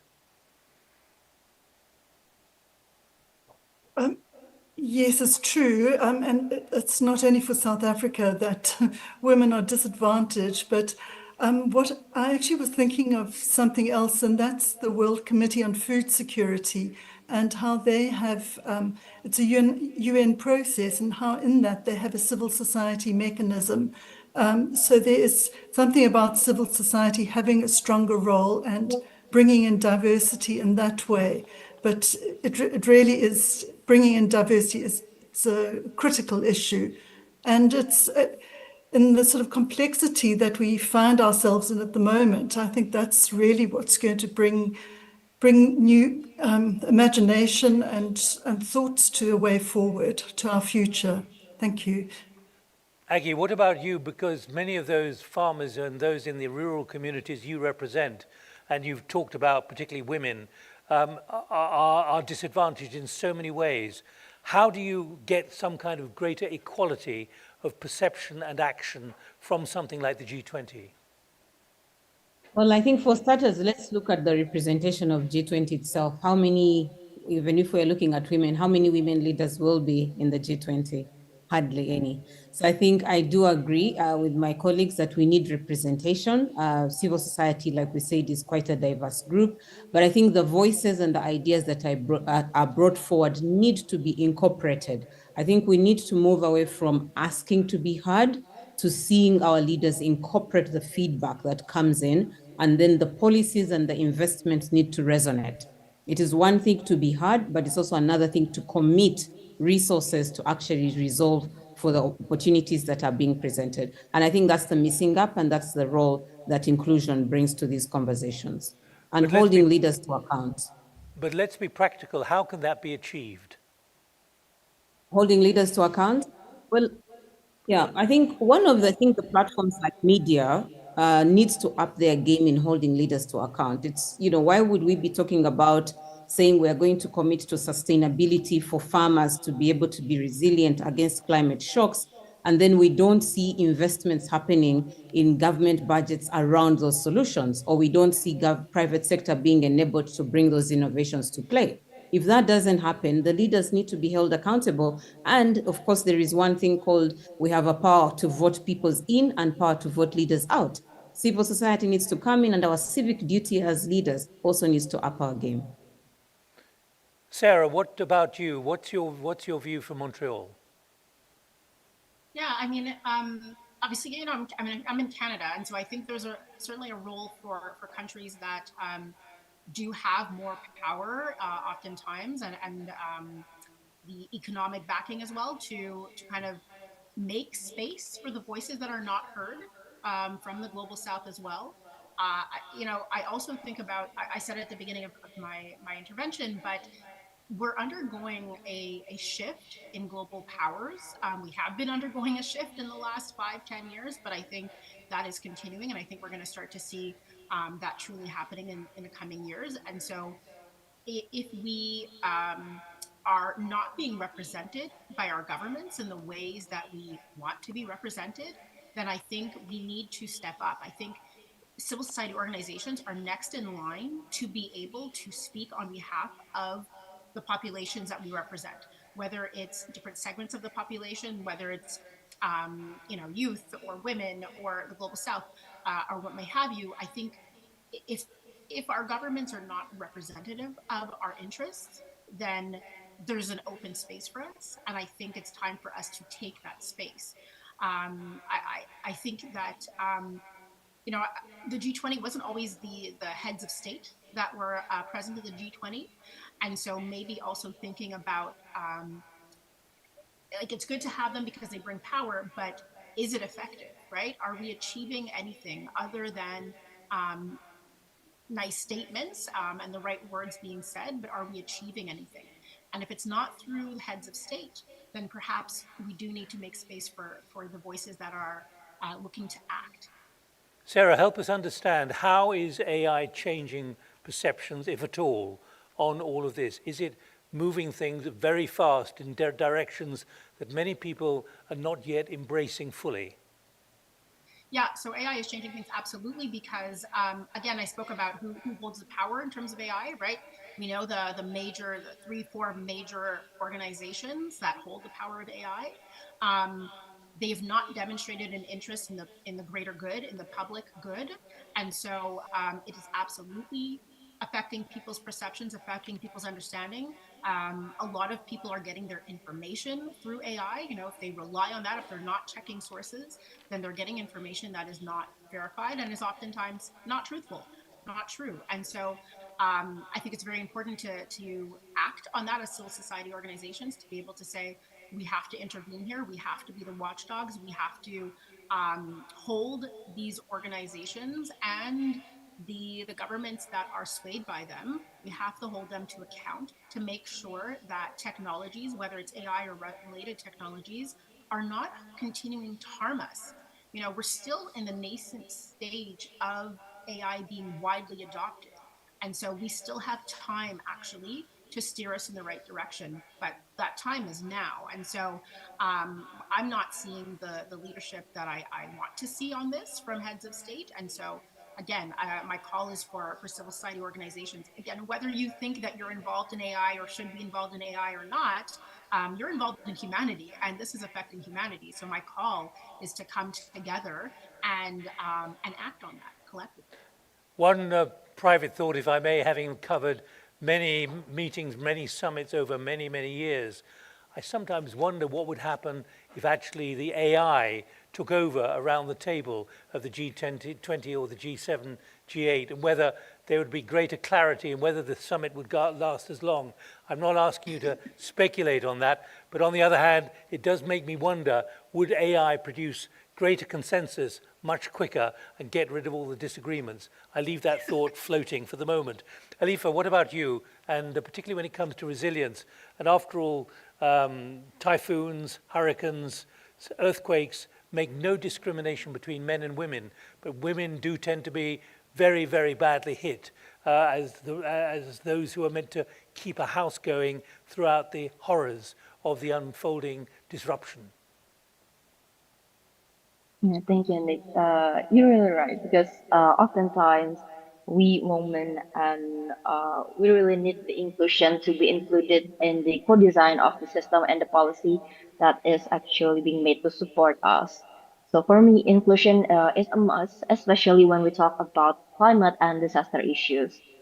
We women, along with youth, people with disabilities, and also elderly people, some of the most vulnerable group to the impact of inaccurate policy that cannot support our actual needs, because most of the time those systems are rigid, not flexible, and even late to respond to the needs when the actual shock of disaster on climate actually hit us.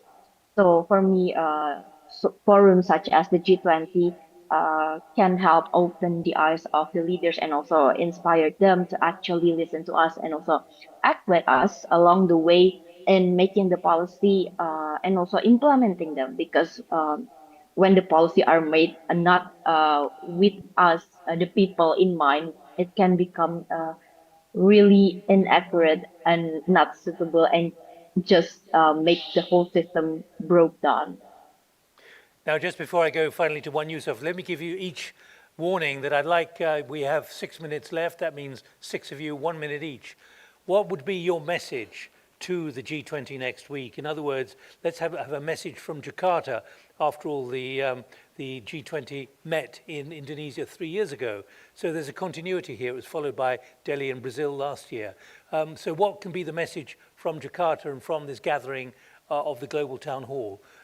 So first of all, though, to Juan Yusuf, again, that issue of getting the assertiveness of women recognized within the G20.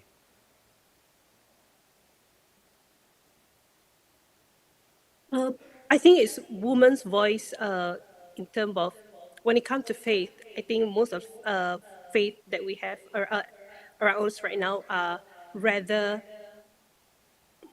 inclined more towards men. I think, but the experience of faith and the experience, domestic experience from women also, it witnessed different effect from policy. So we have to bring their voice to the global leaders meeting as well, because they're the one who able to express how is it feels at the domestic sphere, and because policy doesn't impact the outside world, but it's also impact home. So we need their voice to come out as well.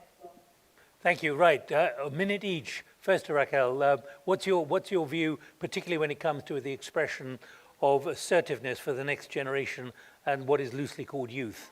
1 minute from you, please.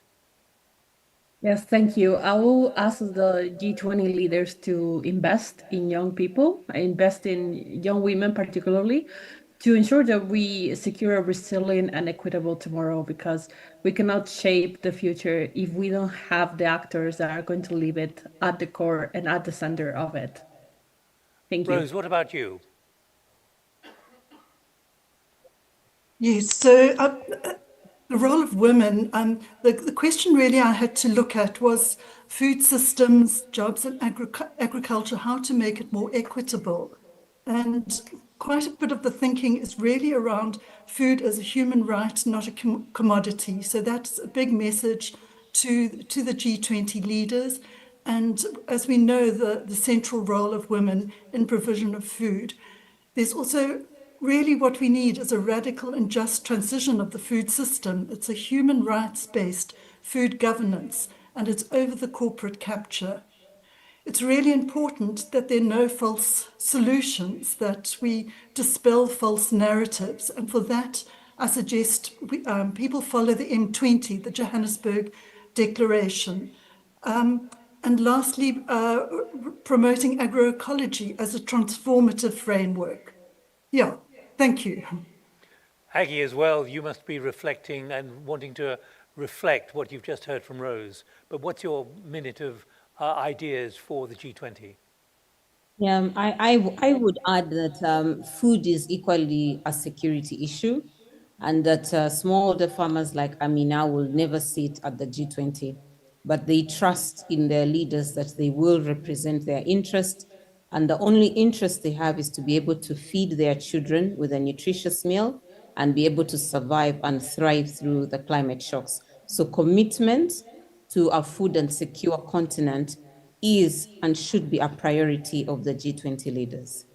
What I find scary is that it's the kind of thing which has been in communiques for several years running, this, and we're still talking about it. Nothing really seems to be improving or have improved substantively, given the enormity of what we're facing for so many reasons.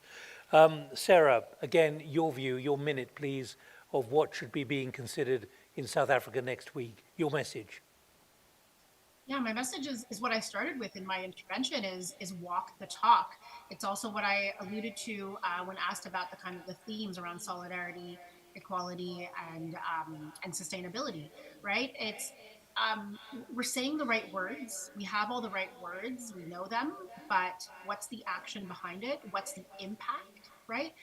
We can take action and it cannot always have the impact, the intended impact. And so how do we ensure we have the intended impact?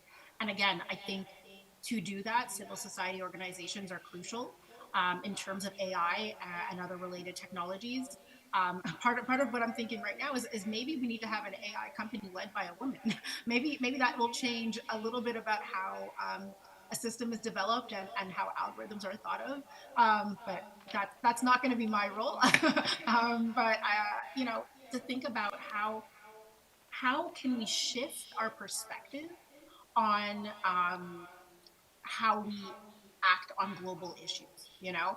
I think by having women involved, where we are often not seen, already opens the perspective, widens the perspective so that we can think differently. Yeah, so walk the talk, but also make sure you're kind of thinking widely by including the voices that are not typically there. Thank you, Sarah. Alifa next. Okay, thank you. For me, real resilience cannot be built on personal sacrifice or coping strategies that actually can erode people's well-being.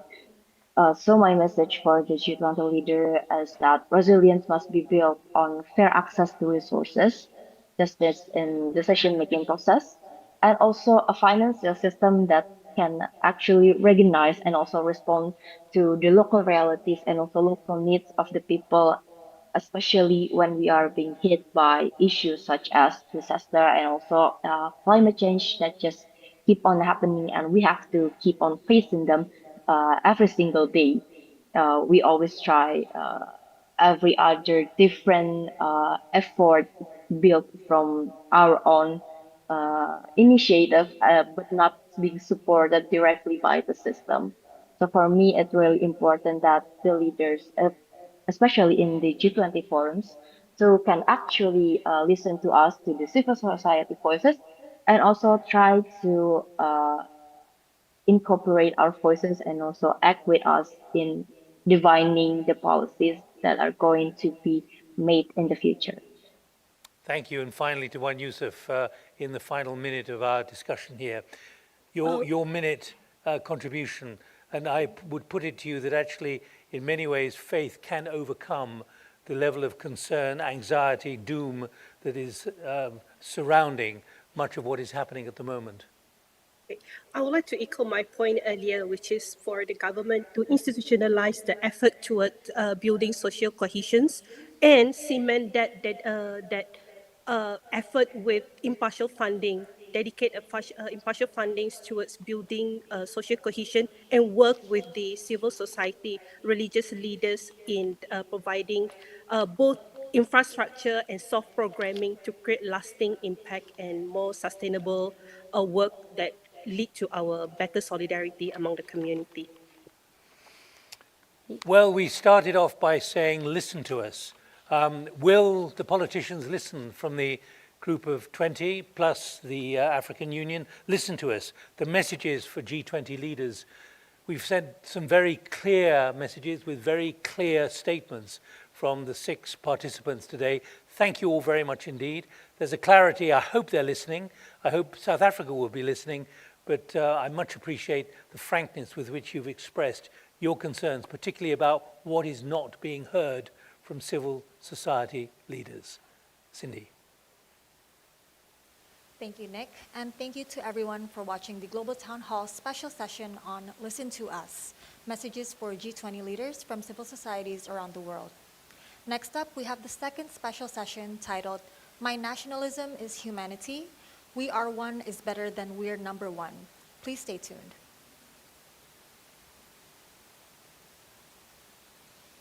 Thank you, everyone.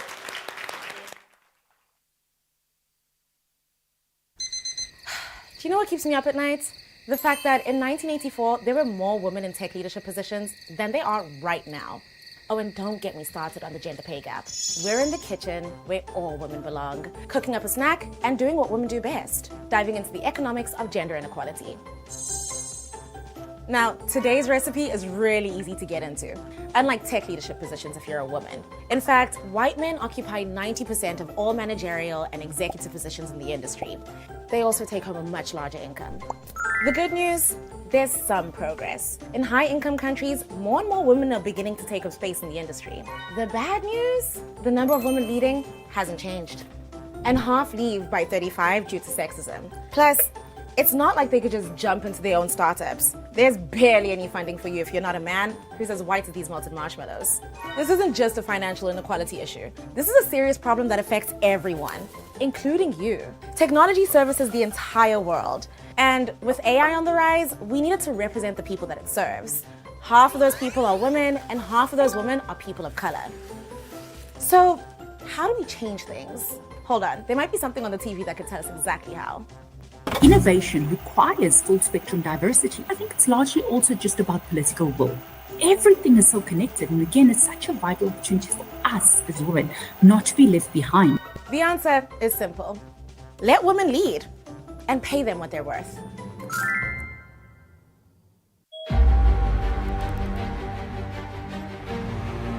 People, in times like this, we get into our teams, we take our sides, everyone's in a polarized moment, arguing.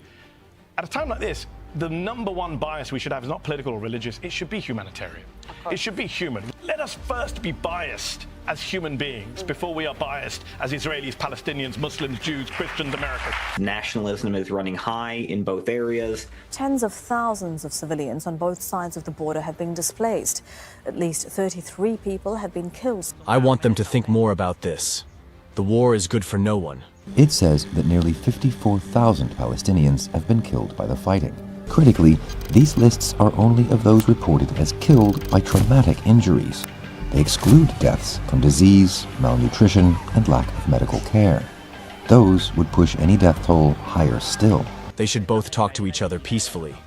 The war only brings loss, loss, and losses.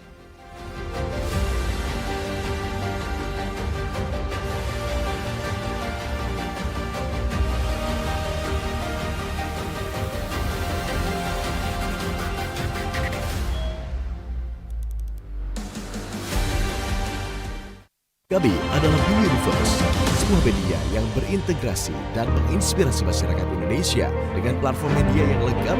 Kami hadir untuk memenuhi kebutuhan pasar yang sangat luas. Media yang berintegrasi dalam Universe diantaranya adalah PTV, berita1.com, investor.id, dan jakartaglobe.id. Tidak ketinggalan, media cetak dengan eksklusivitasnya seperti Investor Daily dan majalah Investor. Universe, satu pintu menuju informasi tanpa batas. Hello everyone, we are Ana Maria Sáenz and Mario Mejia is reading from Colombia at Belfield University. Today we find ourselves at a global turning point, and Colombia is right in the middle of it. We see how the strategic contest between the US and China affects our trade, diplomacy, and infrastructure.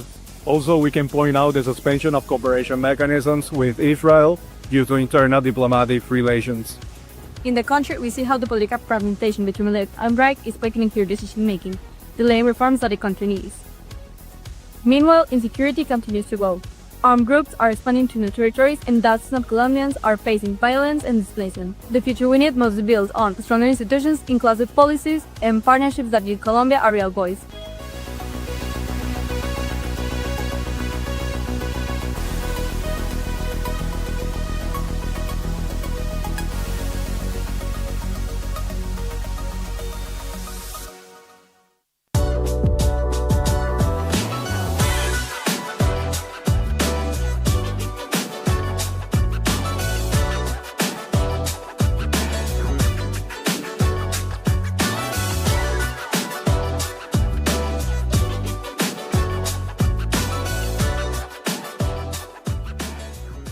Hello, I'm Supriya Kulkarni, a volunteer with For Humanity and an AI ethics practitioner in Indonesia.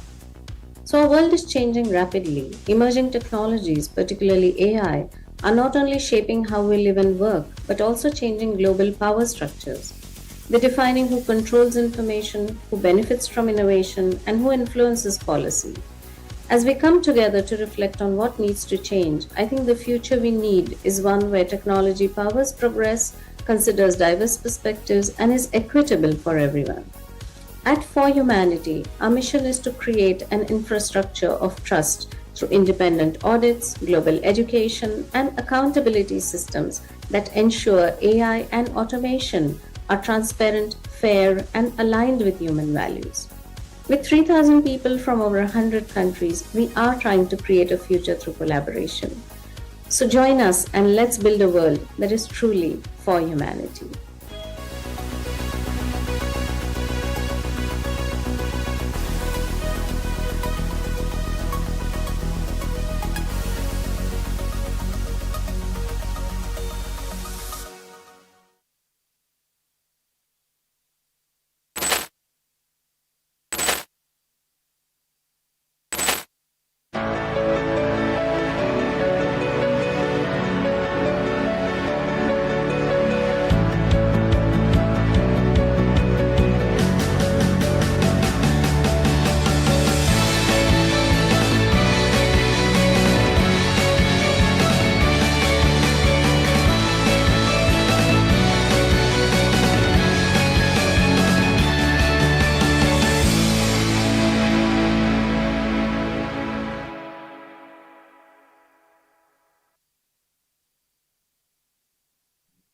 Hi everyone, my name is Kumi Naidu and I'm the president of the Fossil Fuel Non-Proliferation Treaty Initiative.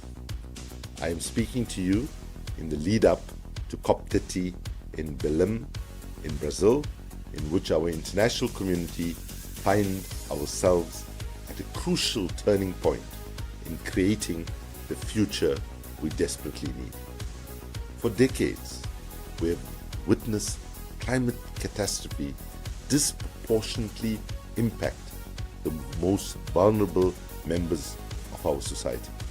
We have known for years now, 86% of what's choking our atmosphere are fossil fuels.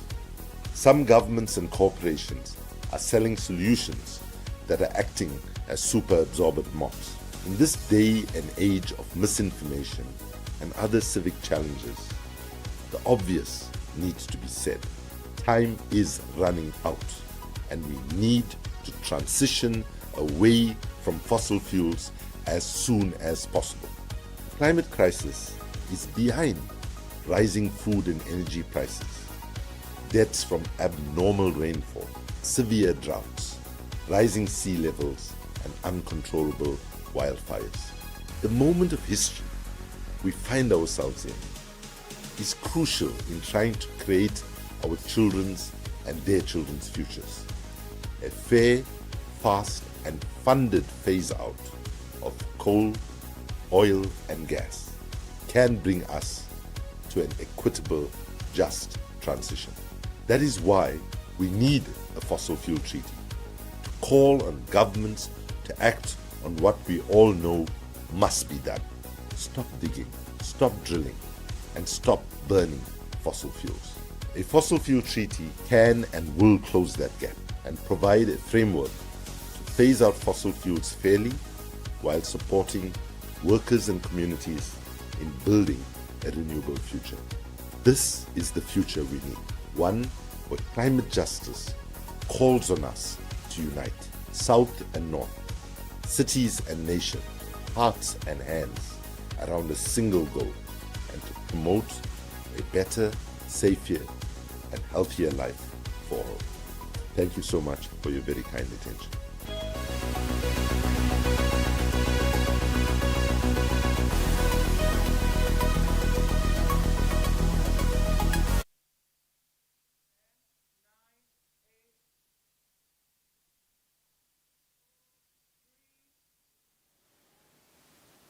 Welcome back, ladies and gentlemen. Our next session is titled, My Nationalism is Humanity. We Are One is Better Than We're Number One. We invite the moderator to the screen, independent journalist Amy Chu. You may have the floor. Hi, good evening. Can you hear me?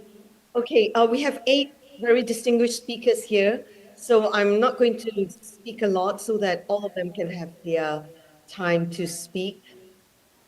And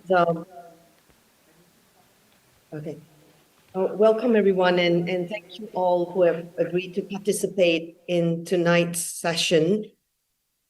Before I begin, I would also like to thank all the people who signed up to join this session. All the young people.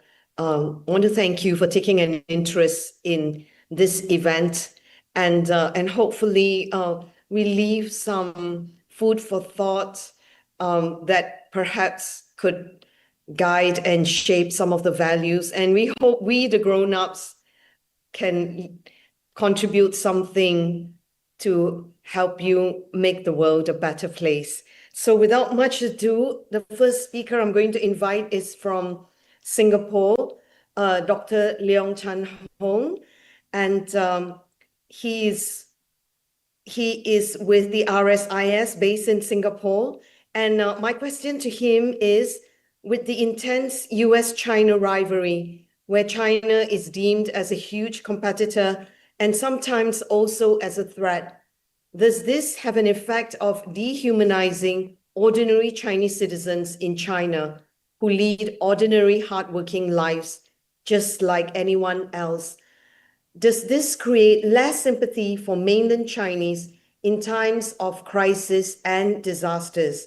We have seen how Chinese immigrants and Asians were attacked in America during COVID-19 as they were blamed for spreading the virus. Dr. Leong, the floor is yours. Well, thank you, Amy, and thank you for inviting me to this platform. Now, if you look at the history of human civilizations, you realize that whenever there's a rise of a new great power that potentially threaten the existing dominance, economic and cultural dominance of an existing superpower, that tend to invite a pushback, and that tend to make people in that current superpower to view the other community as being a very homogeneous one. And this is something that is not new. I think we've seen that in, say, during the Second World War, and how Americans treated Japanese Americans. And this is essentially a function of stereotyping and scapegoating. And the idea of that is really to help Americans make sense of what are some of the challenges they have going through, what are some of the transitions and transformations that threaten, that undermine US dominance. Now, the Chinese cannot change how the Americans view them, but certainly they can change how they react to these stereotypings. Because at the end of the day, I think one thing's for sure, and that is, the world is becoming more and more multicultural. It's becoming more and more diverse. You have Americans and Chinese and people of all nationality living in different parts of the world, working together. And I think the important thing is how can you uphold that for the Chinese, for example, right? How can they uphold the norms of inclusion to show them that they are better, they're bigger than the Americans, bigger in the sense that they have a bigger heart. They are not looking at a very myopic, representation of who you are based on your nationality alone, but based on what you do. And I think this is important because it's not easy to change opinion of another community, of another tribe. But certainly, over time, if you demonstrate that sincerity, you demonstrate that you are there to uphold certain universal values of inclusion, that will gradually change that view to one that is more positive. And you have seen that opinion being having changed to the positive, in the last few years. And what you see here, a lot of that has to do with the whole, in terms of the stereotyping, in terms of typecasting Chinese Americans or Chinese, in different parts of the world. It's really the politics of who belongs, the politics of membership, tribal membership. And that really should not be how that global relationship be defined, and certainly not. It's not a very effective and meaningful way, right, to foster greater cohesion and inclusion. Yeah. Thank you so much. That's really illuminating. And the follow-up question is this: with the rise of China, what is the impact on the Chinese diaspora? They are spread across Southeast Asia and across the world, numbering around 50 million. Does it trigger economic resentment despite the diaspora not having any attachment to China? What could be done by the diaspora to mitigate any potential resentment? This is actually an excellent question, Amy. We experience that here in Singapore, right? Being majority Chinese, but we practice very different culture. The Chinese in Southeast Asia, for example, we have a distinct heritage. We may be ethnically the same. We celebrate the same festivals, but I think if you speak to anyone in this part of the world, you know that we have very different values. It's a very multicultural Chinese values compared to a relatively more homogeneous kind of Chinese practices and norms in the mainland. And that sometimes can lead to a lot of misunderstanding because people tend to think that because you're of the same race and therefore you tend to show the same affinity and affiliation to mainland China, which is not the case. And I wouldn't say that this leads to resentment, but certainly there's quite a fair bit of misunderstanding from time to time because people think that you are naturally pivoting to support Chinese and mainland China. So I think how do you mitigate it? I think, to be honest, I think the onus is not on the Chinese from mainland, but rather from the diaspora, to show that we practice and embrace a different set of norms.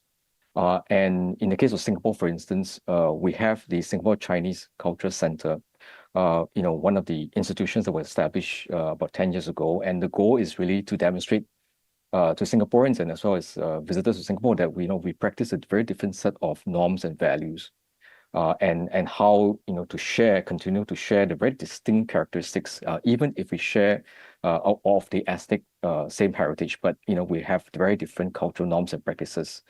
So that, I think those are some of the I suppose takeaways, right, for Chinese diaspora, not just in Singapore or Southeast Asia, but pretty much in other parts of the world. The same approach, to show that we are different in other ways. Just very quickly, has the message by the Chinese diaspora, have they been able to get the message across that they are actually rather distinct and different from the mainland Chinese, apart from the festivals and some of the family values that they share? Probably not, if I have to summarize in a nutshell. And the reason is being, these are cultural values, practices, and norms. What do you prioritize? I think those are things that you don't carry around, in your head wherever you go. These are things that are amorphous, but it shapes the way you think and you behave.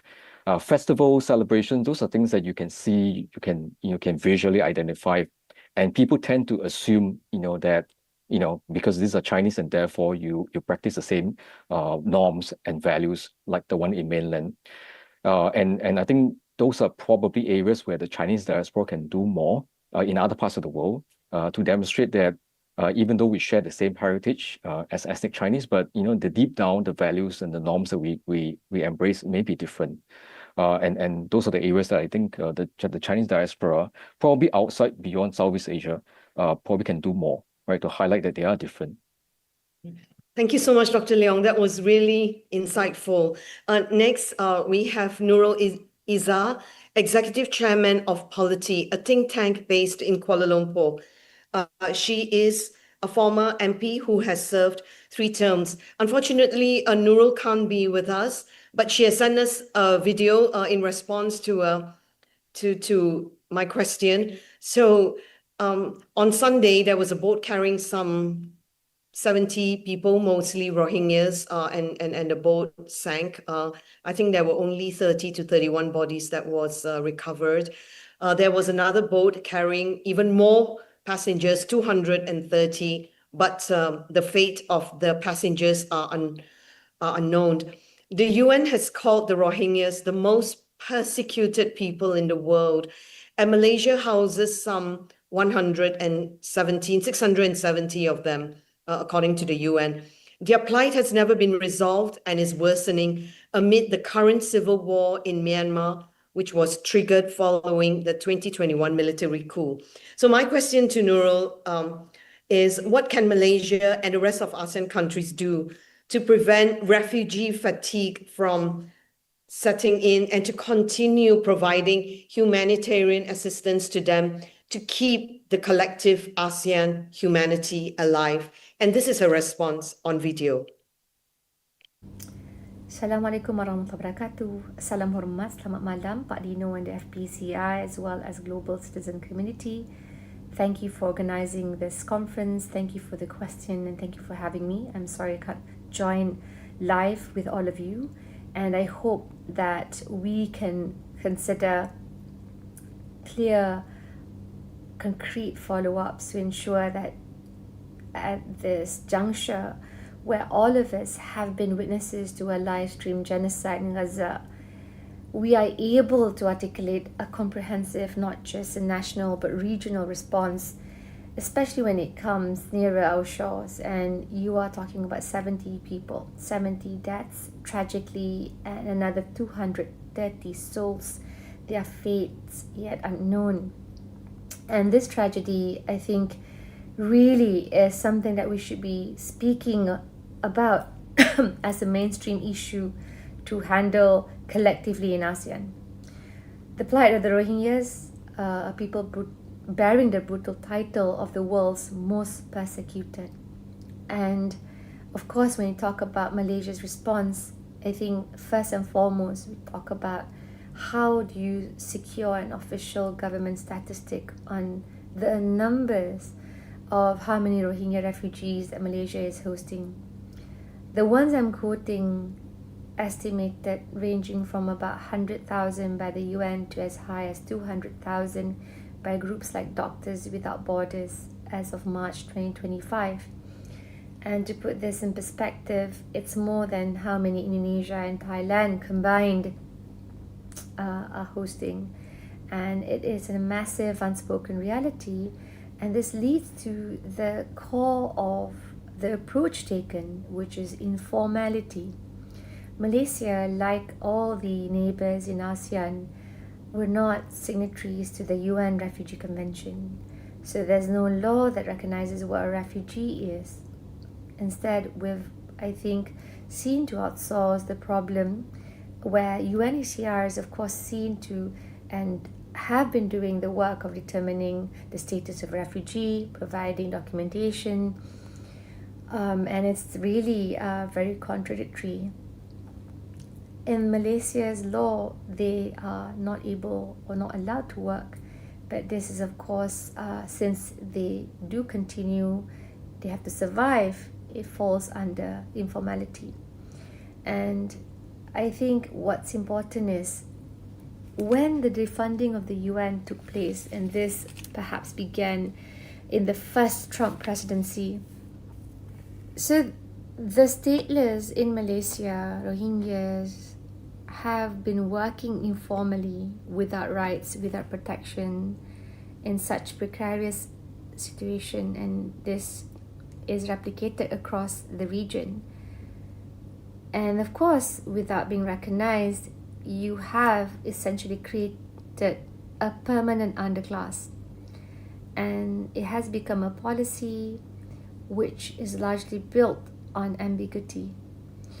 When developed nations also have started defunding many UN bodies, UNHCR not exempted, the worst that bore the brunt was, of course, UNRWA.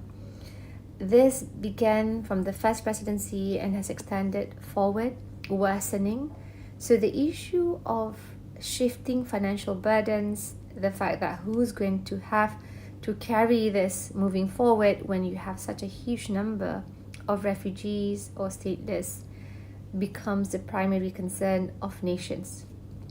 So I think when we ask how to prevent refugee fatigue, we must admit first and foremost the realities of the system. And of course, it's created in ambiguities and it will cause a lot of fatigue. And the issue of financial burden will be cited time and again by governments. And for me, one of the ways to look forward to consider very seriously, we had this discussion in Malaysia, in fact, in the first Harapan government in 2018, where the current Home Minister invited Mehmet Şimşek, who is now Finance Minister Turkey, or formerly Minister of Finance in Turkey, and they shared a different model. This was perhaps the first kind of bilateral, informal approach representing leaders in government to look at a different model where a city like Gaziantep in Turkey had addressed the massive influx of Syrian refugees but did not opt for informality. It was a chosen deliberate local strategy where they worked directly with international agencies to get resources into city level services, schools, clinics, housing, because they knew they were prepared for the sheer financial increase in managing an influx of people. Now this of course requires political will, and it's not going to be easy for governments who are perhaps facing financial stress. But this humanitarian concern, they made a conscious choice to include refugees even in their official city development plan, and also had a clear-cut taxation mechanism for Syrian shops governing the rules and regulations governing when they open up their businesses. So they are seen and they are not hidden as potential participants because they are then recognized as taxpayers. So I feel that this is important because that opened up opportunities in job creation for both Syrians and Turks. And you see that a crisis then turns for an opportunity for resilience. Now, it's not easy. There were challenges, but Malaysia began with a few pilots, which also involved Rohingyas. But I think, of course, we have to escalate further and we have to share these stories so that all countries in ASEAN, every country that clearly shares,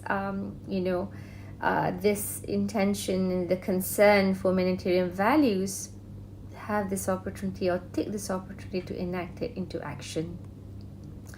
So formalizing the informal is important, but of course regulating it to have work permit programs in sectors that are required but also understanding that this requires a more inclusive approach, upskilling approach. You certainly have to engage them, and it will involve a lot of assimilation processes which take into account differences in culture, in language, and so on and so forth. Okay, that was Nurul Izzah. Thank you, Nurul. Our next speaker is Rabbi Elliot J. Baskin from the United States. He's the spiritual leader and interfaith peace globetrotter at Shalom Park in Aurora, Colorado. Good evening and welcome. My first question is, how do you view the war in Gaza? Has this war made interfaith dialogue between Muslim and Jewish people extremely difficult? Shalom, salam, salamat pagi, everybody. First of all, I want to thank the Global Town Hall and especially the foreign policy community of Indonesia under the brilliant leadership of Pak Dino and Global Citizen for convening us all as one community of the world. The war, and I want to say thank you, Amy, for facilitating this session. The war in Gaza has been very painful for me personally, the entire Jewish community, and I know people throughout the world. We lament the loss of life on both sides and applaud the efforts for peace and reconciliation that are happening now. Our tradition teaches that whoever destroys a single life is considered to have destroyed an entire world. And thus we lament that so many people have lost their lives in this very painful war. So we look forward to the peace efforts which are coming now and the rebuilding, not just the physical rebuilding of the rubble, but rebuilding of relationships between Jews and Muslims and Christians and people throughout the region. Our tradition teaches to seek peace and pursue it, and there's nothing more important than doing that. As for the relations between Jews and Muslims today, not only are the relationships important, but they are imperative. And that's something that I've learned through 1,000 Abrahamic circles, which is something where we had, I had an imam and a reverend, one from Indonesia, one from New Zealand, was in my home and in my synagogue. We were able to learn from one another, to worship in each other's homes, to be able to dialogue, and to be able to see that we are truly all brothers and sisters of faith. And this Abrahamic tradition of hospitality, of peace-seeking, and of sharing is crucial now. Rabbi, does this make it difficult for your community to reach out and to have ties for interfaith dialogue and ties with the Muslim community, seeing that what's happening in Gaza is probably one of the most devastating in recent times? It has been devastating for both communities. Absolutely. So for me, this has been, we move beyond the difficulty to the challenge. And it's not only a challenge, but it's imperative that we come together, person to person, to reestablish relationships. For we truly want to see the divine in everyone. According to our tradition, we are created B'Tselem Elohim in the image of God. And it's so important for us to see the divine in one another and to foster those personal relationships one to one. And so just yesterday, I was at our multi-faith leadership dialogue in Denver, Colorado, and we were sharing what was happening in our lives and our hopes and prayers for peace in Gaza and Israel. So this has really told us that we have to ramp up our efforts to be Rodefei Shalom, pursuers of peace. And my question has to do with New York. New York just elected its first Muslim and South Asian mayor, Zoran Mamdani. He was elected in a city with a large Jewish community and also the site of the largest terror attack on American soil, namely 9/11. His election, can you tell us, what does it say of the voters? Are we seeing openness and diversity at work here, where voters look beyond race and religion to entrust their future in a charismatic Muslim and South Asian? Great question, Amy. I'm not a voter in New York, but I can say I think this reflects a hope for change, a change from the me generation to the we generation, as we come together for transformational change for the benefit of everyone in the city. And this is people looking beyond the color of a person's skin. And we hope that this new mayor will combat rising anti-Semitism, Islamophobia, and prejudice of any type in New York, and be together for everyone. For as Martin Luther King once said, we may have come on different ships, but we're all in the same boat now. And this is a time that we hope for change, for tolerance, and for progress in the Big Apple. Thank you, Rabbi. Yeah. Our next speaker is from Italy, Natalie Tocci. She's a director of Istituto Affari Internazionali. She's also a part-time professor at the European University Institute. Her research focuses on European foreign policy, and I have also had the pleasure of reading Natalie's excellent and insightful op-eds in The Guardian. So my question to you, the attacks in Ukraine have become far more massive and dangerous this year. On September 7th, for example, Russia launched 800 drones and missiles on Ukraine in a single day. The pounding that Ukrainians have endured is unimaginable. Yesterday, Russia launched a heavy drone and missile attack, killing 6 people in Kyiv and 2 more in the south, in strikes on energy facilities, apartment buildings, and infrastructure. As the war drags on, has fatigue set in and Ukraine is slowly being forgotten? In your view, should the world care about Ukraine, even in regions far away from Europe like Asia and Latin America, and why? Well, thank you so much, Amy, for that question. And thank you for your kind words. It's an absolute pleasure to be back at the Global Town Hall. This is really one of my favorite events, and kudos for Dino and all the team for putting this together once again. So why is it that the world, and particularly, as you were saying, Amy, regions further afield, why should they care about Ukraine? Now, what I could tell you is, and I will, but very briefly, is a list of kind of, both interest-related and norm-related reasons why this should be the case.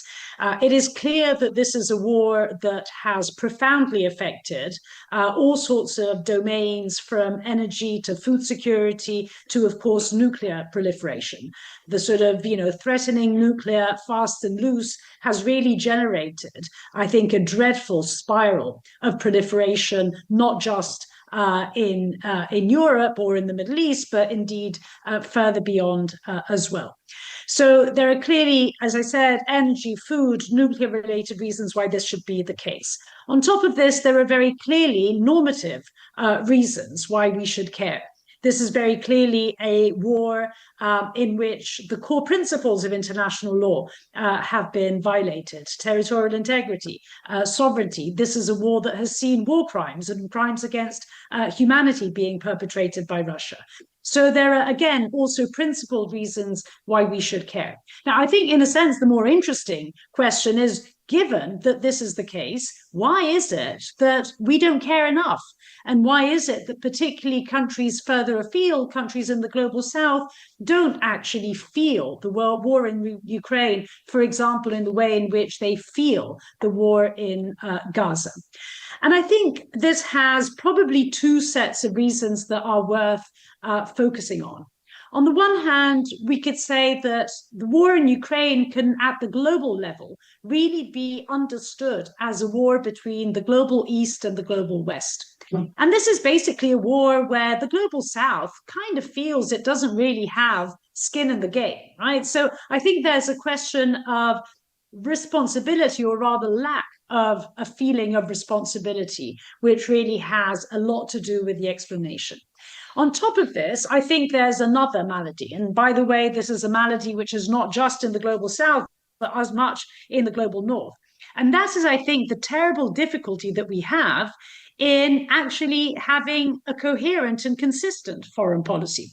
It is very easy to criticize our adversaries. It is much harder to criticize our friends. And so much like, and I'm the first one that says that indeed, for example, Europeans and Americans should be criticized for their double standards when it comes, for example, to Gaza, in the same way, I think that the same argument applies to countries in the global South and their reluctance to criticize, particularly those countries that have very close relations with Russia, their reluctance to criticize Russia. If we actually want to pursue a principle foreign policy, what we should be doing is being not just strict with our adversaries, but in fact, even stricter in many respects towards our friends. And so this kind of brings me to, in a sense, my conclusion. You know, what is it that we should do to about all of this? I think firstly, there's a question of acquiring or reacquiring a sense of responsibility vis-a-vis norms that in principle are shared. If we actually do believe in these norms, if we talk about these norms, then we all should actually feel not only responsible, but actually willing at times to even endure costs in order to ensure that those norms are being respected. And I think then finally, coming to the title, in fact, of this panel and the idea, indeed, of a shared humanity, is this idea that principles apply to adversaries in the same way as they apply to friends. And there should be, perhaps in all of our foreign policy, far greater coherence in the way in which we talk and certainly act in the name of such principles. Thank you, Amy. Thank you. Just one quick follow-up. In recent months, Russia is suspected of sending drones and violating airspace in Poland, Belgium, Denmark, and other countries in what some observers view as an attempt by Moscow to test European air defense. Seeing what's happening in Ukraine and airspace incursion over EU skies, what is the likelihood of a third world war breaking out in Europe? So I actually don't think that a third world war is very likely at all, but I think that it is fairly clear. And to be honest, the recent drone attacks have simply made this far more explicit, but I think it's been very obvious that the war in Europe is a war that starts but does not end in Ukraine. To the extent that this is a war in which, and that can be explained by Russia's attempt at recreating a sphere of influence, at recreating empire, it is very clear that you don't go to war for 4 years and sacrifice over 1.5 million of your soldiers if all you want to do, quote unquote, is occupy 20% of Ukraine. It is clear that Russia's ambitions are much greater, and those ambitions indeed, and the drone attacks have really been exemplifying the way in which those ambitions are much greater. This is really a strategy that Russia is pursuing that has at least 3 components. There's a military component which begins, but as we were saying, does not quite end with Ukraine, but certainly is concentrated in Ukraine. There is a hybrid component from cyber attacks to sabotage that has to do indeed with a much wider geographical space. And then there's a political component in which Russia is very actively seeking to support nationalist far-right parties and movements across Europe as really, I think, an integral element in the pursuit of recreating empire. Now, does all this amount to a third world war? No, it does not. I don't think that there should be excessive alarmism about all of this. But is this a war that has already spread beyond Ukraine? Absolutely so, given that the intention always began with but never ended with Ukraine. Thank you, Natalie. That was most insightful. We move on to Richard Weich. He's the Director of Global Attitudes Research at Pew Research Center. I know I sent you 2 questions, but I was wondering whether, following on what Natalie just said about Ukraine, whether I can squeeze in an extra question, because I know you conducted a survey was it in 2022, about people's attitude towards Russia, and Malaysia in 2022 and also in 2024 emerged as the country which has the highest level of positive attitude towards Russia. And I'm Malaysian, so for me it was rather surprising seeing that we lost a plane, MH17. It was shot down by pro-Russian rebels. And you could say that everyone on the MH17, they were the first non-Ukrainian victims of Russian aggression. So, Richard, if I may beg your kind indulgence, could you comment on that? And then I'll go to the other 2 questions which I sent up earlier. Thank you. Sure. Well, I'll speak to what we've seen in terms of just global public opinion about Russia, which is generally quite low. I mean, we ask a basic favorability measure, do you have a favorable, unfavorable opinion of Russia? And in most of the countries we survey around the world, it tends to be pretty negative, especially in Europe, United States, but in many other regions of the world as well. There are some exceptions. In South Asia, Southeast Asia, you do get higher ratings, but the global public sort of image of Russia has been pretty low, and it's been lower since the invasion of Ukraine. And similarly, not much confidence in President Putin when we ask about world leaders either. So the overall, global public opinion towards Russia is quite negative and has gone down in recent years following its invasion of Ukraine. To your other questions, I think we're sort of focused on social media and its role in some of these issues that we're talking about and its impact on society. So, to talk about social media a little bit, as we all know, it's spread around the world at a really rapid pace. As we all know, people are increasingly getting their news and information from social media, and it's shaping how they think about politics and lots of other issues too. And something our surveys have shown is that people have a lot of concerns about social media and its impact on society. So, to give you an example of that, we conducted a survey in 25 countries around the world earlier this year. And we did something we've done many times in our surveys where we asked people about a number of different potential threats to their country. And for each one, we asked them, how big of a threat is this?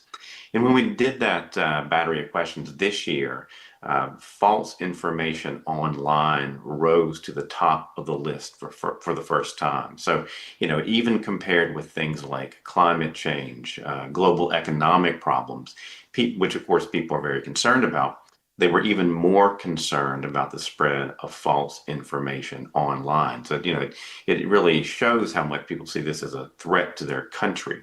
And we see it many other ways as well. We've seen specifically in our surveys that people say they're concerned about the ability of political leaders in their country to use misinformation essentially as a political weapon within their country. People are concerned about social media leading to less civility online when people talk about politics. They're worried that it essentially makes people more divided in political opinions in their country. So they have many, many different concerns. At the same time, I think it's always valuable to point out that people also see some positive aspects or potential aspects of the role social media can play in society. There's this kind of broad question we've asked in 27 different countries around the world at this point. Do you think that social media is having a good or bad impact on democracy in your country? And in most of the countries where we've asked that question, you actually get a majority saying they think it's been positive sort of contributor to democracy in their country rather than a negative one. Not everywhere, not in the United States, which tends to be very negative about social media's impact. But in most countries, actually, people say it's had a positive impact. Now, how can that be, given the sort of nastiness we know is out there in the online world, and the things that people tell us that they're concerned about when it comes to social media in our surveys? I think what we see is that people believe that there's at least the potential for social media to give them a voice at a time when they feel kind of voiceless, and to make sure the politicians represent them at a time when they don't feel represented. So you see, for instance, people saying that social media can make people more informed about international affairs, about domestic affairs. They say it can actually lead people to be more accepting of those who are different from them in terms of race and ethnicity and religion. And they say that it can actually make politicians pay attention to important issues, again, at a time when people don't feel like politicians are paying enough attention to the issues that people care about. They don't feel like people are listening to them. So I think when you look at our surveys and what are average citizens around the world telling us about social media, I think they're telling us that, on the one hand, certainly they see the negative aspects, or they see these negative impacts on society for sure, but they also see some potential upsides as well in terms of giving them voice, strengthening representation. And I think the challenge is, how do we sort of lower the risk of all these negative elements of social media while enhancing these sort of components and aspects of social media that make people feel more empowered and more represented. So Rod, just a quick follow-up. Do you have any suggestion on how people can be more savvy and more digitally wise when consuming content from the social media? Yeah, well, certainly, as a researcher, I hope what we can do is to try to establish relationships of trust with people in our audiences, consumers and citizens out there, right? By providing facts and information that can inform important public debates about big, global issues. So, I think the hope is at least that, people can develop relationships with organizations and influencers or others that they can trust. But, at the moment, it's certainly difficult for people. They feel a bit lost. They don't know where to turn. They don't know who to trust. So I think that, for those of us in civil society, I think it's important to try to make contributions in terms of, sharing actual factual information, building audiences, and establishing those relationships of trust, with consumers and citizens out there. Thank you. Thank you so much. Okay, next up we have from Philippines, Ariza Nokum. She's the co-founder and president of Chris for Peace, a non-profit promoting peace through education in the Philippines. Since 2008, Chris has trained over 1,100 young leaders and provided grants to nearly 40 youth organizations. So my question to you is, during former President Duterte's rule from 2016 to 2011 to 2016, it is estimated that more than 12,000 people were killed in his war against drugs that involved vigilante killings and police squads targeting mostly poor young men, according to Human Rights Watch. Thousands of women and children were left without husbands and fathers and had to fend for themselves. The killings, as we all know, were also very, very dehumanizing. With Duterte currently facing charges of crimes against humanity at The Hague, is such a dehumanizing and violent episode finally over in the Philippines? Or does civil society need to constantly work to prevent new autocrats from emerging? Thank you so much, Amy, and thank you again to the Global Town Hall for having me. So for me, the short answer is sadly no. If the contemporary history of conflict and tensions in the Philippines were like a Netflix series, to me, the war on drugs is sadly just one episode. The big picture includes long-standing struggles such as the Moro or Muslim population struggle for autonomy, communist struggle, phases of violent extremism and terrorism by various groups, which we share with other countries in Southeast Asia, and even politically motivated killings and violence against the media. And looking at all of these struggles together, we do see that they have evolved in some ways for the better. So, for instance, you did mention the end of the war on drugs, which we do consider some sort of victory. Now, with the Moro or Muslim population having set up an autonomous government, we see that as a significant step forward as well. But the truth is that there is still a lot of work to be done. And honestly, looking at all these instances of conflict and struggle, there are several themes that jump out. And to me, this is important, bringing it here in this global town hall, because these themes are not just relevant to the Philippines, but also to the rest of the world. So the first, obviously, is having a massive power imbalance. We saw that with the administration of former President Duterte. We see that in these other struggles.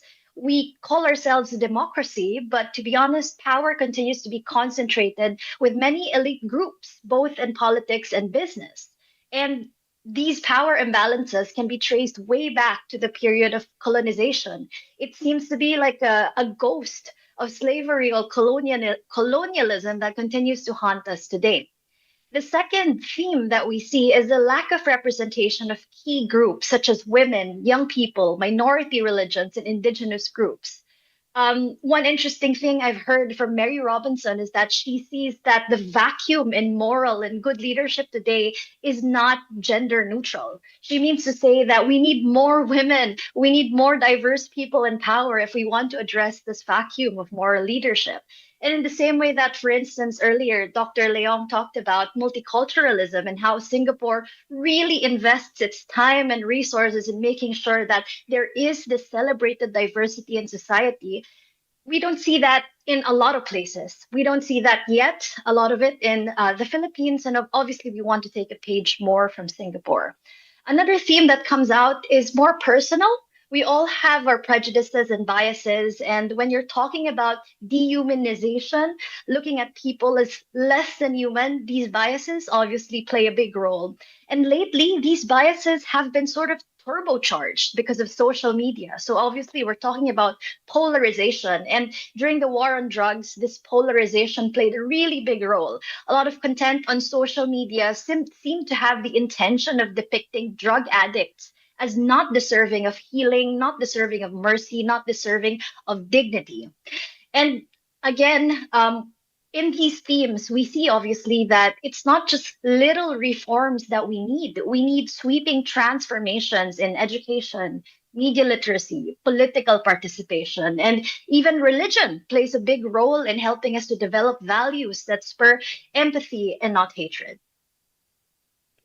That's really inspiring, and you have identified and articulated a lot of issues that that it's kind of hard to see from outside. And just a quick follow-up: your foundation has your foundation worked with victims of the drug wars, and if yes, how are those children faring, and what kind of care do such people what kind of care do those children and young people need based on your experience in working with marginalized youths? Thank you, Amy. So we don't work directly with the victims of the drug wars, but we have a lot of experience working with communities impacted by conflict, violence, and marginalization. Our nonprofit, Chris for Peace, has worked with more than 1,000 young people from these backgrounds, and most of them are in southern Philippines, many communities that have sadly been impacted by not just years, but decades of conflict, violence, and terrorism. So working with these young people, particularly to educate and empower them as leaders and peace builders, we've learned a few things over our more than 15 years of work. First, there is a lot of unresolved trauma. As a young person myself, I'm very happy to see that we're finally all talking about mental health. My parents agree that, mental health is something that we need to care about. Senior leaders also agree that mental health is something to care for. But sadly, there are still a lot of young people who are left at the sidelines in terms of unresolved trauma and mental health.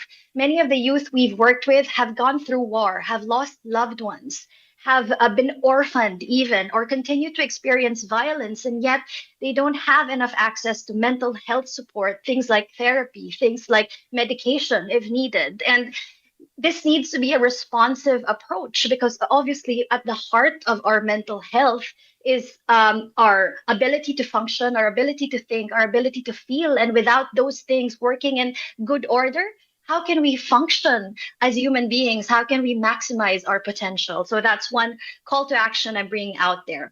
The other thing is that our approach also has to be proactive.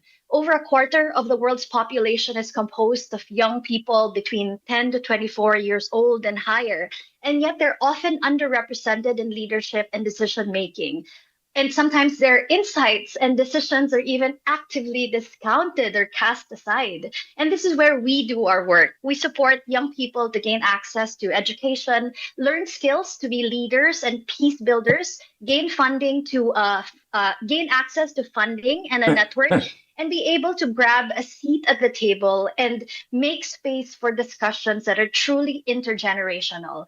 So our objective, our big, hairy goal is to hopefully empower a new wave of moral leadership that ends wars and not starts them, hopefully prioritizes purpose over profit, and hopefully as well molds equality or prioritizes equality over ego. Ariza, thank you so much. It was so insightful and so inspiring, and Philippines is very lucky to have you. Thank you. The next speaker is from India, Dr. Sundip Waslekar. He is the president of the Strategic Foresight Group, an international think tank which he founded in 2002. He is the author of the book, A World Without War, and he has mediated in conflicts in South Asia and the Middle East. But my question is, what kind of global future do you foresee amid a background of great power competition between the US and China? Thank you, Amy, and it's a great honor to be on the Global Town Hall. The competition between US and China is in some ways reminiscent of the days prior to the First World War, when there was a competition between Britain and Germany for naval supremacy. And currently, the competition between US and China is for technological and economic supremacy, which is leading to an AI arms race.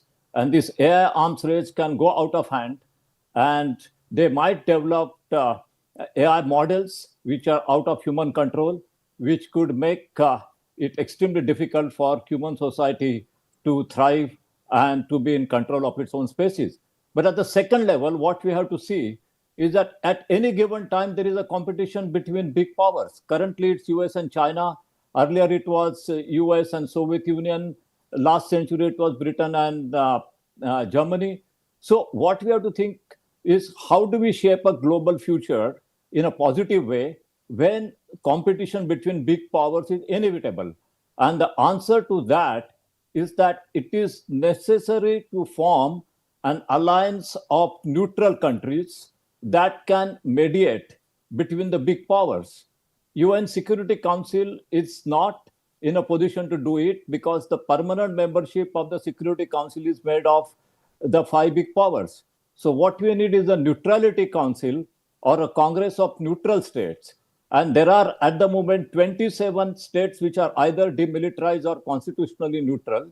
And there are many other countries like Slovakia and Oman, which are not constitutionally neutral, but are behaving in a fairly neutral fashion. So these 30 to 40 countries need to come together and form a bloc to prevent the competition between big powers from going out of hands. Moving ahead, what kind of future do you foresee right now? Because early on you mentioned to me, that there are concepts and philosophies in which we can learn from the past.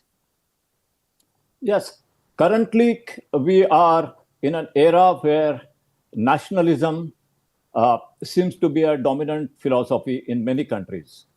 But there are philosophies, particularly from the global Orient, which profess exactly the theme of this session, that the word is one nation. Chikyu Minzu Kushugi, a Japanese philosophy, says that the word is one nation. Vasudeva Kutumbakam. The Indian philosophy says the word is one family. Ubuntu, the South African philosophy, says I am because we are. And we need to see how to harness these philosophies and how to give them an institutional expression. And in order to do that, we need a global discourse on creating a global social contract. The social contract that Rousseau introduced in 1762 was in the national context.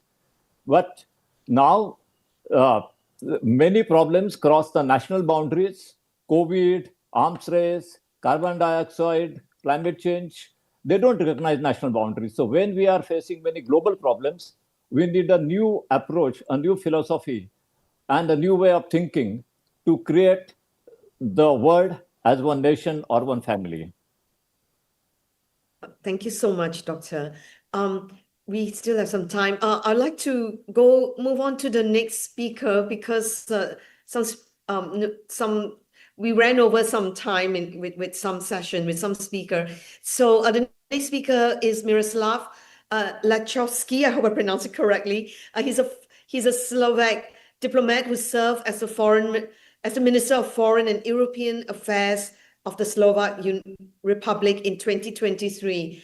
Sir, the Slovakian Prime Minister Fico has said that the country will not join EU in providing military aid for Ukraine. Why is that so? Thank you very much. And first of all, thank you for inviting me to Global Town Hall. I think it's a great idea, and you are doing an excellent job in connecting the world and helping us each other to understand the world better and to find some solutions, perhaps. When it comes to your question, Slovakia is a country which is next door neighbor to Ukraine. Actually, Ukraine is our largest neighbor when it comes to territory. And the war is ongoing for 4 years. So naturally, people are tired of this war. And I would say that the most tired probably are Ukrainians themselves. So I think Prime Minister Fico used the Ukraine topic on his election campaign. And during that election campaign 2 years ago, he said that we will send not a bullet to Ukraine. What we've seen in these 2 years, in fact, is that the amount of ammunition and weapons which transfer to Ukraine through Slovakia grow up tenfold. So basically, my prime minister unfortunately used some rhetoric and do something else, which might be good in this case, because I think we should support Ukraine as much as possible. And I agree very much with which was said by Natalie Toci, why this conflict in Ukraine, this Russian aggression, has actually the global impact, and why it should matter to all of us, neighbors or people in Western Europe, as well as people in the world. The consequences are for all of us. I hope that we will manage to find some kind of closure of this war, as many people do. But I don't think that the way towards the ceasefire and peace, unfortunately, does not go through appeasement of aggressor. I simply don't think that this will work, and I think we have enough examples from the past that the appeasing of aggressor doesn't work and does not bring a sustainable peace. How do you see the war in Ukraine proceeding? We have seen an American president who is much friendlier to President Putin. We have seen agreements being made, and yet sometimes no weapons being sent to Ukraine. So do you expect this war to go on for much longer? Look, we all seen the meeting of President Trump with President Putin in Alaska. I think President Putin got a red carpet and didn't deliver for that red carpet anything. I think Russia is not ready for a peace. I don't see any steps by Russians which leads to peace. So I look at it from the practical point of view. What were the steps after Alaska from the Russian side, which actually brought us closer to at least ceasefire, if not the peace negotiations? And I haven't seen much. So I think up until now, Russia is willing to continue this war, and that's very unfortunate. And the only answer is, there is this saying that if Russia stops the war will be over. If Ukraine will stop the fight, there will be no Ukraine. We said it 3 years ago, and I'm afraid it's still valid. So in your view, will this go on for many more years to come? And what's likely to happen to Ukraine, because they are really suffering a lot right now? Will they be able to keep up the good fight that they are fighting right now? I think what we see is that the something which was really meant by Kremlin as a special military operation, which should have take 2 weeks or 1 month, became a prolonged attrition war, and I think it is a competition who will be able to stay at that war longer. And unfortunately, Russia is much bigger and has an energy resources and military resources which are far bigger than Ukrainian. But there is a will on the Ukrainian side, and the question is how much we are able to help Ukrainians to stay the course and fight for their independence and territorial integrity until Russia will make finally the move that, okay, we want to make a deal. We want to make a peace. And this deal must be done in a way that it will be not over the heads either Ukrainians or Europeans. Everyone should be involved to make it a sustainable peace, sustainable solution. Thank you so much. With this, we have come to the end of the Global Town Hall. I would like to thank each and every speaker for making your time and for sharing your most invaluable insights for us. Also, a big thank you to the organizers and everyone who tuned in to join us for this year's Global Town Hall. For one, it's been a great pleasure and I've learned a lot tonight. So thank you so much. Until next year. Thank you. Thank you. Bye. Thank you. It was a great pleasure. Thank you, Amy. Ladies and gentlemen, thank you for watching the session on My Nationalism is Humanity. We Are One is Better Than We're Number One.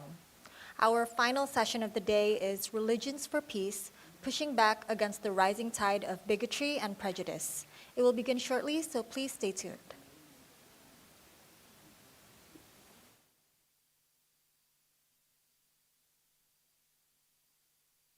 There's so many teachers along the way. Even if you have just one, we're lucky. We would like to welcome you all to Global Citizen Now. The power of people is absolutely extraordinary. We are focused on investing in the next generation today. Think about clean water, renewable electricity, access to the internet. This particular initiative around education and the way it's wrapped up in sport, I think is just one of the great connectors. We are announcing the FIFA Global Citizen Education Fund. The mission of improving education for millions of children. we can give them that running start to then take advantage of education and opportunities. Not necessarily when just trying to feed the continent, but it's trying to feed the continent in a very nutritious way. How AI has really disrupted our lives. I really feel this is a tool, when used properly, could really help humanity. The power of music actually save children's lives. To the sound of the samba, sing. You all just witnessed the power of music right there. Education is the most powerful weapon you can use to change the world. This is the 6th year of the Global Citizen Prize, and I am honored to be here to celebrate the 2025 class of recipients.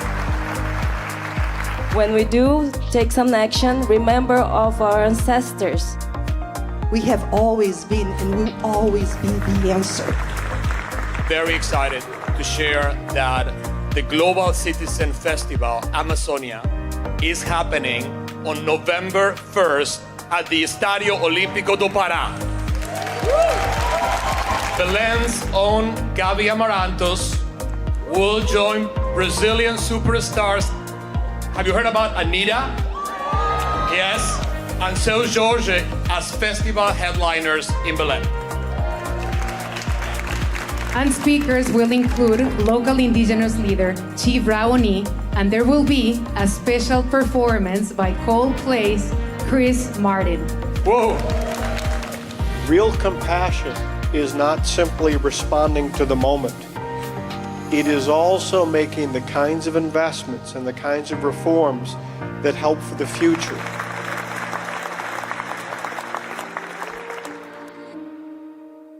Around the world, faith remains one of humanity's deepest sources of hope and dignity. Yet today, prejudice and religious harassment are rising fast. According to Pew Research, cases of religious harassment have sharply increased since 2016. By 2022, they were recorded in 166 countries for Christians, 148 for Muslims, 90 for Jews, and 26 for Hindus. These aren't just numbers. They're real lives, real threats to human dignity. That's why Global Town Hall 2025 invites you to join the panel on Religions for Peace, pushing back against the rising tide of bigotry and prejudice. We'll bring together faith leaders, scholars, activists, and you to rise above fear, build bridges, and stand firm against intolerance. Join us this Saturday, 15 November at the Global Town Hall 2025. When religion is used to divide, peace must unite us.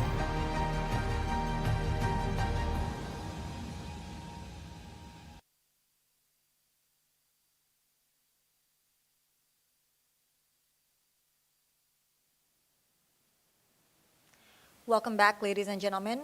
We are now entering the final session of the Global Town Hall 2025, titled Religions for Peace, Pushing Back Against the Rising Tide of Bigotry and Prejudice. For this session, we invite Reverend Rihan Prasad, minister at Kandala Presbyterian Church in Wellington. Reverend, you may have the floor.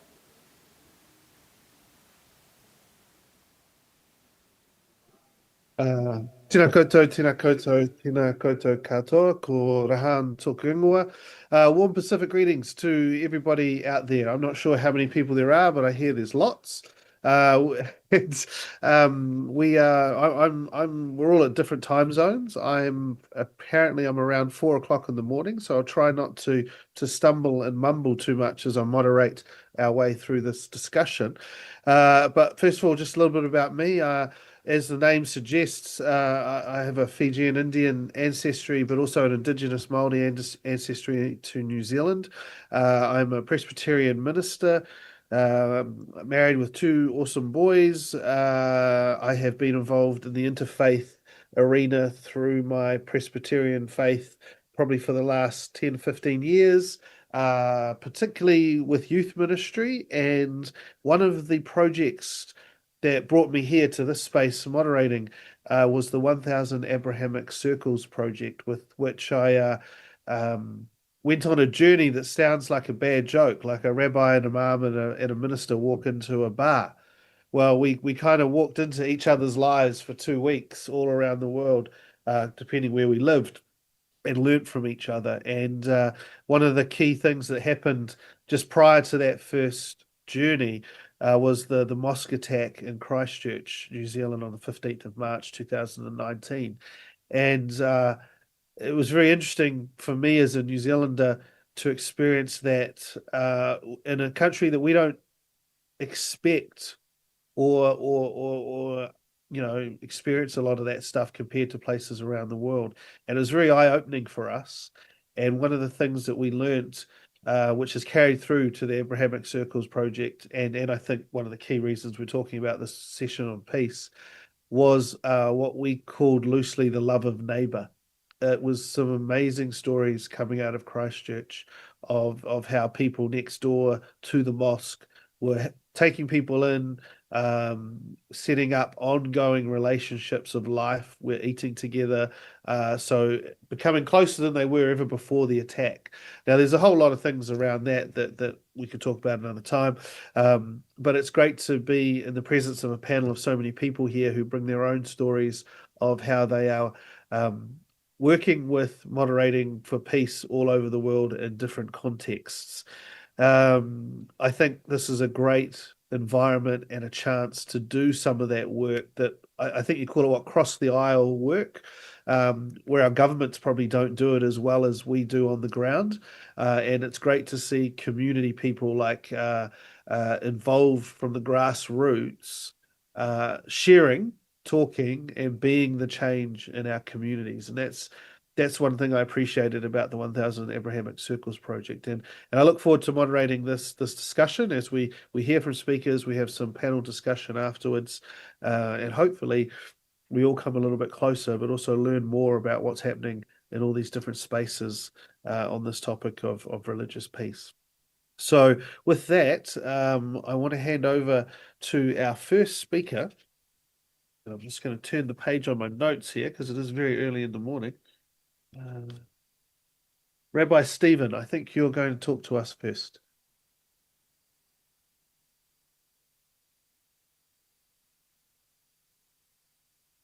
Let me get my screens. Shalom Aleichem. Salam Aleikum. Peace be with you. Jewish tradition teaches me the following stance in the world. B'Tselem Elohim. At the end of the first chapter of Genesis, it says that we are called, that God created the first human in God's image, in the divine image. It doesn't say the first human, that humans are created, that Jews are created in the divine image. It doesn't say men are created in the divine image. It doesn't say white people are created in the divine image. All humans are created in the divine image. So you can imagine what comes from that. The first century Rabbi Hillel was ordered to stand on one foot while teaching Judaism. And he said, that which you would not want done to you, do not do to anyone else. The rest is commentary, go study. And lastly, the mitzvah or commandment that shows up in the Torah 36 times, more than any other, says that we are commanded to love and not to oppress the stranger, the immigrant, the outsider, because you know the heart of the stranger, because you were strangers in Egypt. And every year at Passover, we retell the Exodus story and remember we were slaves not to reinforce a sense of being victims, but to deeply remind us that because of our historical experience, because we have been oppressed, we are not called to just circle the wagons and survive, but rather to look out for others who might be oppressed and to act. Because we know what it's like to be strangers in a strange land. We know what it's like to be oppressed, and we are called to act whenever needed on behalf of the other. So this idea later supports the concept of tikkun olam, repair of the world, which is a central tenet to Jews around the world today. There's many other examples I could give you that speak to this calling to be a holy people at Am Kadosh. And we may talk about how some of those values, also found in most other faith traditions, are being violated today. But for this short introduction, I'm going to talk about one more foundational idea that has impacted my life, and that is the importance of relationships. The most important thing is relationships. we could have some great conversations and find agreement and difference, but if we don't really get to know each other, as the Quran teaches, it won't matter all that much. I have, however, worked my whole life to develop real relationships with people different from me. And that means just a few of hundreds of examples I could give, that when my wife back in 1988 said she wanted to visit Gaza, I had a family there that I knew, and we developed a relationship with them. And I ended up leading tours in Gaza 3 times after that. It means that and when this last war started, I was able to contact that family and make sure everyone was okay. On October 7th, the first person that called me was a Muslim friend. On the Sabbath after October 27th, 2018, at the massacre of the Tree of Life Synagogue in Pittsburgh, 17 faith leaders came with me to the Parliament of World Religions in Toronto, and they came with me to synagogue services and stood in a line of protection and solidarity around the synagogue. When daughters of an Israeli Arab family needed to get out of the country for a while, they came to stay with us in Denver. When there was an attack on a Mormon church, I have people I could call. When I visited a family, in this family in the Galilee in an Arab village during the Second Intifada, and I noticed that I felt safer in an Arab village than in Jerusalem, my friend Ibrahim explained to me that it's because no one's going to hurt me there. And lastly, I guess for now, I'll say that when my multi-faith leader group met on a retreat last June in a section on sanctuary, I realized this is my sanctuary. These people who I've had deep personal conversations with, broken bread with, and more. So my suggestion to all of us is that we don't create peace in a more compassionate world by just spouting nice religious ideas like the ones I started with. We can do it by creating and deepening real relationships with real people, and especially people from outside our smaller bubbles. As Hillel said, if I'm not for myself, who will be for me? And if I'm for myself alone, what am I? And if not now, when? Thank you.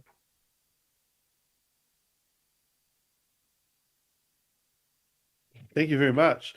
Now, the process of this is, I don't know, clapping. I don't know even if I can hear the clapping from all around the world, but I'm assuming it's there. We're going to pass over now to Shonika Rishidas. I'm trying my best here with all the pronunciations, and after he speaks, we're going to have some responses which I'll moderate then. But over to you now. Unmute. Yes, thank you very much, Rian, and thank you very much, Rabbi Stephen, for a good start. Your quotations, I think, are very important because it's good for me to hear them. I mean, I come from an Irish background. I chose to become a Hindu at a very early age. I joined an ashram. It was a Hare Krishna ashram in Dublin. I shaved my head. Oh, goodness gracious.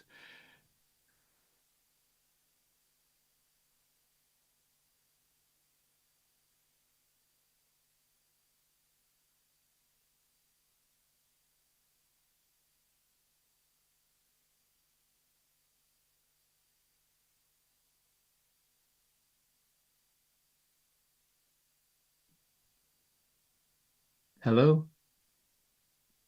Yeah, we may need to pause there. There seems to be a little technical hitch where everyone's gone to breakout rooms. Yeah, no idea what's happened. So let's just chill for a minute. I think we can hear you, but we're hearing you okay. I'll just keep talking because that's what Irish people do. And there is a timer going. Yeah, so I joined. I went to Northern Ireland with 2 of my colleagues. We had shaven heads and saffron robes. We were crossing the border from South to North Ireland. There was a conflict in Northern Ireland at the time. It was political, it was economic, it was historic, it was religious.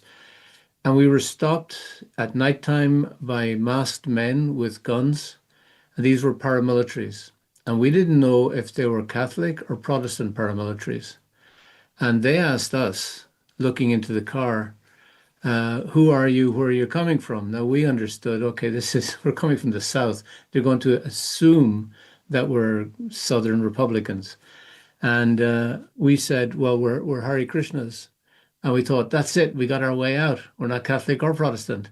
And he looked in and he said, are you Catholic? Are you Catholic Hare Krishnas or Protestant Hare Krishnas? It was just, oh no. And it was the level of religious ignorance, illiteracy.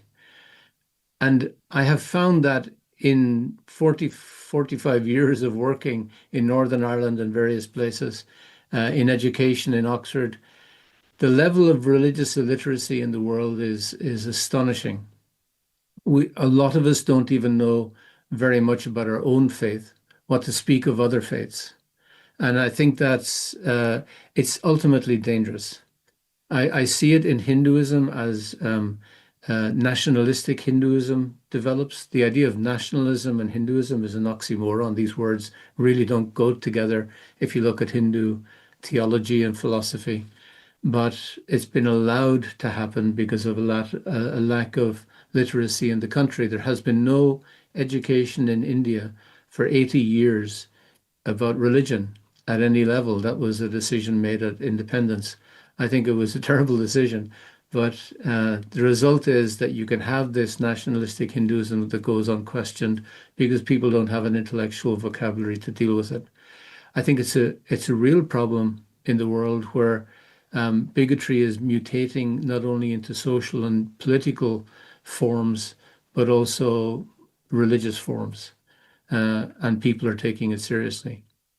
So that's a problem, and I like to just propose a solution, not to that problem, but another solution. Investment. What drives the world is money, as they say. Money makes the world go round. Some guru gave us that mantra, but there's something of a truth in it when it comes to politicians are definitely swayed by asset managers. The fact is that religion either owns directly or controls by influence up to 36% of the markets. That's a huge influence. It owns directly more than 12% of the planet. It controls more than 54% of media outlets. It controls more than 56% of educational institutions. So if religions were able to work together to say, let's work to save the environment, let's disinvest in fossil fuels, etc., whatever they want to say, and they can say it, and invest their institutional funds and their property assets and tell the asset managers to do it like that, it will be done like that because asset managers are immoral, or amoral, not immoral, amoral. And I think that's something that people can actually do together. It'll take a while to get there, but it's eminently doable because, as Rabbi Stephen was saying, we do all agree that we should treat the other person the way we would like to be treated ourselves. And finally, I would say that solutions about human dignity are very important, but when you come to Eastern traditions like Hinduism, Buddhism, Jainism, Sikhism, and even Taoism, it's more than human dignity. It's the dignity of all life.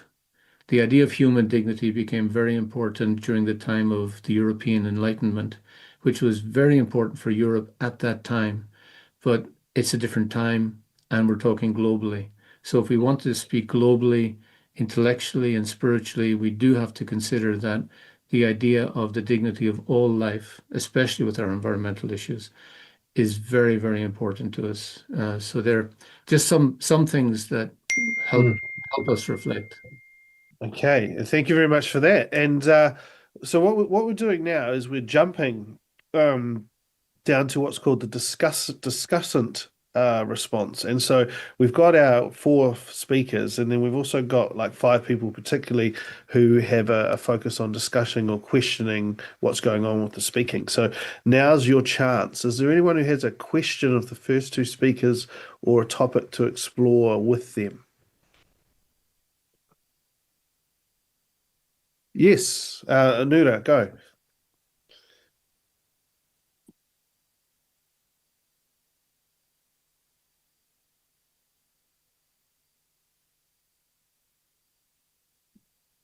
Oh, sorry. Nura, did you have a question? I thought I saw your hand up, but no. No, that was your question? Yeah. No, that was your question. Go ahead. Okay, right. Anybody else, anything that they'd like to talk a little bit about? Maybe I could kick us off. Like, I think you mentioned the word nationalism there, and I can speak from a Christian standpoint, seeing that word being attached so blithely in places towards our faith, and almost unquestioningly. Like, I think illiteracy and nationalism going together is a very, very bad mix in a lot of spaces. In fact, most spaces. Any other people want to maybe comment on that? Because we're seeing even in New Zealand, which is quite a far way away from the rest of the world in a lot of respects, and we have quite a different context. But this understanding of nationalism that has been that we hear of within the Christian circles, particularly, we find quite challenging and quite scary in a lot of ways, in terms of how it's being an accumulation of power rather than an exploration of faith. So I'm not sure if anyone else wants to comment on some of that, maybe.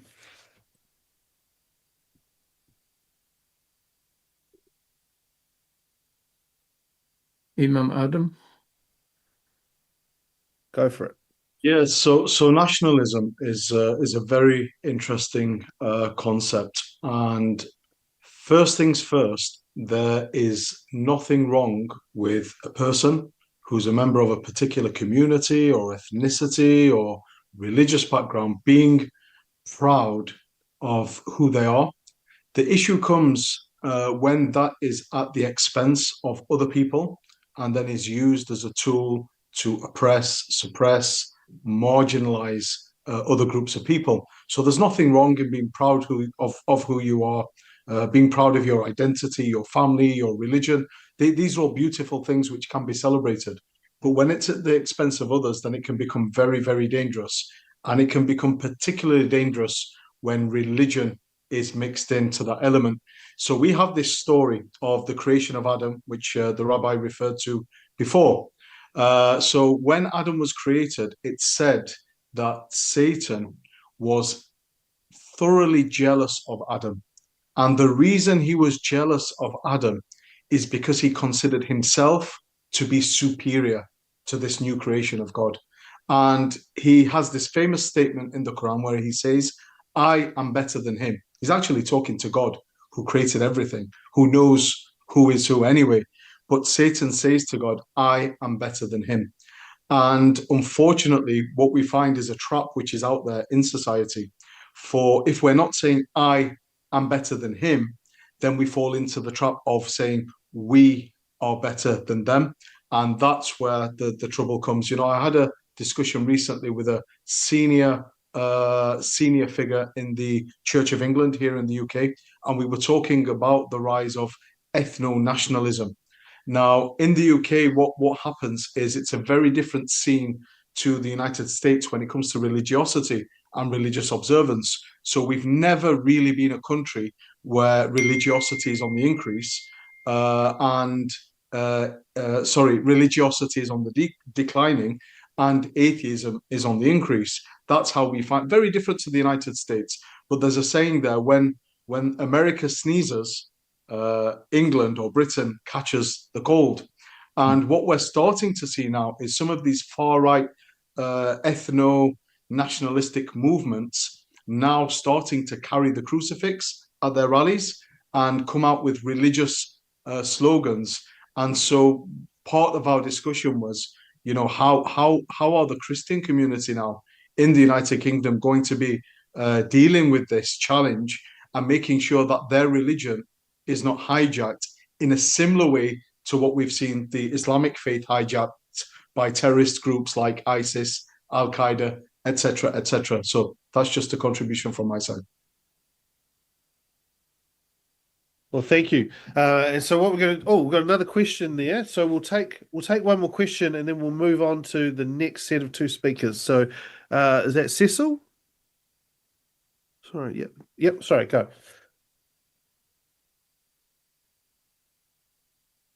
You muted. You might just need to unmute your microphone. There you go. All right. my question really is, in the last few years, most of the focus in interfaith has been on the situation in Palestine, Gaza. And the question is for the rabbi who actually gave us quite the beautiful teachings of Judaism and of the other Abrahamic religions. But if you look at the scriptures, particularly the Bible, should we admit that some of the verses or some of the sections in it are actually either promoting or condoning war, colonialism, genocide? I'm speaking as a South African, where the Bible in particular was used, where we also had people who used the same tropes of a chosen people. In our case, the Afrikaner population. And we use that same trope from the Bible of chosenness.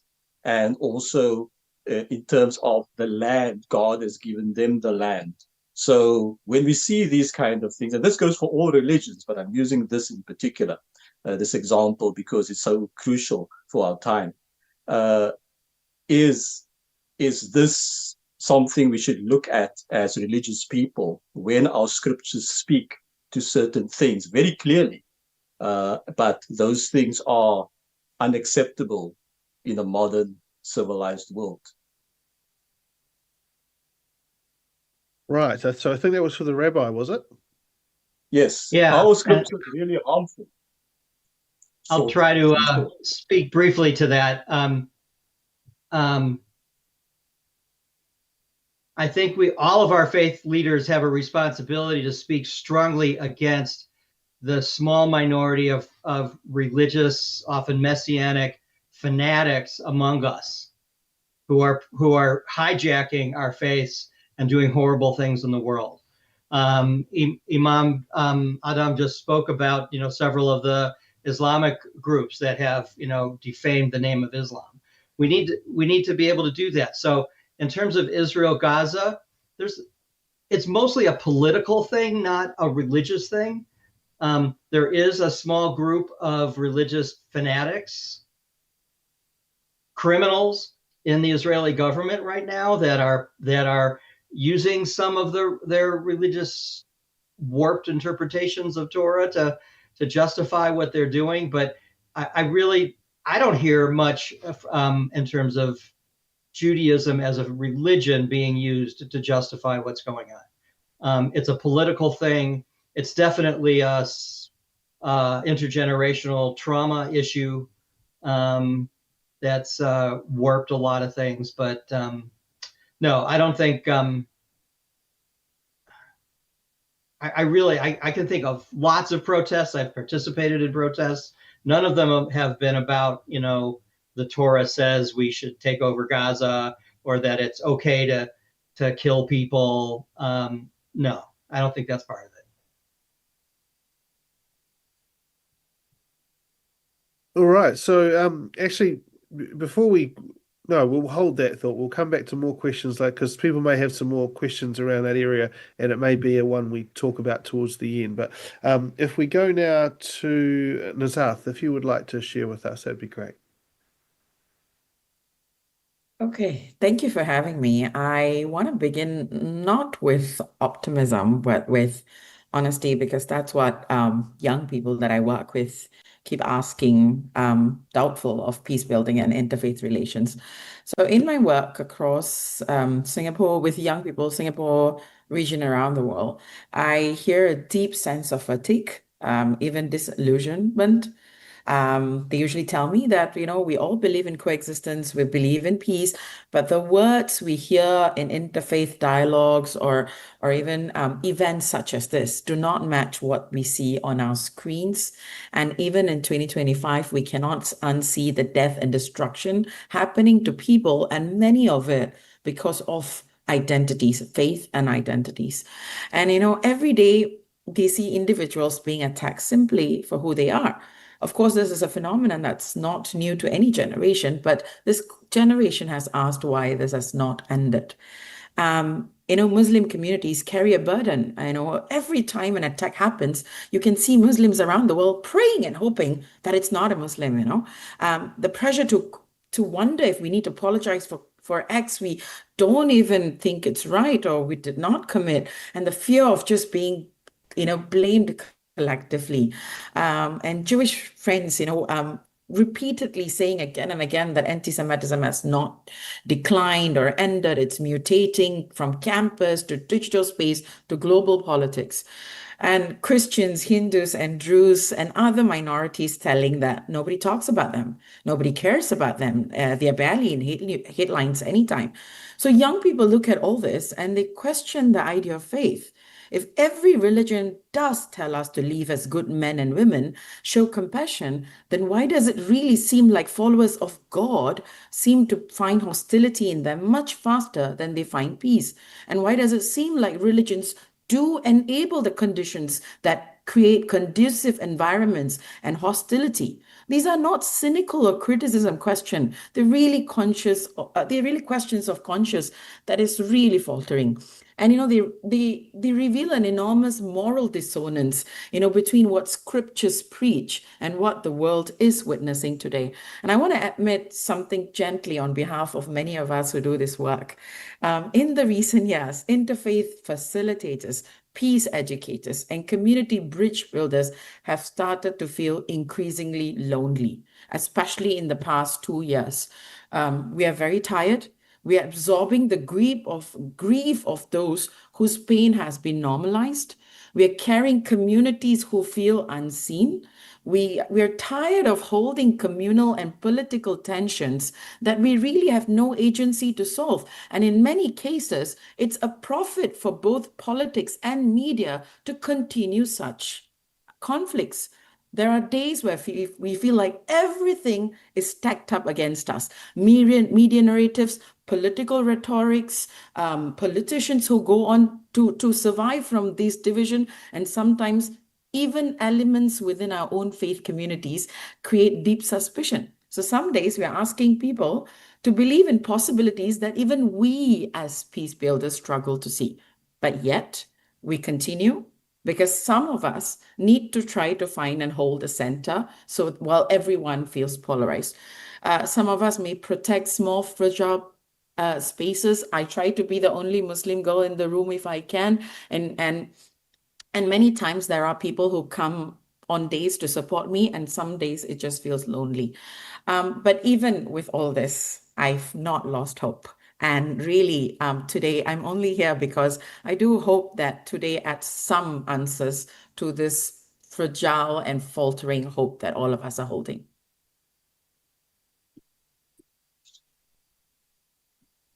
Thank you.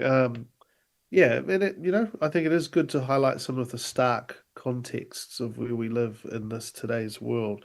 And let's follow on with Jessica now, if that's possible. Yes. Hello, everyone. And thank you, Nazat. I relate to what you've said, and definitely some of the students that I work with, I've heard that as well. I work at the London School of Economics Faith Centre, and we deliver student programs and campus relations work for students. LSE is a very international university, so we have students from all over the world that come to join us, and we try to bring together those experiences, and especially the experiences of students of faith kind of onto the centre of life at campus. I want to talk a bit about our Beacon Faith and Leadership programme as maybe a source of hope.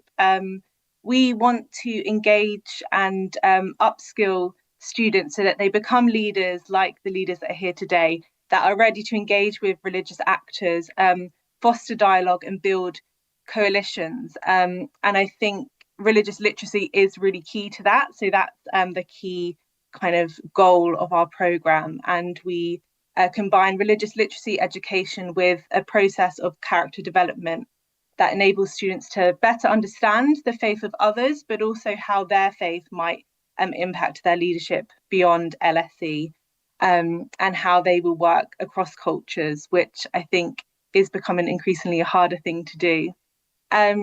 We do this through dialogue with faith leaders, scriptural reasoning, and also thinking about topics such as religion and climate change and conflict transformation. So bringing kind of the religious perspective in line with contemporary issues. I wanted to share a couple of challenges as well that we're facing. And I was interested to hear from Rabbi Stephen about your experiences of working across cultures and across like interfaith work. And that was really inspiring. I think, unfortunately, some of our students aren't hearing those stories. So it is actually a challenge to get students into the room and onto our programs often. This could be because they want to build solidarity and community within their own faith groups. And I think, especially with the rise of anti-Semitism and Islamophobia on campus, that's completely understandable. But I think we all know that interfaith is really a space where we can go beyond, really kind of address anti-Semitism and Islamophobia. And they are kind of really transformative spaces, but many students sort of don't feel that these dialogue spaces will be safe or, feeling kind of anxious to engage in that sort of work. Some have also shared that they're kind of scared of being cancelled or doxxed, of saying the wrong thing. So often entering this dialogue space is a really brave thing to do, and to trust that you can have complicated conversations and you can kind of struggle through scenarios and disagreements in a kind of supportive way. So there's lots of kind of fear of what's been said in a space being leaked out and then impacting their kind of social groups. And also some activist groups have just on principle not wanted to engage with someone that is of the opposing view of them. So they've walked out on interfaith dialogue, and especially peace dialogue sessions we've had on Israel and Palestine, which is something that I've not experienced before. So finally, I just want to talk a bit about there was a question we had about how can we help transform these challenges? And I think, especially within the UK, Imam Adam, it's really really amazing to hear about your work. And I know that there's lots of amazing interfaith work happening, but I think a few sort of faith leaders and organizations often are focusing on supporting and building kind of solidarity amongst their groups, but not reaching out across differences. And I think more examples of this and kind of encouraging young people to get involved in this work is something that is very much needed at the moment. So yeah, more public kind of solidarity movements would be really wonderful. Thank you very much. And I think we've set the stage there for the next part of our session, which is some questions. And Imam Ibra has one to start off. And Imam, can I suggest you offer your question, but also make any comments within that 3 minutes that you have over the subject matter that you've already heard. So over to you now. Thank you, Ryan, Reverend Ryan. I heard what spoken by the speaker and the discussions. We religious leader, build bridges between among the community, and also visit the clan complex and partner with the government and the civil society to promote peace education and prevent violent extremism. This is a practical expression of faith. Religion is action, not just in prayer. In the Quran, the Muslim teaches in the Quran that Almighty God, or God, created us into nations and tribes, so that you can know, or you can know each other. This divine message reminds us that diversity is a blessing, not a burden. True faith is not a measure by how loudly we proclaim our belief, but how deeply we practice mercy, justice, and respect for human dignity. So the important is to how to practice the respect and understanding among the humanity. Thank you. Thank you. And we also now have some questions. I think, Sarah, you had your hand up. Yeah, thanks so much. And thanks to all the speakers for your very inspiring input. Everything resonated with me, especially what Nazhat was talking about, this fatigue in interfaith dialogue. And I think we have to be able to acknowledge that interfaith dialogue is not a new phenomenon. It's been around for a very long time. And yet, despite these efforts going back decades, polarization is increasing and trust is breaking down. So there's something that is not quite right in these efforts. And I'm sure that everyone here has experienced or has witnessed an increasing decline in trust in at least the Abrahamic dialogues since October the 7th.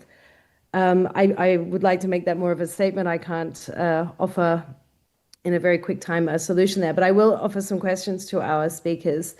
The first is that interfaith dialogue circles can be echo chambers where like-minded people who share the same values do meet and do like each other and form strong friendships. But how do we reach out to those who are causing the polarization and driving it? I wonder if you have experience there, or if your projects do aim to reach out to either those who are not religious or those whose opinions are difficult. And my second question is a little bit related to that. I mean, we're seeing the decline in democratic spaces and in the capacities to sit with difference. I think Jessica was talking about that. So, I mean, without the capacity to sit with difference, our democracies are in trouble, but of course, interfaith dialogue is also in trouble. So I'd be keen to hear from the speakers about their experiences here, because I really see that interfaith dialogue is not necessarily about agreeing. It's about sitting with each other on the basis of things like shared humanity, human dignity, care of life, things like this.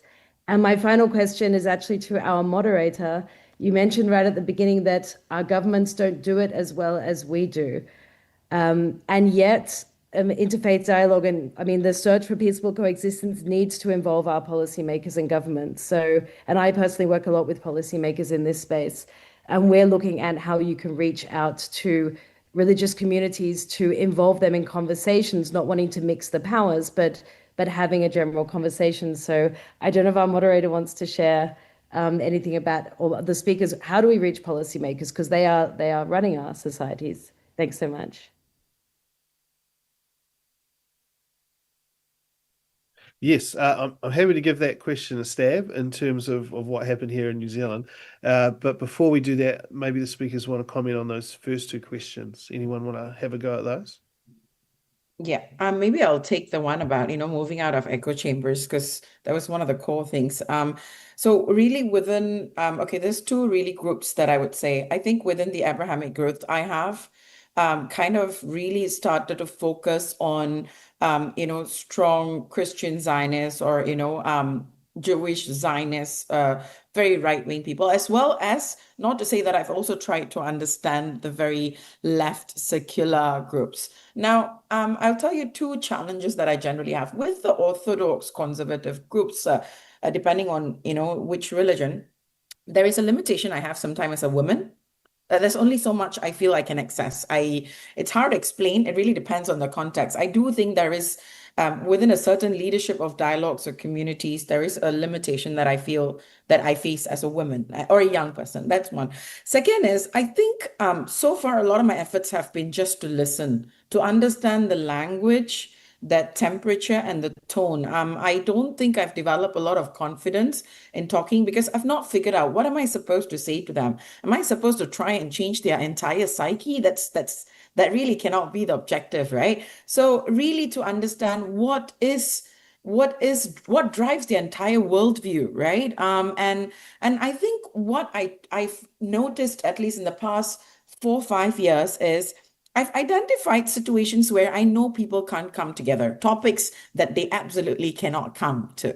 Now then, I have a list of topics I know that we can bring them together, but then what's the purpose? Are we supposed to sit down and say, yes, let's all be peace? So I think the question is whether there can be a little bit more technicality and science to it, maybe more hate scan to it. Trust me, I've been doing this a bit alone, and I don't think I found. But I would say it helps. It helps because now I know when I engage with certain communities, how to talk to them and how to understand the sentiments. Now, being the only person of a certain identity, the only Muslim girl in the room helps.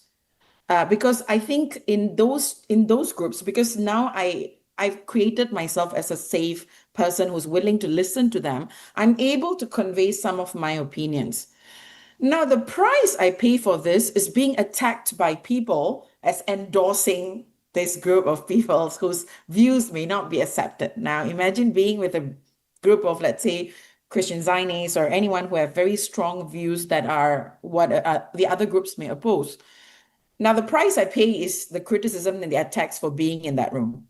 And I think on many days, I do wake up to not wanting to be there. So this has been really my honest struggle with no solutions, nothing. But I think what I found, if there's more people who are willing to be patient, be tolerant, sit in the rooms just to understand people without being worried about what moral judgments, I think more can be added to the table and we can move beyond these echo chambers.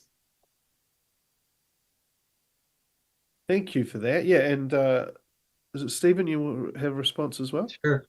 By the way, I just really appreciate what everybody's saying. I'm learning a lot, and it's very special. Three small things. One is just on a practical level that I can share answering some of these questions is there's an organization I'm very much involved with called Standing Together. It's an Israeli-Palestinian organization of Israeli Jews and Palestinian citizens of Israel who are working together for coexistence. And they say, you know, when this stupid war is over, no one's going anywhere. We're also going to be here, and we've got to figure out how to live together. And we know that that's not going to change with the current leadership in political power. So we have to gain that power. So they've created a long-term strategy about how to gain that power. And there's a Palestinian woman who's gotten on city council now in Haifa. There's a Jewish man who's gotten on city council in Tel Aviv. And they're, you know, it's not a short-term thing. It's got to be a long-term thing, how to get there. I have had some really fabulous experiences with Standing Together, friends of Standing Together here in Colorado, going to demonstrations in like at the Capitol, you know, anti-American government demonstrations, where there's all sorts of groups, you know, calling out for their cause. And we just have a table about standing together. And I expect people to come up and start yelling at us, and it doesn't happen. People come up and they go, Jews and Palestinians can talk to each other? How interesting. And they ask questions for hours. And lastly, there's a group I'm going to be with in a workshop in Berkeley next week of Israeli settlers in the West Bank, believe it or not, and Palestinians who have created an organization called Roots or Shorashim. And they are committed to living together in mutual respect. And there's actually a presentation they're going to be giving Sunday night here that will be available online if you want me to send you the link.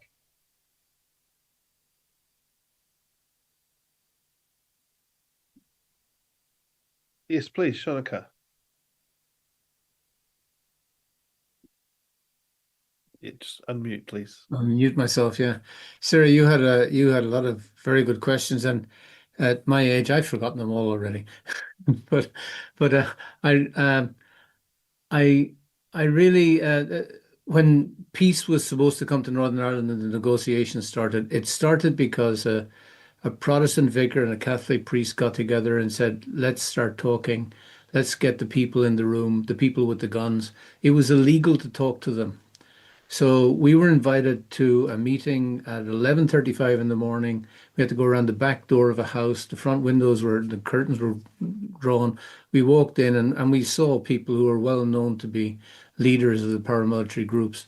And they were talking about how the police force has to be 50% Catholic and 50% Protestant. And we looked at them and said, what percentage Hindu, Muslim, Jew?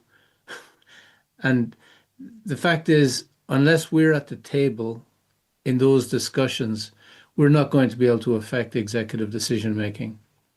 And we have to, and as Rabbi Stephen says, it's a long-term project. We have to get out of the echo chamber because we're all reading from the same song sheet in the choir in our little groups. But it's very, very important for us to get into the mainstream of society and to get at the tables of the UN, of governments, of decision-making bodies, because our idea of secularism that has developed in Europe, again in the Enlightenment, which again was a very important historic event, but our idea of secularism has come to exclude religion and spirituality. And the actual fact is that the Pew Charitable Trust came up with a wonderful long-term project to say that 84% of the population still believe in the idea of God and have some idea of God.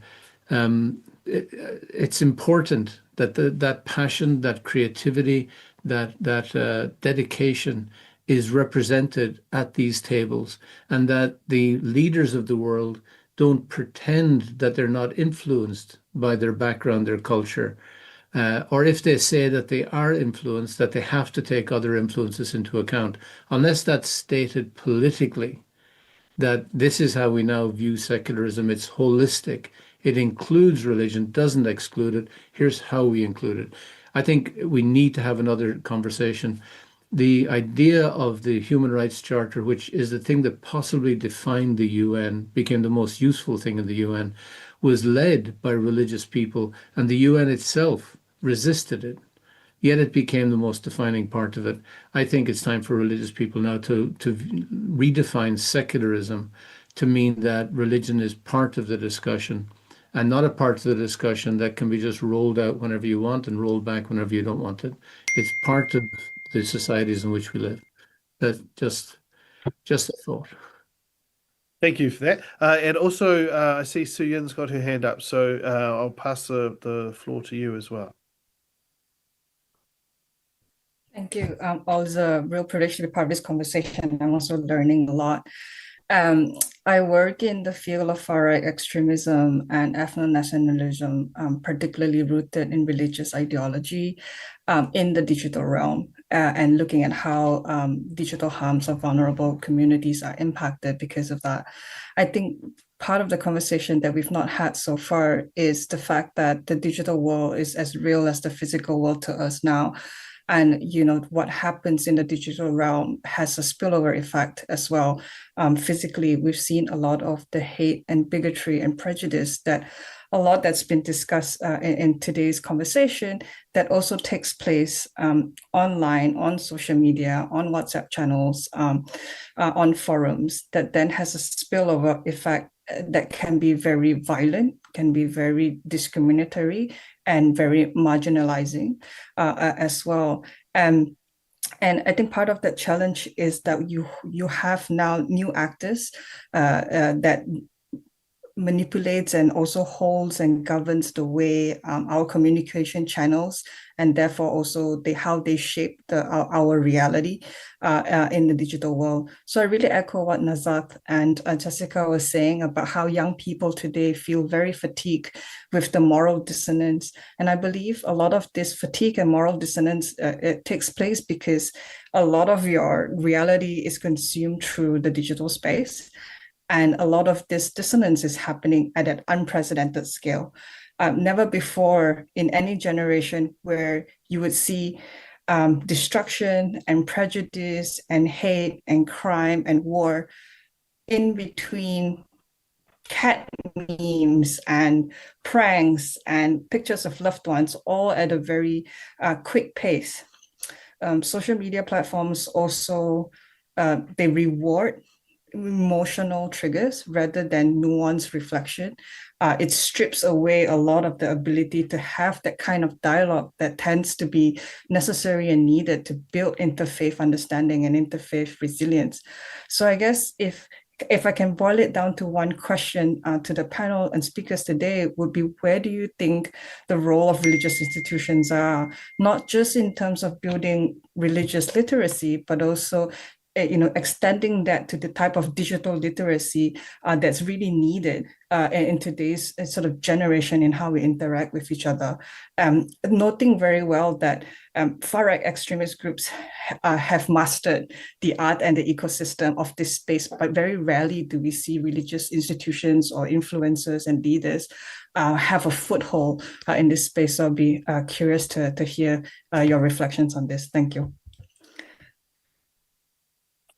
Thank you very much. Yes, so we've got a lot of topics or threads we could pull at now. So for those that want to respond, because I'm really aware we've got probably 17 minutes left, and it may be good for us to actually tease those out now. So if you're a discussant who hasn't said something, now's your time. But if you also have a question to pull on one of those threads, now's also a good time for that. I haven't forgotten the question about the government thing, and I'll come to that maybe in my closing. I'll give other people time to ask their questions now, if there are any. Oh, yep, Nazaf. I just want to pick on what Suyin said about, what is the role of religious, and it's more of a question also. Many times in a lot of more personal, very intimate conversations, I do get stuck in answering questions on what do we do about religious teaching that very clearly, promote exclusion. And verses that clearly do speak in a way where the other religions take it as a symbolic violence or even, projecting harm on them. I've seen some explanations that skirt around it, talking about context and stuff. I know as a Muslim, I find it very difficult to explain some of the verses on Jews and Christians to Jewish friends. And you see, this is where the interfaith dialogue comes to an end. And also, I think these are also the verses that are being weaponized by extremists, etc. So I think even I'm questioning, what can religious leaders do these days? Are we afraid to look at whether these religious verses need to be interpreted in an inclusive manner, or should we sort of sit down and really think at how these verses are? I don't think we've had that kind of honest, deep engagement with our scriptures, because otherwise we are always going to keep that, if I may say this, that ticking bomb under the carpet and then sit on top of it and, pretend to talk about let's all being together. I do think that's a big problem, which has affected me, and that'd be good, something to look at. Would anyone like to reply to that?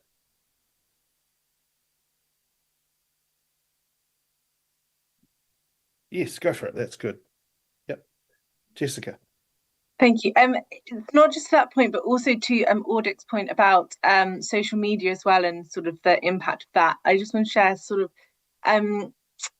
after October 7th and the war in Gaza, students on campus were like incredibly upset. And for me, I couldn't always quite relate to why that was. And it was because of what they were consuming on social media. And I want to say, I think that's a really important point, especially for religious leaders that maybe aren't online so much. And so actually not having the empathy with young people can be really challenging, and not quite understanding how their sort of online experiences impacting their sort of day-to-day life. But I feel that now, sort of 2 years on, students are starting to kind of disengage maybe so much with that online, and thinking about how their degrees and what they're kind of wanting to achieve through their kind of academic life and their future careers, like the focus on that and what they can do beyond uni is something that, has potentially been a change. And I do think that it's been mainly religious students that have had that religious teaching, and teachers that have told them, like, you need to focus on your academic study, get in a good degree to go into a good career, and then you can make an impact in your adult life beyond campus. And so, I just wanted to respond to that point in terms of like kind of what religious leaders can teach young people in terms, of their impact in this world, and thinking about kind of the relationships that they have and the kind of mentors that they have, which maybe some non-religious students don't necessarily have that.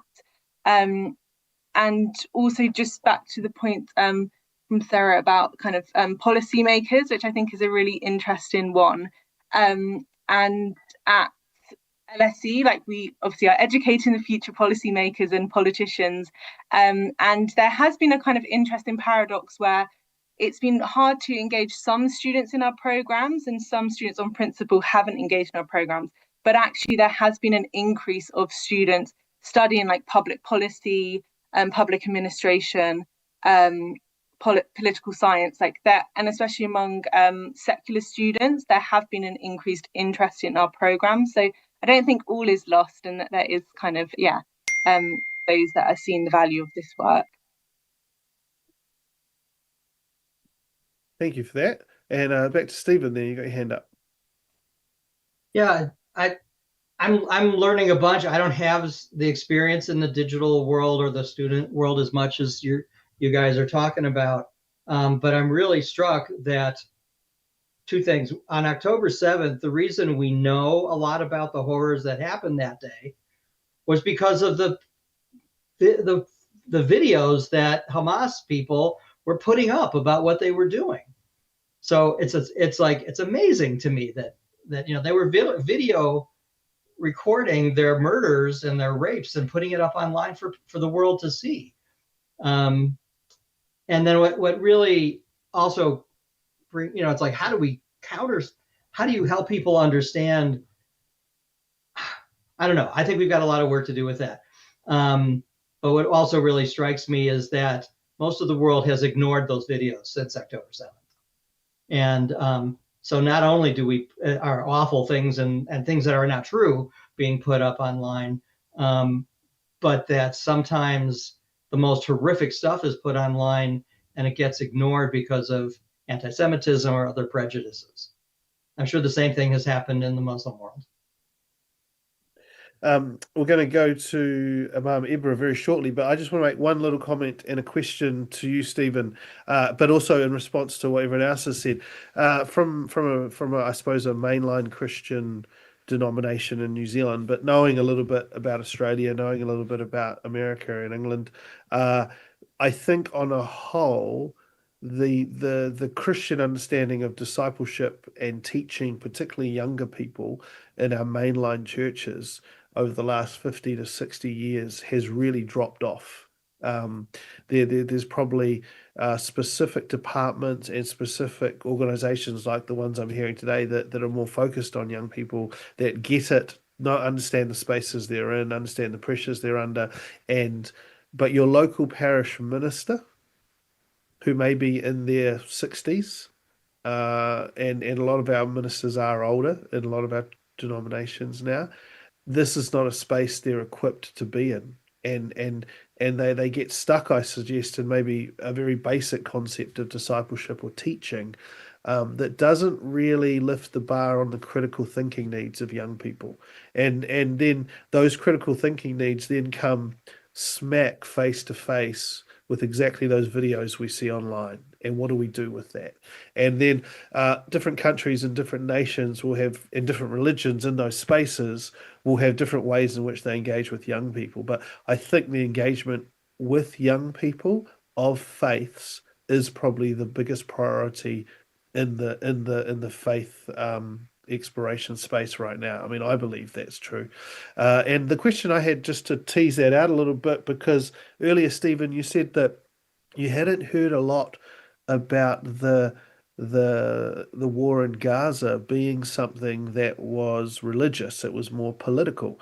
Whereas I only speak for what we've heard in New Zealand, is that there seems to be much more public opinion that this is a religious war, that there's this ability to want to have the Jewish homeland geographically taken.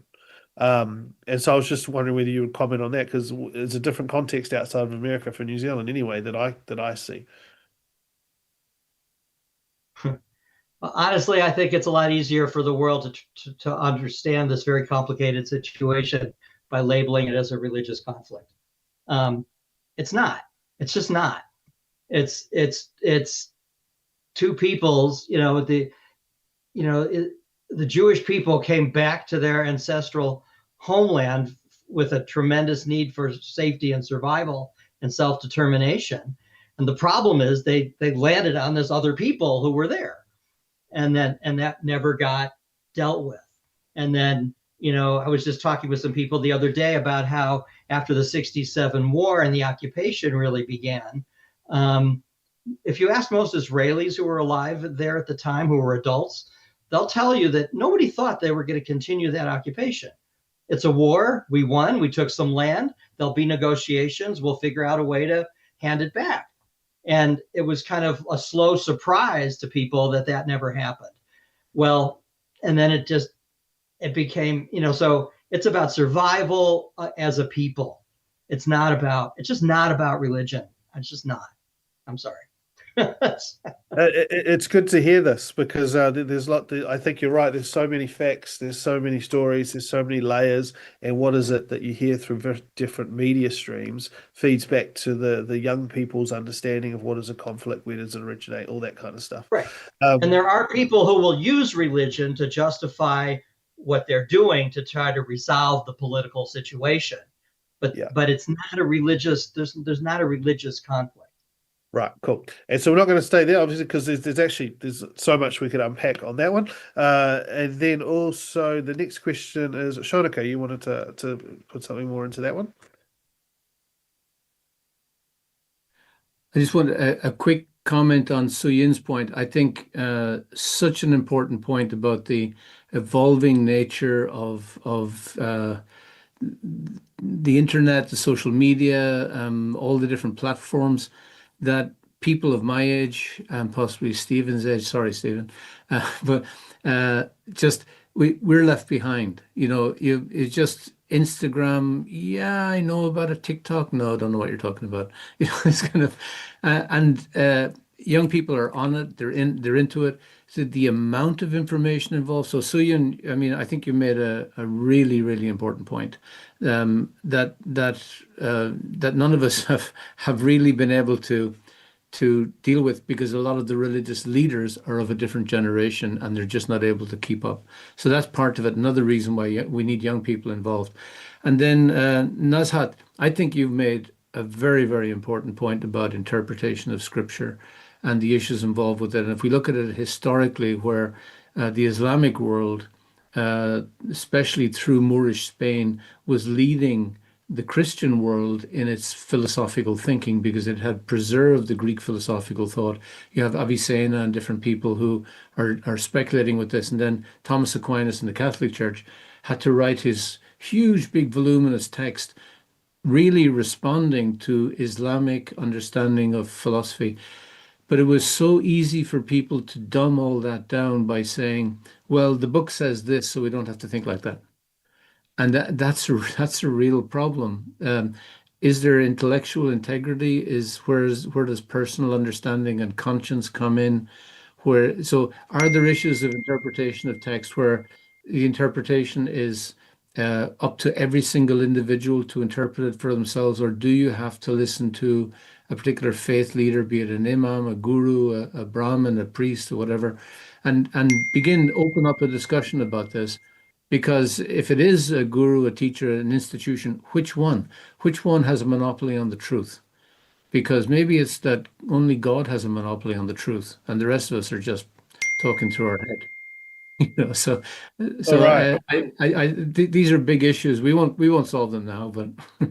And then, as usually what happens with these things, it gets to heat up towards the end. So I've got two more questions, one from Imam Ibra and Imam Adam. So I'll go to Ibra first, please. Is he here? There he is. If you just unmute and then go for it. Thank you, Ryan. This is only a comment for the,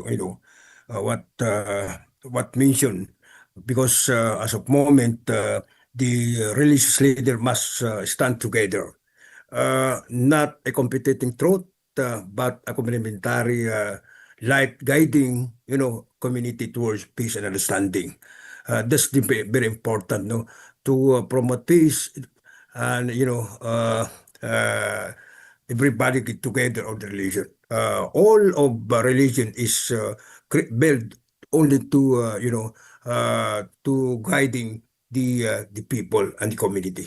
Thank you. Thank you. And then over to Imam Adam. I'd just like to reiterate the importance of the online world and social media, which has been mentioned a few times. So the title of this session is Pushing Back Against the Rising Tide of Bigotry and Prejudice. The vast majority of the bigotry and the prejudice we're talking about, not exclusively, but most of it is online. Many people across the world are feeling like their lives are not complete. They're feeling threatened by other groups of people. And what I tell people who complain to me about the state of the country, the way the world is going to pot, I tell them, take your mobile phone, put it in your pocket, and then the world magically becomes a better place. And the reason for that is this. Now, this brings up two issues. The first issue is engagement, like has been recognized from religious leaders and from representatives of religion. Are we slow in taking it up? Personally, I don't think I'm too old is a good enough excuse. I think, okay, if you just don't get technology, understand its importance and empower younger people within your community to be engaged in that.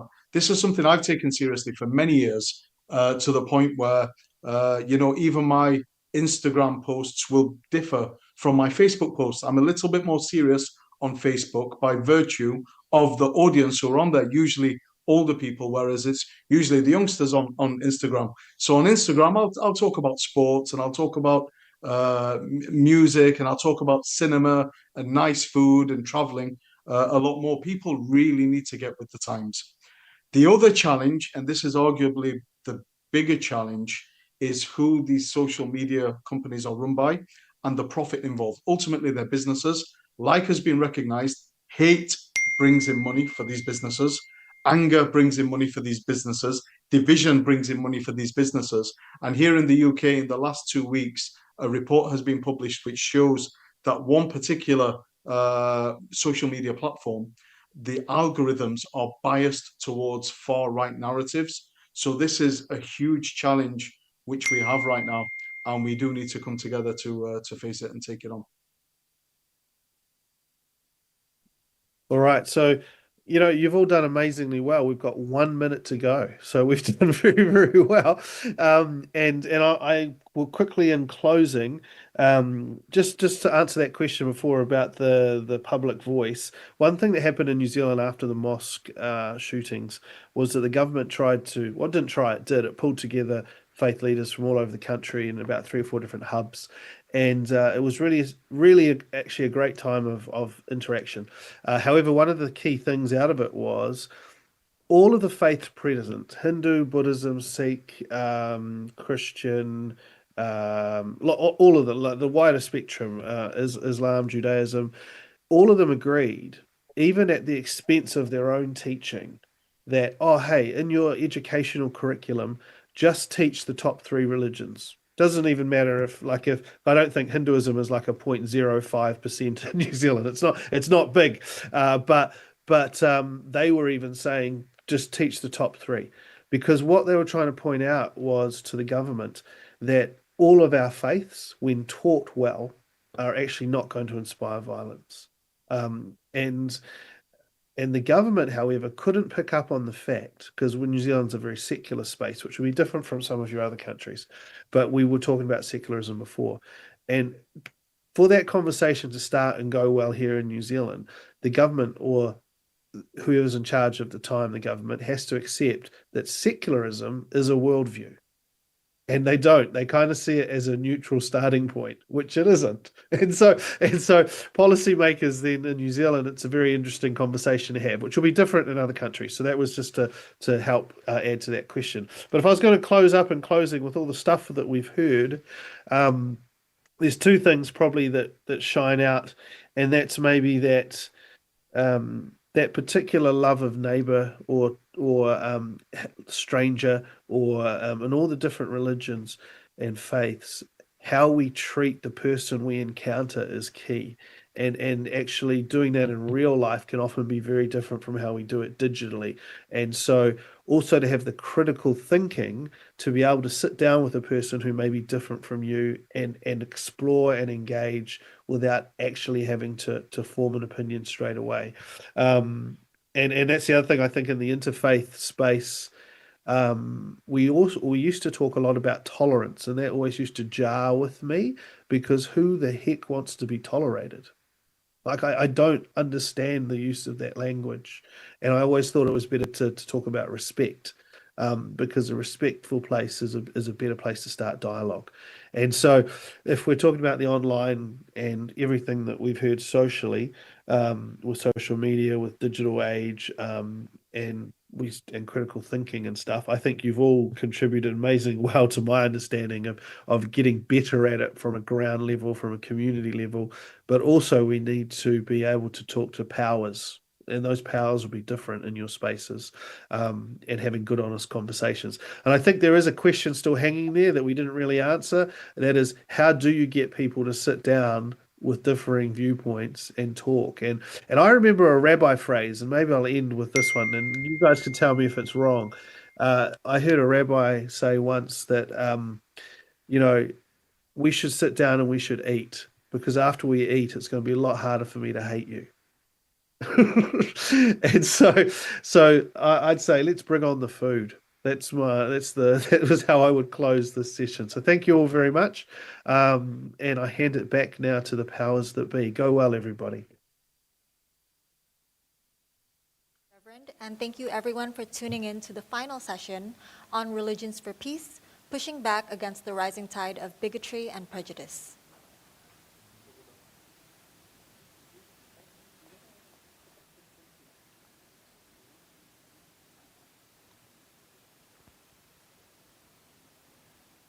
Ladies and gentlemen, we have reached the final hour of the Global Town Hall 2025. It has been a 12-hour journey full of insights and meaningful exchanges. Thank you to all who have stayed with us. To close the program, we invite our co-hosts of the Global Town Hall 2025 to deliver their closing remarks. First, let us please welcome Michael Sheldrick, co-founder and Chief Policy Impact and Government Relations Officer of Global Citizen. Mick, you may have the screen. Hello, everyone. Hello, global citizens. Wow, what a day. 11 hours of conversations, ideas, and most importantly, action and impact. Wherever you've joined from, thank you for being part of this year's Global Town Hall. From Jakarta to Lagos, New York to Nairobi, you are showing that we can truly come together as one global community, one that doesn't just debate ideas, but drives change. Today, we've seen what's possible when citizens, businesses, and governments and young people come together around a shared purpose. We've talked about everything from the potential of AI, not as a threat, but as a tool to tackle inequality. We've explored what it means to provide energy access to those millions of people who currently don't have access. And we've looked at how to protect forests while empowering the indigenous and local communities, the guardians of the planet who defend them. Now, if there's one thread running through it all, it's that the solutions exist, but it's up to us to act on them. Systemic challenges require systemic solutions. Global challenges demand global action, and that starts with every one of us. Some people say that politics is all local. Today, politics is all global, as we've seen. What happens on one side of the world can impact us here. And that's why at Global Citizen, we always say, ideas are great, but action changes the world. And it's that spirit that's been alive today in every session, every discussion, every chat message. Some of you have already gone to globalcitizen.org and you've already filled out applications to apply to a grant from the FIFA Global Citizen Education Fund.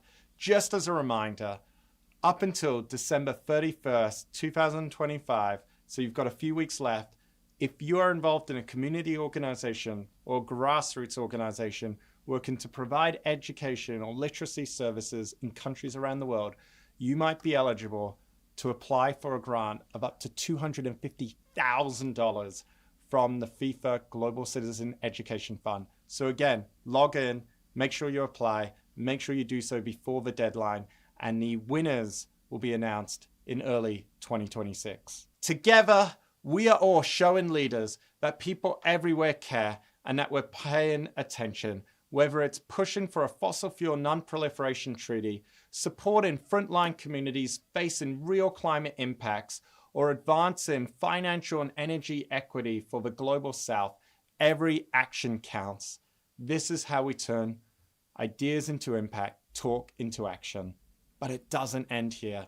This town hall may be wrapping up, but I encourage you to stay engaged, keep the Global Citizen app open, stay connected, follow the foreign policy community of Indonesia and all of our incredible partners from today. Keep pushing. Every post, every message, every action matters. Real change doesn't happen when the cameras are rolling. It happens in the weeks and months that follow when ordinary citizens keep the pressure on. Once again, a massive thank you to Dr. Dingo and the entire foreign policy community of Indonesia. It's always such a privilege to collaborate. Lastly, I'm asking each of you to also pull out your phones, email me at michael.sheldrick@globalcitizen.org. The first 2 people who get in contact will get a special copy of my book, From Ideas to Impact, a playbook for influencing and implementing change in a divided world. Because what we've built here is truly unique. This is a space where we can all come together. And lastly, to everyone at Global Citizen, especially my good friend Ruben over in Geneva, thank you, thank you, thank you. Thank you for working incredibly hard to make this event happen. It's an incredible catalyst. Let me end with this. In a world that can sometimes feel divided, we know collaboration is possible. According to the Rockefeller Foundation, 3/4 of humanity still believe in working together to solve the biggest issues of our time, because we understand that it's in our own interests to do so. Compassion still matters. So please, let's keep moving forward, keep the energy alive, take what you've learned here, share it. Thank you all, and we will see you somewhere in the world in 2026. Thank you.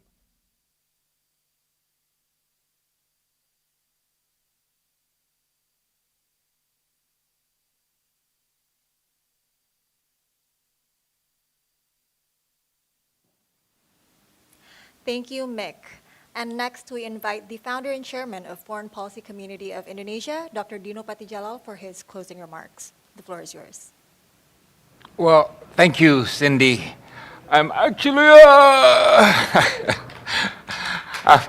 12 hours, 11 hours of marathon discussions, and what a day it has been. We convene with the aim to connect civil societies from around the world without judgment, and we wanted to invite a north-south, east-west participants to take space in an open, free dialogue based on mutual respect. And I think, as I have seen today, as we all have seen today, we have achieved that mission. I was really encouraged and inspired by many of the discussions that took place today. And I would like to thank all those who have tuned in today from all parts of the world, from Asia, from Middle East, Africa, Europe, Latin America, the Americas, the Pacific, and so on. I think what was reaffirmed today is that civil societies is indeed a force for peace and progress. Civil societies have their own voice, no matter what political system they belong to. Civil societies have their own unique profile, and civil societies are distinct from government. They may support and agree with the government, but sometimes they would disagree. And all in all, civil societies have their own profile and their own voices. And it is these voices that we connected today. And I think the two terms that resonated the whole day were, one, civil society, and second, humanity.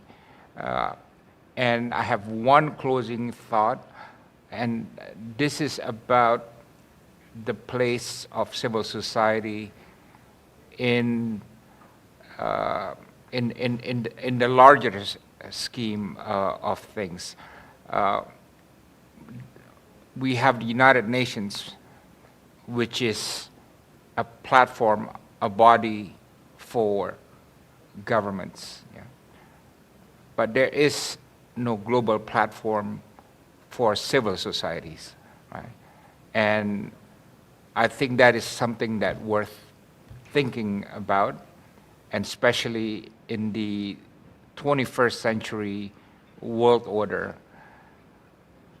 No matter what the next world order looks like, I think a key part of it is that that next world order would have to give a lot of space, would have to give space to civil societies whose number are growing by the day and whose growth will be central to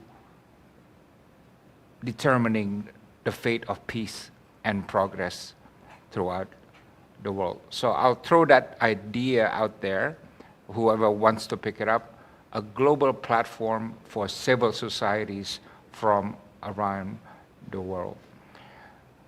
With that, I want to thank everybody who has been involved in this Global Town Hall project.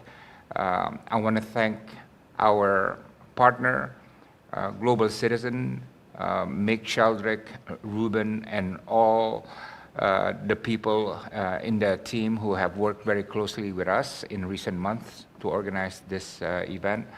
I want to thank the moderators, including Nick Gowing, who has flown all the way from London to Jakarta to join us physically in this Global Town Hall video.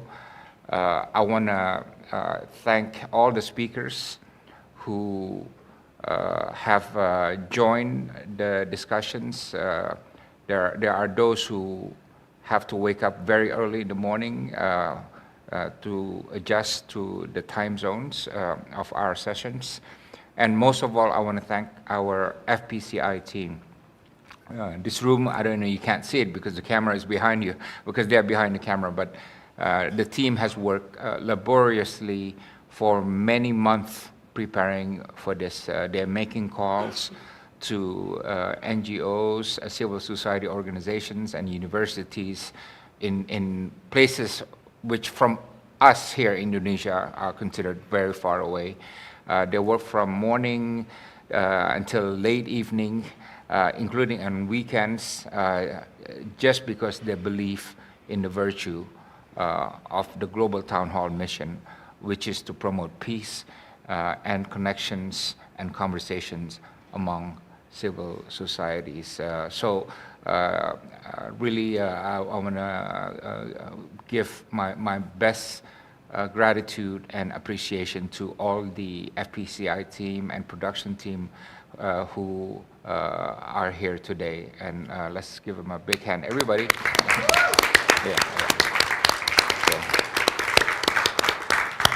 So thank you very much. It's been another successful Global Town Hall in 2025, and I look forward to seeing all of you again in 2026 Global Town Hall. Thank you very much, and see you soon.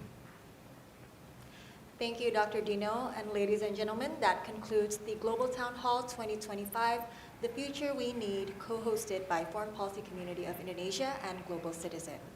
We extend our gratitude to all speakers, moderators, and discussants who spoke today, as well as everyone who has participated. It was a pleasure for us to engage over 226 civil society institutions from around the world, exchanging views with world leaders, policymakers, activists, and more than 7,900 participants coming from 116 countries. Thank you to everyone all over the world who has joined us today. We also thank the Global Town Hall Consortium, consisting of 89 civil society organizations, 62 schools and universities, and 75 think tanks from around the world. We also thank the media partners of this year's Global Town Hall: Berita Satu, Investor Daily, Jakarta Globe, Text from IR, Harian Rakyat Merdeka, Rakyat Merdeka Online, katadata.co.id, and Southeast Asia Desk. We hope this town hall has successfully amplified the voices, concerns, and aspirations of civil societies worldwide, and that these messages resonate with policymakers at both national and global levels. Please stay connected with us through Instagram and all of our social media platforms at FPC Indo, at GLBLCTZN, and at Global Town Hall for more information about our upcoming events and the Town Hall series. Ladies and gentlemen, with that, we are officially signing off from Jakarta. Good evening, good morning, good afternoon, and see you at next year's Global Town Hall.